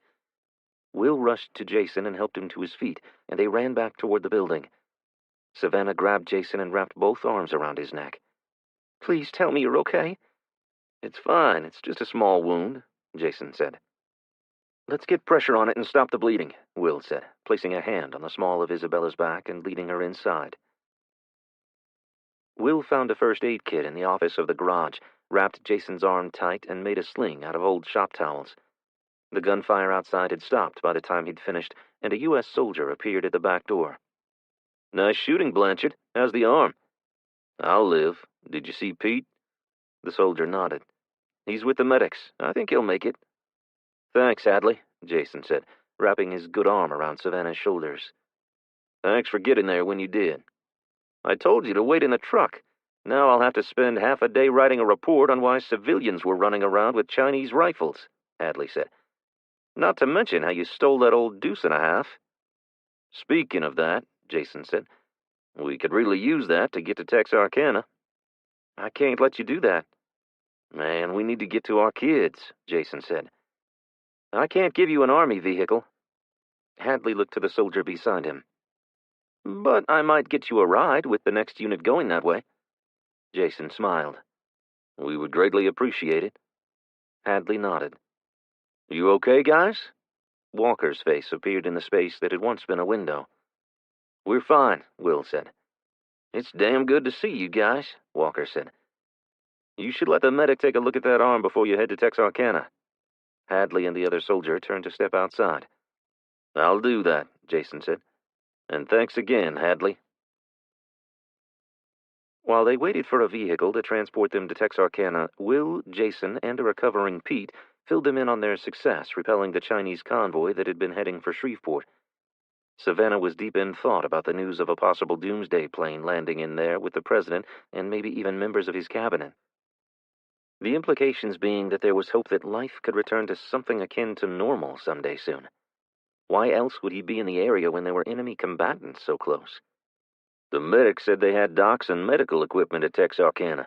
They've set up a field hospital there for wounded soldiers. They even have electricity, if you can believe that, Pete said, a smile spreading across his face. Electricity? Isabella asked. Is that even possible? It had only been 3 months since the lights went out, but it seemed like years since Savannah had been able to flick a switch and the lights come on. The mere thought of taking a hot shower sent her into giddy laughter. I'm looking forward to drinking a real cup of coffee, Pete said. You think they have coffee? Isabella asked. The medic said they did. Bacon and powdered eggs, too. It was all too good to be true. Savannah knew that Will was reluctant to remain at the shelter and had plans to leave there as soon as they could find a suitable new home, but Savannah was still hopeful that the Army would push the Chinese out of Louisiana so she could return to her farm. As excited as she was about electricity and bacon, she already missed her home. Winter would be coming soon, and Arkansas was a lot colder than southern Louisiana. It would be months before they could plant anything there, and even longer before they could harvest food to put on the table. Going home was all she really wanted. She needed to hold on to that hope. In the meantime, she sure was looking forward to bacon. 30. Will. Texarkana FEMA Shelter. Event plus 3 months. Will held Isabella's hand as they waited in the long line at the military checkpoint. Razor wire prevented anyone from bypassing it, although it didn't look like they were turning anyone away. Children cried, and some weary travelers took seats on the road. Every muscle in Will's body hurt. He was looking forward to a warm meal and a cot to rest on. They're making people register for the draft, a middle-aged man in front of Will whispered. Will didn't doubt it. He'd seen the fighting firsthand. They needed more soldiers to make sure that the Chinese never got a foothold on American soil again. And he knew that he would likely be one of those drafted. He'd like to get his family settled somewhere, and then he'd consider volunteering. Isabella and Savannah would be furious, but he had a duty to his country. If people like him didn't step up to defend it and rebuild her, who would? It was his duty. The line inched forward, and eventually he stood before the registration desk himself. Do you have any identification? The soldier asked. Will instinctually touched his right back pocket where he normally kept a wallet. It wasn't there. At this point, he couldn't even recall what had happened to it. It could have been inside the Jeep when they were carjacked. No. What's your name? He gave the soldier all his information, including the names of the relatives with him. He listed Isabella as his wife, just in case they were keeping families together. He didn't want to be separated from her. My son is 13. We will be able to stay together, right? The soldier didn't answer him. A knot formed in Will's stomach. They'd been through so much already. They needed to remain together. Hold out your hand, the soldier said. Will extended his arm toward him. The soldier placed a white plastic band around Will's wrist and pointed to the next table. You'll get your unit assignment there. Will's heart sank. What? Was he drafted right there? Would they force him to leave his family and whisk him off to the front lines? Move along, the soldier said sternly. When Will didn't comply, the soldier gestured to the military police standing nearby. The two MPs marched over and took Will by the arm. He said to move on to the next station. I need to register my son and my wife, Will said, pointing over his shoulder at them. You can do so at the next station. You'll receive your living assignments there. What was it I just registered for, then? The selective service system. The draft? Will asked. Yes, now move along. We have a lot of people behind you. Will moved forward and held out his hand to Isabella. Ma'am, you'll need to register as well. What? Will asked, his voice pitching high. Everyone over the age of 18 must register, the soldier seated behind the table said. Will and Isabella looked at one another. She shrugged and stepped up to the table. Isabella Fontenot, I'm 32 years old and married to him. She pointed to Will and smiled. Will smiled back. They weren't married yet, but there was no way for FEMA to know that. After all they'd been through, he was determined to make it official, though, as soon as possible. He felt like the luckiest man alive. He was so blessed to have found someone as kind and loving as Isabella. He fought back the fear that crept up his spine that they'd both be called up and sent to separate places. After receiving the living assignments, they were led to a gathering of tents near the back of the sprawling compound and given bedrolls and toiletries. Will stared at the bar of soap. Does this mean you have running water? We have assigned shower days. With this many people, we have to keep to a schedule. Isabella's eyes lit up. Shower? Oh, my God. Savannah, Jason, and the kids were housed across from them and 2 tents down with other families with small children. There was a door that locked to protect the little ones. Will had no idea how they could possibly screen the refugees. How many criminals could be among them, and they'd have no way of knowing. But Will was sure that Savannah and Jason would keep their children close. He intended to keep a watchful eye on Caden. Texarkana Refugee Center, 1 week later. It had been a week or more since he'd last seen Pete and his family. They'd been housed in another part of the camp. Will had spotted him in a crowd of people who'd gathered around a radio and politely pushed his way over to him, stopping still when he heard the radio announcer mention the president. President Latham will address the nation this evening. According to his press secretary, he will lay out his plan for the nation's recovery. Latham? Will asked. Congressman Latham is now the president, Pete said. How'd that happen? Did they have an election I didn't hear about? Sort of, I guess. I was told that he was in the line of succession. Will took in the information and tried to make sense of it. He hadn't been a very good student when it came to the American government. Line of succession reminded him of a monarchy. They were a republic. They held elections, and the people voted on their president. So that means that the rest of the government is gone, then? Will asked. Pete gestured toward the radio. It appears so. Latham is supposed to explain all that tonight. Have you heard anything about the draft? Are they sending people out yet? Some. People who've been here a little while, not the newcomers. I heard that soldiers are being sent to shore up the West Coast as well, and there seems to be some trouble up north in the Chicago area. Some general has gone rogue. So we could be sent anywhere? Just about. After sitting around here for weeks, I'm ready. I don't want to leave my family, but hanging out here just waiting for it is too much. I want to get my family settled somewhere first. Jason agrees. The showers and modern amenities are nice, but no one wants to stay here forever. They'll be moving people to Houston, Dallas, Austin, and San Antonio soon, I hear. They are working on getting the electric grid back up, and then the camp will be closed. How soon will that take place? The man next to Pete turned around. They have power in Austin. That's where the president will set up his office. Will's eyes widened. They'd made significant progress then. It might only be a matter of months, and they could be back to some form of a new normal. Except they'd still be at war and deployed to the front lines. What would happen to Caden? Surely they wouldn't send Savannah. She had 4 kids. Caden could stay with her if he and Isabella got called up at the same time. I need to talk to Jason and Walker. They'll want to hear the president's speech. Texarkana Refugee Center. Event plus 4 months. A month after hearing President Latham lay out his plan to rebuild the nation's power grid and provide essential services to the people who had survived the nightmare, Will, Pete, Walker, and Jason found themselves enlisted in the Texas National Guard. Pete said that their basic training was a joke. Will was glad. His tired body couldn't have survived doing push-ups anymore, and the 4 a.m. road marches were torture on his knees. Their first post was to be an airport in Little Rock, Arkansas. It was far from the fighting out on the West Coast and the tedious and boring postings down along the Gulf Coast. Not that he'd have minded sitting on Galveston Beach watching the waves now that the Navy had cleared the Gulf of enemy ships and submarines. Isabella might still have that pleasure. She had yet to learn of her duty station. Savannah was exempt, and she would remain with the children, including Caden. Will still had plans to use his free time to scout for a permanent home for them, someplace away from cities. Everyone else would flock there as the lights came back on. Their plan to restore power didn't extend to the rural areas, not yet.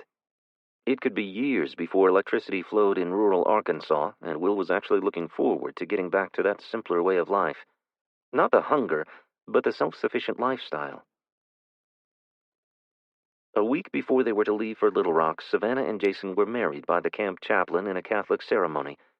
A day later, he and Isabella stood before the same chaplain under a willow tree in a nearby park. Caden was his best man. The smile on his face when he handed Will the ring said it all. He'd given them his blessing when Will had approached him about asking Isabella to marry him, but Will had held on to doubt until that moment. Caden adored Isabella, and she loved him like her own. Will thought of Melanie on their wedding day. She would be so proud of her son. Will knew that she wanted them to move on and be happy. Will had traded his toiletries to a guy running a black market just outside the camp for a simple wedding band. As he slid the band onto Isabella's finger, he stared into her tear-filled eyes. They were tears of joy. After all they'd been through over the last 5 months, they deserved this little bit of happiness. "You may kiss the bride," the chaplain said. Will took Isabella into his arms and kissed her tenderly. He didn't want this moment to end. It was the most content he'd been in a very long time. "Get a room," Pete called out. Isabella laughed, and Will released her. He took her hand, and they marched back down the aisle between their friends. They'd found a room for their honeymoon. They'd spend the night in a former old Victorian bed and breakfast.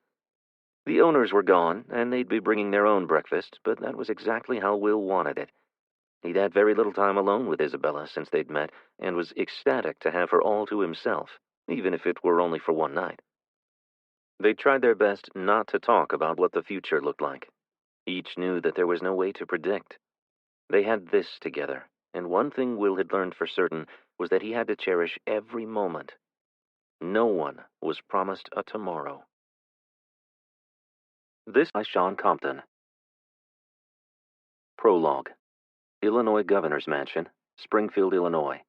Event plus 5 months. Simone Perez held her badge up and batted her eyes at the guard as she approached the front of the historic red brick mansion. The guard opened the gate and nodded for her to proceed to the next checkpoint. She could feel the soldier's eyes on her as she passed him, and she walked toward the portico covering the front entrance to the massive structure.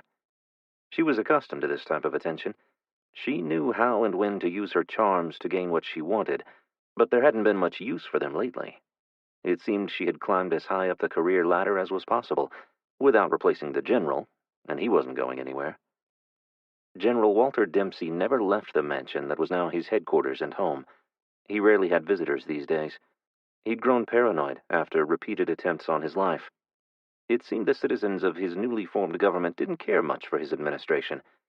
Despite being fed and protected by the government, they resented being forced into labor camps and separated from their families. It was all necessary, of course, but they didn't see it that way. They had no idea what it was like out there in the rest of the country.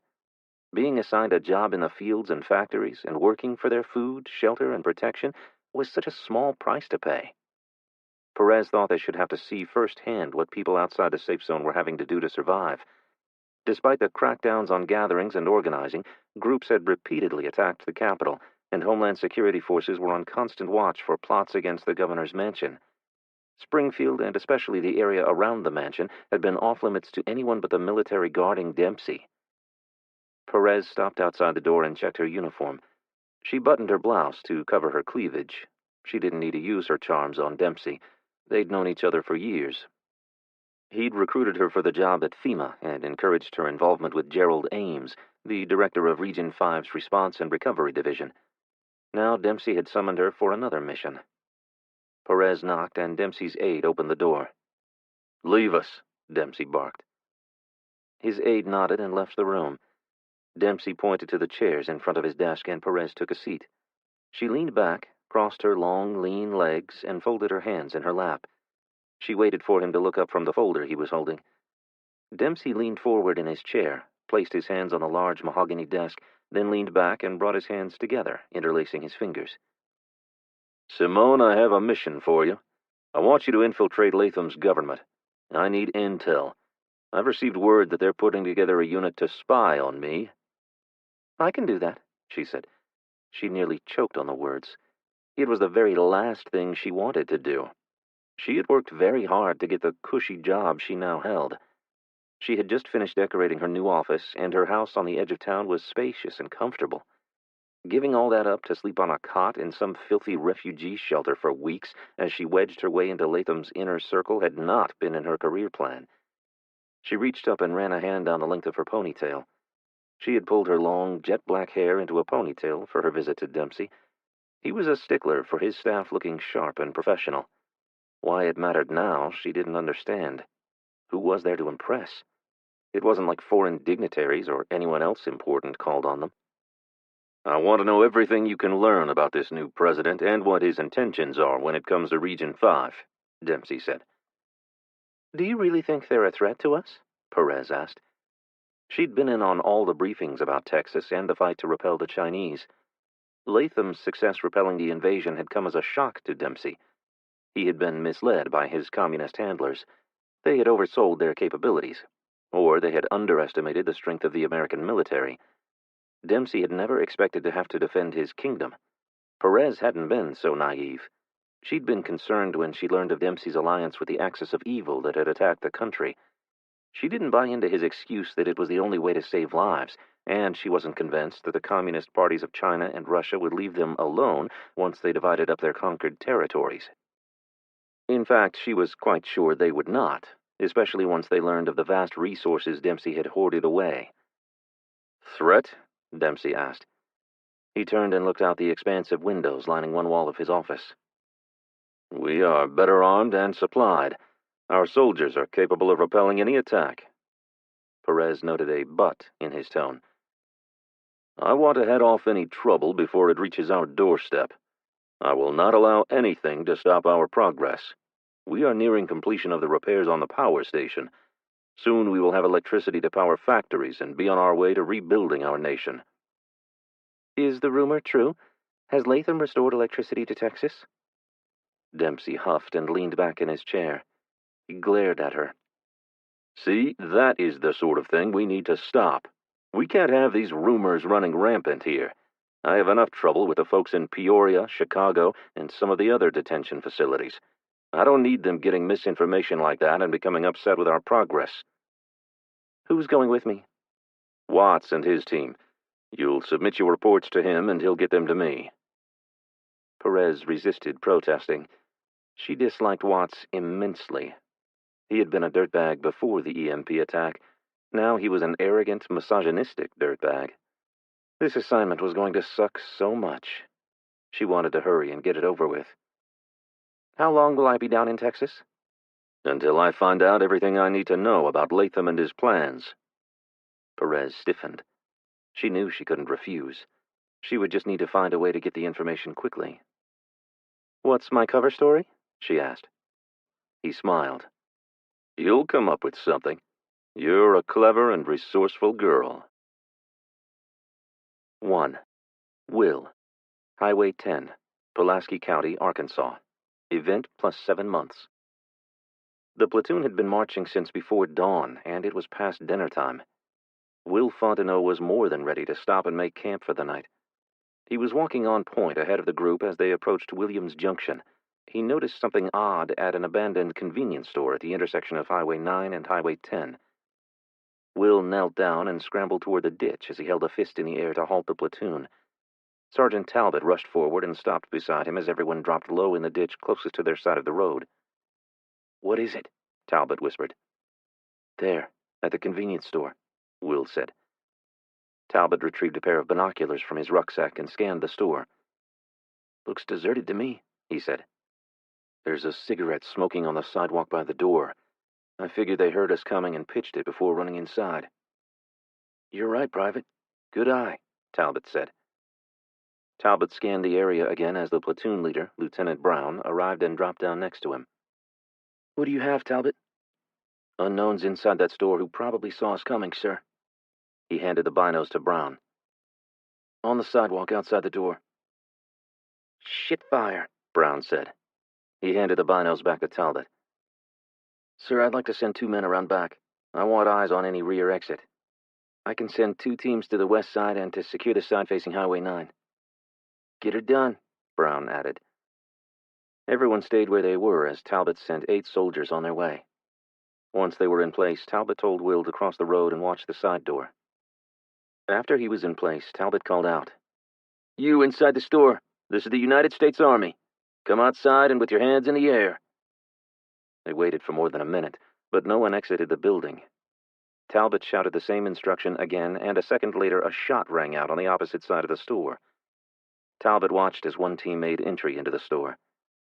2 minutes passed as Talbot waited for information from his soldiers. All clear, one of the soldiers yelled as he walked out the front door of the store with his rifle pointed skyward. Will, Talbot, and Brown approached as they rounded the corner of the building. Private Ramirez was standing over a man in his early 60s. A few feet away, Private Rose picked up the man's shotgun. It's empty, she said. Crap, Ramirez said, dropping his head and turning away from the body. Why didn't he just come out like he was told? We'll never know the answer to that question. You shot him before he could explain, Rose said. He had a freaking weapon, Rose. What was I supposed to do? Let him shoot someone and then ask if it was loaded? Rose threw her hands in the air and stepped back. Ramirez huffed and knelt beside him. The rest of the soldiers exited the store by the same door as the dead man. One by one, as they filed by, each of them stared down at the frail-looking man. His clothes were clean, and, except for a patch on his left knee, they were in good condition. Will scrutinized the man's hands. His nails were clean and trimmed. Other than being thin, he didn't appear to be near death, like most people they ran across these days. Roll him over, Lieutenant Brown said as he walked up to the old man's body and gestured for Rose to hand over the dead man's shotgun. As Rose handed Brown the weapon and knelt down to roll the dead man onto his back, shots rang out from across the road. Everyone scattered, seeking cover, and began returning fire. Will dove to the ground and crawled around the corner of the building. Rounds dug chunks out of the side from the building, peppering Will with tiny chunks of concrete. He rolled over, took up a good prone fighting position as he'd been taught, and began returning fire around the corner of the building. Ramirez was pinned down, the dead man's body his only shield. A round struck his boot, and he cried out, Medic! Medic! I'm shot! I'm hit! Ramirez yelled. We got you, Ramirez. We'll get you out in a second, Brown shouted. Cease fire! Cease fire! Talbot hollered. The shooting stopped abruptly, and Will scanned an outcropping of rock across the road where he believed the rounds had come from. He saw no movement, but to the right of the largest boulders, sunlight reflected off shiny new brass littering the ground. Will pointed. Sergeant Talbot, there to my 12 o'clock, near the boulders. Talbot, who'd taken cover behind an ice machine, scanned the area through the scope of his rifle. Brian, O'Neill, across the highway, he pointed. Go check it out. Brian and O'Neill took off across the road in front of the store as everyone else trained their rifles on the area where the boulders sat. They disappeared behind the boulders, and a few minutes later Brian yelled, All clear, Sergeant Talbot, and began walking back to the convenience store. They unloaded a magazine on us and then booked it, Brian said as he approached Talbot. Want us to pursue them? Evans, Smith, go with Brian and O'Neill and see if you can track them down, Talbot said. Squad leaders, let's get these other buildings cleared around here so we don't get shot at anymore. Will and a few others began clearing the area north of the store. This was a rare encounter. They rarely ran into living people while out on patrol. They would see a few bodies in ditches or in homes they cleared near Robinson Maneuver Training Center in North Little Rock, where Will and Isabella had been receiving their training. On the rare occasion they found survivors, they'd been instructed to escort them back to base for relocation to Texarkana. Most were eager to go. Some were not. Will assumed that the gentleman lying dead on the ground and whoever had been doing the shooting were among the ones who didn't want to be rescued. Will and Corey approached a weathered old shed.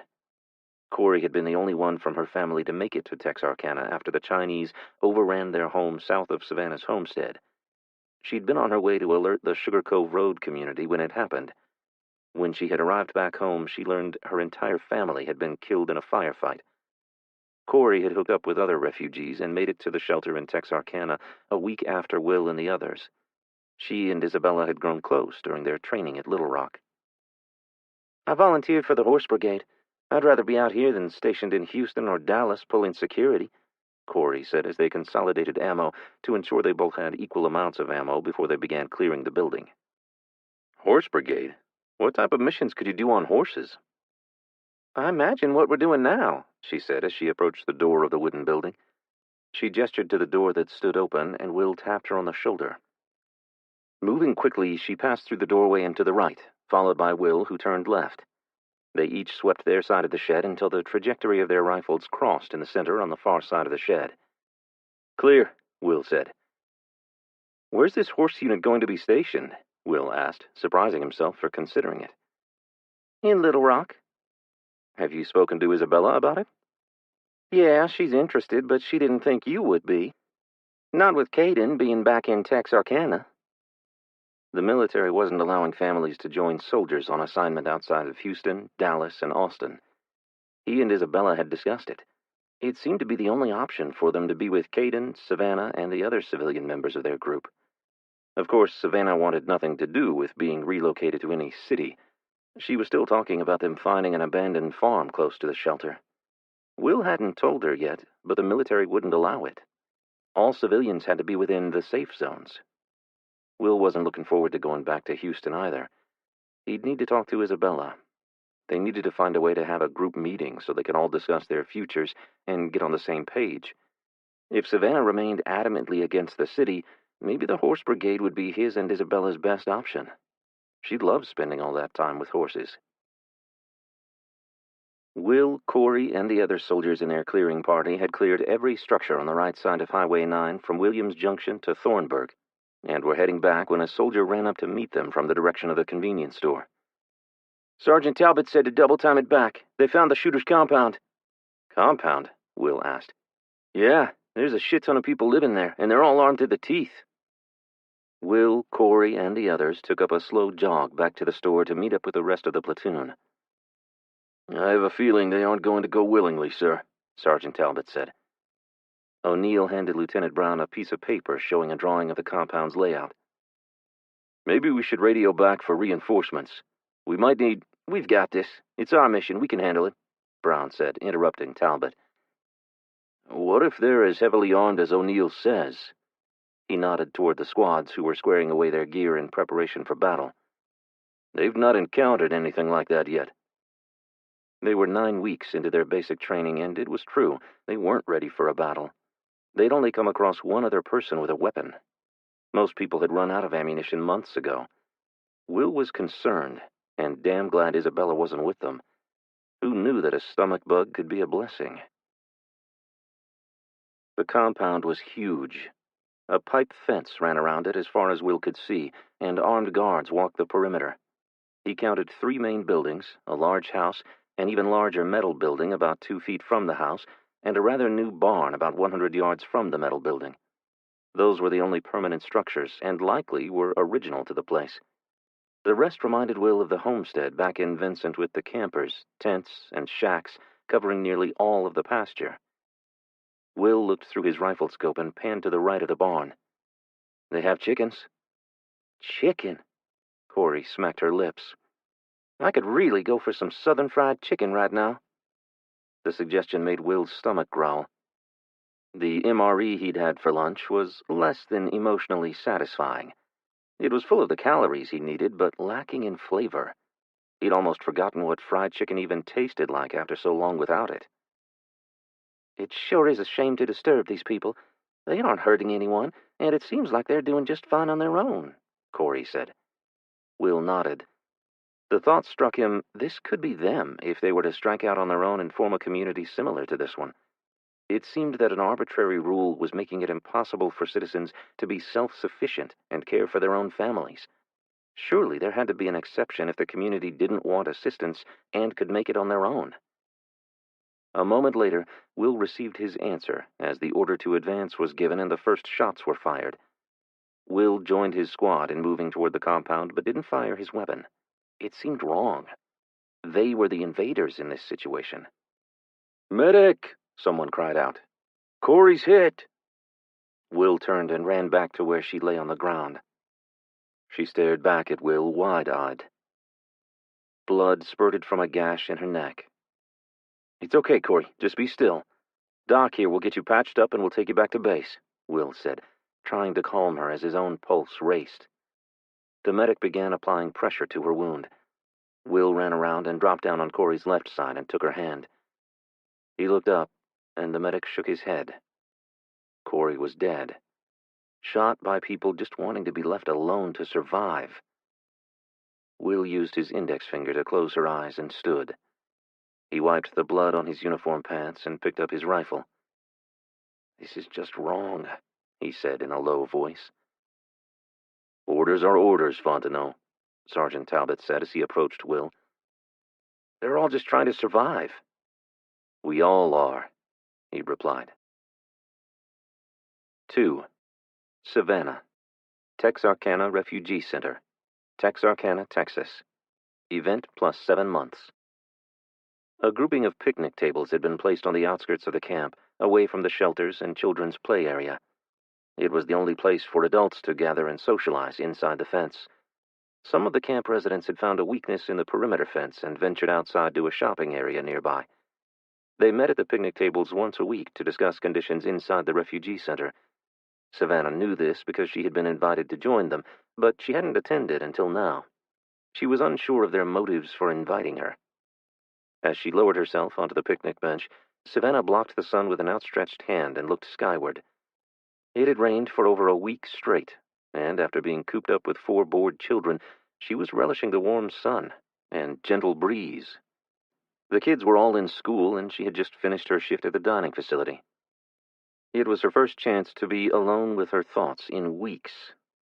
With Jason, Will, Isabella, and most of the group she'd traveled with to Texarkana now gone on a mission with the military, much responsibility rested on her. "Enjoying the sun?"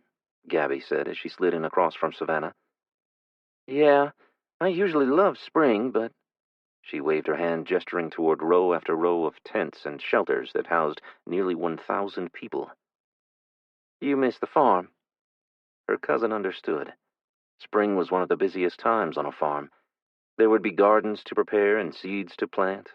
Piglets, lambs, and kids would be born. Chicks would be hatched. The grass would be turning green and leaves beginning to bud. Here, all she saw was concrete and chain-link fence. And people. Lots of people. "Have you heard anything from Will and Isabella lately?" Gabby asked. "Not in the last 2 weeks. Jason said they were on patrols. That makes me nervous." "On horseback?" Gabby asked. "Yes, it's part of their training." Savannah tossed her long braid over her shoulder and placed her hands on the table. She stared at them. She was only 30 years old, but you couldn't tell that by the way her hands looked. Day after day of harsh cleaning products were taking a toll on her skin. The guards had taken all her homemade lotions and herbal remedies when they had arrived. She'd protested, of course, but they said it was for safety reasons. Safety? What did they think she'd do with goat's milk and honey lotion? "How's Jason's foot?" "He said he was getting around on it better. They're going to release him to light duty." Jason's horse had stepped on his foot, and he'd been in a cast for 6 weeks. Savannah had hoped they would let her husband recuperate at a shelter with her, but they had required him to stay on base in Little Rock and do paperwork. He ate with his unit and attended classroom instruction. He had been assigned work in the saddle shop and in the armory. Anything to keep him in training. "Light duty means shoveling horse shit," Gabby said, smiling. "And grooming the horses," Savannah said. Jason had been glad to be assigned to the horse detachment unit. He enjoyed working with horses. Savannah had thought it was a good thing until she learned that the unit would be tasked with some of the more dangerous missions. They would be traveling without armored vehicles into rugged country. She had seen firsthand how dangerous the back roads could be. Not everyone was happy to see the military. At least he was with Will and Isabella. Pete and her cousins, Tank and Troy, had deployed with the 504th Military Intelligence Brigade to conduct intelligence, surveillance, and reconnaissance operations deep into the Midwest, where some Army general had stolen government resources and forced citizens into labor camps. Savannah wasn't supposed to know about their mission, but Gabby was close to her brothers. Tank and Troy kept Gabby informed about where they were. How, Savannah didn't know. Gabby had refused to say. Have you thought any more about what Mac and Jeremy talked about? Savannah picked at a hangnail. She thought about the hours and hours she spent washing dishes each day. Had she thought about leaving the refugee center? Only 100 times a day. But she wasn't sure about Mac or his son-in-law Jeremy. They, like her, weren't happy with all the rules and regulations they had to abide by, living at a government-run facility. But they were being fed and protected there. Even though some of the rules seemed arbitrary and stupid to Savannah, her children never went hungry. That was the most important thing to her. Mac Wilson and his son-in-law were the ringleaders of a band of disgruntled refugees at the facility. In the beginning, Mac had been quite vocal in his dislike for how things were run. When he had been threatened with expulsion, he had taken to complaining in secret, where he found an audience of people with a distrust of the government. Savannah met Gabby's gaze. I've given it some thought. And? As much as I hate being told I can't homeschool my children or have a say in what they're being taught, I'm not ready to leave the safety and security of the camp. Not with Mac and his bunch. When Jason and the others return, maybe we can set out and find someplace. Gabby was quiet. Are you thinking about leaving? Savannah said. She nodded and looked away. Gabby? They're planning on moving everyone to the cities as soon as they have power restored. The center will be closed. Savannah gasped. When? How much time do we have? A month? 3 months? No one knows right now, but they are preparing. They intend for us to work in factories, making shit for the military. I'm not sticking around to spend 10 to 12 hours a day sweltering in some factory in Houston making bullets and rockets. Savannah didn't want that either. Was this just more of Mac's talk? It made some sense that they would need workers to manufacture things in order to get the country running again. It wasn't like they could log onto their computers and order replacement parts from China. China was the enemy. And as far as she knew, China was also now in a big mess after the United States had retaliated and dropped American bombs on them in response. What's the plan? Savannah asked. When she'd last heard Mac speak on the subject, they really didn't have a plan for where to go or how to make sure everyone was fed. Mac and Jeremy are going to head north next week. They plan to find a deserted rural town that might be suitable as a home base and near enough to a river to provide water and good river-bottom cropland. Are they leaving their families here or taking them? Leaving them for now, until they find a place. Savannah pictured a little town like Vincent. She longed to return there and to her family's farm, but without knowing the condition of the place, everyone had been reluctant to leave the shelter. There had been reports of heavy fighting in the area. They could get there only to find the house and barn burned to the ground. If only Jason, Will, and the others hadn't joined the military. If the homestead had been destroyed, they might be able to rebuild by winter. Food would still be scarce, though. That was always the major problem. Getting enough food to survive was the driving force in all their decisions now, something most people had taken for granted before the lights went out. So when Mac returns for his family, you're heading out with them? Me and the rest of the folks from Vincent. She meant the band of folks that had called the casino home before war reached the town. Savannah had never learned what became of the people at the church. Father Johnson had done his best to care for the frail and elderly that sought sanctuary there. She prayed they had found their way to safety as well. Was anywhere safe outside Texarkana? If there were safe places, Savannah hadn't heard of them. 3. Stevens, Killeen, Texas. Fort Hood Army Base. Event plus 7 months. Lieutenant Ryan Sharp stood at attention in front of the assembly of military and CIA attendees. CIA analyst Rachel Stevens sat in the front row. Their eyes met. Stevens smiled, and Sharp smiled back. Lieutenant General Robert Waltrip, post commander at Fort Hood, was the promoting official. Brad the Cad, standing behind Stevens, tapped her on the shoulder. He won't be smiling when he's out there in no man's land without hot showers and hot meals. Stevens ignored him. She wasn't looking forward to leaving the comfort of the base either, but she was ready to get to Little Rock and get their mission underway. It had taken some time to convince Waltrip to focus on General Dempsey and his emerging kingdom. Now that the fighting between the U.S. and Chinese forces along the Gulf Coast had subsided, resources could be used to focus on General Dempsey's operation in the Midwest. Promoting Sharp to lead 1st Cavalry's Horse Detachment Unit had been Colonel Williams's idea. She'd convinced Waltrip of the soundness of using the once ceremonial unit to conduct the recon mission. The mounted unit would be able to move in ways that motorized units could not, and they consumed zero fuel.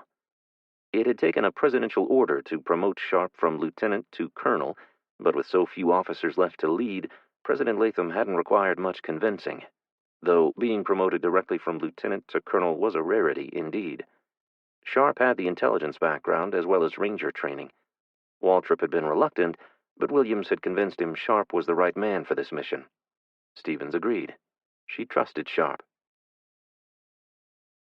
Following the ceremony, Sharp gave Stevens a tour of the stables, the barracks for the 40 soldiers, 30 horses, 3 mules, and 2 dogs that she'd be traveling with over the next several months.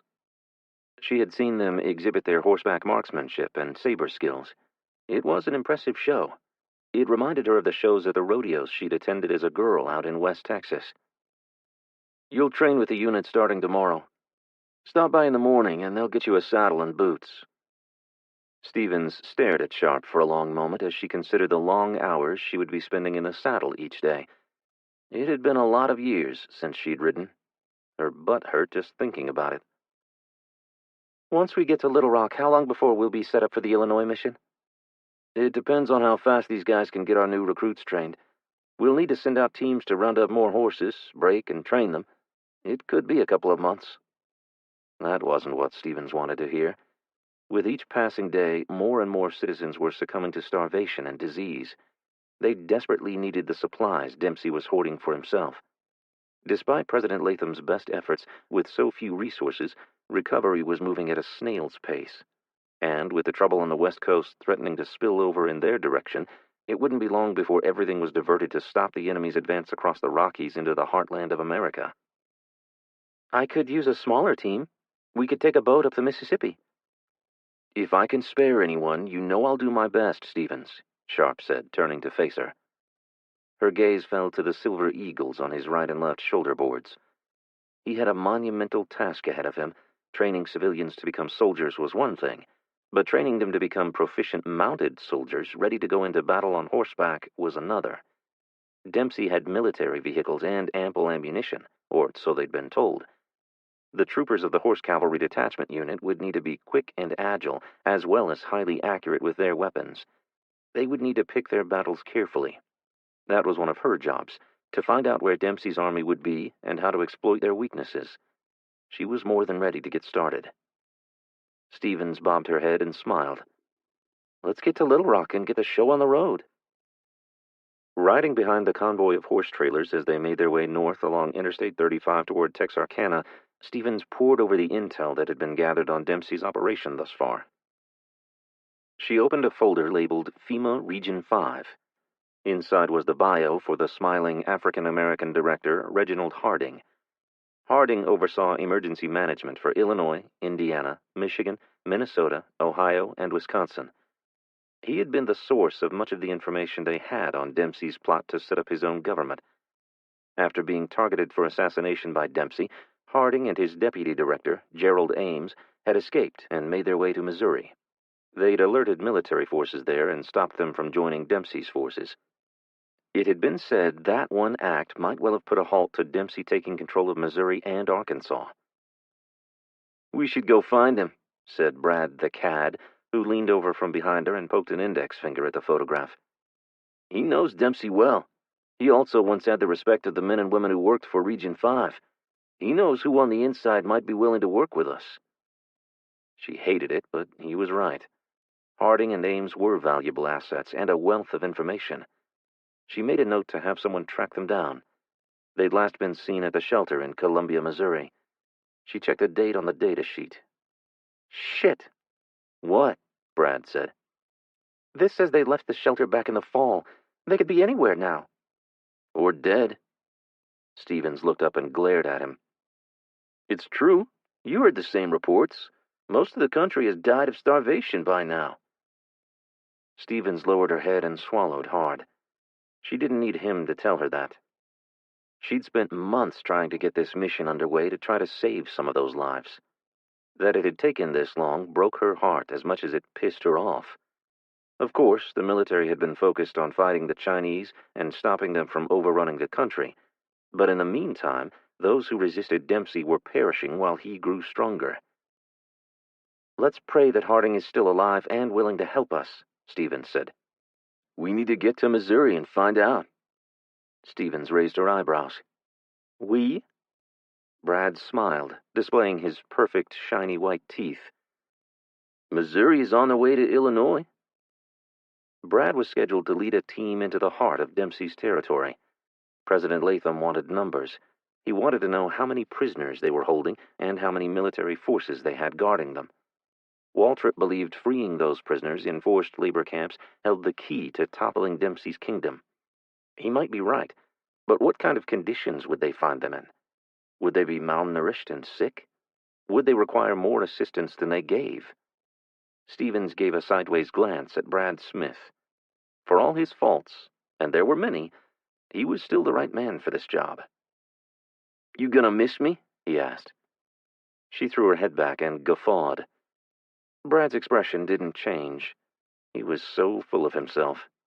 His confidence was once one of the things that had attracted her to him, but his charms didn't work on her any longer. Not after learning he'd been cheating on her with multiple women. She'd heard that he'd given her engagement ring to his baby mama. Whatever. 4. Savannah. Texarkana Refugee Center, Texarkana, Texas. Event plus 9 months. Mom, Jason's home, Carson yelled from the doorway of their shelter. Kylie jumped out of bed, and Savannah had to lunge to catch her. Back to bed, little lady. Doctor's orders, remember? You're contagious. But, Mommy, the 6-year-old whined. You don't want to give Jason your cold, do you? Savannah said, placing her back into bed and tucking the covers in tight. But I don't feel sick anymore. Savannah hurried to the door. It had been 3 months since she'd seen her husband, Jason. With him being away, training with the military at Little Rock, Arkansas, it had seemed like the longest months of her life. You can't come out of this room until the doctors say you can. That's not fair. I'll have Carson go see if Doc Sandman will drop by this afternoon. Maybe he'll give you a release since you're no longer running a fever. Can you send him now? Savannah nodded. Stay put. I'll have Jason say hi from the doorway. Okay. Kylie smiled. Savannah shut the door and turned the lock. She wasn't taking chances. She knew her daughter too well. Honey, I'm home, Jason shouted from just outside the shelter. He threw open the door and rushed inside. Savannah rushed into his arms, almost giddy to see him. I'm so glad you're here. She'd almost said home, but this place wasn't their home. It was far from anything resembling a home. It wasn't that she was totally ungrateful for the life-sustaining food and protection that the FEMA shelter provided her and her family, but those things came with a price, and they'd had to give up a lot of their freedom to remain there.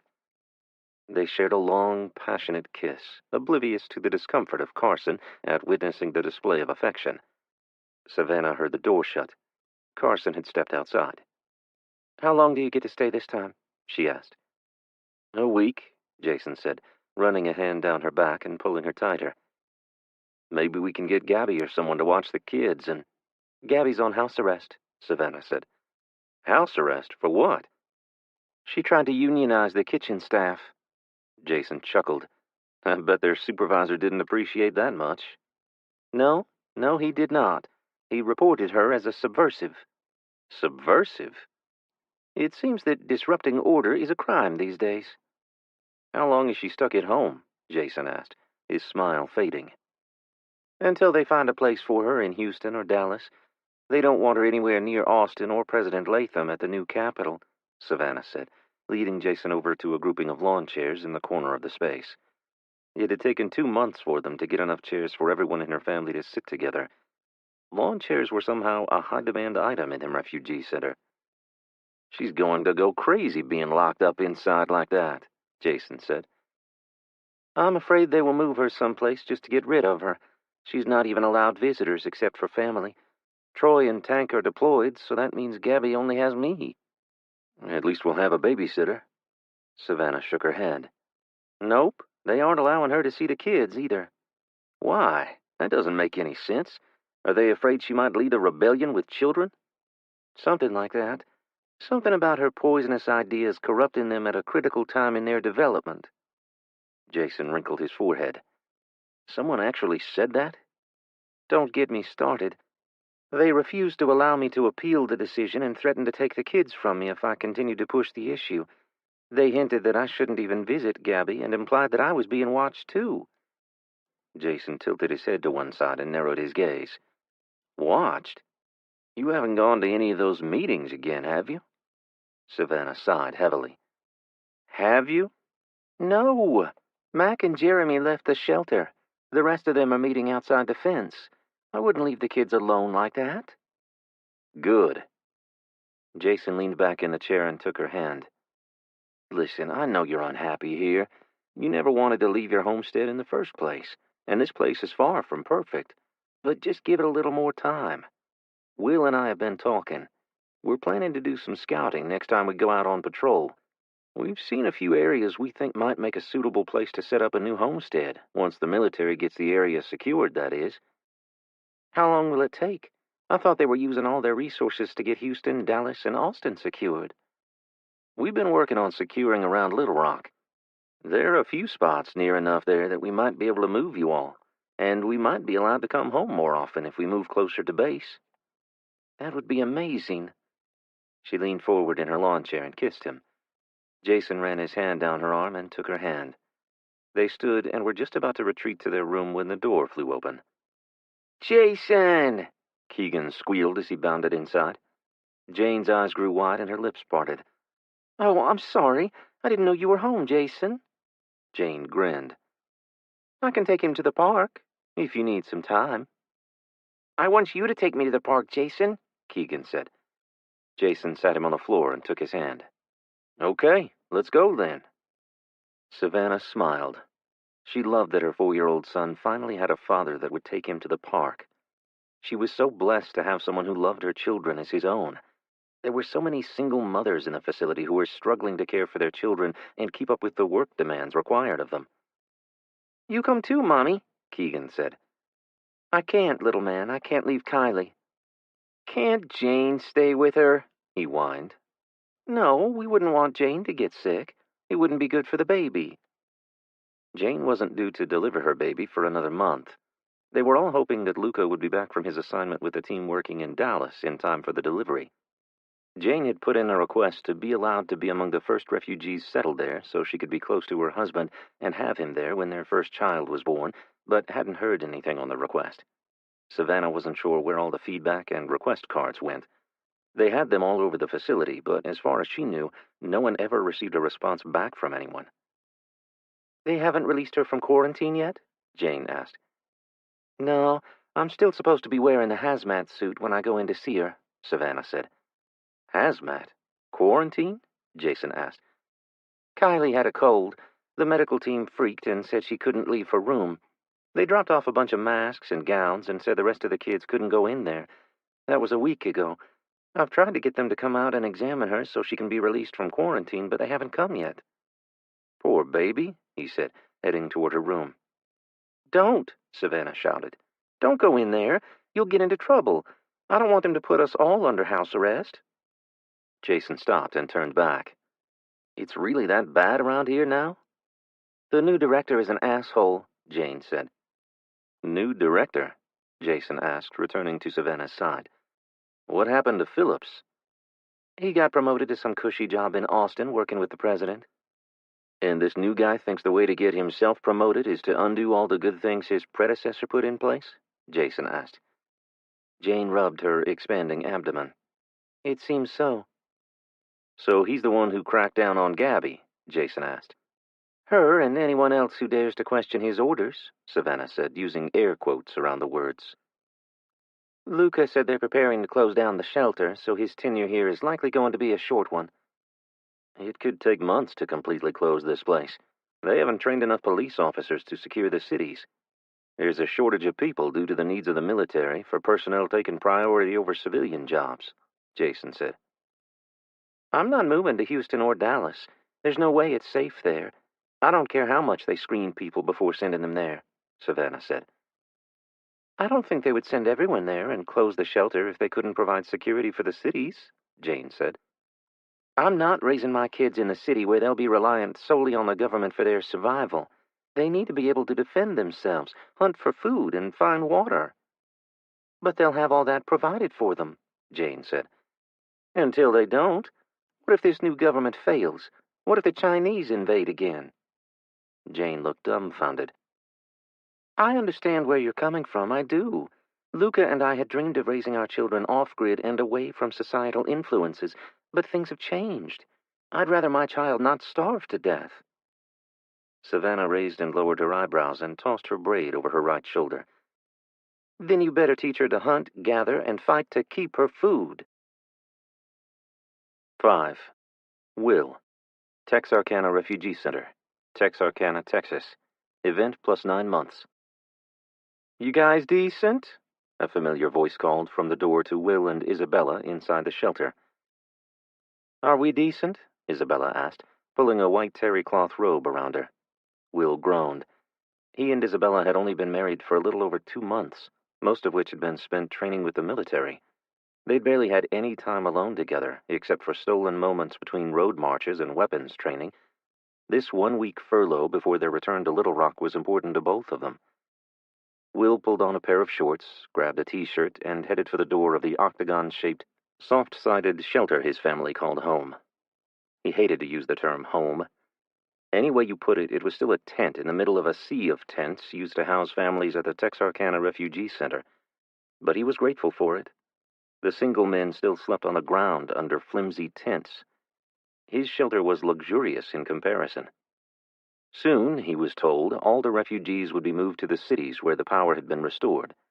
But cleanup and providing security had hampered the government's efforts. Who was to say when refugees would be relocated? I thought you went to Fort Hood, Will said, opening the door. I was. Now I'm back, Stephen said. What's up? I can't just call on you two without you thinking something's amiss. Her smile seemed forced. Will slid his shirt down over his head and pulled it over his chest. His clothes fit a little better each day. The food at the shelter wasn't great, but it was filling, and these days that was all that mattered. Everyone was putting on weight, even Savannah, who no longer felt the need to starve herself in order to provide her 4 children enough to eat. You don't do small talk, Stevens. What's happened? Stevens' smile faded. She looked past Will into the shelter. Is Isabella around? Will stepped back and held his hand out, gesturing for Stevens to step inside. As she did, her gaze perused the small sitting area just outside the 2 small bedrooms. Is Caden home? No, he's in school, Will said. Stevens bobbed her head in acknowledgement. Stevens, I'd say it's good to see you, but I have a feeling I'm not going to like the news you've brought us, Isabella said, stepping from the bedroom she shared with Will. I'm sorry to crash your honeymoon. This couldn't wait. What is it? Isabella asked, motioning for Stevens to take a seat in one of the folding chairs, flanking the small round table where they ate their meals. They weren't supposed to take food from the dining hall, but they'd rather eat alone as a family. It was difficult to have a conversation at a table of strangers, and the noise volume in a large dining tent made it hard to hear without shouting. Mealtime was about the only time they had with Caden. He volunteered on one of the cleanup crews in addition to his job in the kitchen. Will was quite proud of his son. He was a hard worker who never complained. Stevens exhaled slowly as she lowered herself onto the chair. Will could tell she was not her normal, confident, and in-control self. She was nervous. He'd never seen her like this. He found it unsettling. As you know, Pete and Tank's teams were sent north a few weeks ago. Are they dead? Isabella interrupted. Stevens looked to Will. We don't know yet. All we know is they failed to check in. How long? Will asked, his voice flat. 2 days. It could be weather-related or they got caught, Isabella spat. We won't know anything until Charlie team reaches them. How soon will that be? Will asked. A pit had formed in his stomach. Pete and Tank had volunteered for the mission, and the military had been eager to have them due to their prior military training. He knew they were tough and could handle themselves in difficult situations, but infiltrating Dempsey's transportation unit was risky. One mistake and they would be caught and interrogated, something everyone trained for when they were assigned missions in the North Country. A week, Stevens replied. Will closed his eyes. He'd need to tell Savannah that their cousin Tank and friend Pete were in trouble. Worse yet, he'd have to tell Tank's sister, Gabby, and Pete's family. Gabby, Tank, and others from the casino back in Vincent had only just arrived at the shelter 1 month ago. They'd barely settled in before Tank lit out with Alpha Team on the intelligence-gathering mission. Their job was to find out where Dempsey's work camps were and how many prisoners he held. They were to travel west by Humvee, across Arkansas to the Mississippi River, then north to St. Louis. From there, they would have been on foot while making their way deep into Illinois and General Dempsey's territory. Other teams ventured into Iowa, Nebraska, and Wisconsin, mapping the extent of his reach and control. Isabella slid her hand into his. Their eyes met briefly before Will looked away. He shook his head. Charlie team will be at the extraction point in 3 days. If they aren't there, they'll travel to the camp just outside Jacksonville, Illinois, and attempt to make contact. Let's not give up hope yet, Stevens said, standing and pushing her chair back. Isabella stood and opened her arms to give Stevens a hug. Thanks for coming to tell us yourself. I didn't want Smith doing it, she said. Will thought he saw Isabella shiver at the mention of the CIA analyst Brad Smith. Thank you, Isabella replied. Thanks for sparing us that unpleasantness. Will was still unsure what had transpired that had caused Isabella's visceral reaction to the man. He'd asked, but Isabella only said she disliked him and refused to provide a reason. From what he'd seen around the Little Rock military base where they'd all been the previous month, Brad Smith had a way with women. Just not Isabella and Stevens for some reason. Let Savannah and Pete's family know we're doing all we can to get them, Stevens said as she approached the door. Thanks, Stevens. Let me know as soon as you hear anything, Will said, nodding. Sure thing, Stevens said, pushing open the door. And you guys should be ready to move out. We might all be called back to Little Rock sooner than planned. So soon? Isabella asked. She glanced at Will. There might be an important mission coming up soon. It's classified, so I can't go into it now, but I've asked Colonel Sharp to assign you both to one of the teams. Will wasn't used to Sharp's new title. He imagined that in ordinary times, being promoted would be an honor. But these days, it came with being in charge of very high-risk missions. He respected the man and was happy to have him as his commander, but he was still nervous about being sent out on their first real mission. They had done patrols and escorted refugees from central Arkansas back to Texarkana. They'd encountered the same types of bandits and thugs they'd run into on their way to Texarkana prior to joining the military. But on this mission, they'd be up against Dempsey's army. Dempsey's people were well trained and equipped, unlike the new recruits of the 1st Cavalry Horse Detachment Unit. Most of the new recruits still had trouble even mounting their horses, let alone hitting a target while on horseback. At least he and Isabella knew how to ride.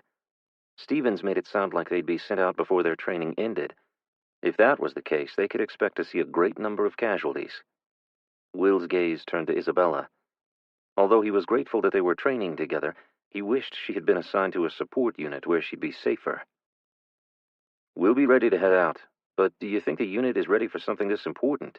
I mean, Stevens shrugged. It will have to be. Time seemed to not be on their side. Everything was ruled by time these days. The rule of 3 seemed to control their lives. You could survive 3 minutes without air, 3 hours in a harsh environment, 3 days without drinkable water, and 3 weeks without food. Their mission lately had been to survive and help others survive. Stevens's missions were all time-sensitive. The enemy moved around a lot, and anticipating their movements was critical. For that, the military leaders needed information. Stevens and Smith worked separately from the military intelligence officers. Will wasn't sure how they obtained their information. It was classified and above his pay grade. Will and Isabella stood outside Savannah and Jason's tent. Will took Isabella's hand and knocked. He could hear Kylie's voice through the thin walls of the soft-sided shelter. "Mommy, someone's at the door." The door opened, and out popped his smiling 6-year-old niece. She flung herself into his arms and wrapped her tiny arms around his neck. He felt a bump, and then more tiny hands on his leg. He looked down to find Keegan attached to his left leg. "Uncle Will," he squealed. "Mommy said we couldn't come visit you. I wanted to show you the toy horse that Jason got me," Keegan said. "Well, hey, Will. We didn't expect to see you anytime soon," Savannah said, exiting the shelter. Will forced a smile. Normally, he'd be happy to see his sister and her kids, but bringing bad news was never enjoyable. "We need to talk," he said, peeling Kylie from his neck and placing her on the ground. Savannah's mouth formed an O, and she grabbed Keegan by the arm. "Keegan, you and Kylie go back inside and color for a bit. Mommy has to talk to Uncle Will and Aunt Isabella." Kylie stomped her foot. "But I want Uncle Will to take me to the park and push me on the swing," she said, and turned toward him. "You said you would when you got back." Will tousled her hair. "And I will. Just let me talk to your mom for a minute, and then we'll go, all right?" Her shoulders slumped, and she turned to go. "All right, but don't take all day." "Kylie," Savannah said, "Watch the mouth." "Sorry." Will waited for Keegan and Kylie to go inside and shut the door before giving Savannah the bad news about Tank and Pete. She took it better than he'd expected, and even offered to go tell Gabby and then Pete's family alone. He was relieved. He hated being the one bringing bad news. "Where are Kendra and Carson?" Isabella asked. "In school." That was unexpected. Savannah had homeschooled them prior to the lights going out. "You're not homeschooling anymore?" Isabella asked. "Not allowed." Will shot her a double take. "What? Homeschooling isn't allowed, and you stood for that?" "They're being taught skills needed for this new world, things I might not be able to teach them at home. They have college professors instructing them on specific skills that will be needed in the recovery." Savannah looked over both shoulders as if she were expecting someone to come up behind her. "Even Carson? He's only 10. Are they going to put him to work as well?" Isabella asked. "Eventually. He's very bright for his age and tested out of high school already." She was beaming with pride, and then her smile faded. "Did you know they're estimating that there are less than 30,000 people still alive in all of Texas?" Her eyes grew wide. "Out of 29 million people." From all the death and destruction Will had seen, he imagined the figure was even lower. They'd had the hurricane the day of the EMP. Residents of Houston were on the roads evacuating. The loss of life would have been catastrophic. "I can see where they'd need to train everyone in order to achieve their goal of rebuilding the cities and restoring services," Will said. "I'm supposed to go to classes 2 nights a week. I talked them down from 4. I work at the laundry facility 2 days a week. I can't leave the little ones alone. With Jason and the rest of you away with the military, there just isn't anyone I trust to watch them." Or anyone who could handle Kylie, Will thought. "Have you seen Walker today?" Savannah asked. "Nope, we came straight here after Stevens left. Why?" Will asked. "I was hoping that he might." She nodded toward the shelter. "He's so good with the kids. I don't want to take them with me to tell Gabby." "I'll do it, sis. I'll go let them know. I can't put that off on you," Will said. "I'd like to go with you at least. She's going to flip, and we might have to talk her down from running off to find him herself." Will looked skyward. She was right. Gabby was impulsive and likely to go off the rails when it came to family. Troy was back at Fort Hood, assigned to the 504th Military Intelligence Brigade. They were readying for a mission to St. Louis, Missouri. He could be on a plane heading there now, for all Will knew. Maybe I shouldn't tell him until the mission is complete, Will thought. It sounded like an extremely important mission, With only a few planes left operable, for them to use one, it had to be of vital importance to the military commanders and the president. How about I run to go get Walker and the three of us go tell Gabby? We can stop on the way and inform Pete's wife. We'll let her tell Bo and the others in their family. 6. Stevens. The 303rd Military Intelligence Battalion Tactical Operations Center, Texarkana, Texas. Event plus 9 months. Stevens studied the map laid out on the long conference table in the 303rd Military Intelligence Battalion's Tactical Operations Center. When she'd entered the room, Stevens had been displeased to see Brad Smith seated at the table. She hadn't been informed that he'd be joining her team. If it were still her team, it wouldn't be the first time he'd stolen a mission from her. For the last 2 months, she'd had people out trying to relocate the former FEMA Region 5 director, Reginald Harding, and his deputy director, who'd been last seen in Columbia, Missouri, and Smith had convinced the president to pull the plug on the mission. They would need to send more spies into Dempsey's region, and they'd be going in without the benefit of decent intelligence information. The Brazilian government has offered to sell us millions of dollars in weapons and equipment. Considering the wealth of the United States virtually disappeared when the internet went down, it was no small feat for President Latham to get them to agree to send the ship from Brazil to pick up the payment. Stevens nearly jumped from her seat. She wanted to pump her fist and shout, "Hooray!" "That's good. We'll have enough weapons to take down Dempsey and his army," Stevens said, bringing her emotions under control. "It's only good if we can have the payment there when they arrive," General Waltrip said. "I have a feeling that's what this mission is for," Sharp said. General Waltrip opened a folder and held up a report. "Our people in St. Louis intercepted a gold shipment bound for Springfield, Illinois. They were headed back to the airport with it when they encountered significant enemy forces. Most of the unit was killed in the ensuing firefight. The survivors were forced to abandon the gold. Fortunately, they were able to get it to a concealed location.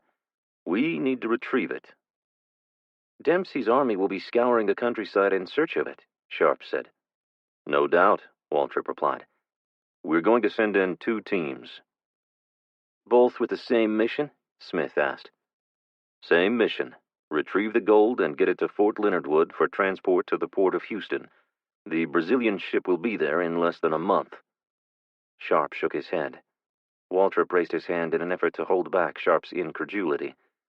I know. That's not much time. But we have to make this work, Sharp. We lost a plane in St. Louis.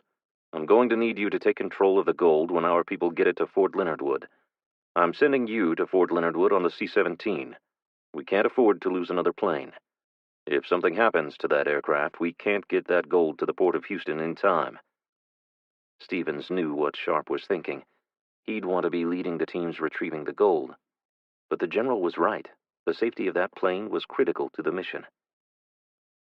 "How's the intel on the movement of Dempsey's forces in Missouri?" Stevens asked. "Spotty at best. That's why I want you and Smith to accompany each of the teams. I need your expertise to work the locals and find out where Dempsey's army is and how many people they have in the area. You'll need the assistance of residents there for intel and to identify who's who." "I'd think that would be easy enough. They'd be the ones driving vehicles and carrying rifles," Smith said. "You'd be wrong. They have people in plain clothes scouring every barn, warehouse, and backyard." Smith shrugged.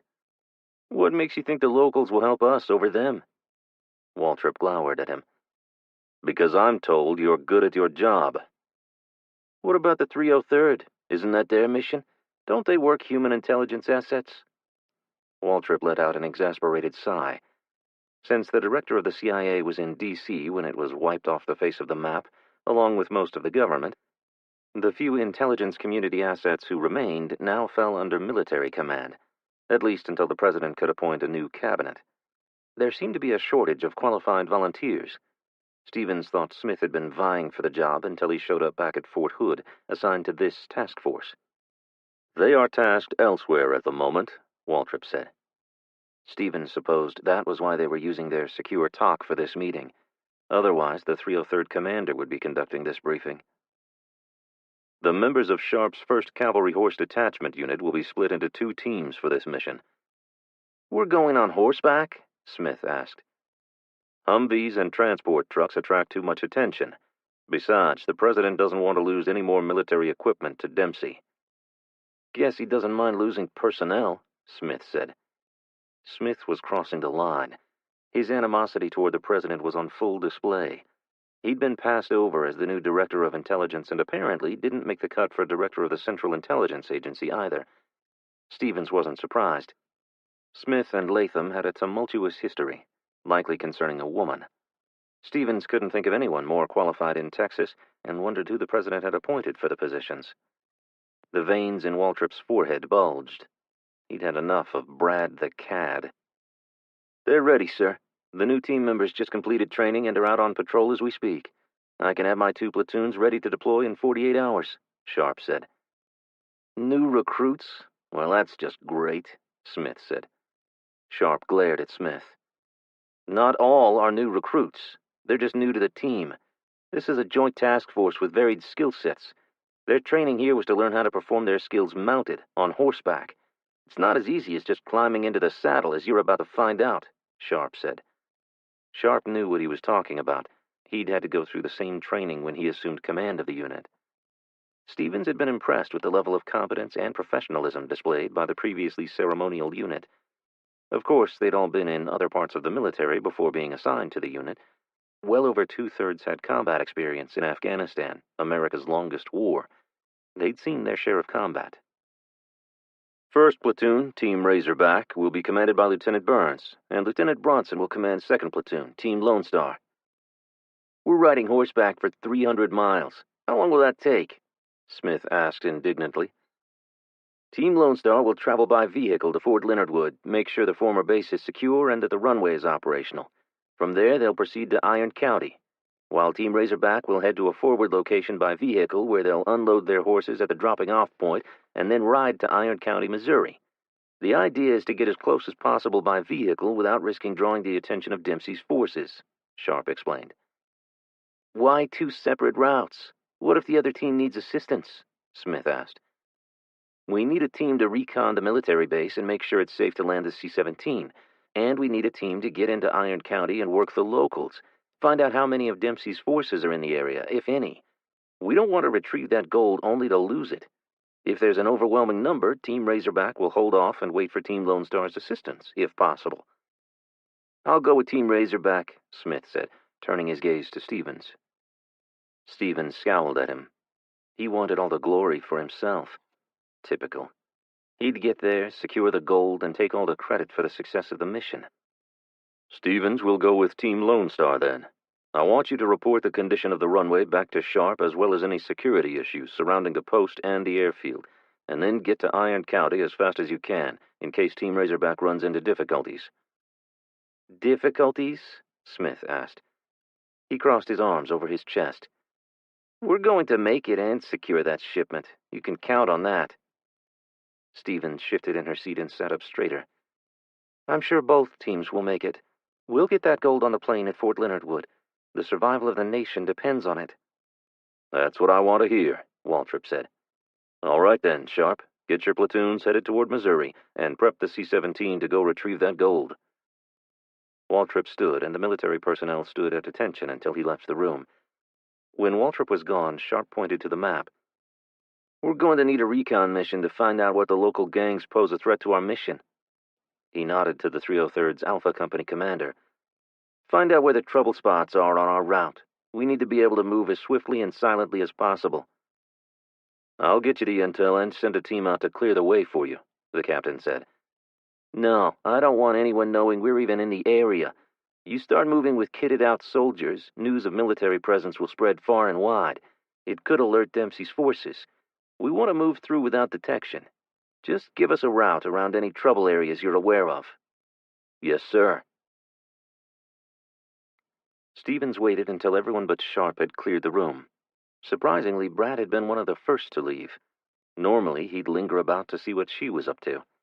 He must have had more important things to do, like getting back to that cute Hispanic chick she'd heard he'd hooked up with. "How do you feel about this mission?" Stevens asked. Sharp hesitated as he stared down at the map. "I'd feel a lot better if half the horse detachment had seen real military combat." "Will and Isabella can handle themselves pretty well. They've seen combat, just not as military soldiers. They survived the attack on the base back in Houston. Will fought the Chinese down near Fort Polk. Yeah, I know. But the rest of the new volunteers have barely left the shelter since the lights went out. The president thought we could pull people who'd ridden a pony as a kid and make an effective mounted unit. You've done a great job getting them ready. I've watched them. It's impressive. You'll need to be trained too, you know. And Smith, Stevens snickered. And Smith, Sharp said. I'll have you work with Lieutenant Burns. He'll lead Team Lone Star. He'll want that chick Martinez included on his team. You just watch. Martinez? Simone Martinez? Sharp looked like he'd been slapped. She won't be joining his team. How long do I have to train? Stevens asked, abruptly changing the subject. She didn't want anything to do with the love triangle she figured she'd just discovered. 7. Will. Texarkana Refugee Center, Texarkana, Texas. Event plus 9 months. Gabby took the news much better than Will and Savannah thought she would. Will watched her for signs that she was lying and secretly planning something. She sat erect in her chair with her hands in her lap and stared off toward the ball field where the younger kids were planning a game of soccer. You don't seem surprised, Gabby, Savannah said, breaking the silence. Troy told me already. Will shook his head. Of course. Troy knew already. He was with an intelligence unit. Did he discuss the plan to find Tank? No, he just said there was one, and that the best team in the unit had been sent in. He recited that no man left behind bullshit. He sounded confident? Savannah asked. Yeah, he drank the Kool-Aid, Gabby said, a bitter bite to her tone. She had come to the shelter reluctantly and had exhibited a high degree of mistrust of the officials there. She'd refused to follow their rules and been penalized for it. Her house arrest had only made matters worse. Troy wouldn't lie, Gabby, Savannah said, reaching out and touching her arm. Gabby stared down at Savannah's hand. She looked up and met Savannah's gaze. Will saw the tears in her eyes and his heart wrenched. I know he believes all that hoorah bullshit the military's been feeding him, but no one knows how powerful that general is up there in Illinois, or how extensive his network is. He's had 7 months to get established. Look what's been going on here. They haven't had all that. She glanced up at Will and then back to Savannah. Did you know they have drones up there? Will had heard about the drones. He'd hoped they were only rumors. Drones would make getting anywhere near the camps without being spotted nearly impossible. Stevens said we have contact with satellites, Isabella said. Will's head snapped toward her. What? That's the first I've heard of it. She said they have satellite footage of troop movements in St. Louis. When did she say that? Will asked. Last week when she stopped by the stables. We were talking while you, Jason, and Walker were saddling your horses. And you didn't tell me about this? She shook her head. I forgot.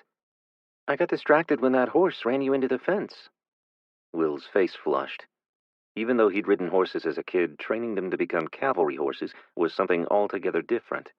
His new horse was especially obstinate, and he bore the scars to prove it. If they have satellite surveillance, why do they need boots on the ground to tell them where the labor camps are? Savannah asked. I imagine from the air they look no different from any other buildings. The fences could be for safety. He pointed to his right. We have one.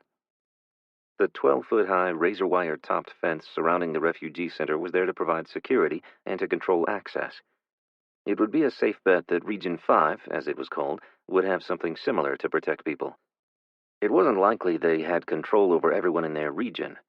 They would have escapees and others who could pose a threat.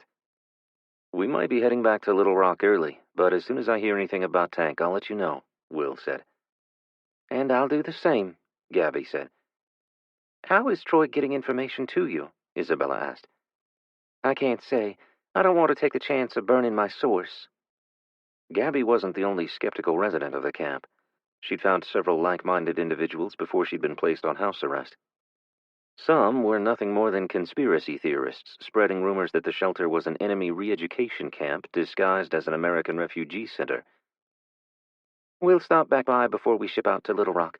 I hope there's good news before then, though, Isabella said, as she rose to her feet.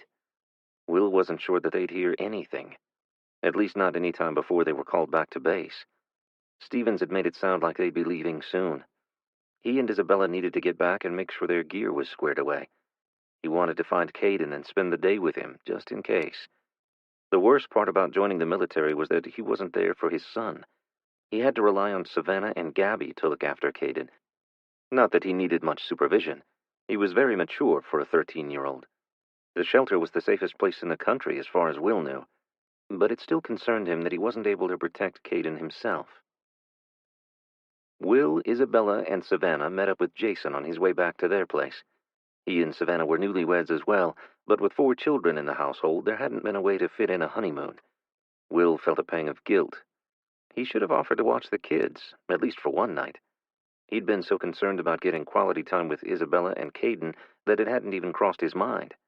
He'd need to talk to Isabella about it first, but he intended to remedy that mistake. "We had a visit from Stevens a little while ago," Will told Jason. "She's back already?" "She said we should be prepared to be called back to Little Rock. Something's come up." Jason took Savannah's hand. "It figures," Savannah said. "Listen," Isabella said. She looked at Will. "How about Will and I come over and stay with the kids while the 2 of you stay over at our place tonight?"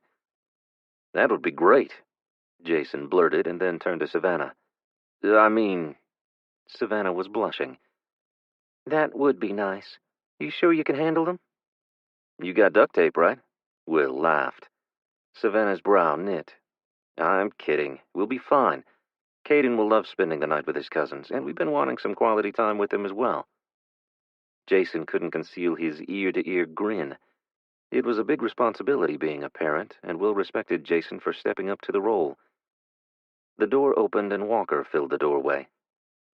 "Howdy, Will. Hello, Isabella. I was hoping to see you 2 before you shipped out again." Isabella walked over and threw her arms around the former lawman. He still sported his Texas Ranger's Western hat, but had retired the white shirt and tie. Will wondered if he still had his Gold Star badge. "We may be heading back out in the morning. We're waiting for word from Stevens." "I know. I spoke with her shortly after she left your place." Will's eyes widened. "You did? Did she tell you about Tank and Pete?" "She did. She has full confidence in the team going in to extract them," Walker said, stepping outside and closing the door behind him. Will wondered where his niece was. She always tried to put herself in the middle of adult conversations. "So what was the reason for Stevens's visit to you?" Isabella asked. "She wants me to join her team. She's put in a request to have me reassigned from the security team here." "Would you have to go through the training we just completed?" Isabella asked. "I guess so." "I didn't know we had enough horses to add personnel to the unit. Anyway, it'll be nice to have you with us." "It'll be nice to be outside this fence and see what the rest of the countryside looks like," Walker said.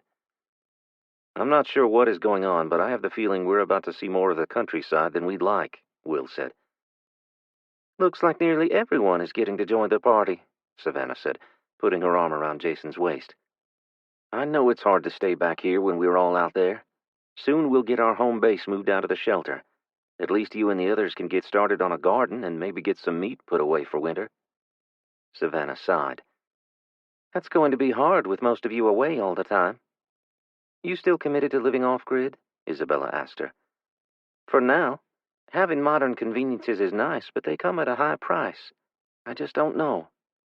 "They have to have all those rules to keep their communities safe. There just aren't enough people to police the towns," Jason said.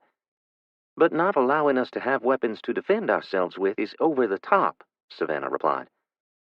"You sure it's worth it to you?" Isabella asked. "I lived without all this before the EMP. I chose to live off-grid and homeschool my children so I had some control over our lives and well-being. This," she waved a hand toward the rows of refugee tents, "this is making me stir-crazy." An image of the compound where Corey had died flashed into his mind. There had been many heated discussions between Will and the members of their group who were adamant about not being relocated to Dallas or Houston. Isabella was so concerned that she'd spoken to Stevens about it. Somehow she'd managed to wrangle an exemption for families of military members. Essentially, that exempted almost everyone at the shelter, as nearly everyone had family serving, and with no way to verify this, Will had briefly considered listing everyone from Vincent as a relative. The government permission to resettle outside of a safe zone did not, however, come with protection. They would be on their own.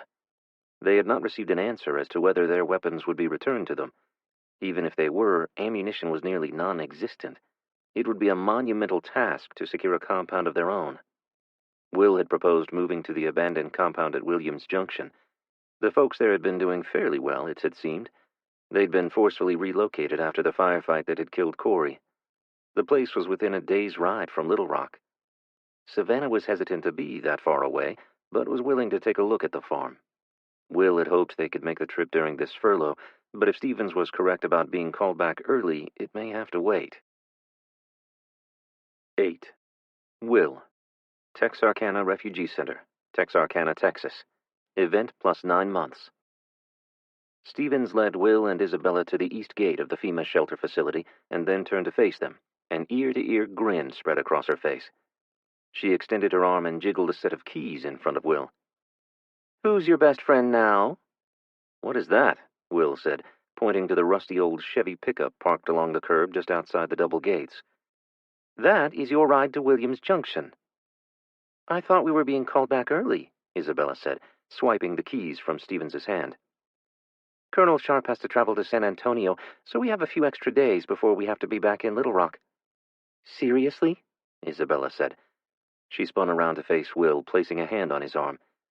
"Does this mean we're taking a road trip?" Will smiled. "I guess it does. But that truck will only hold 3 people. "We could fit maybe 8 in a bed," Isabella said. "I'll leave you guys to work out who's going with you. Don't forget to stop by headquarters and get passes for everyone. I don't want to have to bail you guys out of the pokey again," Stevens said as she turned to go. Stevens was referring to Savannah and Gabby. They had ventured outside the fence to attend an unauthorized meeting with persons deemed troublemakers. If not for Stevens, they both would have been sent to the camp in West Texas, where they would have been held as domestic terrorists. "Thanks, Stevens. I owe you. Again," Will said. "Oh, and there are 4 rifles in the bed of the truck under the blanket. Try to be safe out there." Stevens waved over her shoulder as she walked away. They both knew Will could never repay the debt he owed her. He wasn't sure who Stevens owed to arrange for his sister and cousin's release, but it must be someone very high up the chain of command. It was good to have friends in high places. "Let's go tell Savannah. She's going to freak," Isabella said, tugging on Will's arm. Reluctantly, Savannah had asked Jane to stay with the kids while she and Jason joined Will and the others on the trip to Williams Junction. Will convinced her that between Jane, Kendra, Carson, and Caden, the little kids would be fine. For some unknown reason, Kylie was better behaved when Jane was around. Walker drove the pickup. Pete's wife, Kathy, and Rob's wife, Erin, rode in the cab with him while the others rode in the back. Some members of their group had made the decision that they would move to one of the safe zones in Houston or Dallas, instead of to the wilds of Arkansas. Jane was one of them. It was understandable. She was going to be a first-time mother. She wanted all the comforts and protections the safe zone would provide for her child. August's wife, Pam, sat next to Isabella. She was on the fence about moving to Williams Junction. August was in Houston working on a construction crew assigned to the multifaceted mission of rebuilding the country's infrastructure. He didn't want her and the kids there with him. He said the places he worked were nowhere near safe. The toxic waste from the hurricane alone was enough for the city to have been abandoned. August and his wife had teenagers.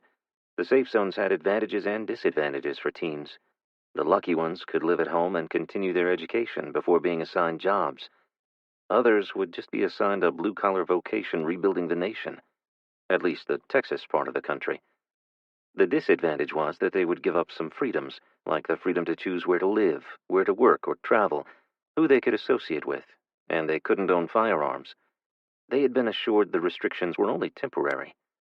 After security was established and the services restored, the freedoms provided in the Constitution would be restored. Or so they were told. Will leaned back against the cab of the truck as Walker pulled onto Interstate 30 and headed northeast toward Little Rock. This was the first time Will had been this way in a civilian vehicle. It had been months since he'd seen a running truck that wasn't military. No one else had fuel these days. As they passed by a highway sign for Hope, Arkansas, Savannah tugged on Will's pant leg. "We should move there." Will nodded. "Maybe we could rename Williams Junction." "Maybe, if it's everything you said it is," she replied. Or we could call it New Hope, Pam said. She moved closer to Savannah. It's kind of exciting to be the founders of a new town. I never dreamed I'd be a pioneer woman, Isabella said. It had been 2 months since Will had been at the compound. Anything could have happened in that amount of time, but he hoped they'd find it much as it was when he'd first seen it. The foxholes and bunkers might need some work after Will's unit had attacked the place, but the houses, barn, and shop could all be pretty well the same. They passed a sign indicating a rest area ahead, and Isabella tapped on the back glass to get Walker's attention. I need to use the restroom. Can we pull into the rest area? Walker nodded and exited the interstate. Will was surprised to see so many vehicles abandoned there. He hadn't been with the teams that had cleared the northbound leg of I-30. Walker drove past 5 tractor-trailers and a row of cars before stopping at the restroom facilities. The men watched as the ladies cautiously cleared the tiny outhouse meant to handle the large number of visitors each day on the interstate. When the ladies all went inside, Walker, Jack, Will, and Jason checked out the cargo still inside the semi-trucks. There's some useful stuff in here, Jack yelled from inside a Walmart truck. There's nothing but junk in this one, Jason called out. He hopped down and headed toward the next trailer. Unless you need a printer or a 60-inch flat-screen television. What we need is a grocery or grain hauling truck, Will said. Walker pointed to a home improvement store box truck. How about construction materials? We could definitely use those, Will said. How would we get it to Williams Junction? Savannah asked as she approached. Will pursed his lips and looked skyward. It would probably be pushing it to ask Stevens to get them a bigger truck. It would take a few trips and use some fuel, but we could use the Chevy, Jason said, pointing back to the pickup. I don't think there's enough in the tank for an extra trip, Walker said. Will shrugged. Oh well, we'll figure something out. At least we know where to find it when we do have a way to haul it. Who is that? Aaron yelled, spinning around. Walker rushed to her side. What did you see? A woman or kid. I just saw the back of them as they ran that way. She pointed toward the trees behind the restrooms. Let's go, people, Jack said, doing a circle in the air with his hand. We need to get the heck out of here. Will liked Jack. The 40-something-year-old man had been injured trying to save his family. Both his legs had been broken, but he'd never given up. Now, even though he walked with a substantial limp and must be in constant pain, he was always the first to volunteer to help the group. Will hadn't known him long, but he trusted the man. Isabella looked around toward the back of the restroom. Shouldn't we check it out? Isabella said. It's too risky. We only have 4 weapons, Will said, moving toward her.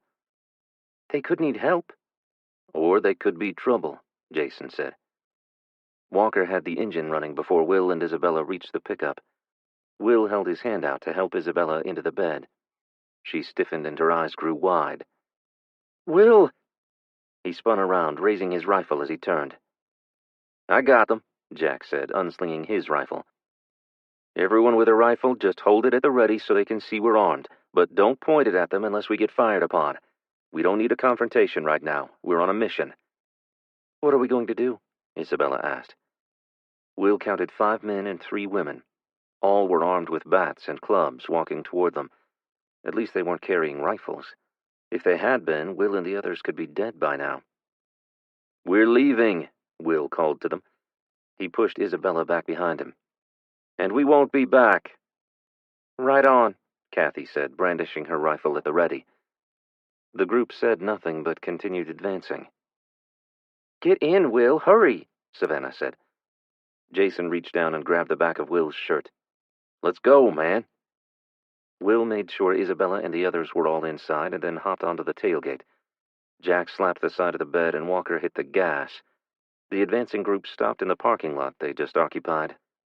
Will studied their blank expressions. He saw no fear, not like when the military rolled through. He also saw no desperation. He considered that as the rest area got smaller and smaller in the distance. Then it dawned on him. They'd likely been living off the supplies in the trucks at the rest area. They'd been watching Will and the others as they rifled through the trucks. The group knew they weren't armed and therefore not much of a threat. There are likely other places with trucks filled with stuff we could use, Will said.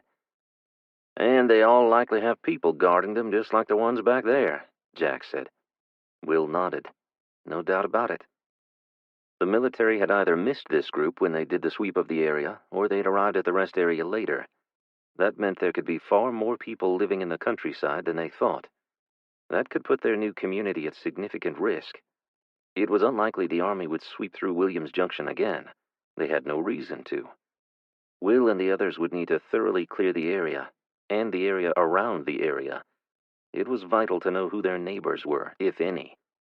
There'd be no way he'd leave his family there without that information.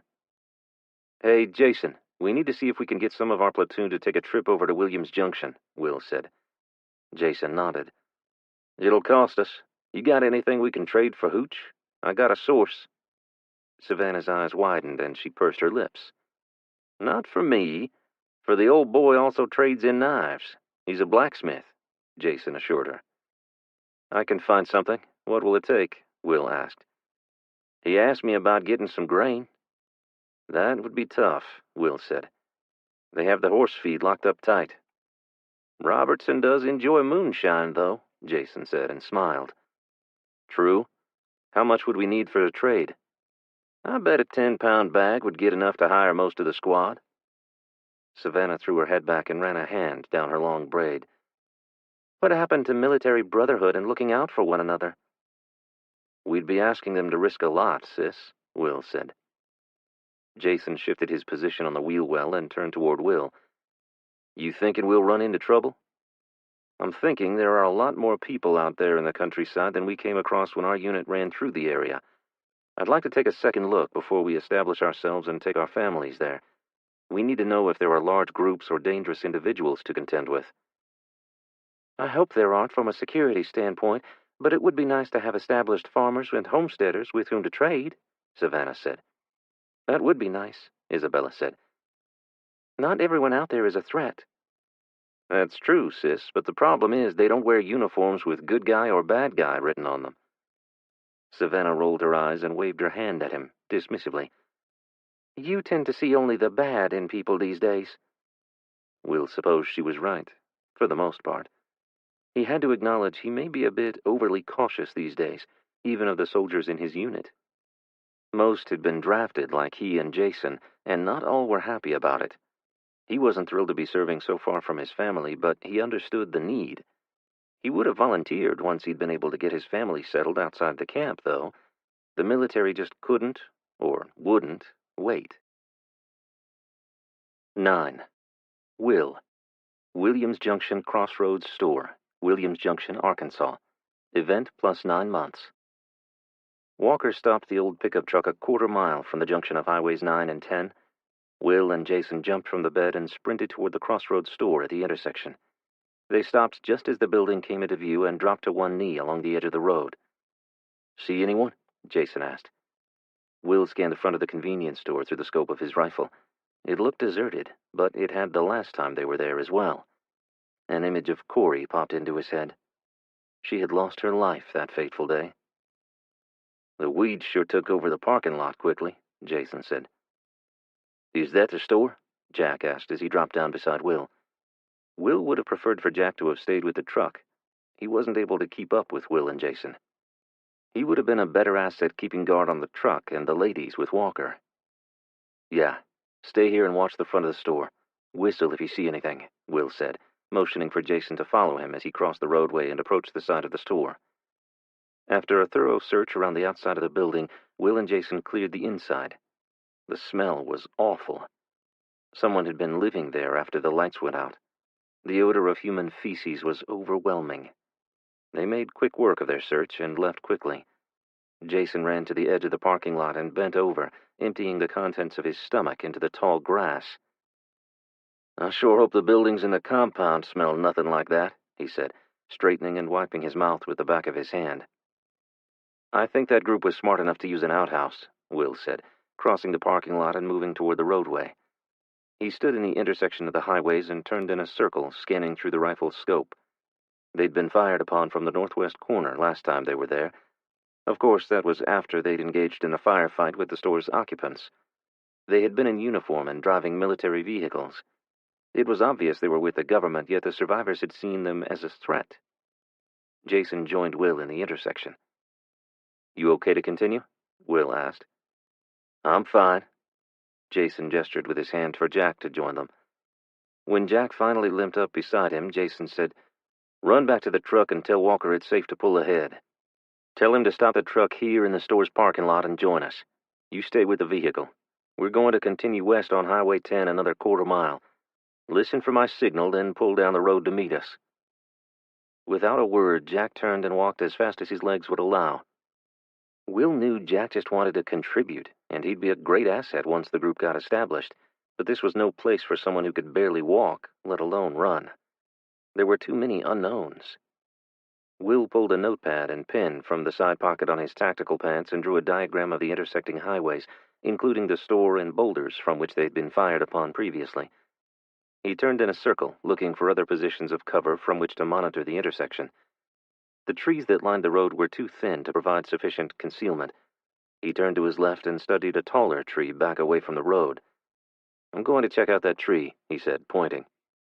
Jason moved to the opposite side of the road and scanned the area as Will disappeared into the woods. Will slung his rifle around to his back and leaped, taking hold of a branch, then pulled himself up. A few seconds later, he was sitting with his back to the truck, observing the intersection. He could see only about 50 feet east of the store, but he could see at least a quarter mile in each direction along Highway 9. Will climbed down, marked the position of the tree on the pad, and labeled it with OP for observation post.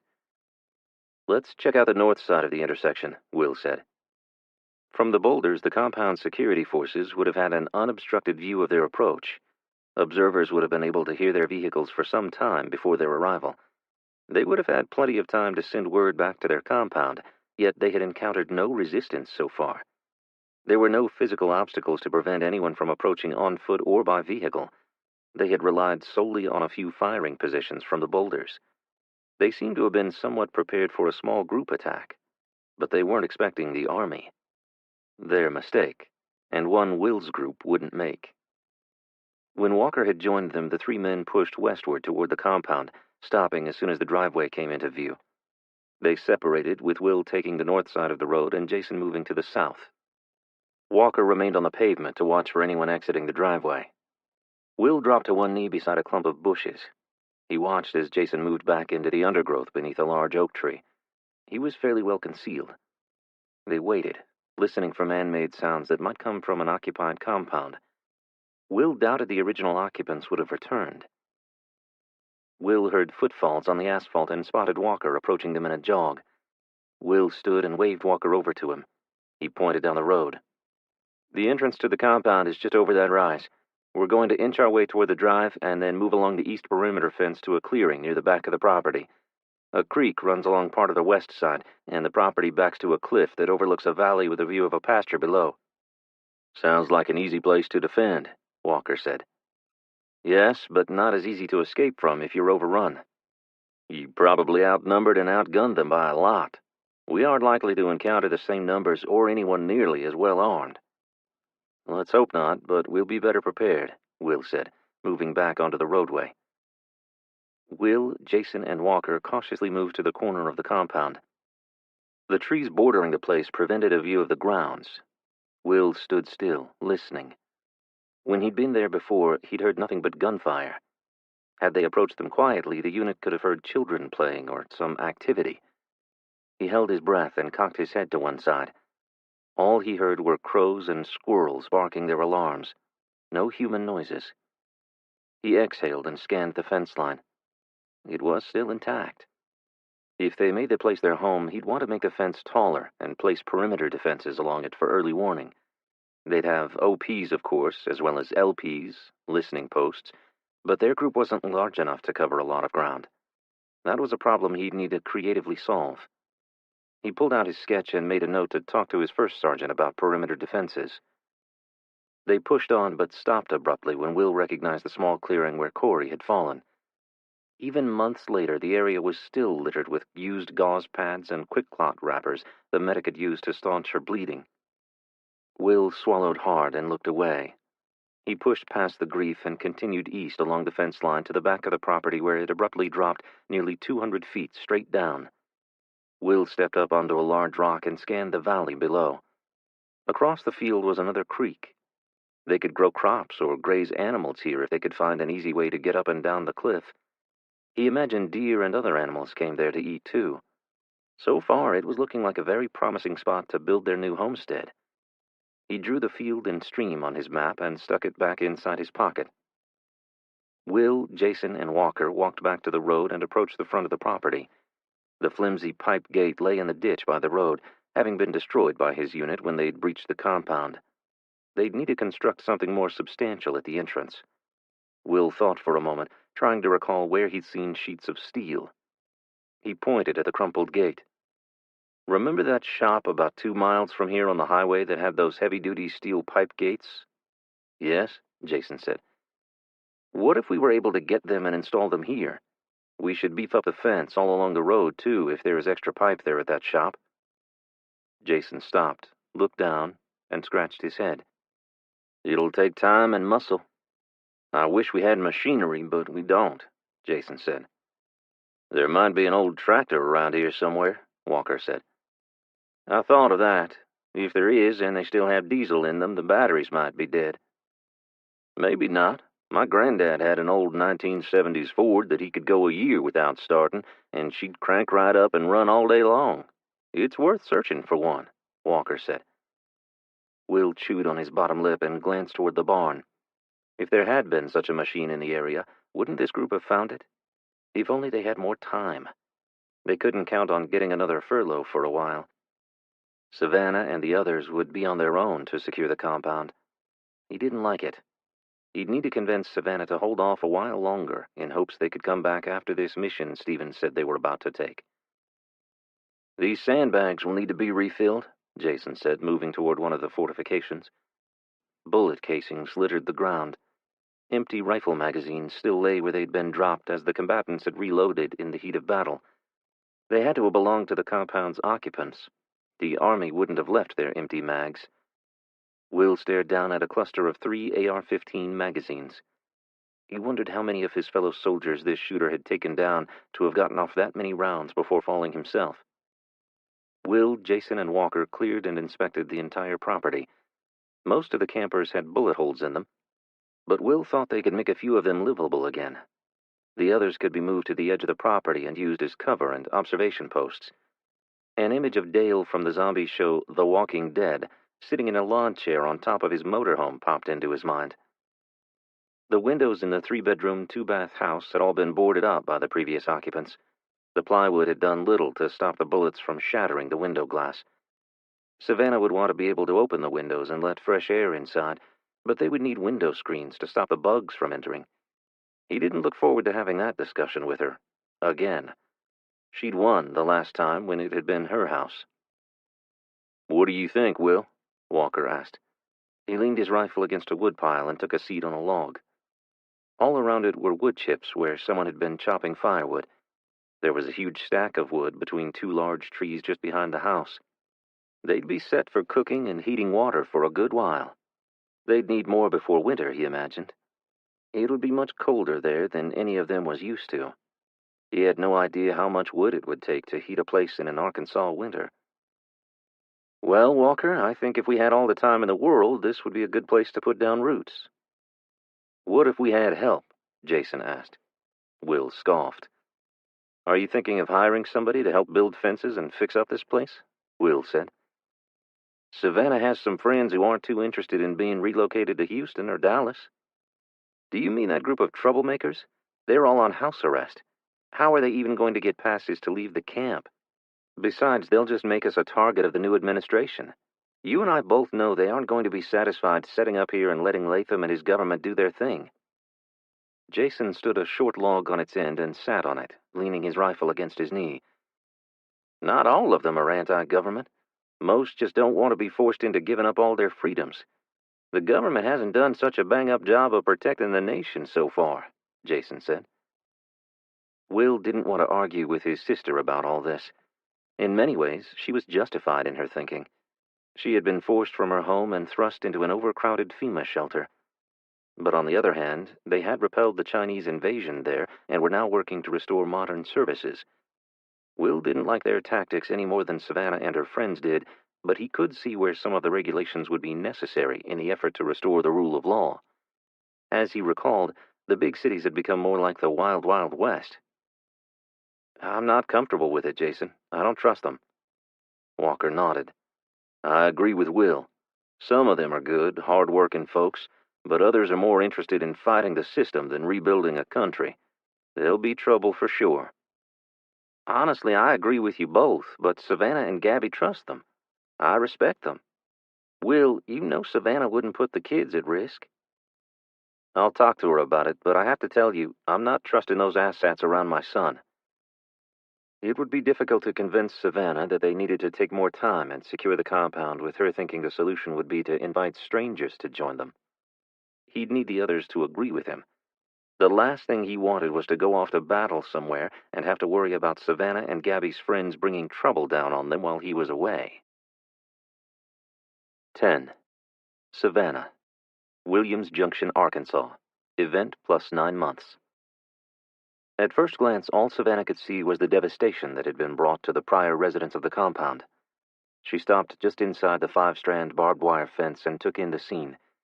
Families had occupied the campers and motorhomes. Even from the road, she could see the children's toys strewn about outside camp. She shuddered to think they might have been killed in the gun battle with the military, Will's unit.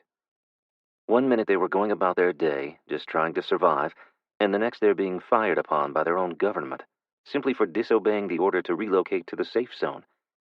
Will had told her they'd fired first, but they were just defending their home. What choice did they have? In the end, the survivors of that fateful day were forced off their land and moved first to Texarkana, and then on to West Texas, where they would be housed with still others deemed subversives. That motorhome closest to the house doesn't look too damaged, Isabella said, stepping up beside Savannah. There are at least 5 that have minimal damage, Jason said. He nodded toward a 40-foot condo on wheels. That one there is well worth repairing. It's super nice and big inside. Savannah gestured toward the house. Is it repairable? She had no interest in staying in a motorhome in the winter.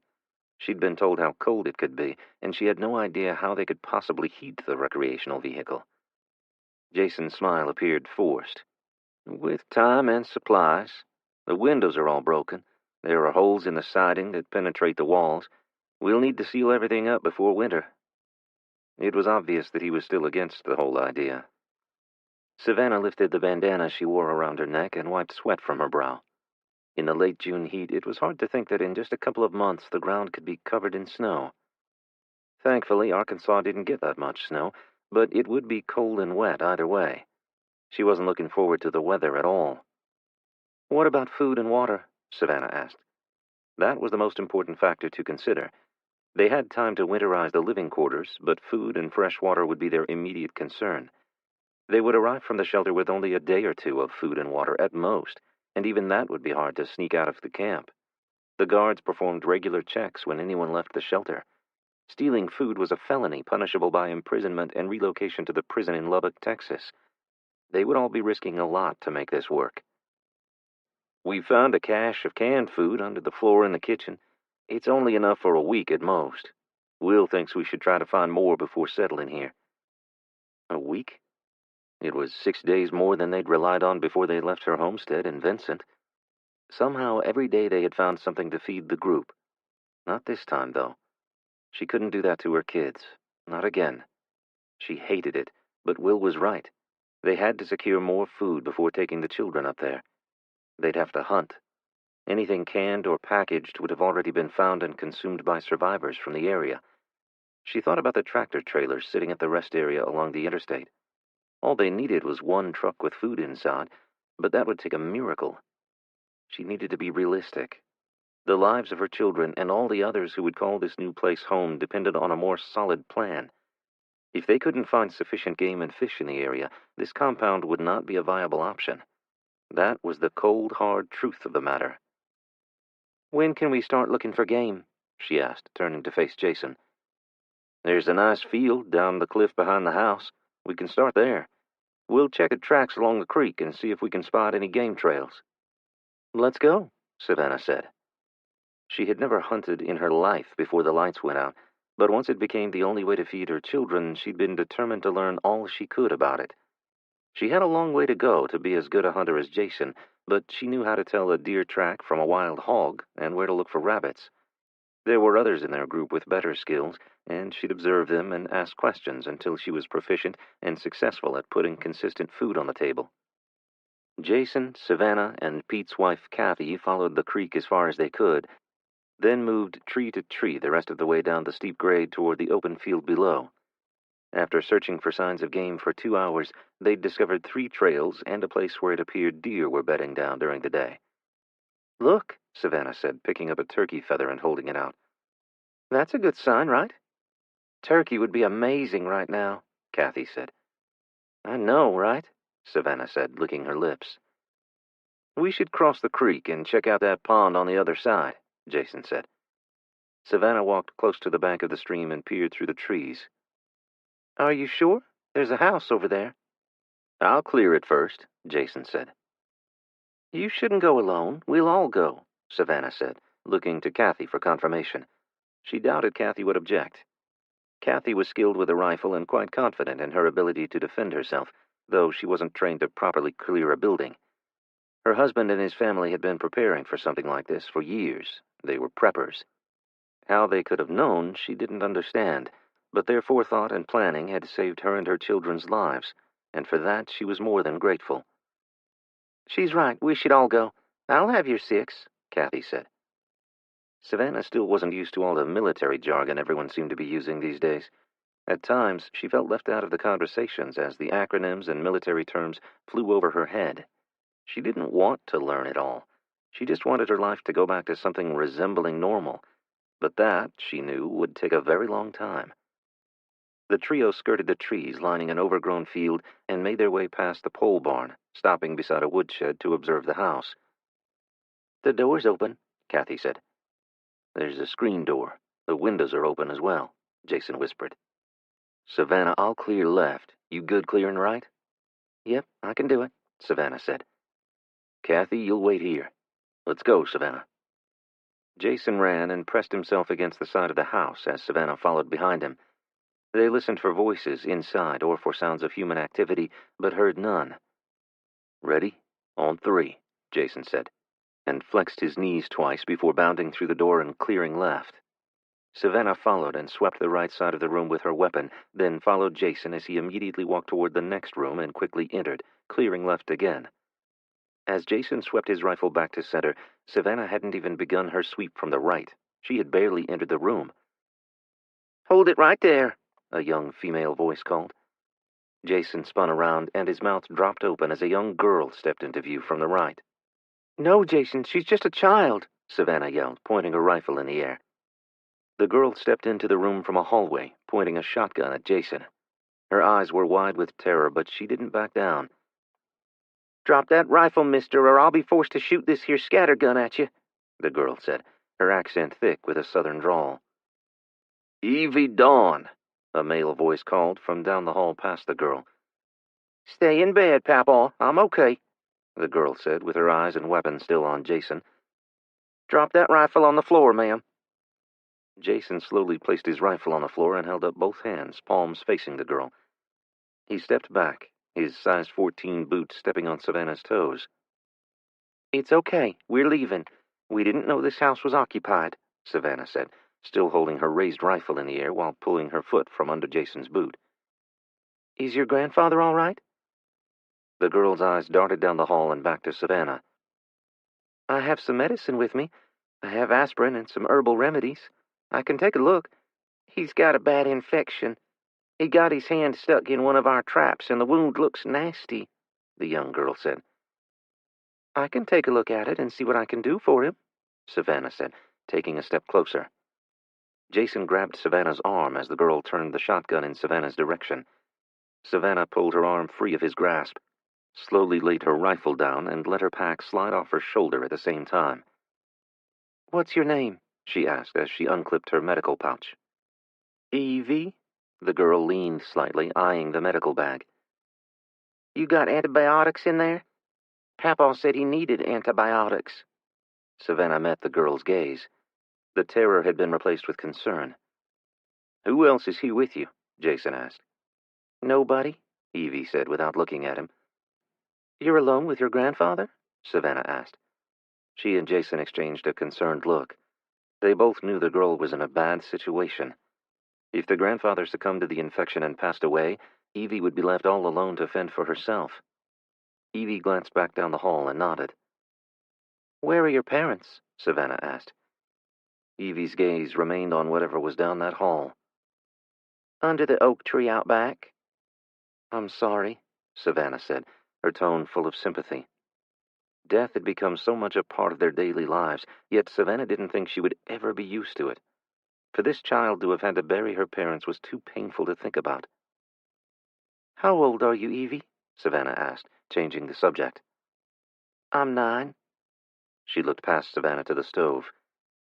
My papa was going to make me a pie for my birthday. Savannah grabbed the medical pouch and stood.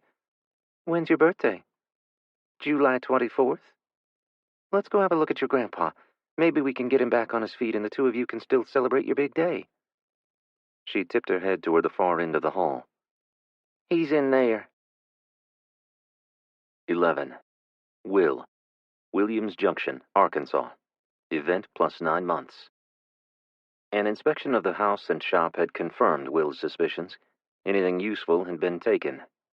But who could have cleaned the place out? It was now obvious the military had failed to round up everyone. Of course, his unit would have taken any weapons they found here, as well as ammunition and food. But they would have no need for the other supplies that the residents would have used for day-to-day survival. He found not a single canning jar. Even the cast-iron cookware they would have used to make meals on the wood cook stove was missing. Isabella, did you happen to see any laundry supplies? Clothespins, washboards, tubs, anything? She turned in a circle, looking toward the all-season creek running along the west side of the property where the onerous task of washing clothes by hand would have been accomplished. No. A concerned look flashed between them. They could have taken them and moved on. They obviously didn't stick around here, Isabella said, waving her hand back and forth. That just confirms we need to do a broader sweep before we bring the others up this way, Will said. He walked to the edge of the cliff and looked out over the pasture below. There just weren't enough people to secure this place. As much as Savannah had her heart set on leaving the shelter, it was just not safe to do so. He had to convince her. He must get Jason on board, and the two had to put the brakes on this planned move. He was staring off toward a distant farmhouse when a shout roused him from his thoughts. Will! It was Jack. He was moving toward Will as fast as his damaged legs would allow. Trouble, Jack said, breathless. What? What is it? People? Will shot back. Jack nodded as he bent over to allow air into his lungs. Where? How far? At the gate, Jack said between gasps. Will ran. He rounded the house and weaved between travel trailers and collapsed tents until the gate came into view. His heart stopped. Walker had his hands in the air. In front of him stood a giant of a man dressed in hunting camouflage and a boonie hat, holding a rifle pointed at Walker's chest. Will stopped, dropped to one knee, and yelled, Drop the weapon! Do it now! I will shoot you! You do, and I'll drop you before your friend hits the ground, a female voice said behind him. Will's heart skipped a beat, or two. Just lower the weapon and put your hands in the air, she said. Will felt someone brush against him as he complied. He never took his eyes off Walker. His mind raced as he wondered where Isabella and the others were. Did they have guns trained on them as well? Where the hell was Jason? Unhook that sling and let your weapon drop to the ground. Will hesitated a second too long, and he felt a rifle barrel press into the base of his skull. A shot there would kill or paralyze him. He'd be no use to his group. He complied, lowering his rifle to the ground. Who are you people? The woman asked. What? Will replied. Where did you come from? Will was about to tell her the truth, that some of them were with the military, but thought better of it. We've been living at the FEMA shelter down in Texarkana, but we wanted to find someplace less, restrictive to survive this thing. He thought that explanation would make them seem less threatening. And it was partially true. You with the group that used to live here? No, ma'am. How'd you know about it then? Will hesitated. He couldn't tell her the truth, that he'd been with a military unit that had run the folks off their land and forced them into the shelter. Ham radio, Will lied. He'd seen a radio tower in the back of the steel building there. He took a leap. Before all this, we heard they were preparing. His cousin Gabby had told Will about some prepper groups up that way. After the lights went out, they were still able to communicate with one another for several months. They'd worked together to alert each other to the government's movements. Will's unit had been ordered to look for communications equipment. I got one over here, the woman yelled. The man gestured for Walker to head toward Will and the woman. He kept his rifle trained on Walker as they slowly approached her. Are we going to take them back or drop them here? The woman asked. Will tensed, waiting for the answer. He desperately wanted to turn to see where Isabella was. How many are in your group? The man asked. Will did not want to answer that question. Firstly, he had no idea if Walker had already given them a number. Second, he wasn't going to give away that his wife and sister were with them. He stalled. In our group? You're scoping out the place to possibly move here. How many of you will be living here? He tried to read Walker's face. He wasn't making eye contact. His eyes were on the woman behind Will. Will stammered, trying to think of something to say. Walker looked at the man. About 20 or so, I'd say. It's a fluid number. Will held his breath. He respected Walker and hoped he knew what he was doing. We have some whose family members are adamant about going to Houston or Dallas. Of course, they don't want to split up their families, but they also know how stupid that move would be. The man nodded. His features softened some. Will saw his shoulders relax. They'd found a common topic. So it sort of depends on who leaves with us the day we pull out from Texarkana. Honestly, we'd like to have as many as we can get. It's going to take a lot of people to make this place work, Walker continued. Ain't that the truth? The woman said. The man lowered his rifle to the low ready and took a step back. When are you planning on moving up here? Walker looked to Will. Soon. They're talking of closing the shelter and moving everyone to the cities soon, Will chimed in. They're gonna just let you and 20 of your friends just walk off from there? I mean, they went to great lengths to round everyone up in the first place, the woman said, stepping around Will and joining the man. We have a connection, Will said. He didn't think that fact would cause any issues. It was true. They didn't need to know that it was a colonel and a CIA agent. The two looked at one another. The man shrugged and stuck out his hand. Welcome to the neighborhood. 12. Savannah. Williams Junction, Arkansas. Event plus 9 months. Jason led the way down a short, dark hallway to a bedroom in the front of the house. He drew in a quick breath as he entered the room and moved to the opposite corner, his rifle pointed at the man in the bed. The smell hit Savannah long before she entered the room. Curtains billowed in the breeze from the open window. Savannah stepped to the window and held the curtains away.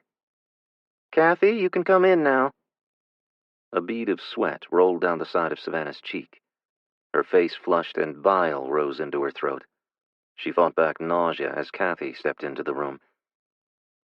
Kathy, this is Evie and her grandfather, Jason said. The man was lying with his head facing the windows. His purple, massively swollen hand was propped up on pillows. Necrosis extended past his wrist. If gangrene had set in, there would be nothing she could do for him. Savannah's heart broke. How was she to tell Evie that her papa was going to die? She said a silent prayer for the girl and the man and moved to the side of the bed. Hello, I'm Savannah Fontenot. She looked to Jason. Blanchard. Jason gave her a slight smile. It was the first time she'd had occasion to use her new last name. Your granddaughter said you had an injury. I have some medical supplies with me. Do you mind if I take a look and see if I have anything that might help? The grandfather slowly rolled his head to face her. She watched as his chest rapidly rose and fell.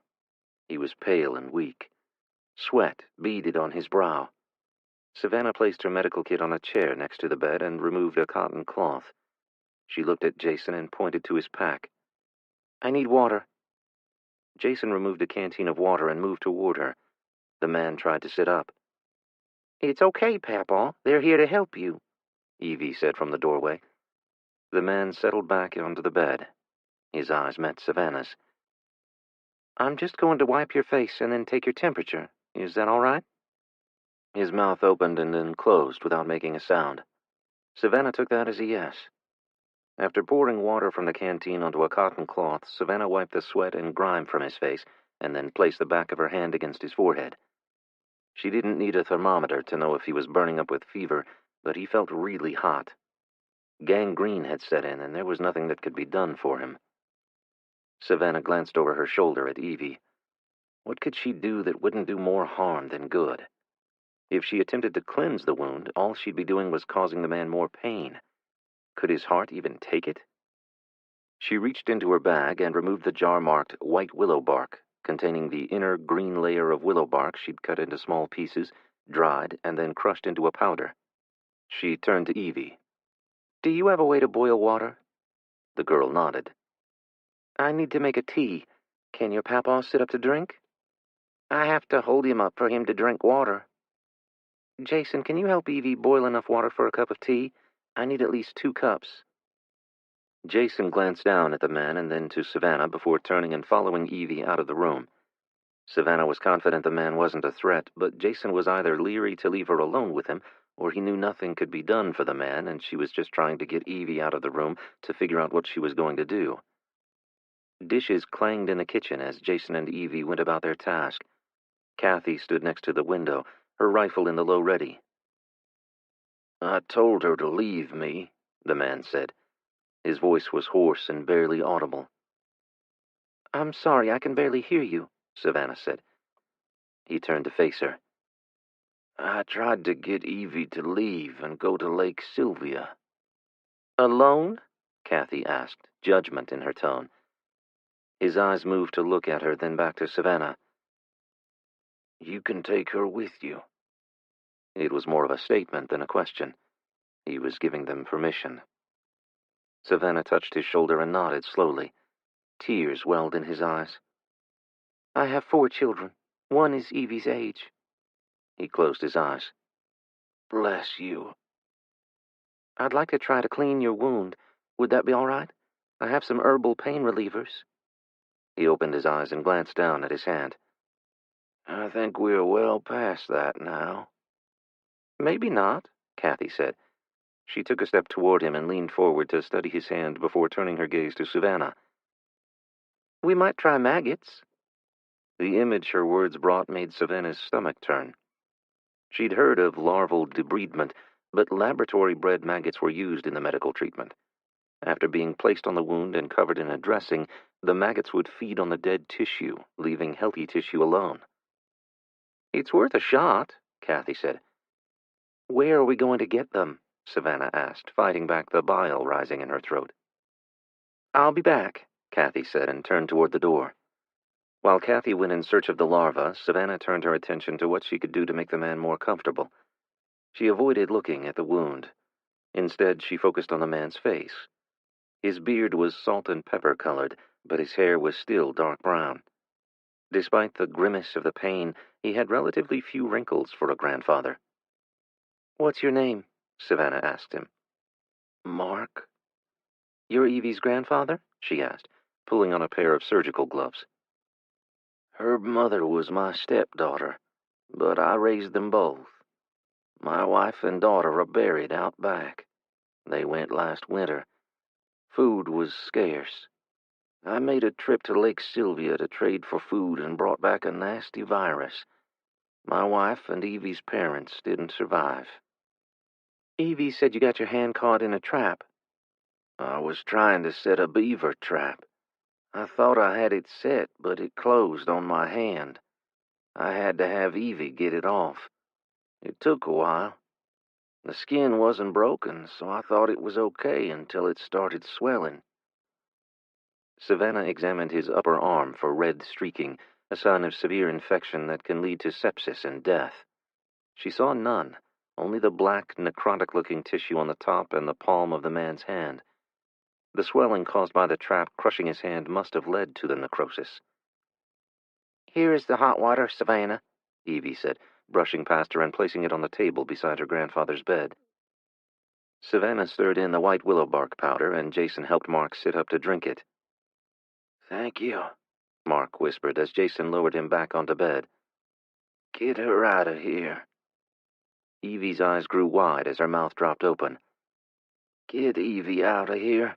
Take her away from this place. No, Papa, Evie said and ran to his side. No, I'm staying with you. Mark turned to Savannah.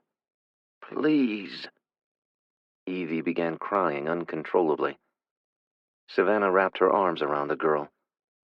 We won't abandon him, Evie. We'll do everything we can, okay? Promise, Evie said between sobs.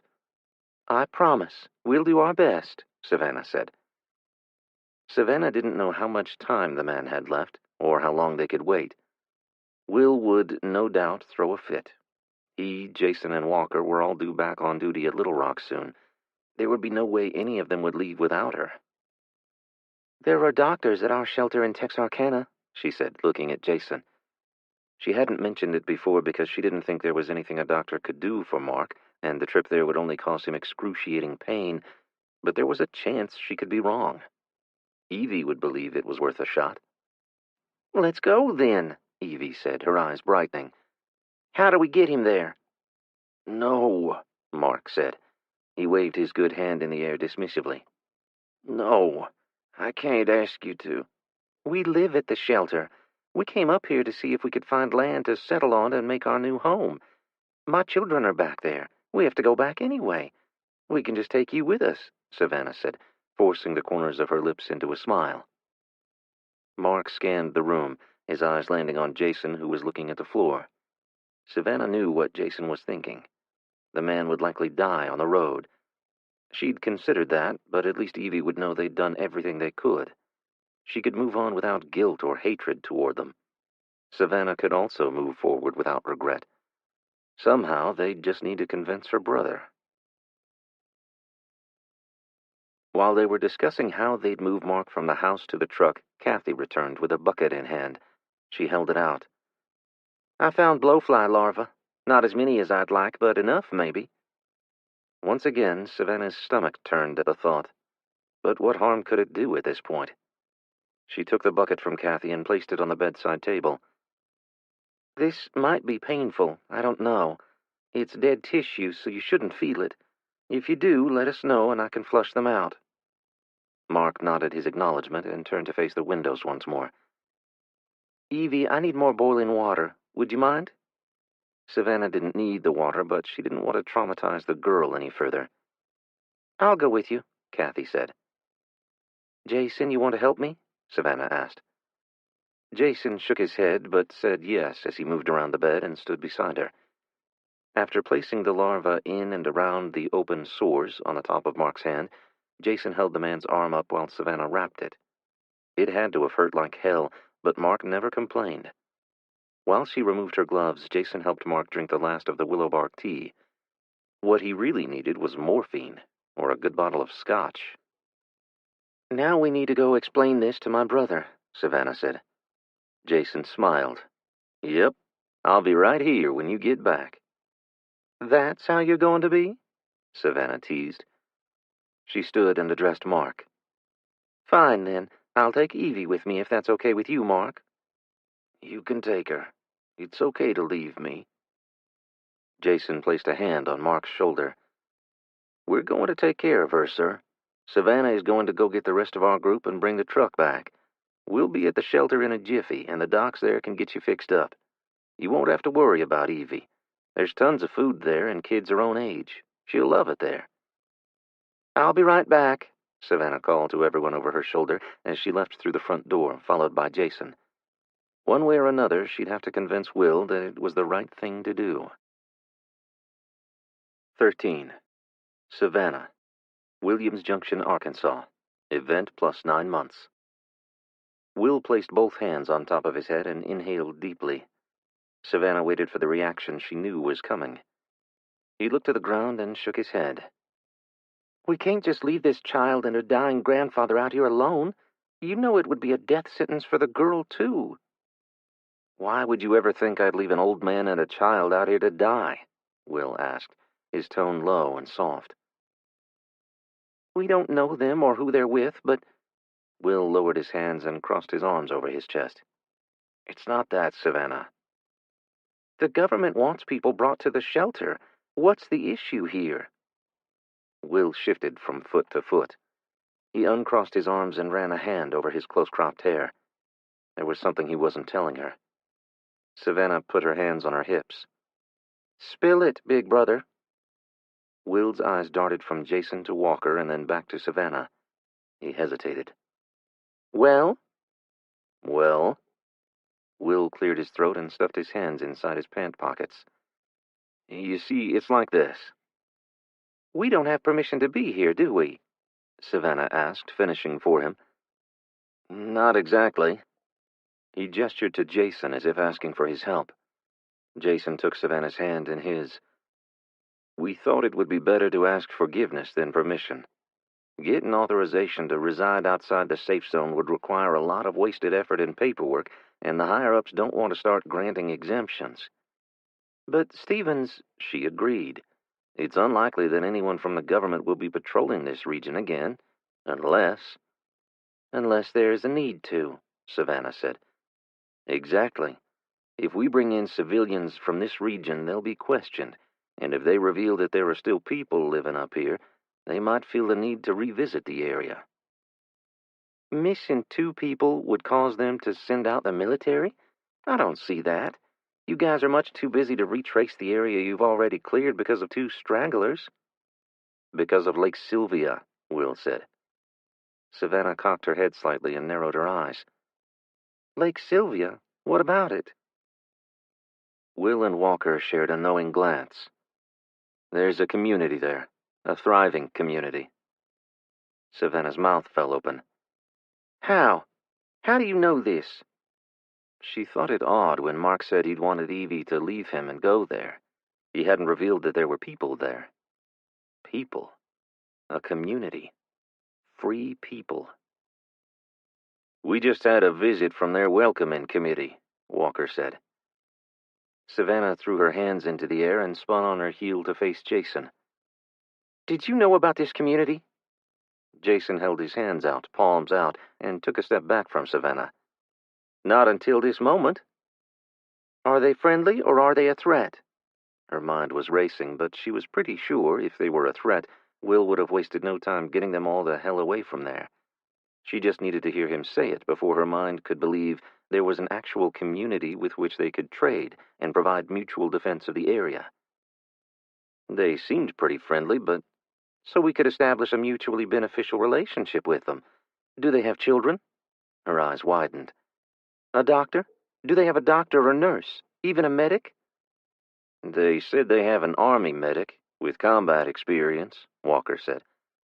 Savannah grabbed Jason by the biceps and jumped up and down. We can take Mark there. He wanted Evie to go there, remember? I don't know if they're accepting people, Savannah, Will said. I never asked about that. But they implied. Why else tell you they had a medic? Will shrugged his shoulders. It's worth a try. If not, we have to take Mark and Evie back to the shelter with us. We can tell them not to reveal where they came from. They'll do that for us. Will placed both his hands on top of his head and huffed. Let's go ask them, Savannah said, tugging on Jason's arm.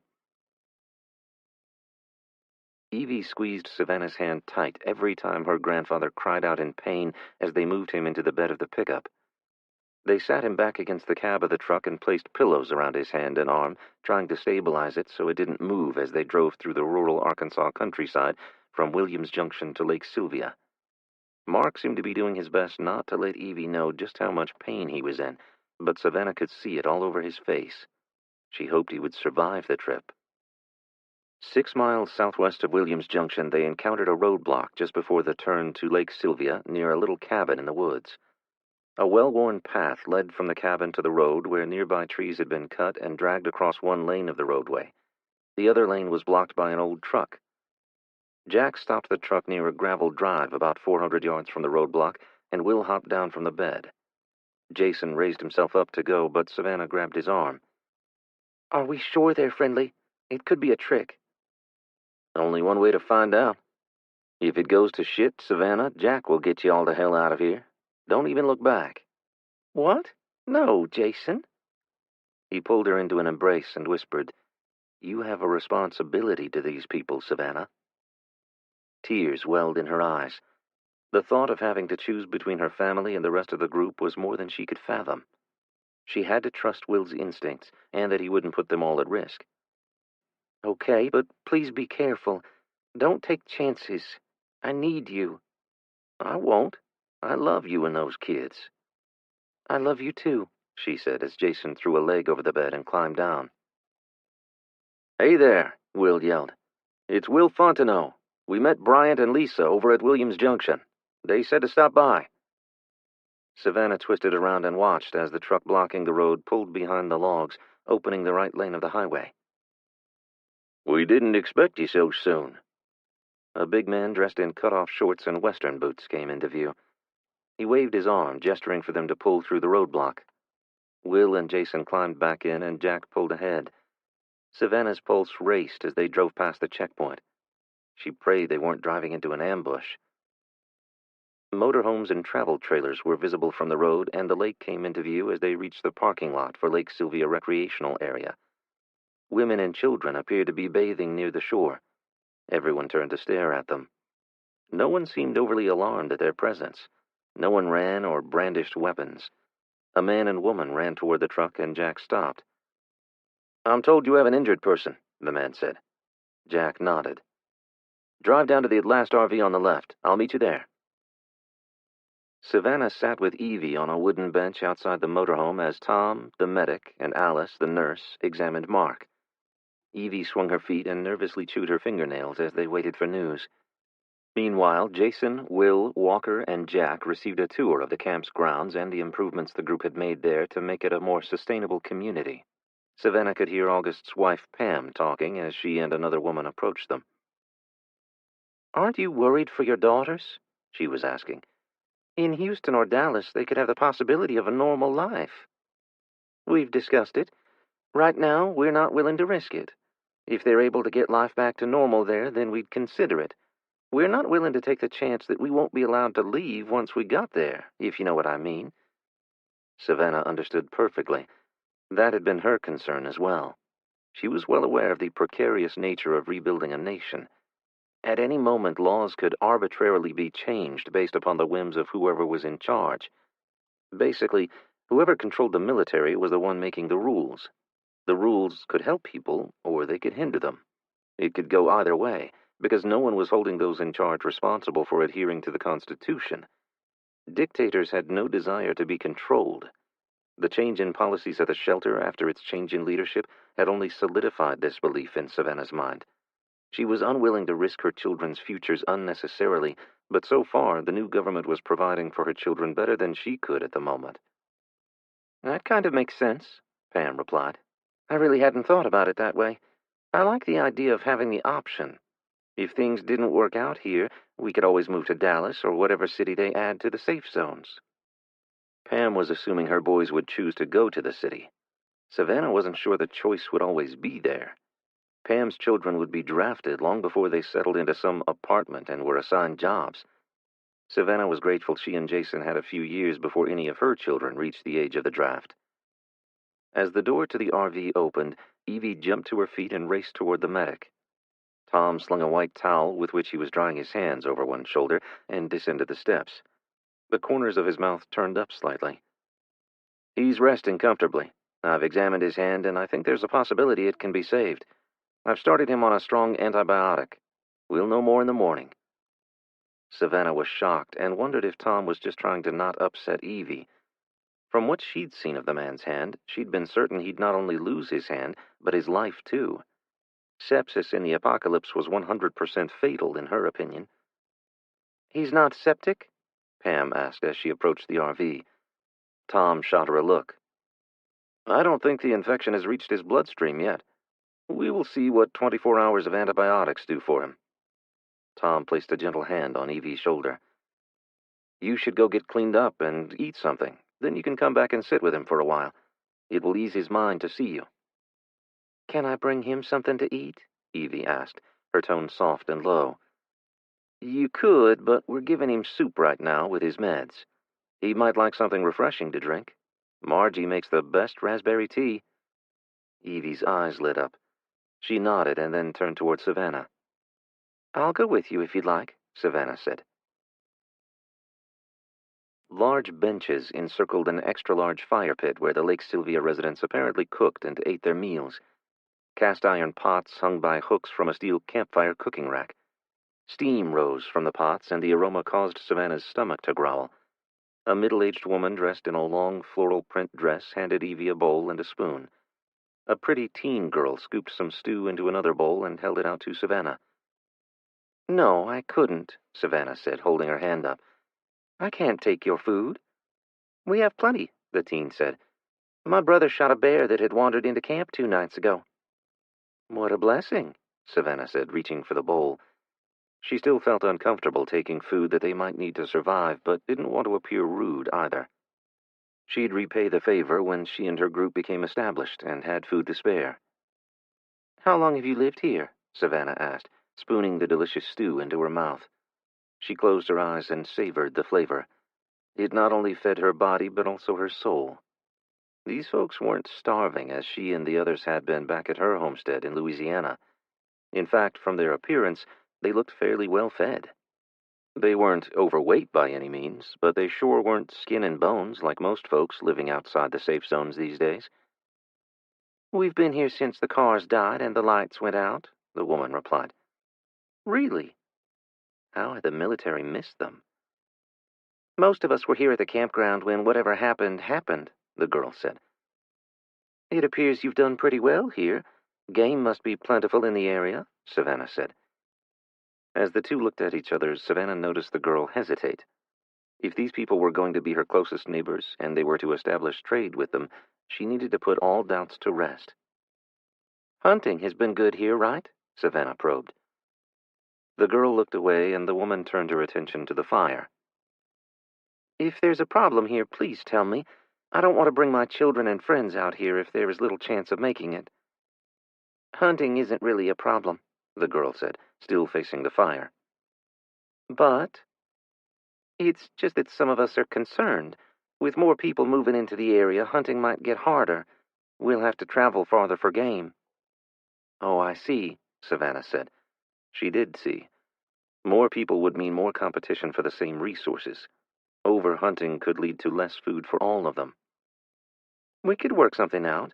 We could divide our territories into sections. We could take north and east of our camp. Would that help? The woman slowly turned to face her. She shrugged one shoulder. It might. You'd be risking running into the military. You willing to take that risk? Savannah didn't want to reveal that her husband and brother were part of the military stationed at Little Rock. She smiled. I think we would be. They can be brutal, we hear. I don't think they're patrolling and rounding up people like before. They believe everyone is already at the shelter. Not the military at the army base, the woman said, returning to poking the fire. The others. Savannah swallowed hard. She struggled to open her mouth and form the words. Her stomach turned and almost rejected the stew as she spoke. The Chinese? The woman looked over her shoulder at Savannah. No, they ain't Chinese. They're Americans. I'm sure of that. They speak perfect English and drive Department of Homeland Security vehicles. Savannah choked. What? Department of Homeland Security? 14. Will. Lake Sylvia, Perryville, Arkansas. Event plus 9 months. From the moment Will heard of the presence of Department of Homeland Security officials in the area, he was ready to pack up and head back to Texarkana. He had a duty to let his superiors know this information, and should have headed straight to Little Rock to report it, but he wasn't supposed to be where he was. Secondly, he wanted to hear what Stevens had to say about the presence of DHS forces first. Stevens was CIA, and he knew there was much about what the government was doing that she couldn't tell him. But why had she not revealed the fact that they could run into DHS officials around Williams Junction? Isabella and Savannah were quiet on the ride back to the shelter. Will could hear Pam and Aaron talking up in the cab of the truck. They weren't yet aware of the news about the DHS presence. They were discussing the pros and cons of moving to Williams Junction. Will wished Pete, Rob, and August were there. It would relieve Will of the enormous responsibility he felt for their families. Kathy leaned in toward Will. "You gonna talk to that lady agent about those DHS goons hanging around North Arkansas?" Kathy asked. She'd obviously overheard his conversation with Jason and Savannah on the topic. He should have told her himself. She was a smart lady. Not much slipped past her. "I am?" "I'm hoping she has a satisfying explanation." Will had thought after the ladies saw how rough life would be back out on their own, they'd opt for the safety and security of the shelter, at least for the near future. But after coming upon Evie and Mark and then the Lake Sylvia camp, they seemed to be emboldened in their choice to move to Williams Junction. Even after learning about the DHS presence in the area, Savannah was still entertaining the idea. Whatever they learned from Stevens would likely sway their decision one way or the other. Jack parked the truck in the garage of a house 4 blocks from the shelter, stashed the rifles in the crawl space of the house across the street, and the group walked to the gate. After showing the guards their passes, Will and Isabella said goodbye to the others and headed straight for Stevens' office. "I don't think she knows, Will," Isabella said. "How could she not? She's in on all the intelligence briefings," Will said. "Maybe they don't know. They didn't even know Lake Sylvia was still occupied," Isabella said. Will stopped outside Stevens' quarters. If Isabella was right, what else didn't they know? The Chinese could be occupying the countryside, and they wouldn't know if they didn't institute regular reconnoitering. The door to Stevens' building opened. "We're about to find out," Will said. "She said the decals on the vehicles definitely said Department of Homeland Security?" Stevens asked. She poured herself a glass of water from a pitcher in the middle of a conference table. "That's what the woman told Savannah. She asked her to describe their vehicles, and they weren't anything we've been using out there. They must have been MRAPs or something else we don't have," Will said. "So you don't know about this?" Isabella asked Stevens directly. Her tone wasn't as accusing as Will's would have been. It was obvious to him by the concern on her face that she was as unaware of this as he had been. "I didn't." Isabella poured Will a glass of water and then one for herself. "What do you make of it?" "I'm not sure," Stevens said. From her tone, Will could tell she was holding something back, something likely way above his security clearance. She stood and pushed in her chair. "I'll pass this information along to Little Rock. They can check it out." She moved toward the door and turned. "I'll leave your names out of it." "And the Lake Sylvia group?" Isabella asked. She didn't want to cause them trouble. She didn't think Stevens would either. "I'll claim it came in on radio chatter," Stevens said. Radio chatter? There were still people out there with working ham radios? "So we should hold off moving up to Williams Junction, at least until the military finishes their sweep," Isabella said. "I wouldn't plan on leaving the shelter for a while, Isabella. Let me find out what I can." "What about the Lake Sylvia folks? The military might decide to search there now." Stevens looked skyward and pursed her lips. She returned her gaze to Isabella. "You said they saw this DHS convoy due north of Little Rock heading east. That's where I'm going to recommend they search. If something changes, I'll let you know, and you can alert them to break camp and move south until the recon team has finished their search of the area." "I guess that will work, I hope," Isabella said. Will's thoughts went to Lake Sylvia and the community the folks had built there.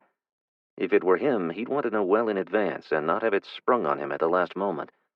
Telling them would likely destroy any trust they might have gained with the group.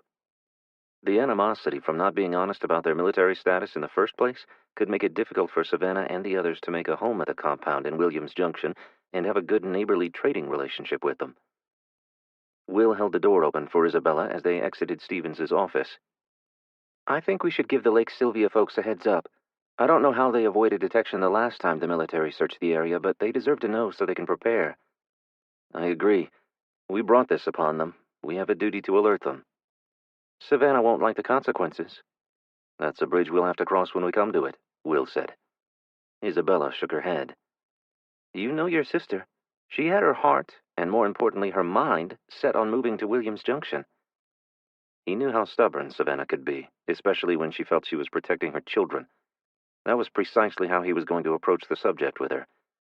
It wouldn't be safe to move to an area where you've already pissed off the neighbors.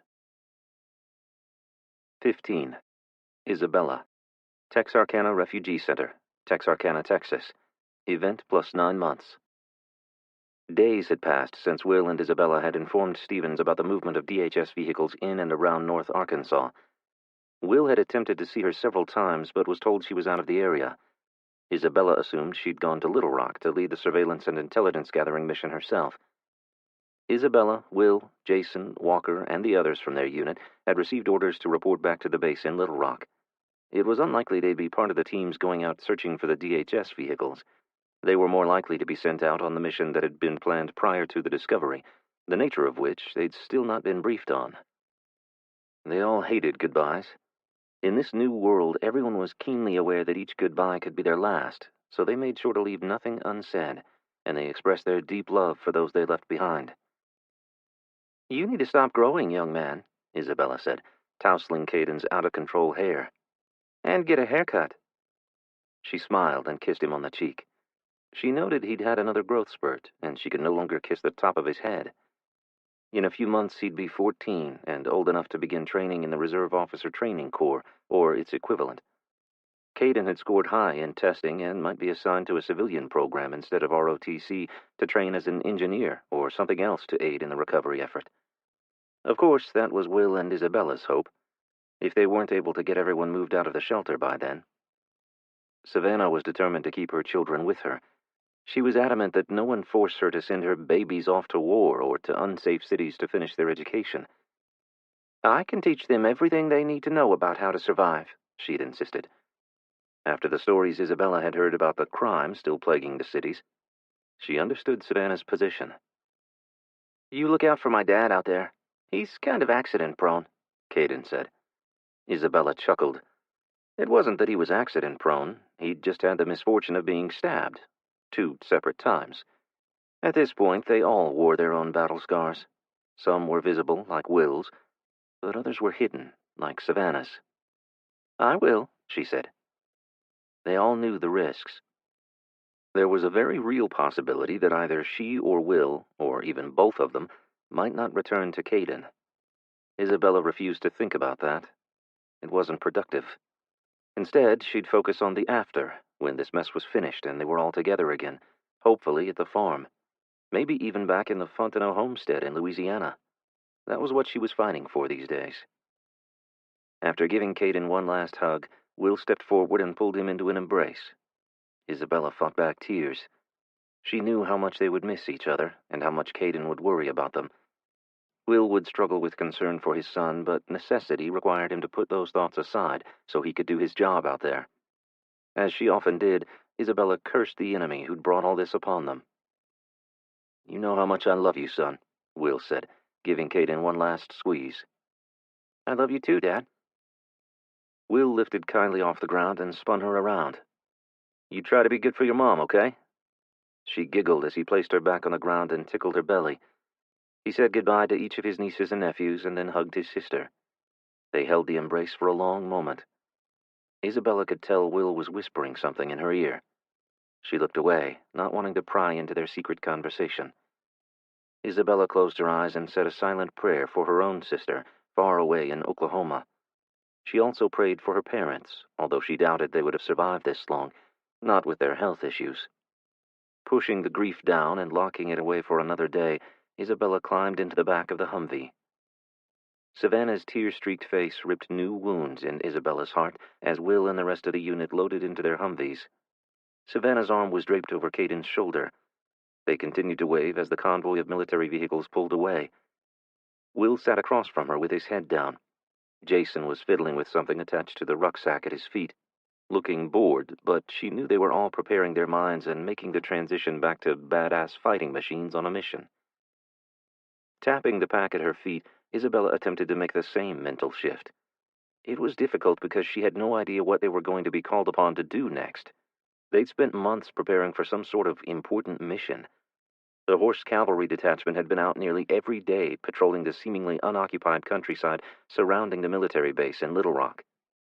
They'd drilled and run training missions, but none of it gave her any indication of what they were really going up against. All she knew was that they were meant to move silently and strike quickly.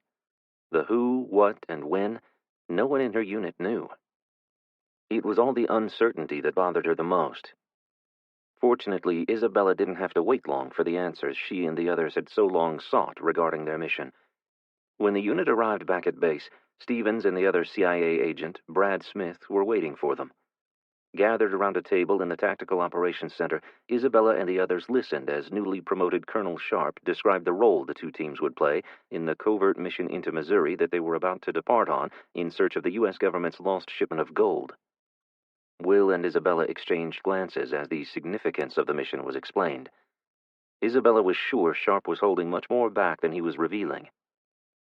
General Dempsey's men are spread out across southeastern Missouri looking for the shipment.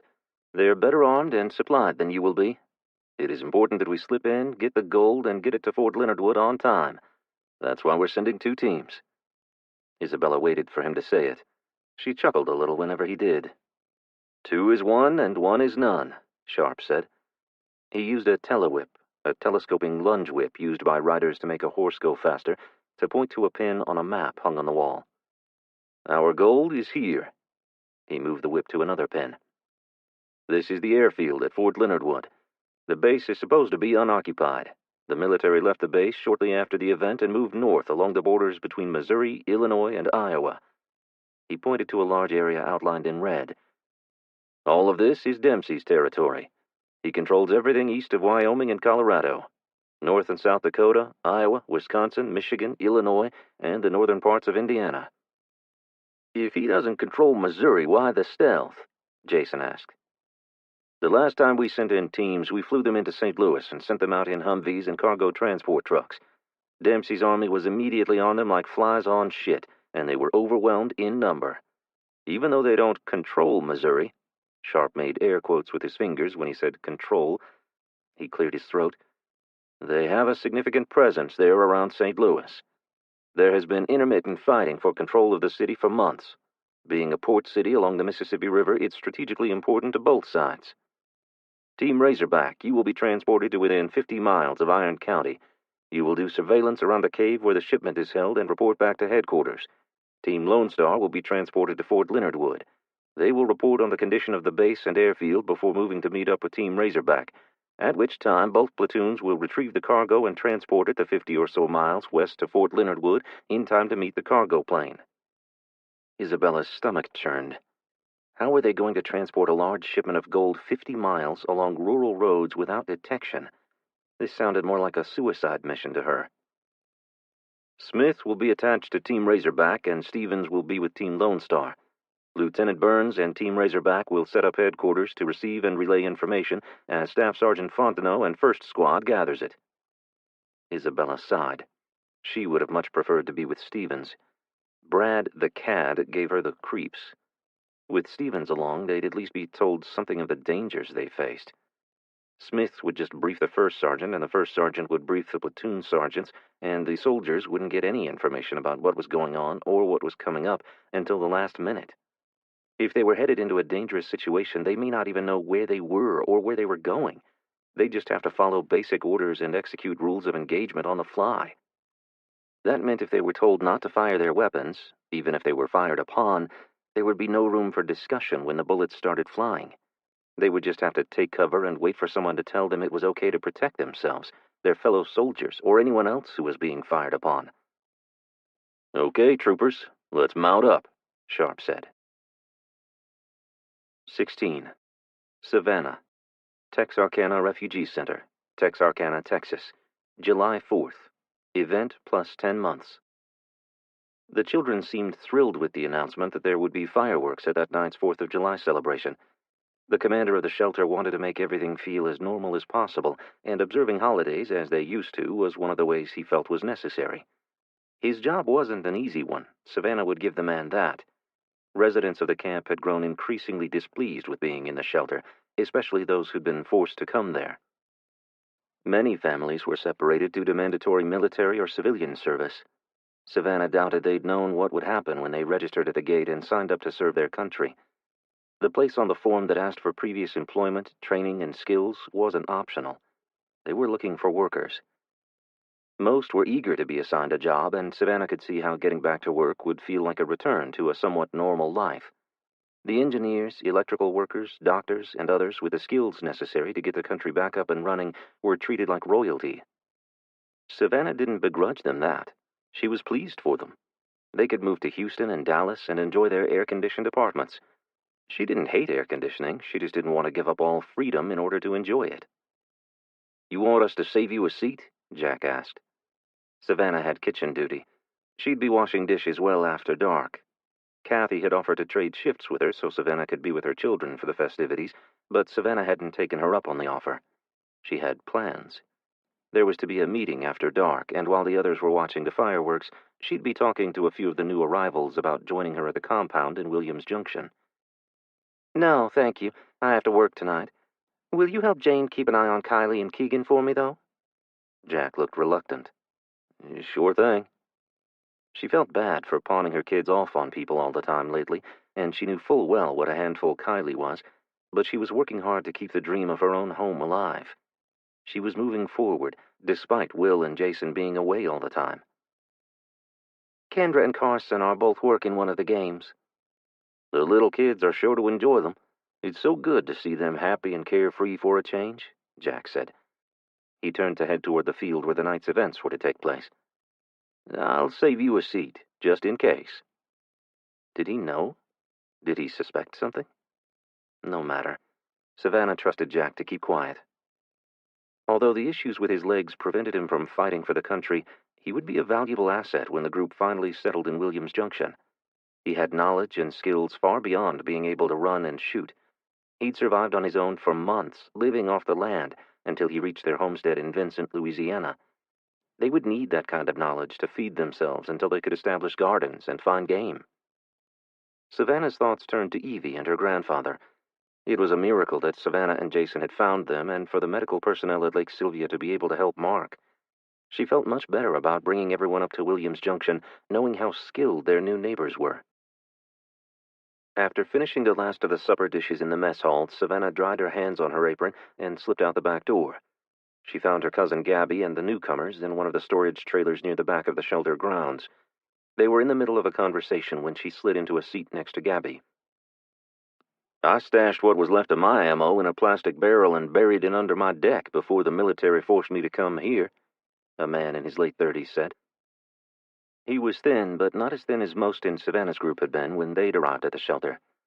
Under his left eye was a healing bruise. His lip was split, and abrasions covered the knuckles of his right hand. He'd put up a fight. "Ammo ain't no good without a weapon to fire it from," another man said. He ran a hand down the length of his long beard. His clothes hung loose on him. He had not fared as well. His cheeks were gaunt and eyes sunken, as were so many struggling to survive these days. A woman in her late 20s raised her hand timidly. "I can get weapons." Every eye turned to her. "My daddy stashed all our rifles inside an old semi-truck a mile from our house. He said he wanted them in case he ever did find ammo for them. He never did. I bet you anything they're still there." "How far away is that?" Gabby asked. "About 30 miles south of Little Rock." "Doable," the 30-something man said. Savannah reached into the pocket of her dress and retrieved a small notepad and pen. "We need to make a list." She smiled and looked around the circle of her new friends. "Anything you think will help us set up and survive out there. We'll need nearly everything from axes to cast-iron skillets. List the items and locations where we can find them." Everyone nodded, and Savannah handed the notepad and pen to the young woman sitting next to her. The short-haired woman looked to be in her 40s, but looks were deceiving with what they'd all been through. "I got seeds," she said. "I got seeds and jars for canning." Savannah's heart swelled with joy and hope.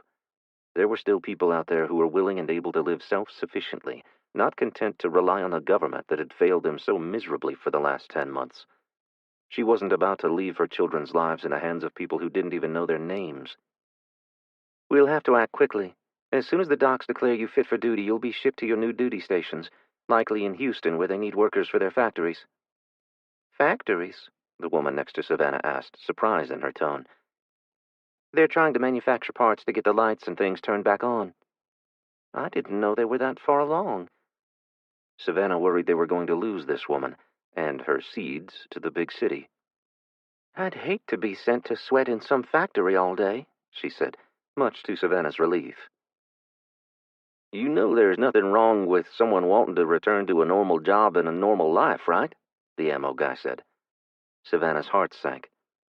Of course, that is perfectly fine for those folks. I just ain't going to be forced into relying on the man to take care of me. I've seen how that ends, the woman replied. No one here is bashing anyone for their choices. If any of you choose to take jobs or assignments instead of joining us, there's no judgment here. We just would like for you to keep our plan to yourselves, Gabby said. A pang of conviction struck Savannah. Had she been judgmental against those choosing the comforts of the big cities? She'd never felt that way before. She herself had experienced such judgment from people when she'd chosen to live a self-sufficient life on her homestead in Louisiana. We're not asking for a commitment tonight, but you'll need to decide soon, before the choice is made for you, Savannah said, stuffing the list into her bra. And whatever you choose, I wish you a blessed life. No one spoke as the storage container cleared of people. Even Gabby was quiet as she and Savannah made their way back to where the festivities were occurring. Gabby finally broke the silence. Do you ever wonder— No, Savannah interrupted her. No. I've heard firsthand how they separate mothers from their children, for their good, and send them to schools far away. I won't be separated from my children. Being apart from my husband and brother is hard enough. I won't— I understand, Vanny. Tears welled in Savannah's eyes. Gabby had used the nickname her grandmother had given Savannah when she was little. She missed her now, so much. The world needed women like her now, more than ever. She had no doubt what her gran would do. Family had been everything to her, and was everything to Savannah. Family first. It had to be that way. Savannah slid into the seat Jack had saved for her and watched as her children delighted in the aerial light display. Soon, Kendra and Carson would be old enough to choose for themselves, but she still had years before Kylie and Keegan would fly the nest. She had to make sure that all of them were equipped to survive, no matter what they chose. 17. Will. Little Rock Military Base, Little Rock, Arkansas, the 4th of July. Event plus 10 months. They'd trained for this mission for most of the summer. The horses were all in great condition, and the unit was as prepared as Will thought they could be for a trip north into Missouri. It had been 2 weeks since they'd been informed where they'd be going, and the hurry-up-and-wait game was in full effect. They had loaded up the horses and all their gear twice, only to be told it was just a drill. At morning roll call, First Sergeant Charles Webster informed them they had the day off. Stand at ease, troopers. Rest. Just in case you knuckleheads didn't know, today's the 4th of July. Colonel Sharp has decided to give you troopers the day off from PT, and the cooks are preparing something special for supper. I'd advise you to take it easy on the revelries. We want to maintain readiness. You never know when we'll get the order to pull out. He looked at Hogan, one of the heaviest drinkers in the 2nd platoon. Hogan adjusted his black western hat and grunted quietly. Will was grateful Hogan wasn't in his squad. Like Will, Hogan hadn't been with the military long. He'd been assigned to the horse detachment due to his blacksmithing skills. He was great at his job, but he sucked at everything else. Stephen stepped forward and stopped to talk to the 2 newest members of the company. Both were Special Forces soldiers. They knew what the hell they were doing, unlike much of the rest of the company. These 2 were highly trained and had been with the military prior to the lights going out. Will noticed Isabella checking them out and nudged her. What? You're staring. So are you, she replied. Did Stephen say anything to you about them? What their military occupation specialty is, or what they'll be doing for this mission? She just said they were on loan from Fort Hood and part of the Joint Task Force. There will be 2 JTF soldiers with each platoon. The ones traveling with us won't be here until tomorrow morning. She told you all that? Will asked, his eyes fixed on the man with the enormous biceps and a tattoo of a Grim Reaper draped in the American flag. They're Special Forces. They've got all that high-tech equipment and super soldier skills to make sure we succeed. I'm sure they're thrilled to be babysitting the rest of us, Will said. At least we can stay on our horses. What? He's not an experienced rider? Will asked. He's not the worst rider I've ever seen. Oh, crap. Will had been detailed to working with his fellow squad leaders, signing for equipment and gathering and packing more food and water for the last 2 days, as Colonel Sharp and the platoon leaders were finalizing the mission and briefing the platoon sergeants. What else had he missed? They ate something resembling hamburgers for supper while a band played patriotic songs. There were no fireworks to celebrate the anniversary of America's independence from Britain. But when soldiers lowered the flag outside the headquarters building to signal the end of the official duty day lately, the ceremony had begun to really mean something to Will. He had begun to understand what it was to pay respect and honor the American flag. It took several minutes for the team of soldiers to lower and fold the flag and march off to secure and store it properly each day. As the bugle played retreat and the flag was being lowered, all activity stopped on the installation and everyone was required to stand still and be silent. Everyone in uniform was required to salute and hold their salute as the flag was slowly lowered until retreat was over and the flag was unhooked from its tether. If not in uniform, the requirement was to put your hand over your heart. When the song ended, everyone would go back to whatever it was they were doing.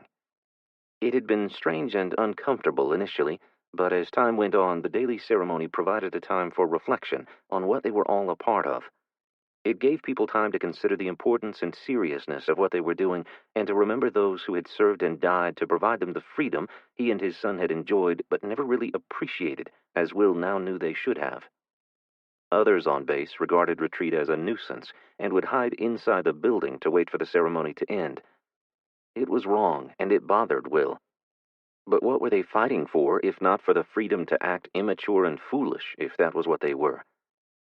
His thoughts about freedom were continuously evolving whenever he found himself outside and the bugle began calling. The next few days went by in a blur of activity and preparation for the mission. They examined and re-examined the horses, making sure each one was in the very best condition, knowing that once they dismounted their vehicles, the horses would be one of their most important resources. Each rider made sure their horse had everything it would need. The veterinarian looked them over daily to ensure they remained ready for deployment. The two platoons ate and trained together over the next few days.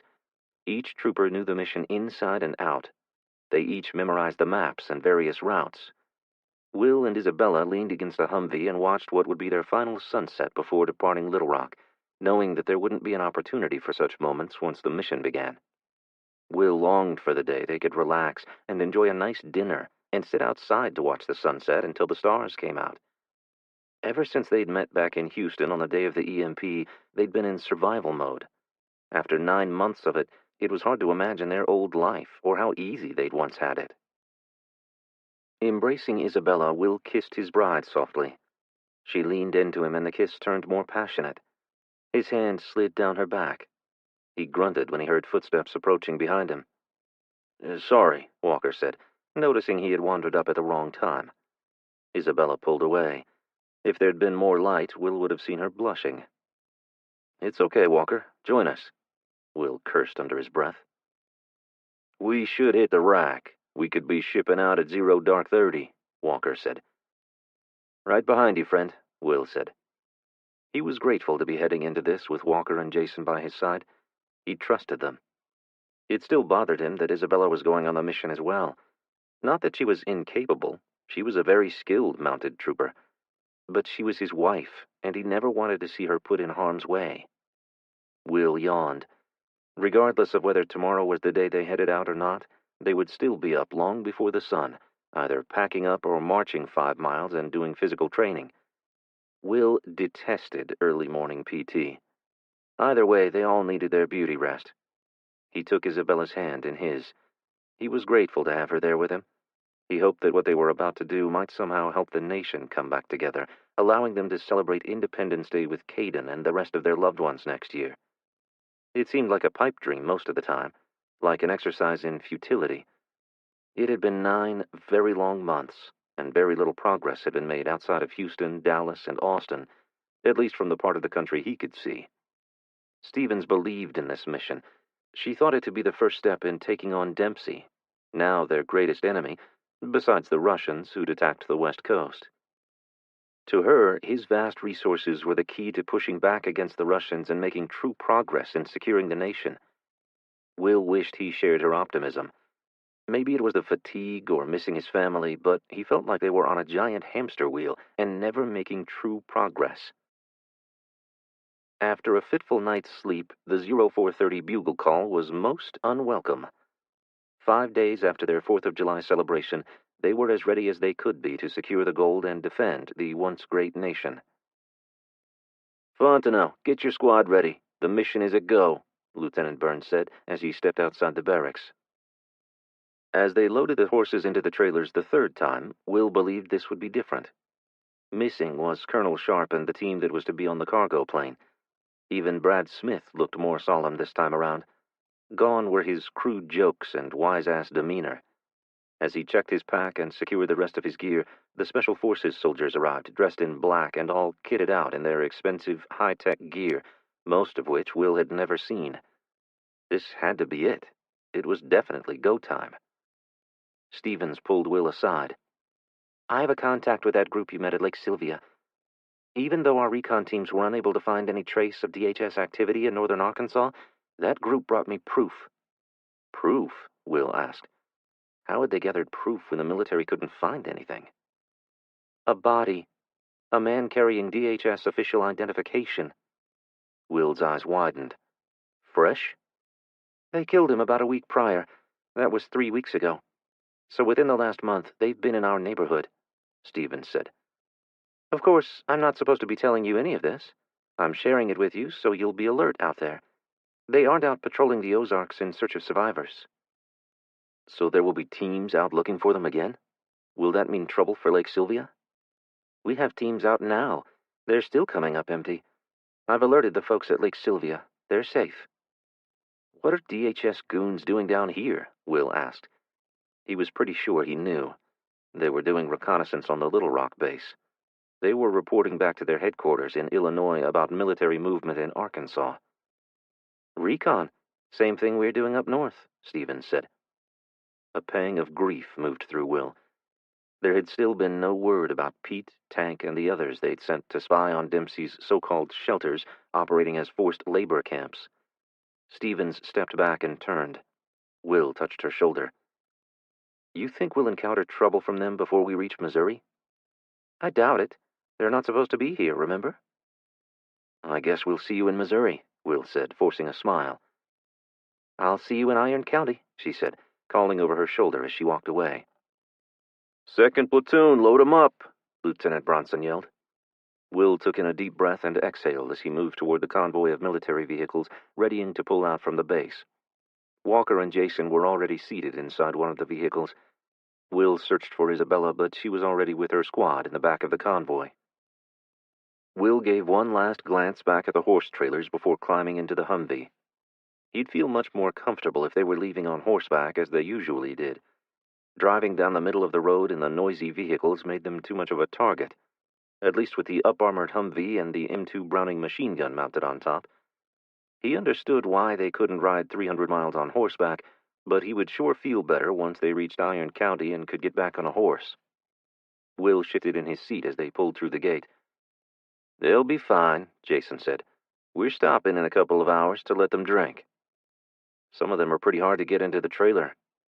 "We'll water those inside the trailers," Jason said. "We won't push them too hard. We'll need them in top shape when we arrive." Will turned back in his seat. "What about us?" he asked. Will's and Jason's eyes met. After all the fighting they'd seen, they should be ready. They'd fought civilians with hunting rifles and the Chinese with military-grade weapons, and they were still here to talk about it. But this somehow felt different. Will couldn't explain it. Maybe it was the importance of the mission or the transition from a fighting force to a reconnaissance and recovery team. But either way, Will didn't like that he'd be so far from his family if things went bad. 300 miles was an enormous distance these days. Their first stop was at a creek near Searcy, Arkansas, along Highway 167. The trailer containing 2 of the draft horses was unloaded first, and the horses were led down to the water to drink. "I don't know why we're stopping so soon," one of the troopers said as he led the horse down the embankment. "The heat, dumbass. How about you ride back there with them, Clemens? We'll see how often you'd want to stop for some fresh air," Specialist Kara Fisher replied. Clemens flashed her a dirty look, but wisely kept his smart remarks to himself. Fisher was not a woman he'd want to mess with. She could outshoot and outride almost everyone in the squad, not to mention kick his ass in hand-to-hand combat. Will was pleased she was in Isabella's squad. The 2 Special Forces soldiers assigned to Team Razorback had ridden in the first vehicle with Lieutenant Burns. Will looked around for them as members of the platoon began spreading out to pull security. He saw a flash of black as the 2 men disappeared on horseback into the brush beside the highway. After each of the horses was watered and allowed to cool off for a while, they were loaded back into the horse trailers, and the soldiers got back into the vehicles. They sat in the middle of the highway for several more minutes, just waiting. For what, Will didn't know. It wasn't until he spotted the 2 SPF soldiers cross the nearby field that he understood. They'd been scouting ahead. Will was in awe of their gear. Their sci-fi-like goggles they wore on the top of their heads were like something from a movie. He was sure the military had had all kinds of gear like that prior to the EMP, but how much of it was still available and operational now? He couldn't wait to have a chance to talk to these guys and find out. 18. Stevens, Highway 67, Bald Knob, Arkansas, July 10th. Event plus 10 months. Just 15 miles north of Searcy, the vehicles carrying Team Razorback stopped near the exit ramp for Highway 167 in the community of Bald Knob, Arkansas. Stevens and the vehicles carrying Team Lone Star passed them and took the exit ramp, turning left and heading north toward Missouri. First Sergeant Charles Webster sat in the seat opposite Stevens. His eyes were closed, but she doubted the man was sleeping. From what she knew of the battle-hardened trooper, he was preparing himself for what they both knew lay ahead. Stevens was feeling the pressure as well. This was perhaps the most important assignment of her life. She was under no illusions. Retrieving the gold and making sure it made it to the plane would take a miracle. She'd been skeptical of the plan from the beginning. Going in on horseback seemed preposterous. If, or more likely when, they encountered Dempsey's army, they'd be unable to evade them pulling a wagon full of gold coins. Their only hope was to be able to detect the enemy's movement in time to hide. What kind of tactical plan was that? After going over and over the mission in her mind, she prayed Brad Smith didn't screw up his part and was able to gather the needed intelligence from any survivors in the area to know whether Dempsey's men were near the area of the cave where the gold had been stashed following the previously failed mission to retrieve it. While the military worked on obtaining the shipment of gold coins, President Latham was working on convincing the Brazilian government to wait for payment for the military supplies and equipment Brazil agreed to sell him. So far, the Brazilian president had demanded to see the gold before agreeing to the contract. The U.S. wasn't their only customer. Having the distinction of being one of the few nations unaffected by World War III and still able to manufacture the weapons those nations fighting it still required, placed the Brazilian president in the unique position of not having to negotiate. The gold would be there when the ship was ready to leave, or the weapons would go to the enemies of the U.S. With nearly all of the nation's resources being used to supply the military and hold off the invasion by the Russians and Chinese, there wasn't much left for procuring food to feed the survivors. It had taken 2 months for the South American ship laden with food to reach the port of Houston. If Latham failed to delay its departure or the 2 teams failed to secure the gold and get it to the port in time, those weapons would go to the enemies invading the country. Stevens couldn't allow that to happen. Somehow, some way, they had to succeed by any means necessary. While her convoy moved north, Stevens stared out at the countryside and thought of Will and Isabella. How unlikely their meeting again had been. When she'd said goodbye to them in Houston after their battle with the insurgents at Ellington Joint Reserve Base, Stevens was certain she'd never see them again. She wondered what cosmic plan had brought them together at the FEMA shelter in Texarkana, and now put them all on this mission together. They'd all survived Houston and succeeded in securing the flash drive containing information that had been key to thwarting China's plans and aided in stopping the full invasion along the southern border. Stevens hoped they could prevail again against Dempsey and his goons. Will and Isabella were battle-tested this time around and better armed.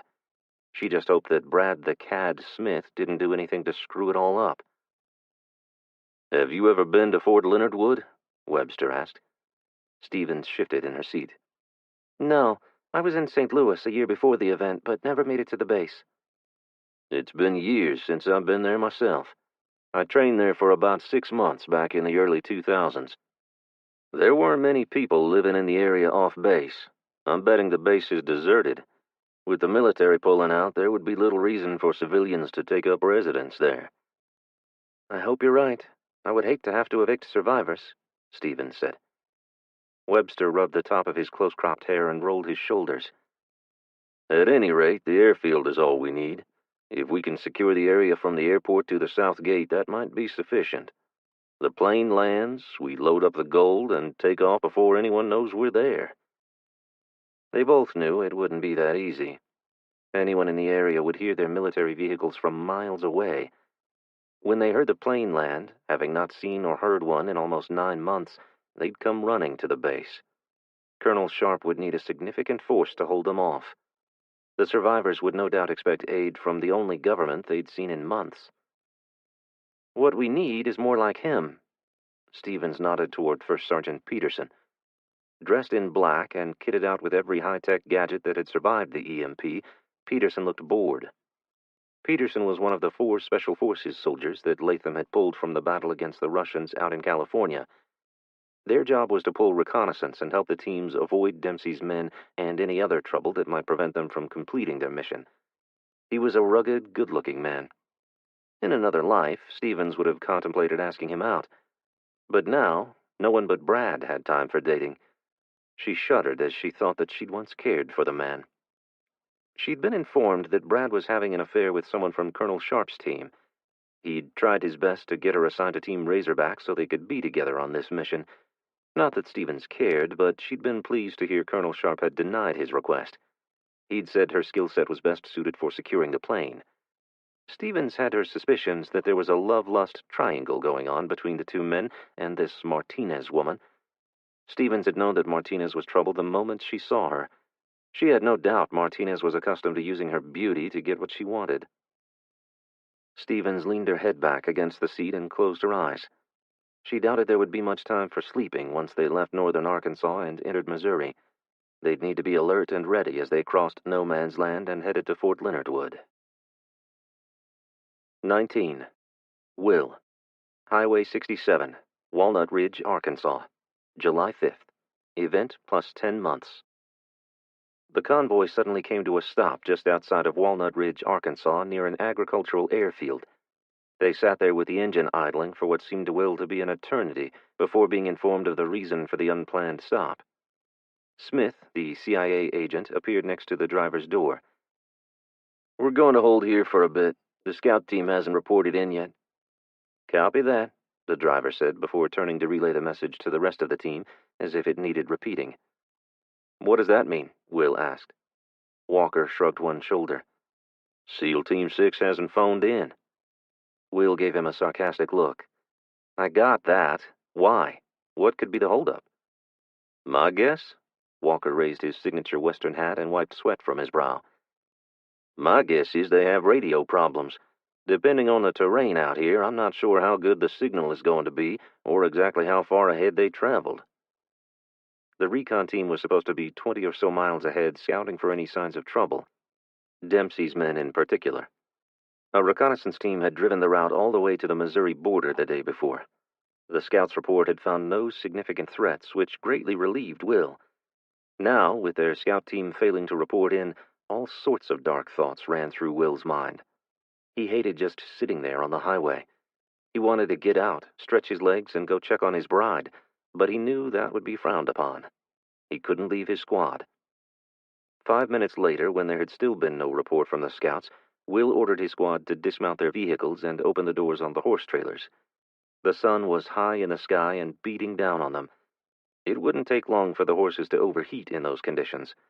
He didn't want to have to get them out of the trailers, though. As soon as they did, that would be when they'd be called to move out. Will spotted Isabella at the back of the convoy using a road sign she'd obviously found along the roadside to fan one of the horses through the window of the trailer. Are they all right? He called to her. It's over 100 degrees in there. We can't sit here much longer without unloading them. Will agreed. Traveling with the horses in the middle of summer complicated things. He understood they needed to proceed with caution, especially with the report of Dempsey's goons running around up there, but the horses were an integral part of the mission, and they'd be of no use to them dead. 30 minutes later, the order to pull out was given. Did the recon team finally check in? What was up with the delay? Will asked as he loaded back into the vehicle. We haven't heard from them yet. Lieutenant Burns said we can't wait any longer for them. We're proceeding, then? And without intel? Will asked. He was concerned. After Stevens's warning, he would sure feel more confident if he knew the recon team had given the all-clear. They likely just had radio issues. We'll probably hear from them the closer we get to their location. Will's mind went through all the likely scenarios, trying to find a plausible, not life-threatening, reason for their lack of communication. He imagined if they encountered someone, they would observe, maybe even follow them for a bit to assess the threat. Not hearing from them didn't necessarily mean they'd met with trouble, but it couldn't be ruled out either. They were proceeding forward on the planned route. They'd likely know sooner rather than later whether danger awaited them ahead. The convoy came to an abrupt stop again just before the bridge going into Pocahontas, Arkansas. There was shouting and cursing coming through the radio, and then the order to back up. Back up? What the hell was happening? The driver reversed the vehicle and then slammed on the brakes. What's going on? Will shouted. One of the idiots back there jackknifed their horse trailer, one of the privates said. When the order to dismount came through the radio, Will knew things were about to get real. He threw open his door with his rifle, ready for the action he anticipated. Walker and Jason were right behind him. Will scanned from right to left, but perceived no threat. He took the opportunity to glance back, and sure enough, the middle horse trailer had taken out the guardrail and was in the ditch. Isabella was running toward it, her rifle at the low ready position. Her attention was on the horses, not whatever had caused the convoy to stop abruptly. Jason ran back along the shoulder of the highway and took a covering position at the front of the vehicle. Will turned and moved toward the front of the convoy and whatever trouble awaited them. A burning Humvee sat sideways in the middle of the bridge that crossed Black River, the recon team's vehicle. It appeared the driver had attempted to stop before running into an electrical cable that crossed both northbound lanes, blocking the roadway. An order was given to fan out and look for whoever might have set up this ambush, and for survivors. The fire and smoke inside the vehicle were too intense to determine whether anyone was still inside. Will doubted they'd find the recon team alive now. If they had somehow managed to survive, they were likely in enemy hands and being interrogated by now. A thorough search turned up nothing except evidence of someone entering and exiting the riverbank in a boat below the bridge. That took planning. This was no spur-of-the-moment attack, Burns said, looking down at Smith. The tall officer paced back and forth, rubbing the top of his head. A moment later, the radio operator appeared at his side. I have General Waltrip for you, sir. From what Will could glean from the lieutenant's side of the conversation, it appeared the mission had been compromised. Someone had talked. The enemy knew their route, and now they had the recon team. Smith took a seat on the guardrail. His head hung low. Gone was the confident, sarcastic ladies' man. Smith looked more like he'd been kicked in the balls. The recon team won't talk, Walker said, walking up beside Will. I know. Will couldn't even think about what the Special Forces soldiers must be going through at that moment, if they'd survived. Smith glanced up and then looked away. Did he know something? All Will knew was that something was not right with the man. 20. Isabella. Highway 67, Walnut Ridge, Arkansas, July 10th. Event plus 10 months. After the incident on the bridge with the reconnaissance team's Humvee, they'd performed a thorough search and found nothing to give them any indication of who had attacked them or where the team had been taken. Isabella had checked and rechecked her weapons and all her gear. She took deep breaths as the convoy turned around and got ready to head back the way they had come. They had to take an alternate route. They couldn't take the chance that the enemy knew where they were heading. It would mean the trip would be longer, maybe a lot longer. They had to take roads the recon team hadn't planned to use. I ain't looking forward to those bumpy-ass dirt roads, Specialist Fisher said, as she shifted in her seat, attempting to find a more comfortable position. Fisher rarely complained. She had trained harder and longer than any trooper in the platoon. She appeared to be on a mission to be the best at everything she did. Isabella was honored to serve with her. No one treated her like a fragile doll. I'm concerned about the horses. This is hard on them, Isabella said. They'll be fine. They're tough-ass fighting machines like us. She made a fist and flexed her bicep. She was a tough-ass fighting machine. Isabella wanted to be, but after months of inadequate food and the stress of surviving, she lacked the physical strength. She was a good mounted markswoman. Put her on a horse and she could do some damage. Somehow, though, she had the feeling they'd never get close enough to the enemy to do any damage. After backtracking to Walnut Ridge, the convoy headed farther east along Highway 412 to Paragould, Arkansas, before connecting to Highway 62. As they grew closer to the Missouri border, Isabella grew increasingly anxious. Their risk of encountering trouble only became greater. They hadn't patrolled that far north. Other units had traveled north, but Isabella didn't know which routes they'd taken. "It's gonna feel nice to be inside a cave. It's damn hot, and I could use some relief. How long do you think it might take to load that much gold?" Fisher asked. "I don't know. Quite a while, I'd imagine." Isabella pictured the disabled truck loaded with crates of gold coins. The team that had hidden it had come up against perhaps the same forces that had hit their recon team. It had to have been some fight for them to abandon the gold in a cave. She'd heard they'd eventually died from the injuries they'd received that day. Too bad they'd had to destroy the truck. The truck would make getting the gold back to Fort Leonard Wood so much easier. She understood why General Waltrip had chosen the horse detachment to go in after the gold. The enemy wouldn't be expecting it, and people dressed in civilian clothes riding horses wouldn't attract as much attention as a military convoy. Dempsey's men weren't the only ones they'd need to guard the gold against. "The next time we stop to water the horses, I'm getting in the water. I don't care if I have to strip down naked. I hate feeling nasty sweaty," Fisher said. The guys seated around them raised their eyebrows, but none said a word. They knew better than to make a comment. Fisher would kick their butts. "A dip in a pond would be nice," Isabella said. She glanced out the side window. A nice cool stream would be better than a muddy, mucky pond. They passed a sign indicating they were entering Pollard, Arkansas. Isabella had no idea where that was in relation to the destination in Missouri. The convoy came to a stop, but Isabella wasn't very alarmed. She thought they were preparing to turn and make a course change again. A second later, she discovered how wrong she was. The driver put the vehicle in reverse and sped backward as rifle rounds struck the truck. Isabella held on as it veered right and left, trying to evade the shooters. The driver somehow managed to steer around the vehicles hauling the horse trailers and got turned around down a side road. He stopped abruptly and the occupants jumped out, rifles raised and ready to return fire.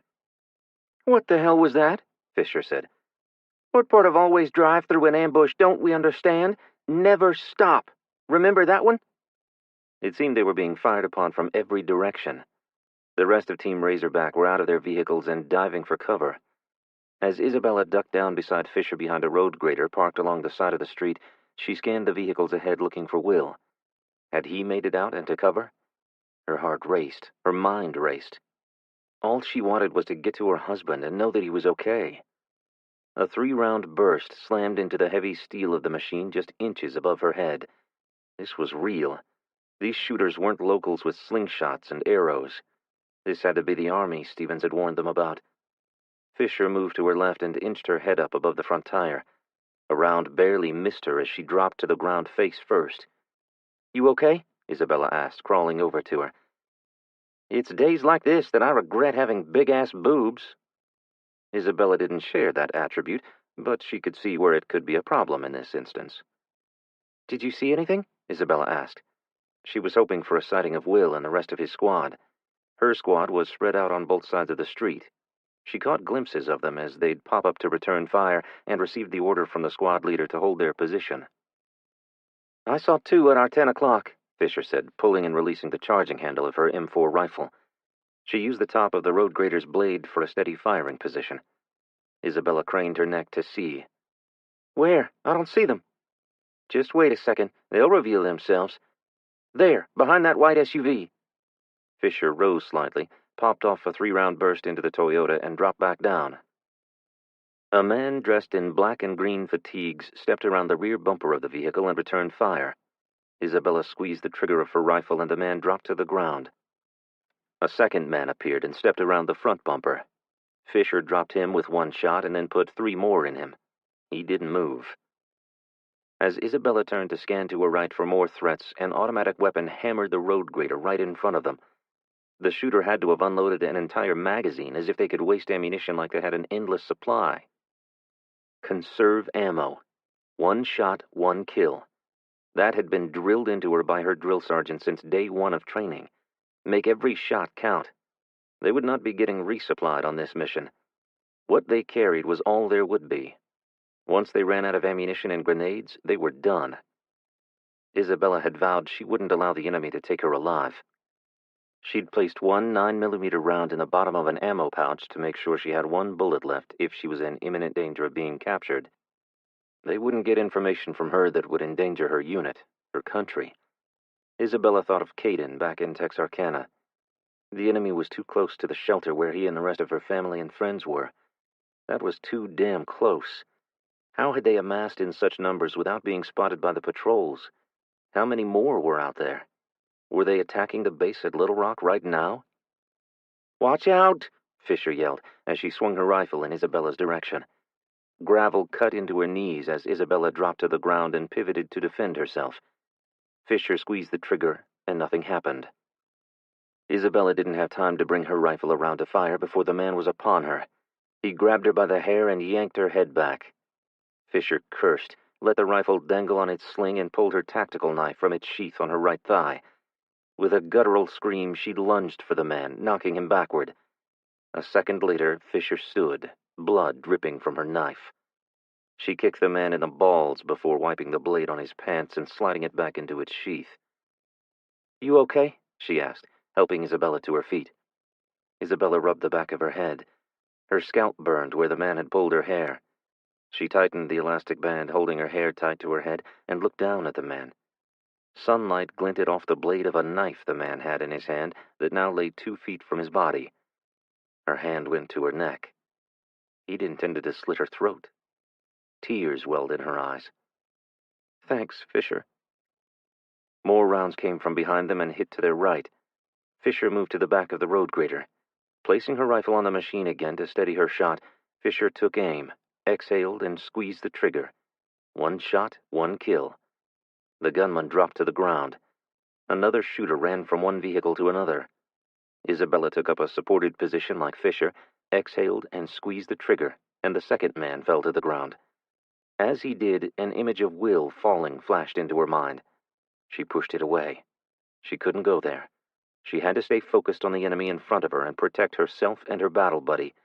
Will would be doing the same. Isabella was concerned the enemy could work their way around the building behind them in a flanking maneuver. She felt exposed, and she'd never see them until it was too late. They needed to move closer to the rest of the squad. They needed better cover. They needed someone to cover their rear. She scanned the parking lot of a nearby building. It was filled with cars and trucks. If they could make it there, they could move from vehicle to vehicle and go around the back of the building to rejoin the bulk of their squad fighting from the cover of a concrete block building. "We need to move," Isabella said.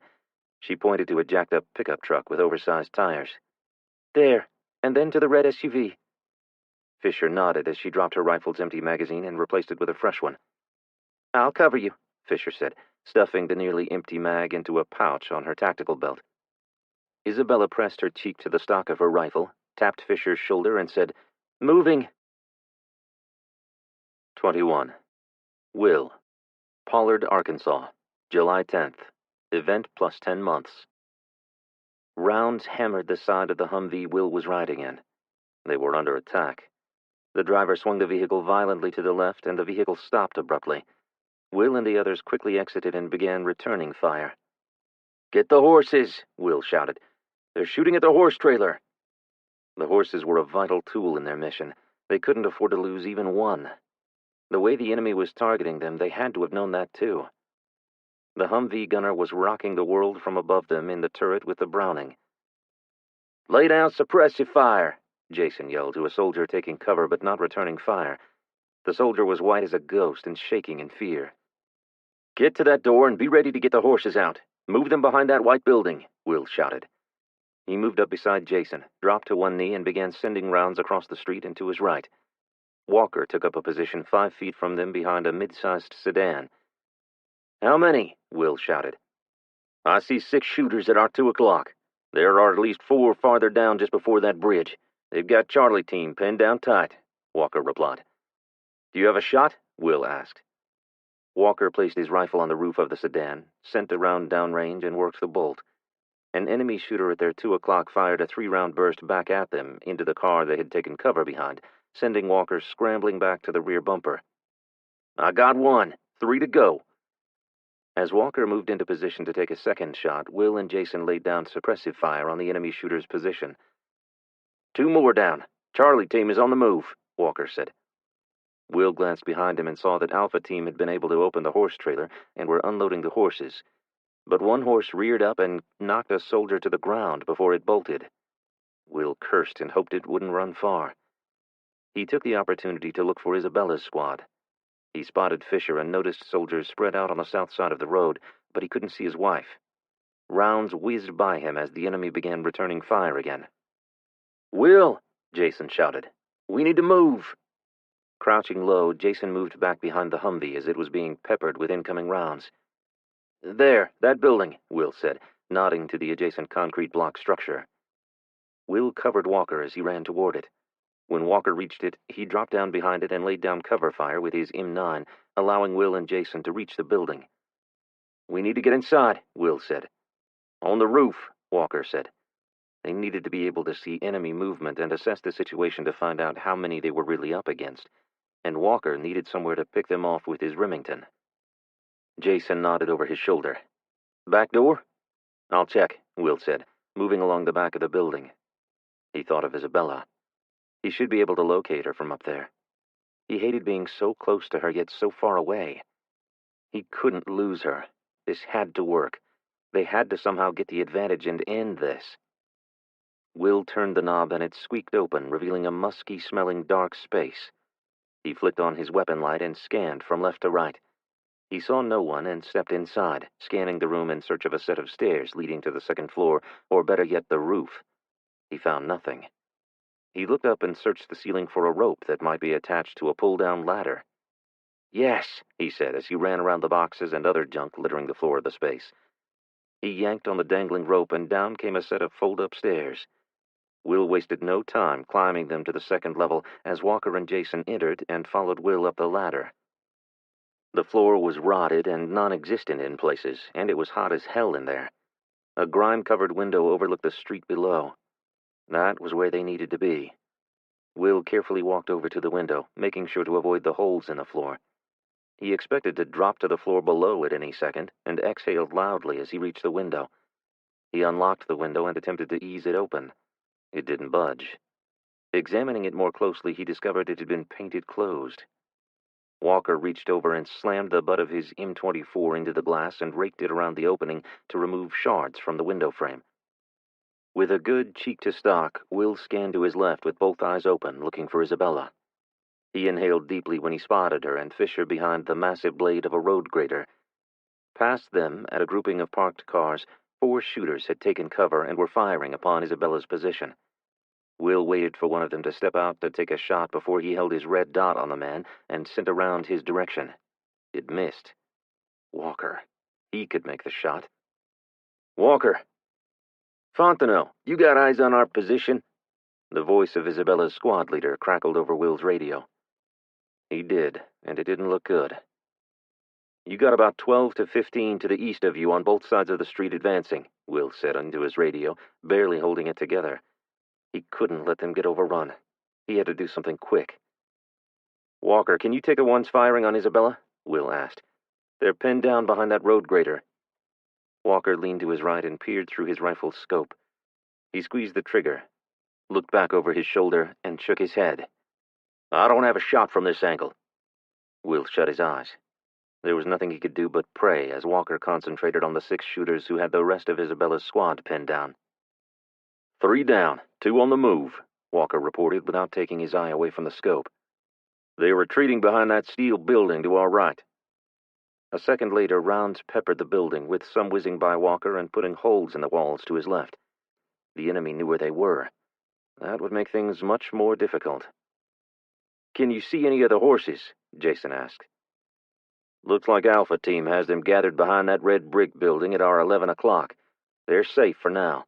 The enemy is concentrating on the area around our vehicles. They don't seem concerned about anything but keeping them from moving." "What gives you that impression?" Jason asked. "Smith and the lieutenant took off down that side street and no one gave chase." Attempts to raise the lieutenant by radio went unanswered. "Hold your position and take out as many as you can, Fontenot," crackled Sergeant Brooks on the radio. As everyone tried to dig in and find sufficient cover, the gunfire died down, except for an occasional shot when someone would move to a new position. "Why don't they advance and take us? They have to know they have us outnumbered," Will said. "Not sure. Maybe they're as low on ammo as we are," Walker said. "They have us outnumbered 2-1. How did they get here undetected?" Will asked as he scanned the buildings and parking lots below, counting the enemy combatants. "The rivers and creeks," Walker said. "The same way you move up and down the bayou in Louisiana. We never searched the banks. We were looking on the roadways for vehicles." "Shit," Jason said. "They could move a hell of a lot of men that way." "It looks like they did," Will said, stepping back from the window. Time was ticking. They were pinned down in Arkansas when they should have been in Missouri, securing the area around the gold by now. Stevens was going to be pissed. She'd known and warned him that Dempsey's army was in the area. Had her warnings to the higher-ups fallen on deaf ears? Obviously. The patrols they'd sent out reported not seeing any sign of the rumored army. How was it that the folks from Lake Sylvia were able to find them when the United States Army could not? 22. Stevens, Fort Leonard Wood Army Base, Fort Leonard Wood, Missouri. July. Event plus 10 months. As Team Lone Star pulled through the gate of the Army base at Fort Leonard Wood, Stevens was taken back by the amount of deterioration that had occurred in just 10 months since the military had abandoned the post. She was pleased to find it deserted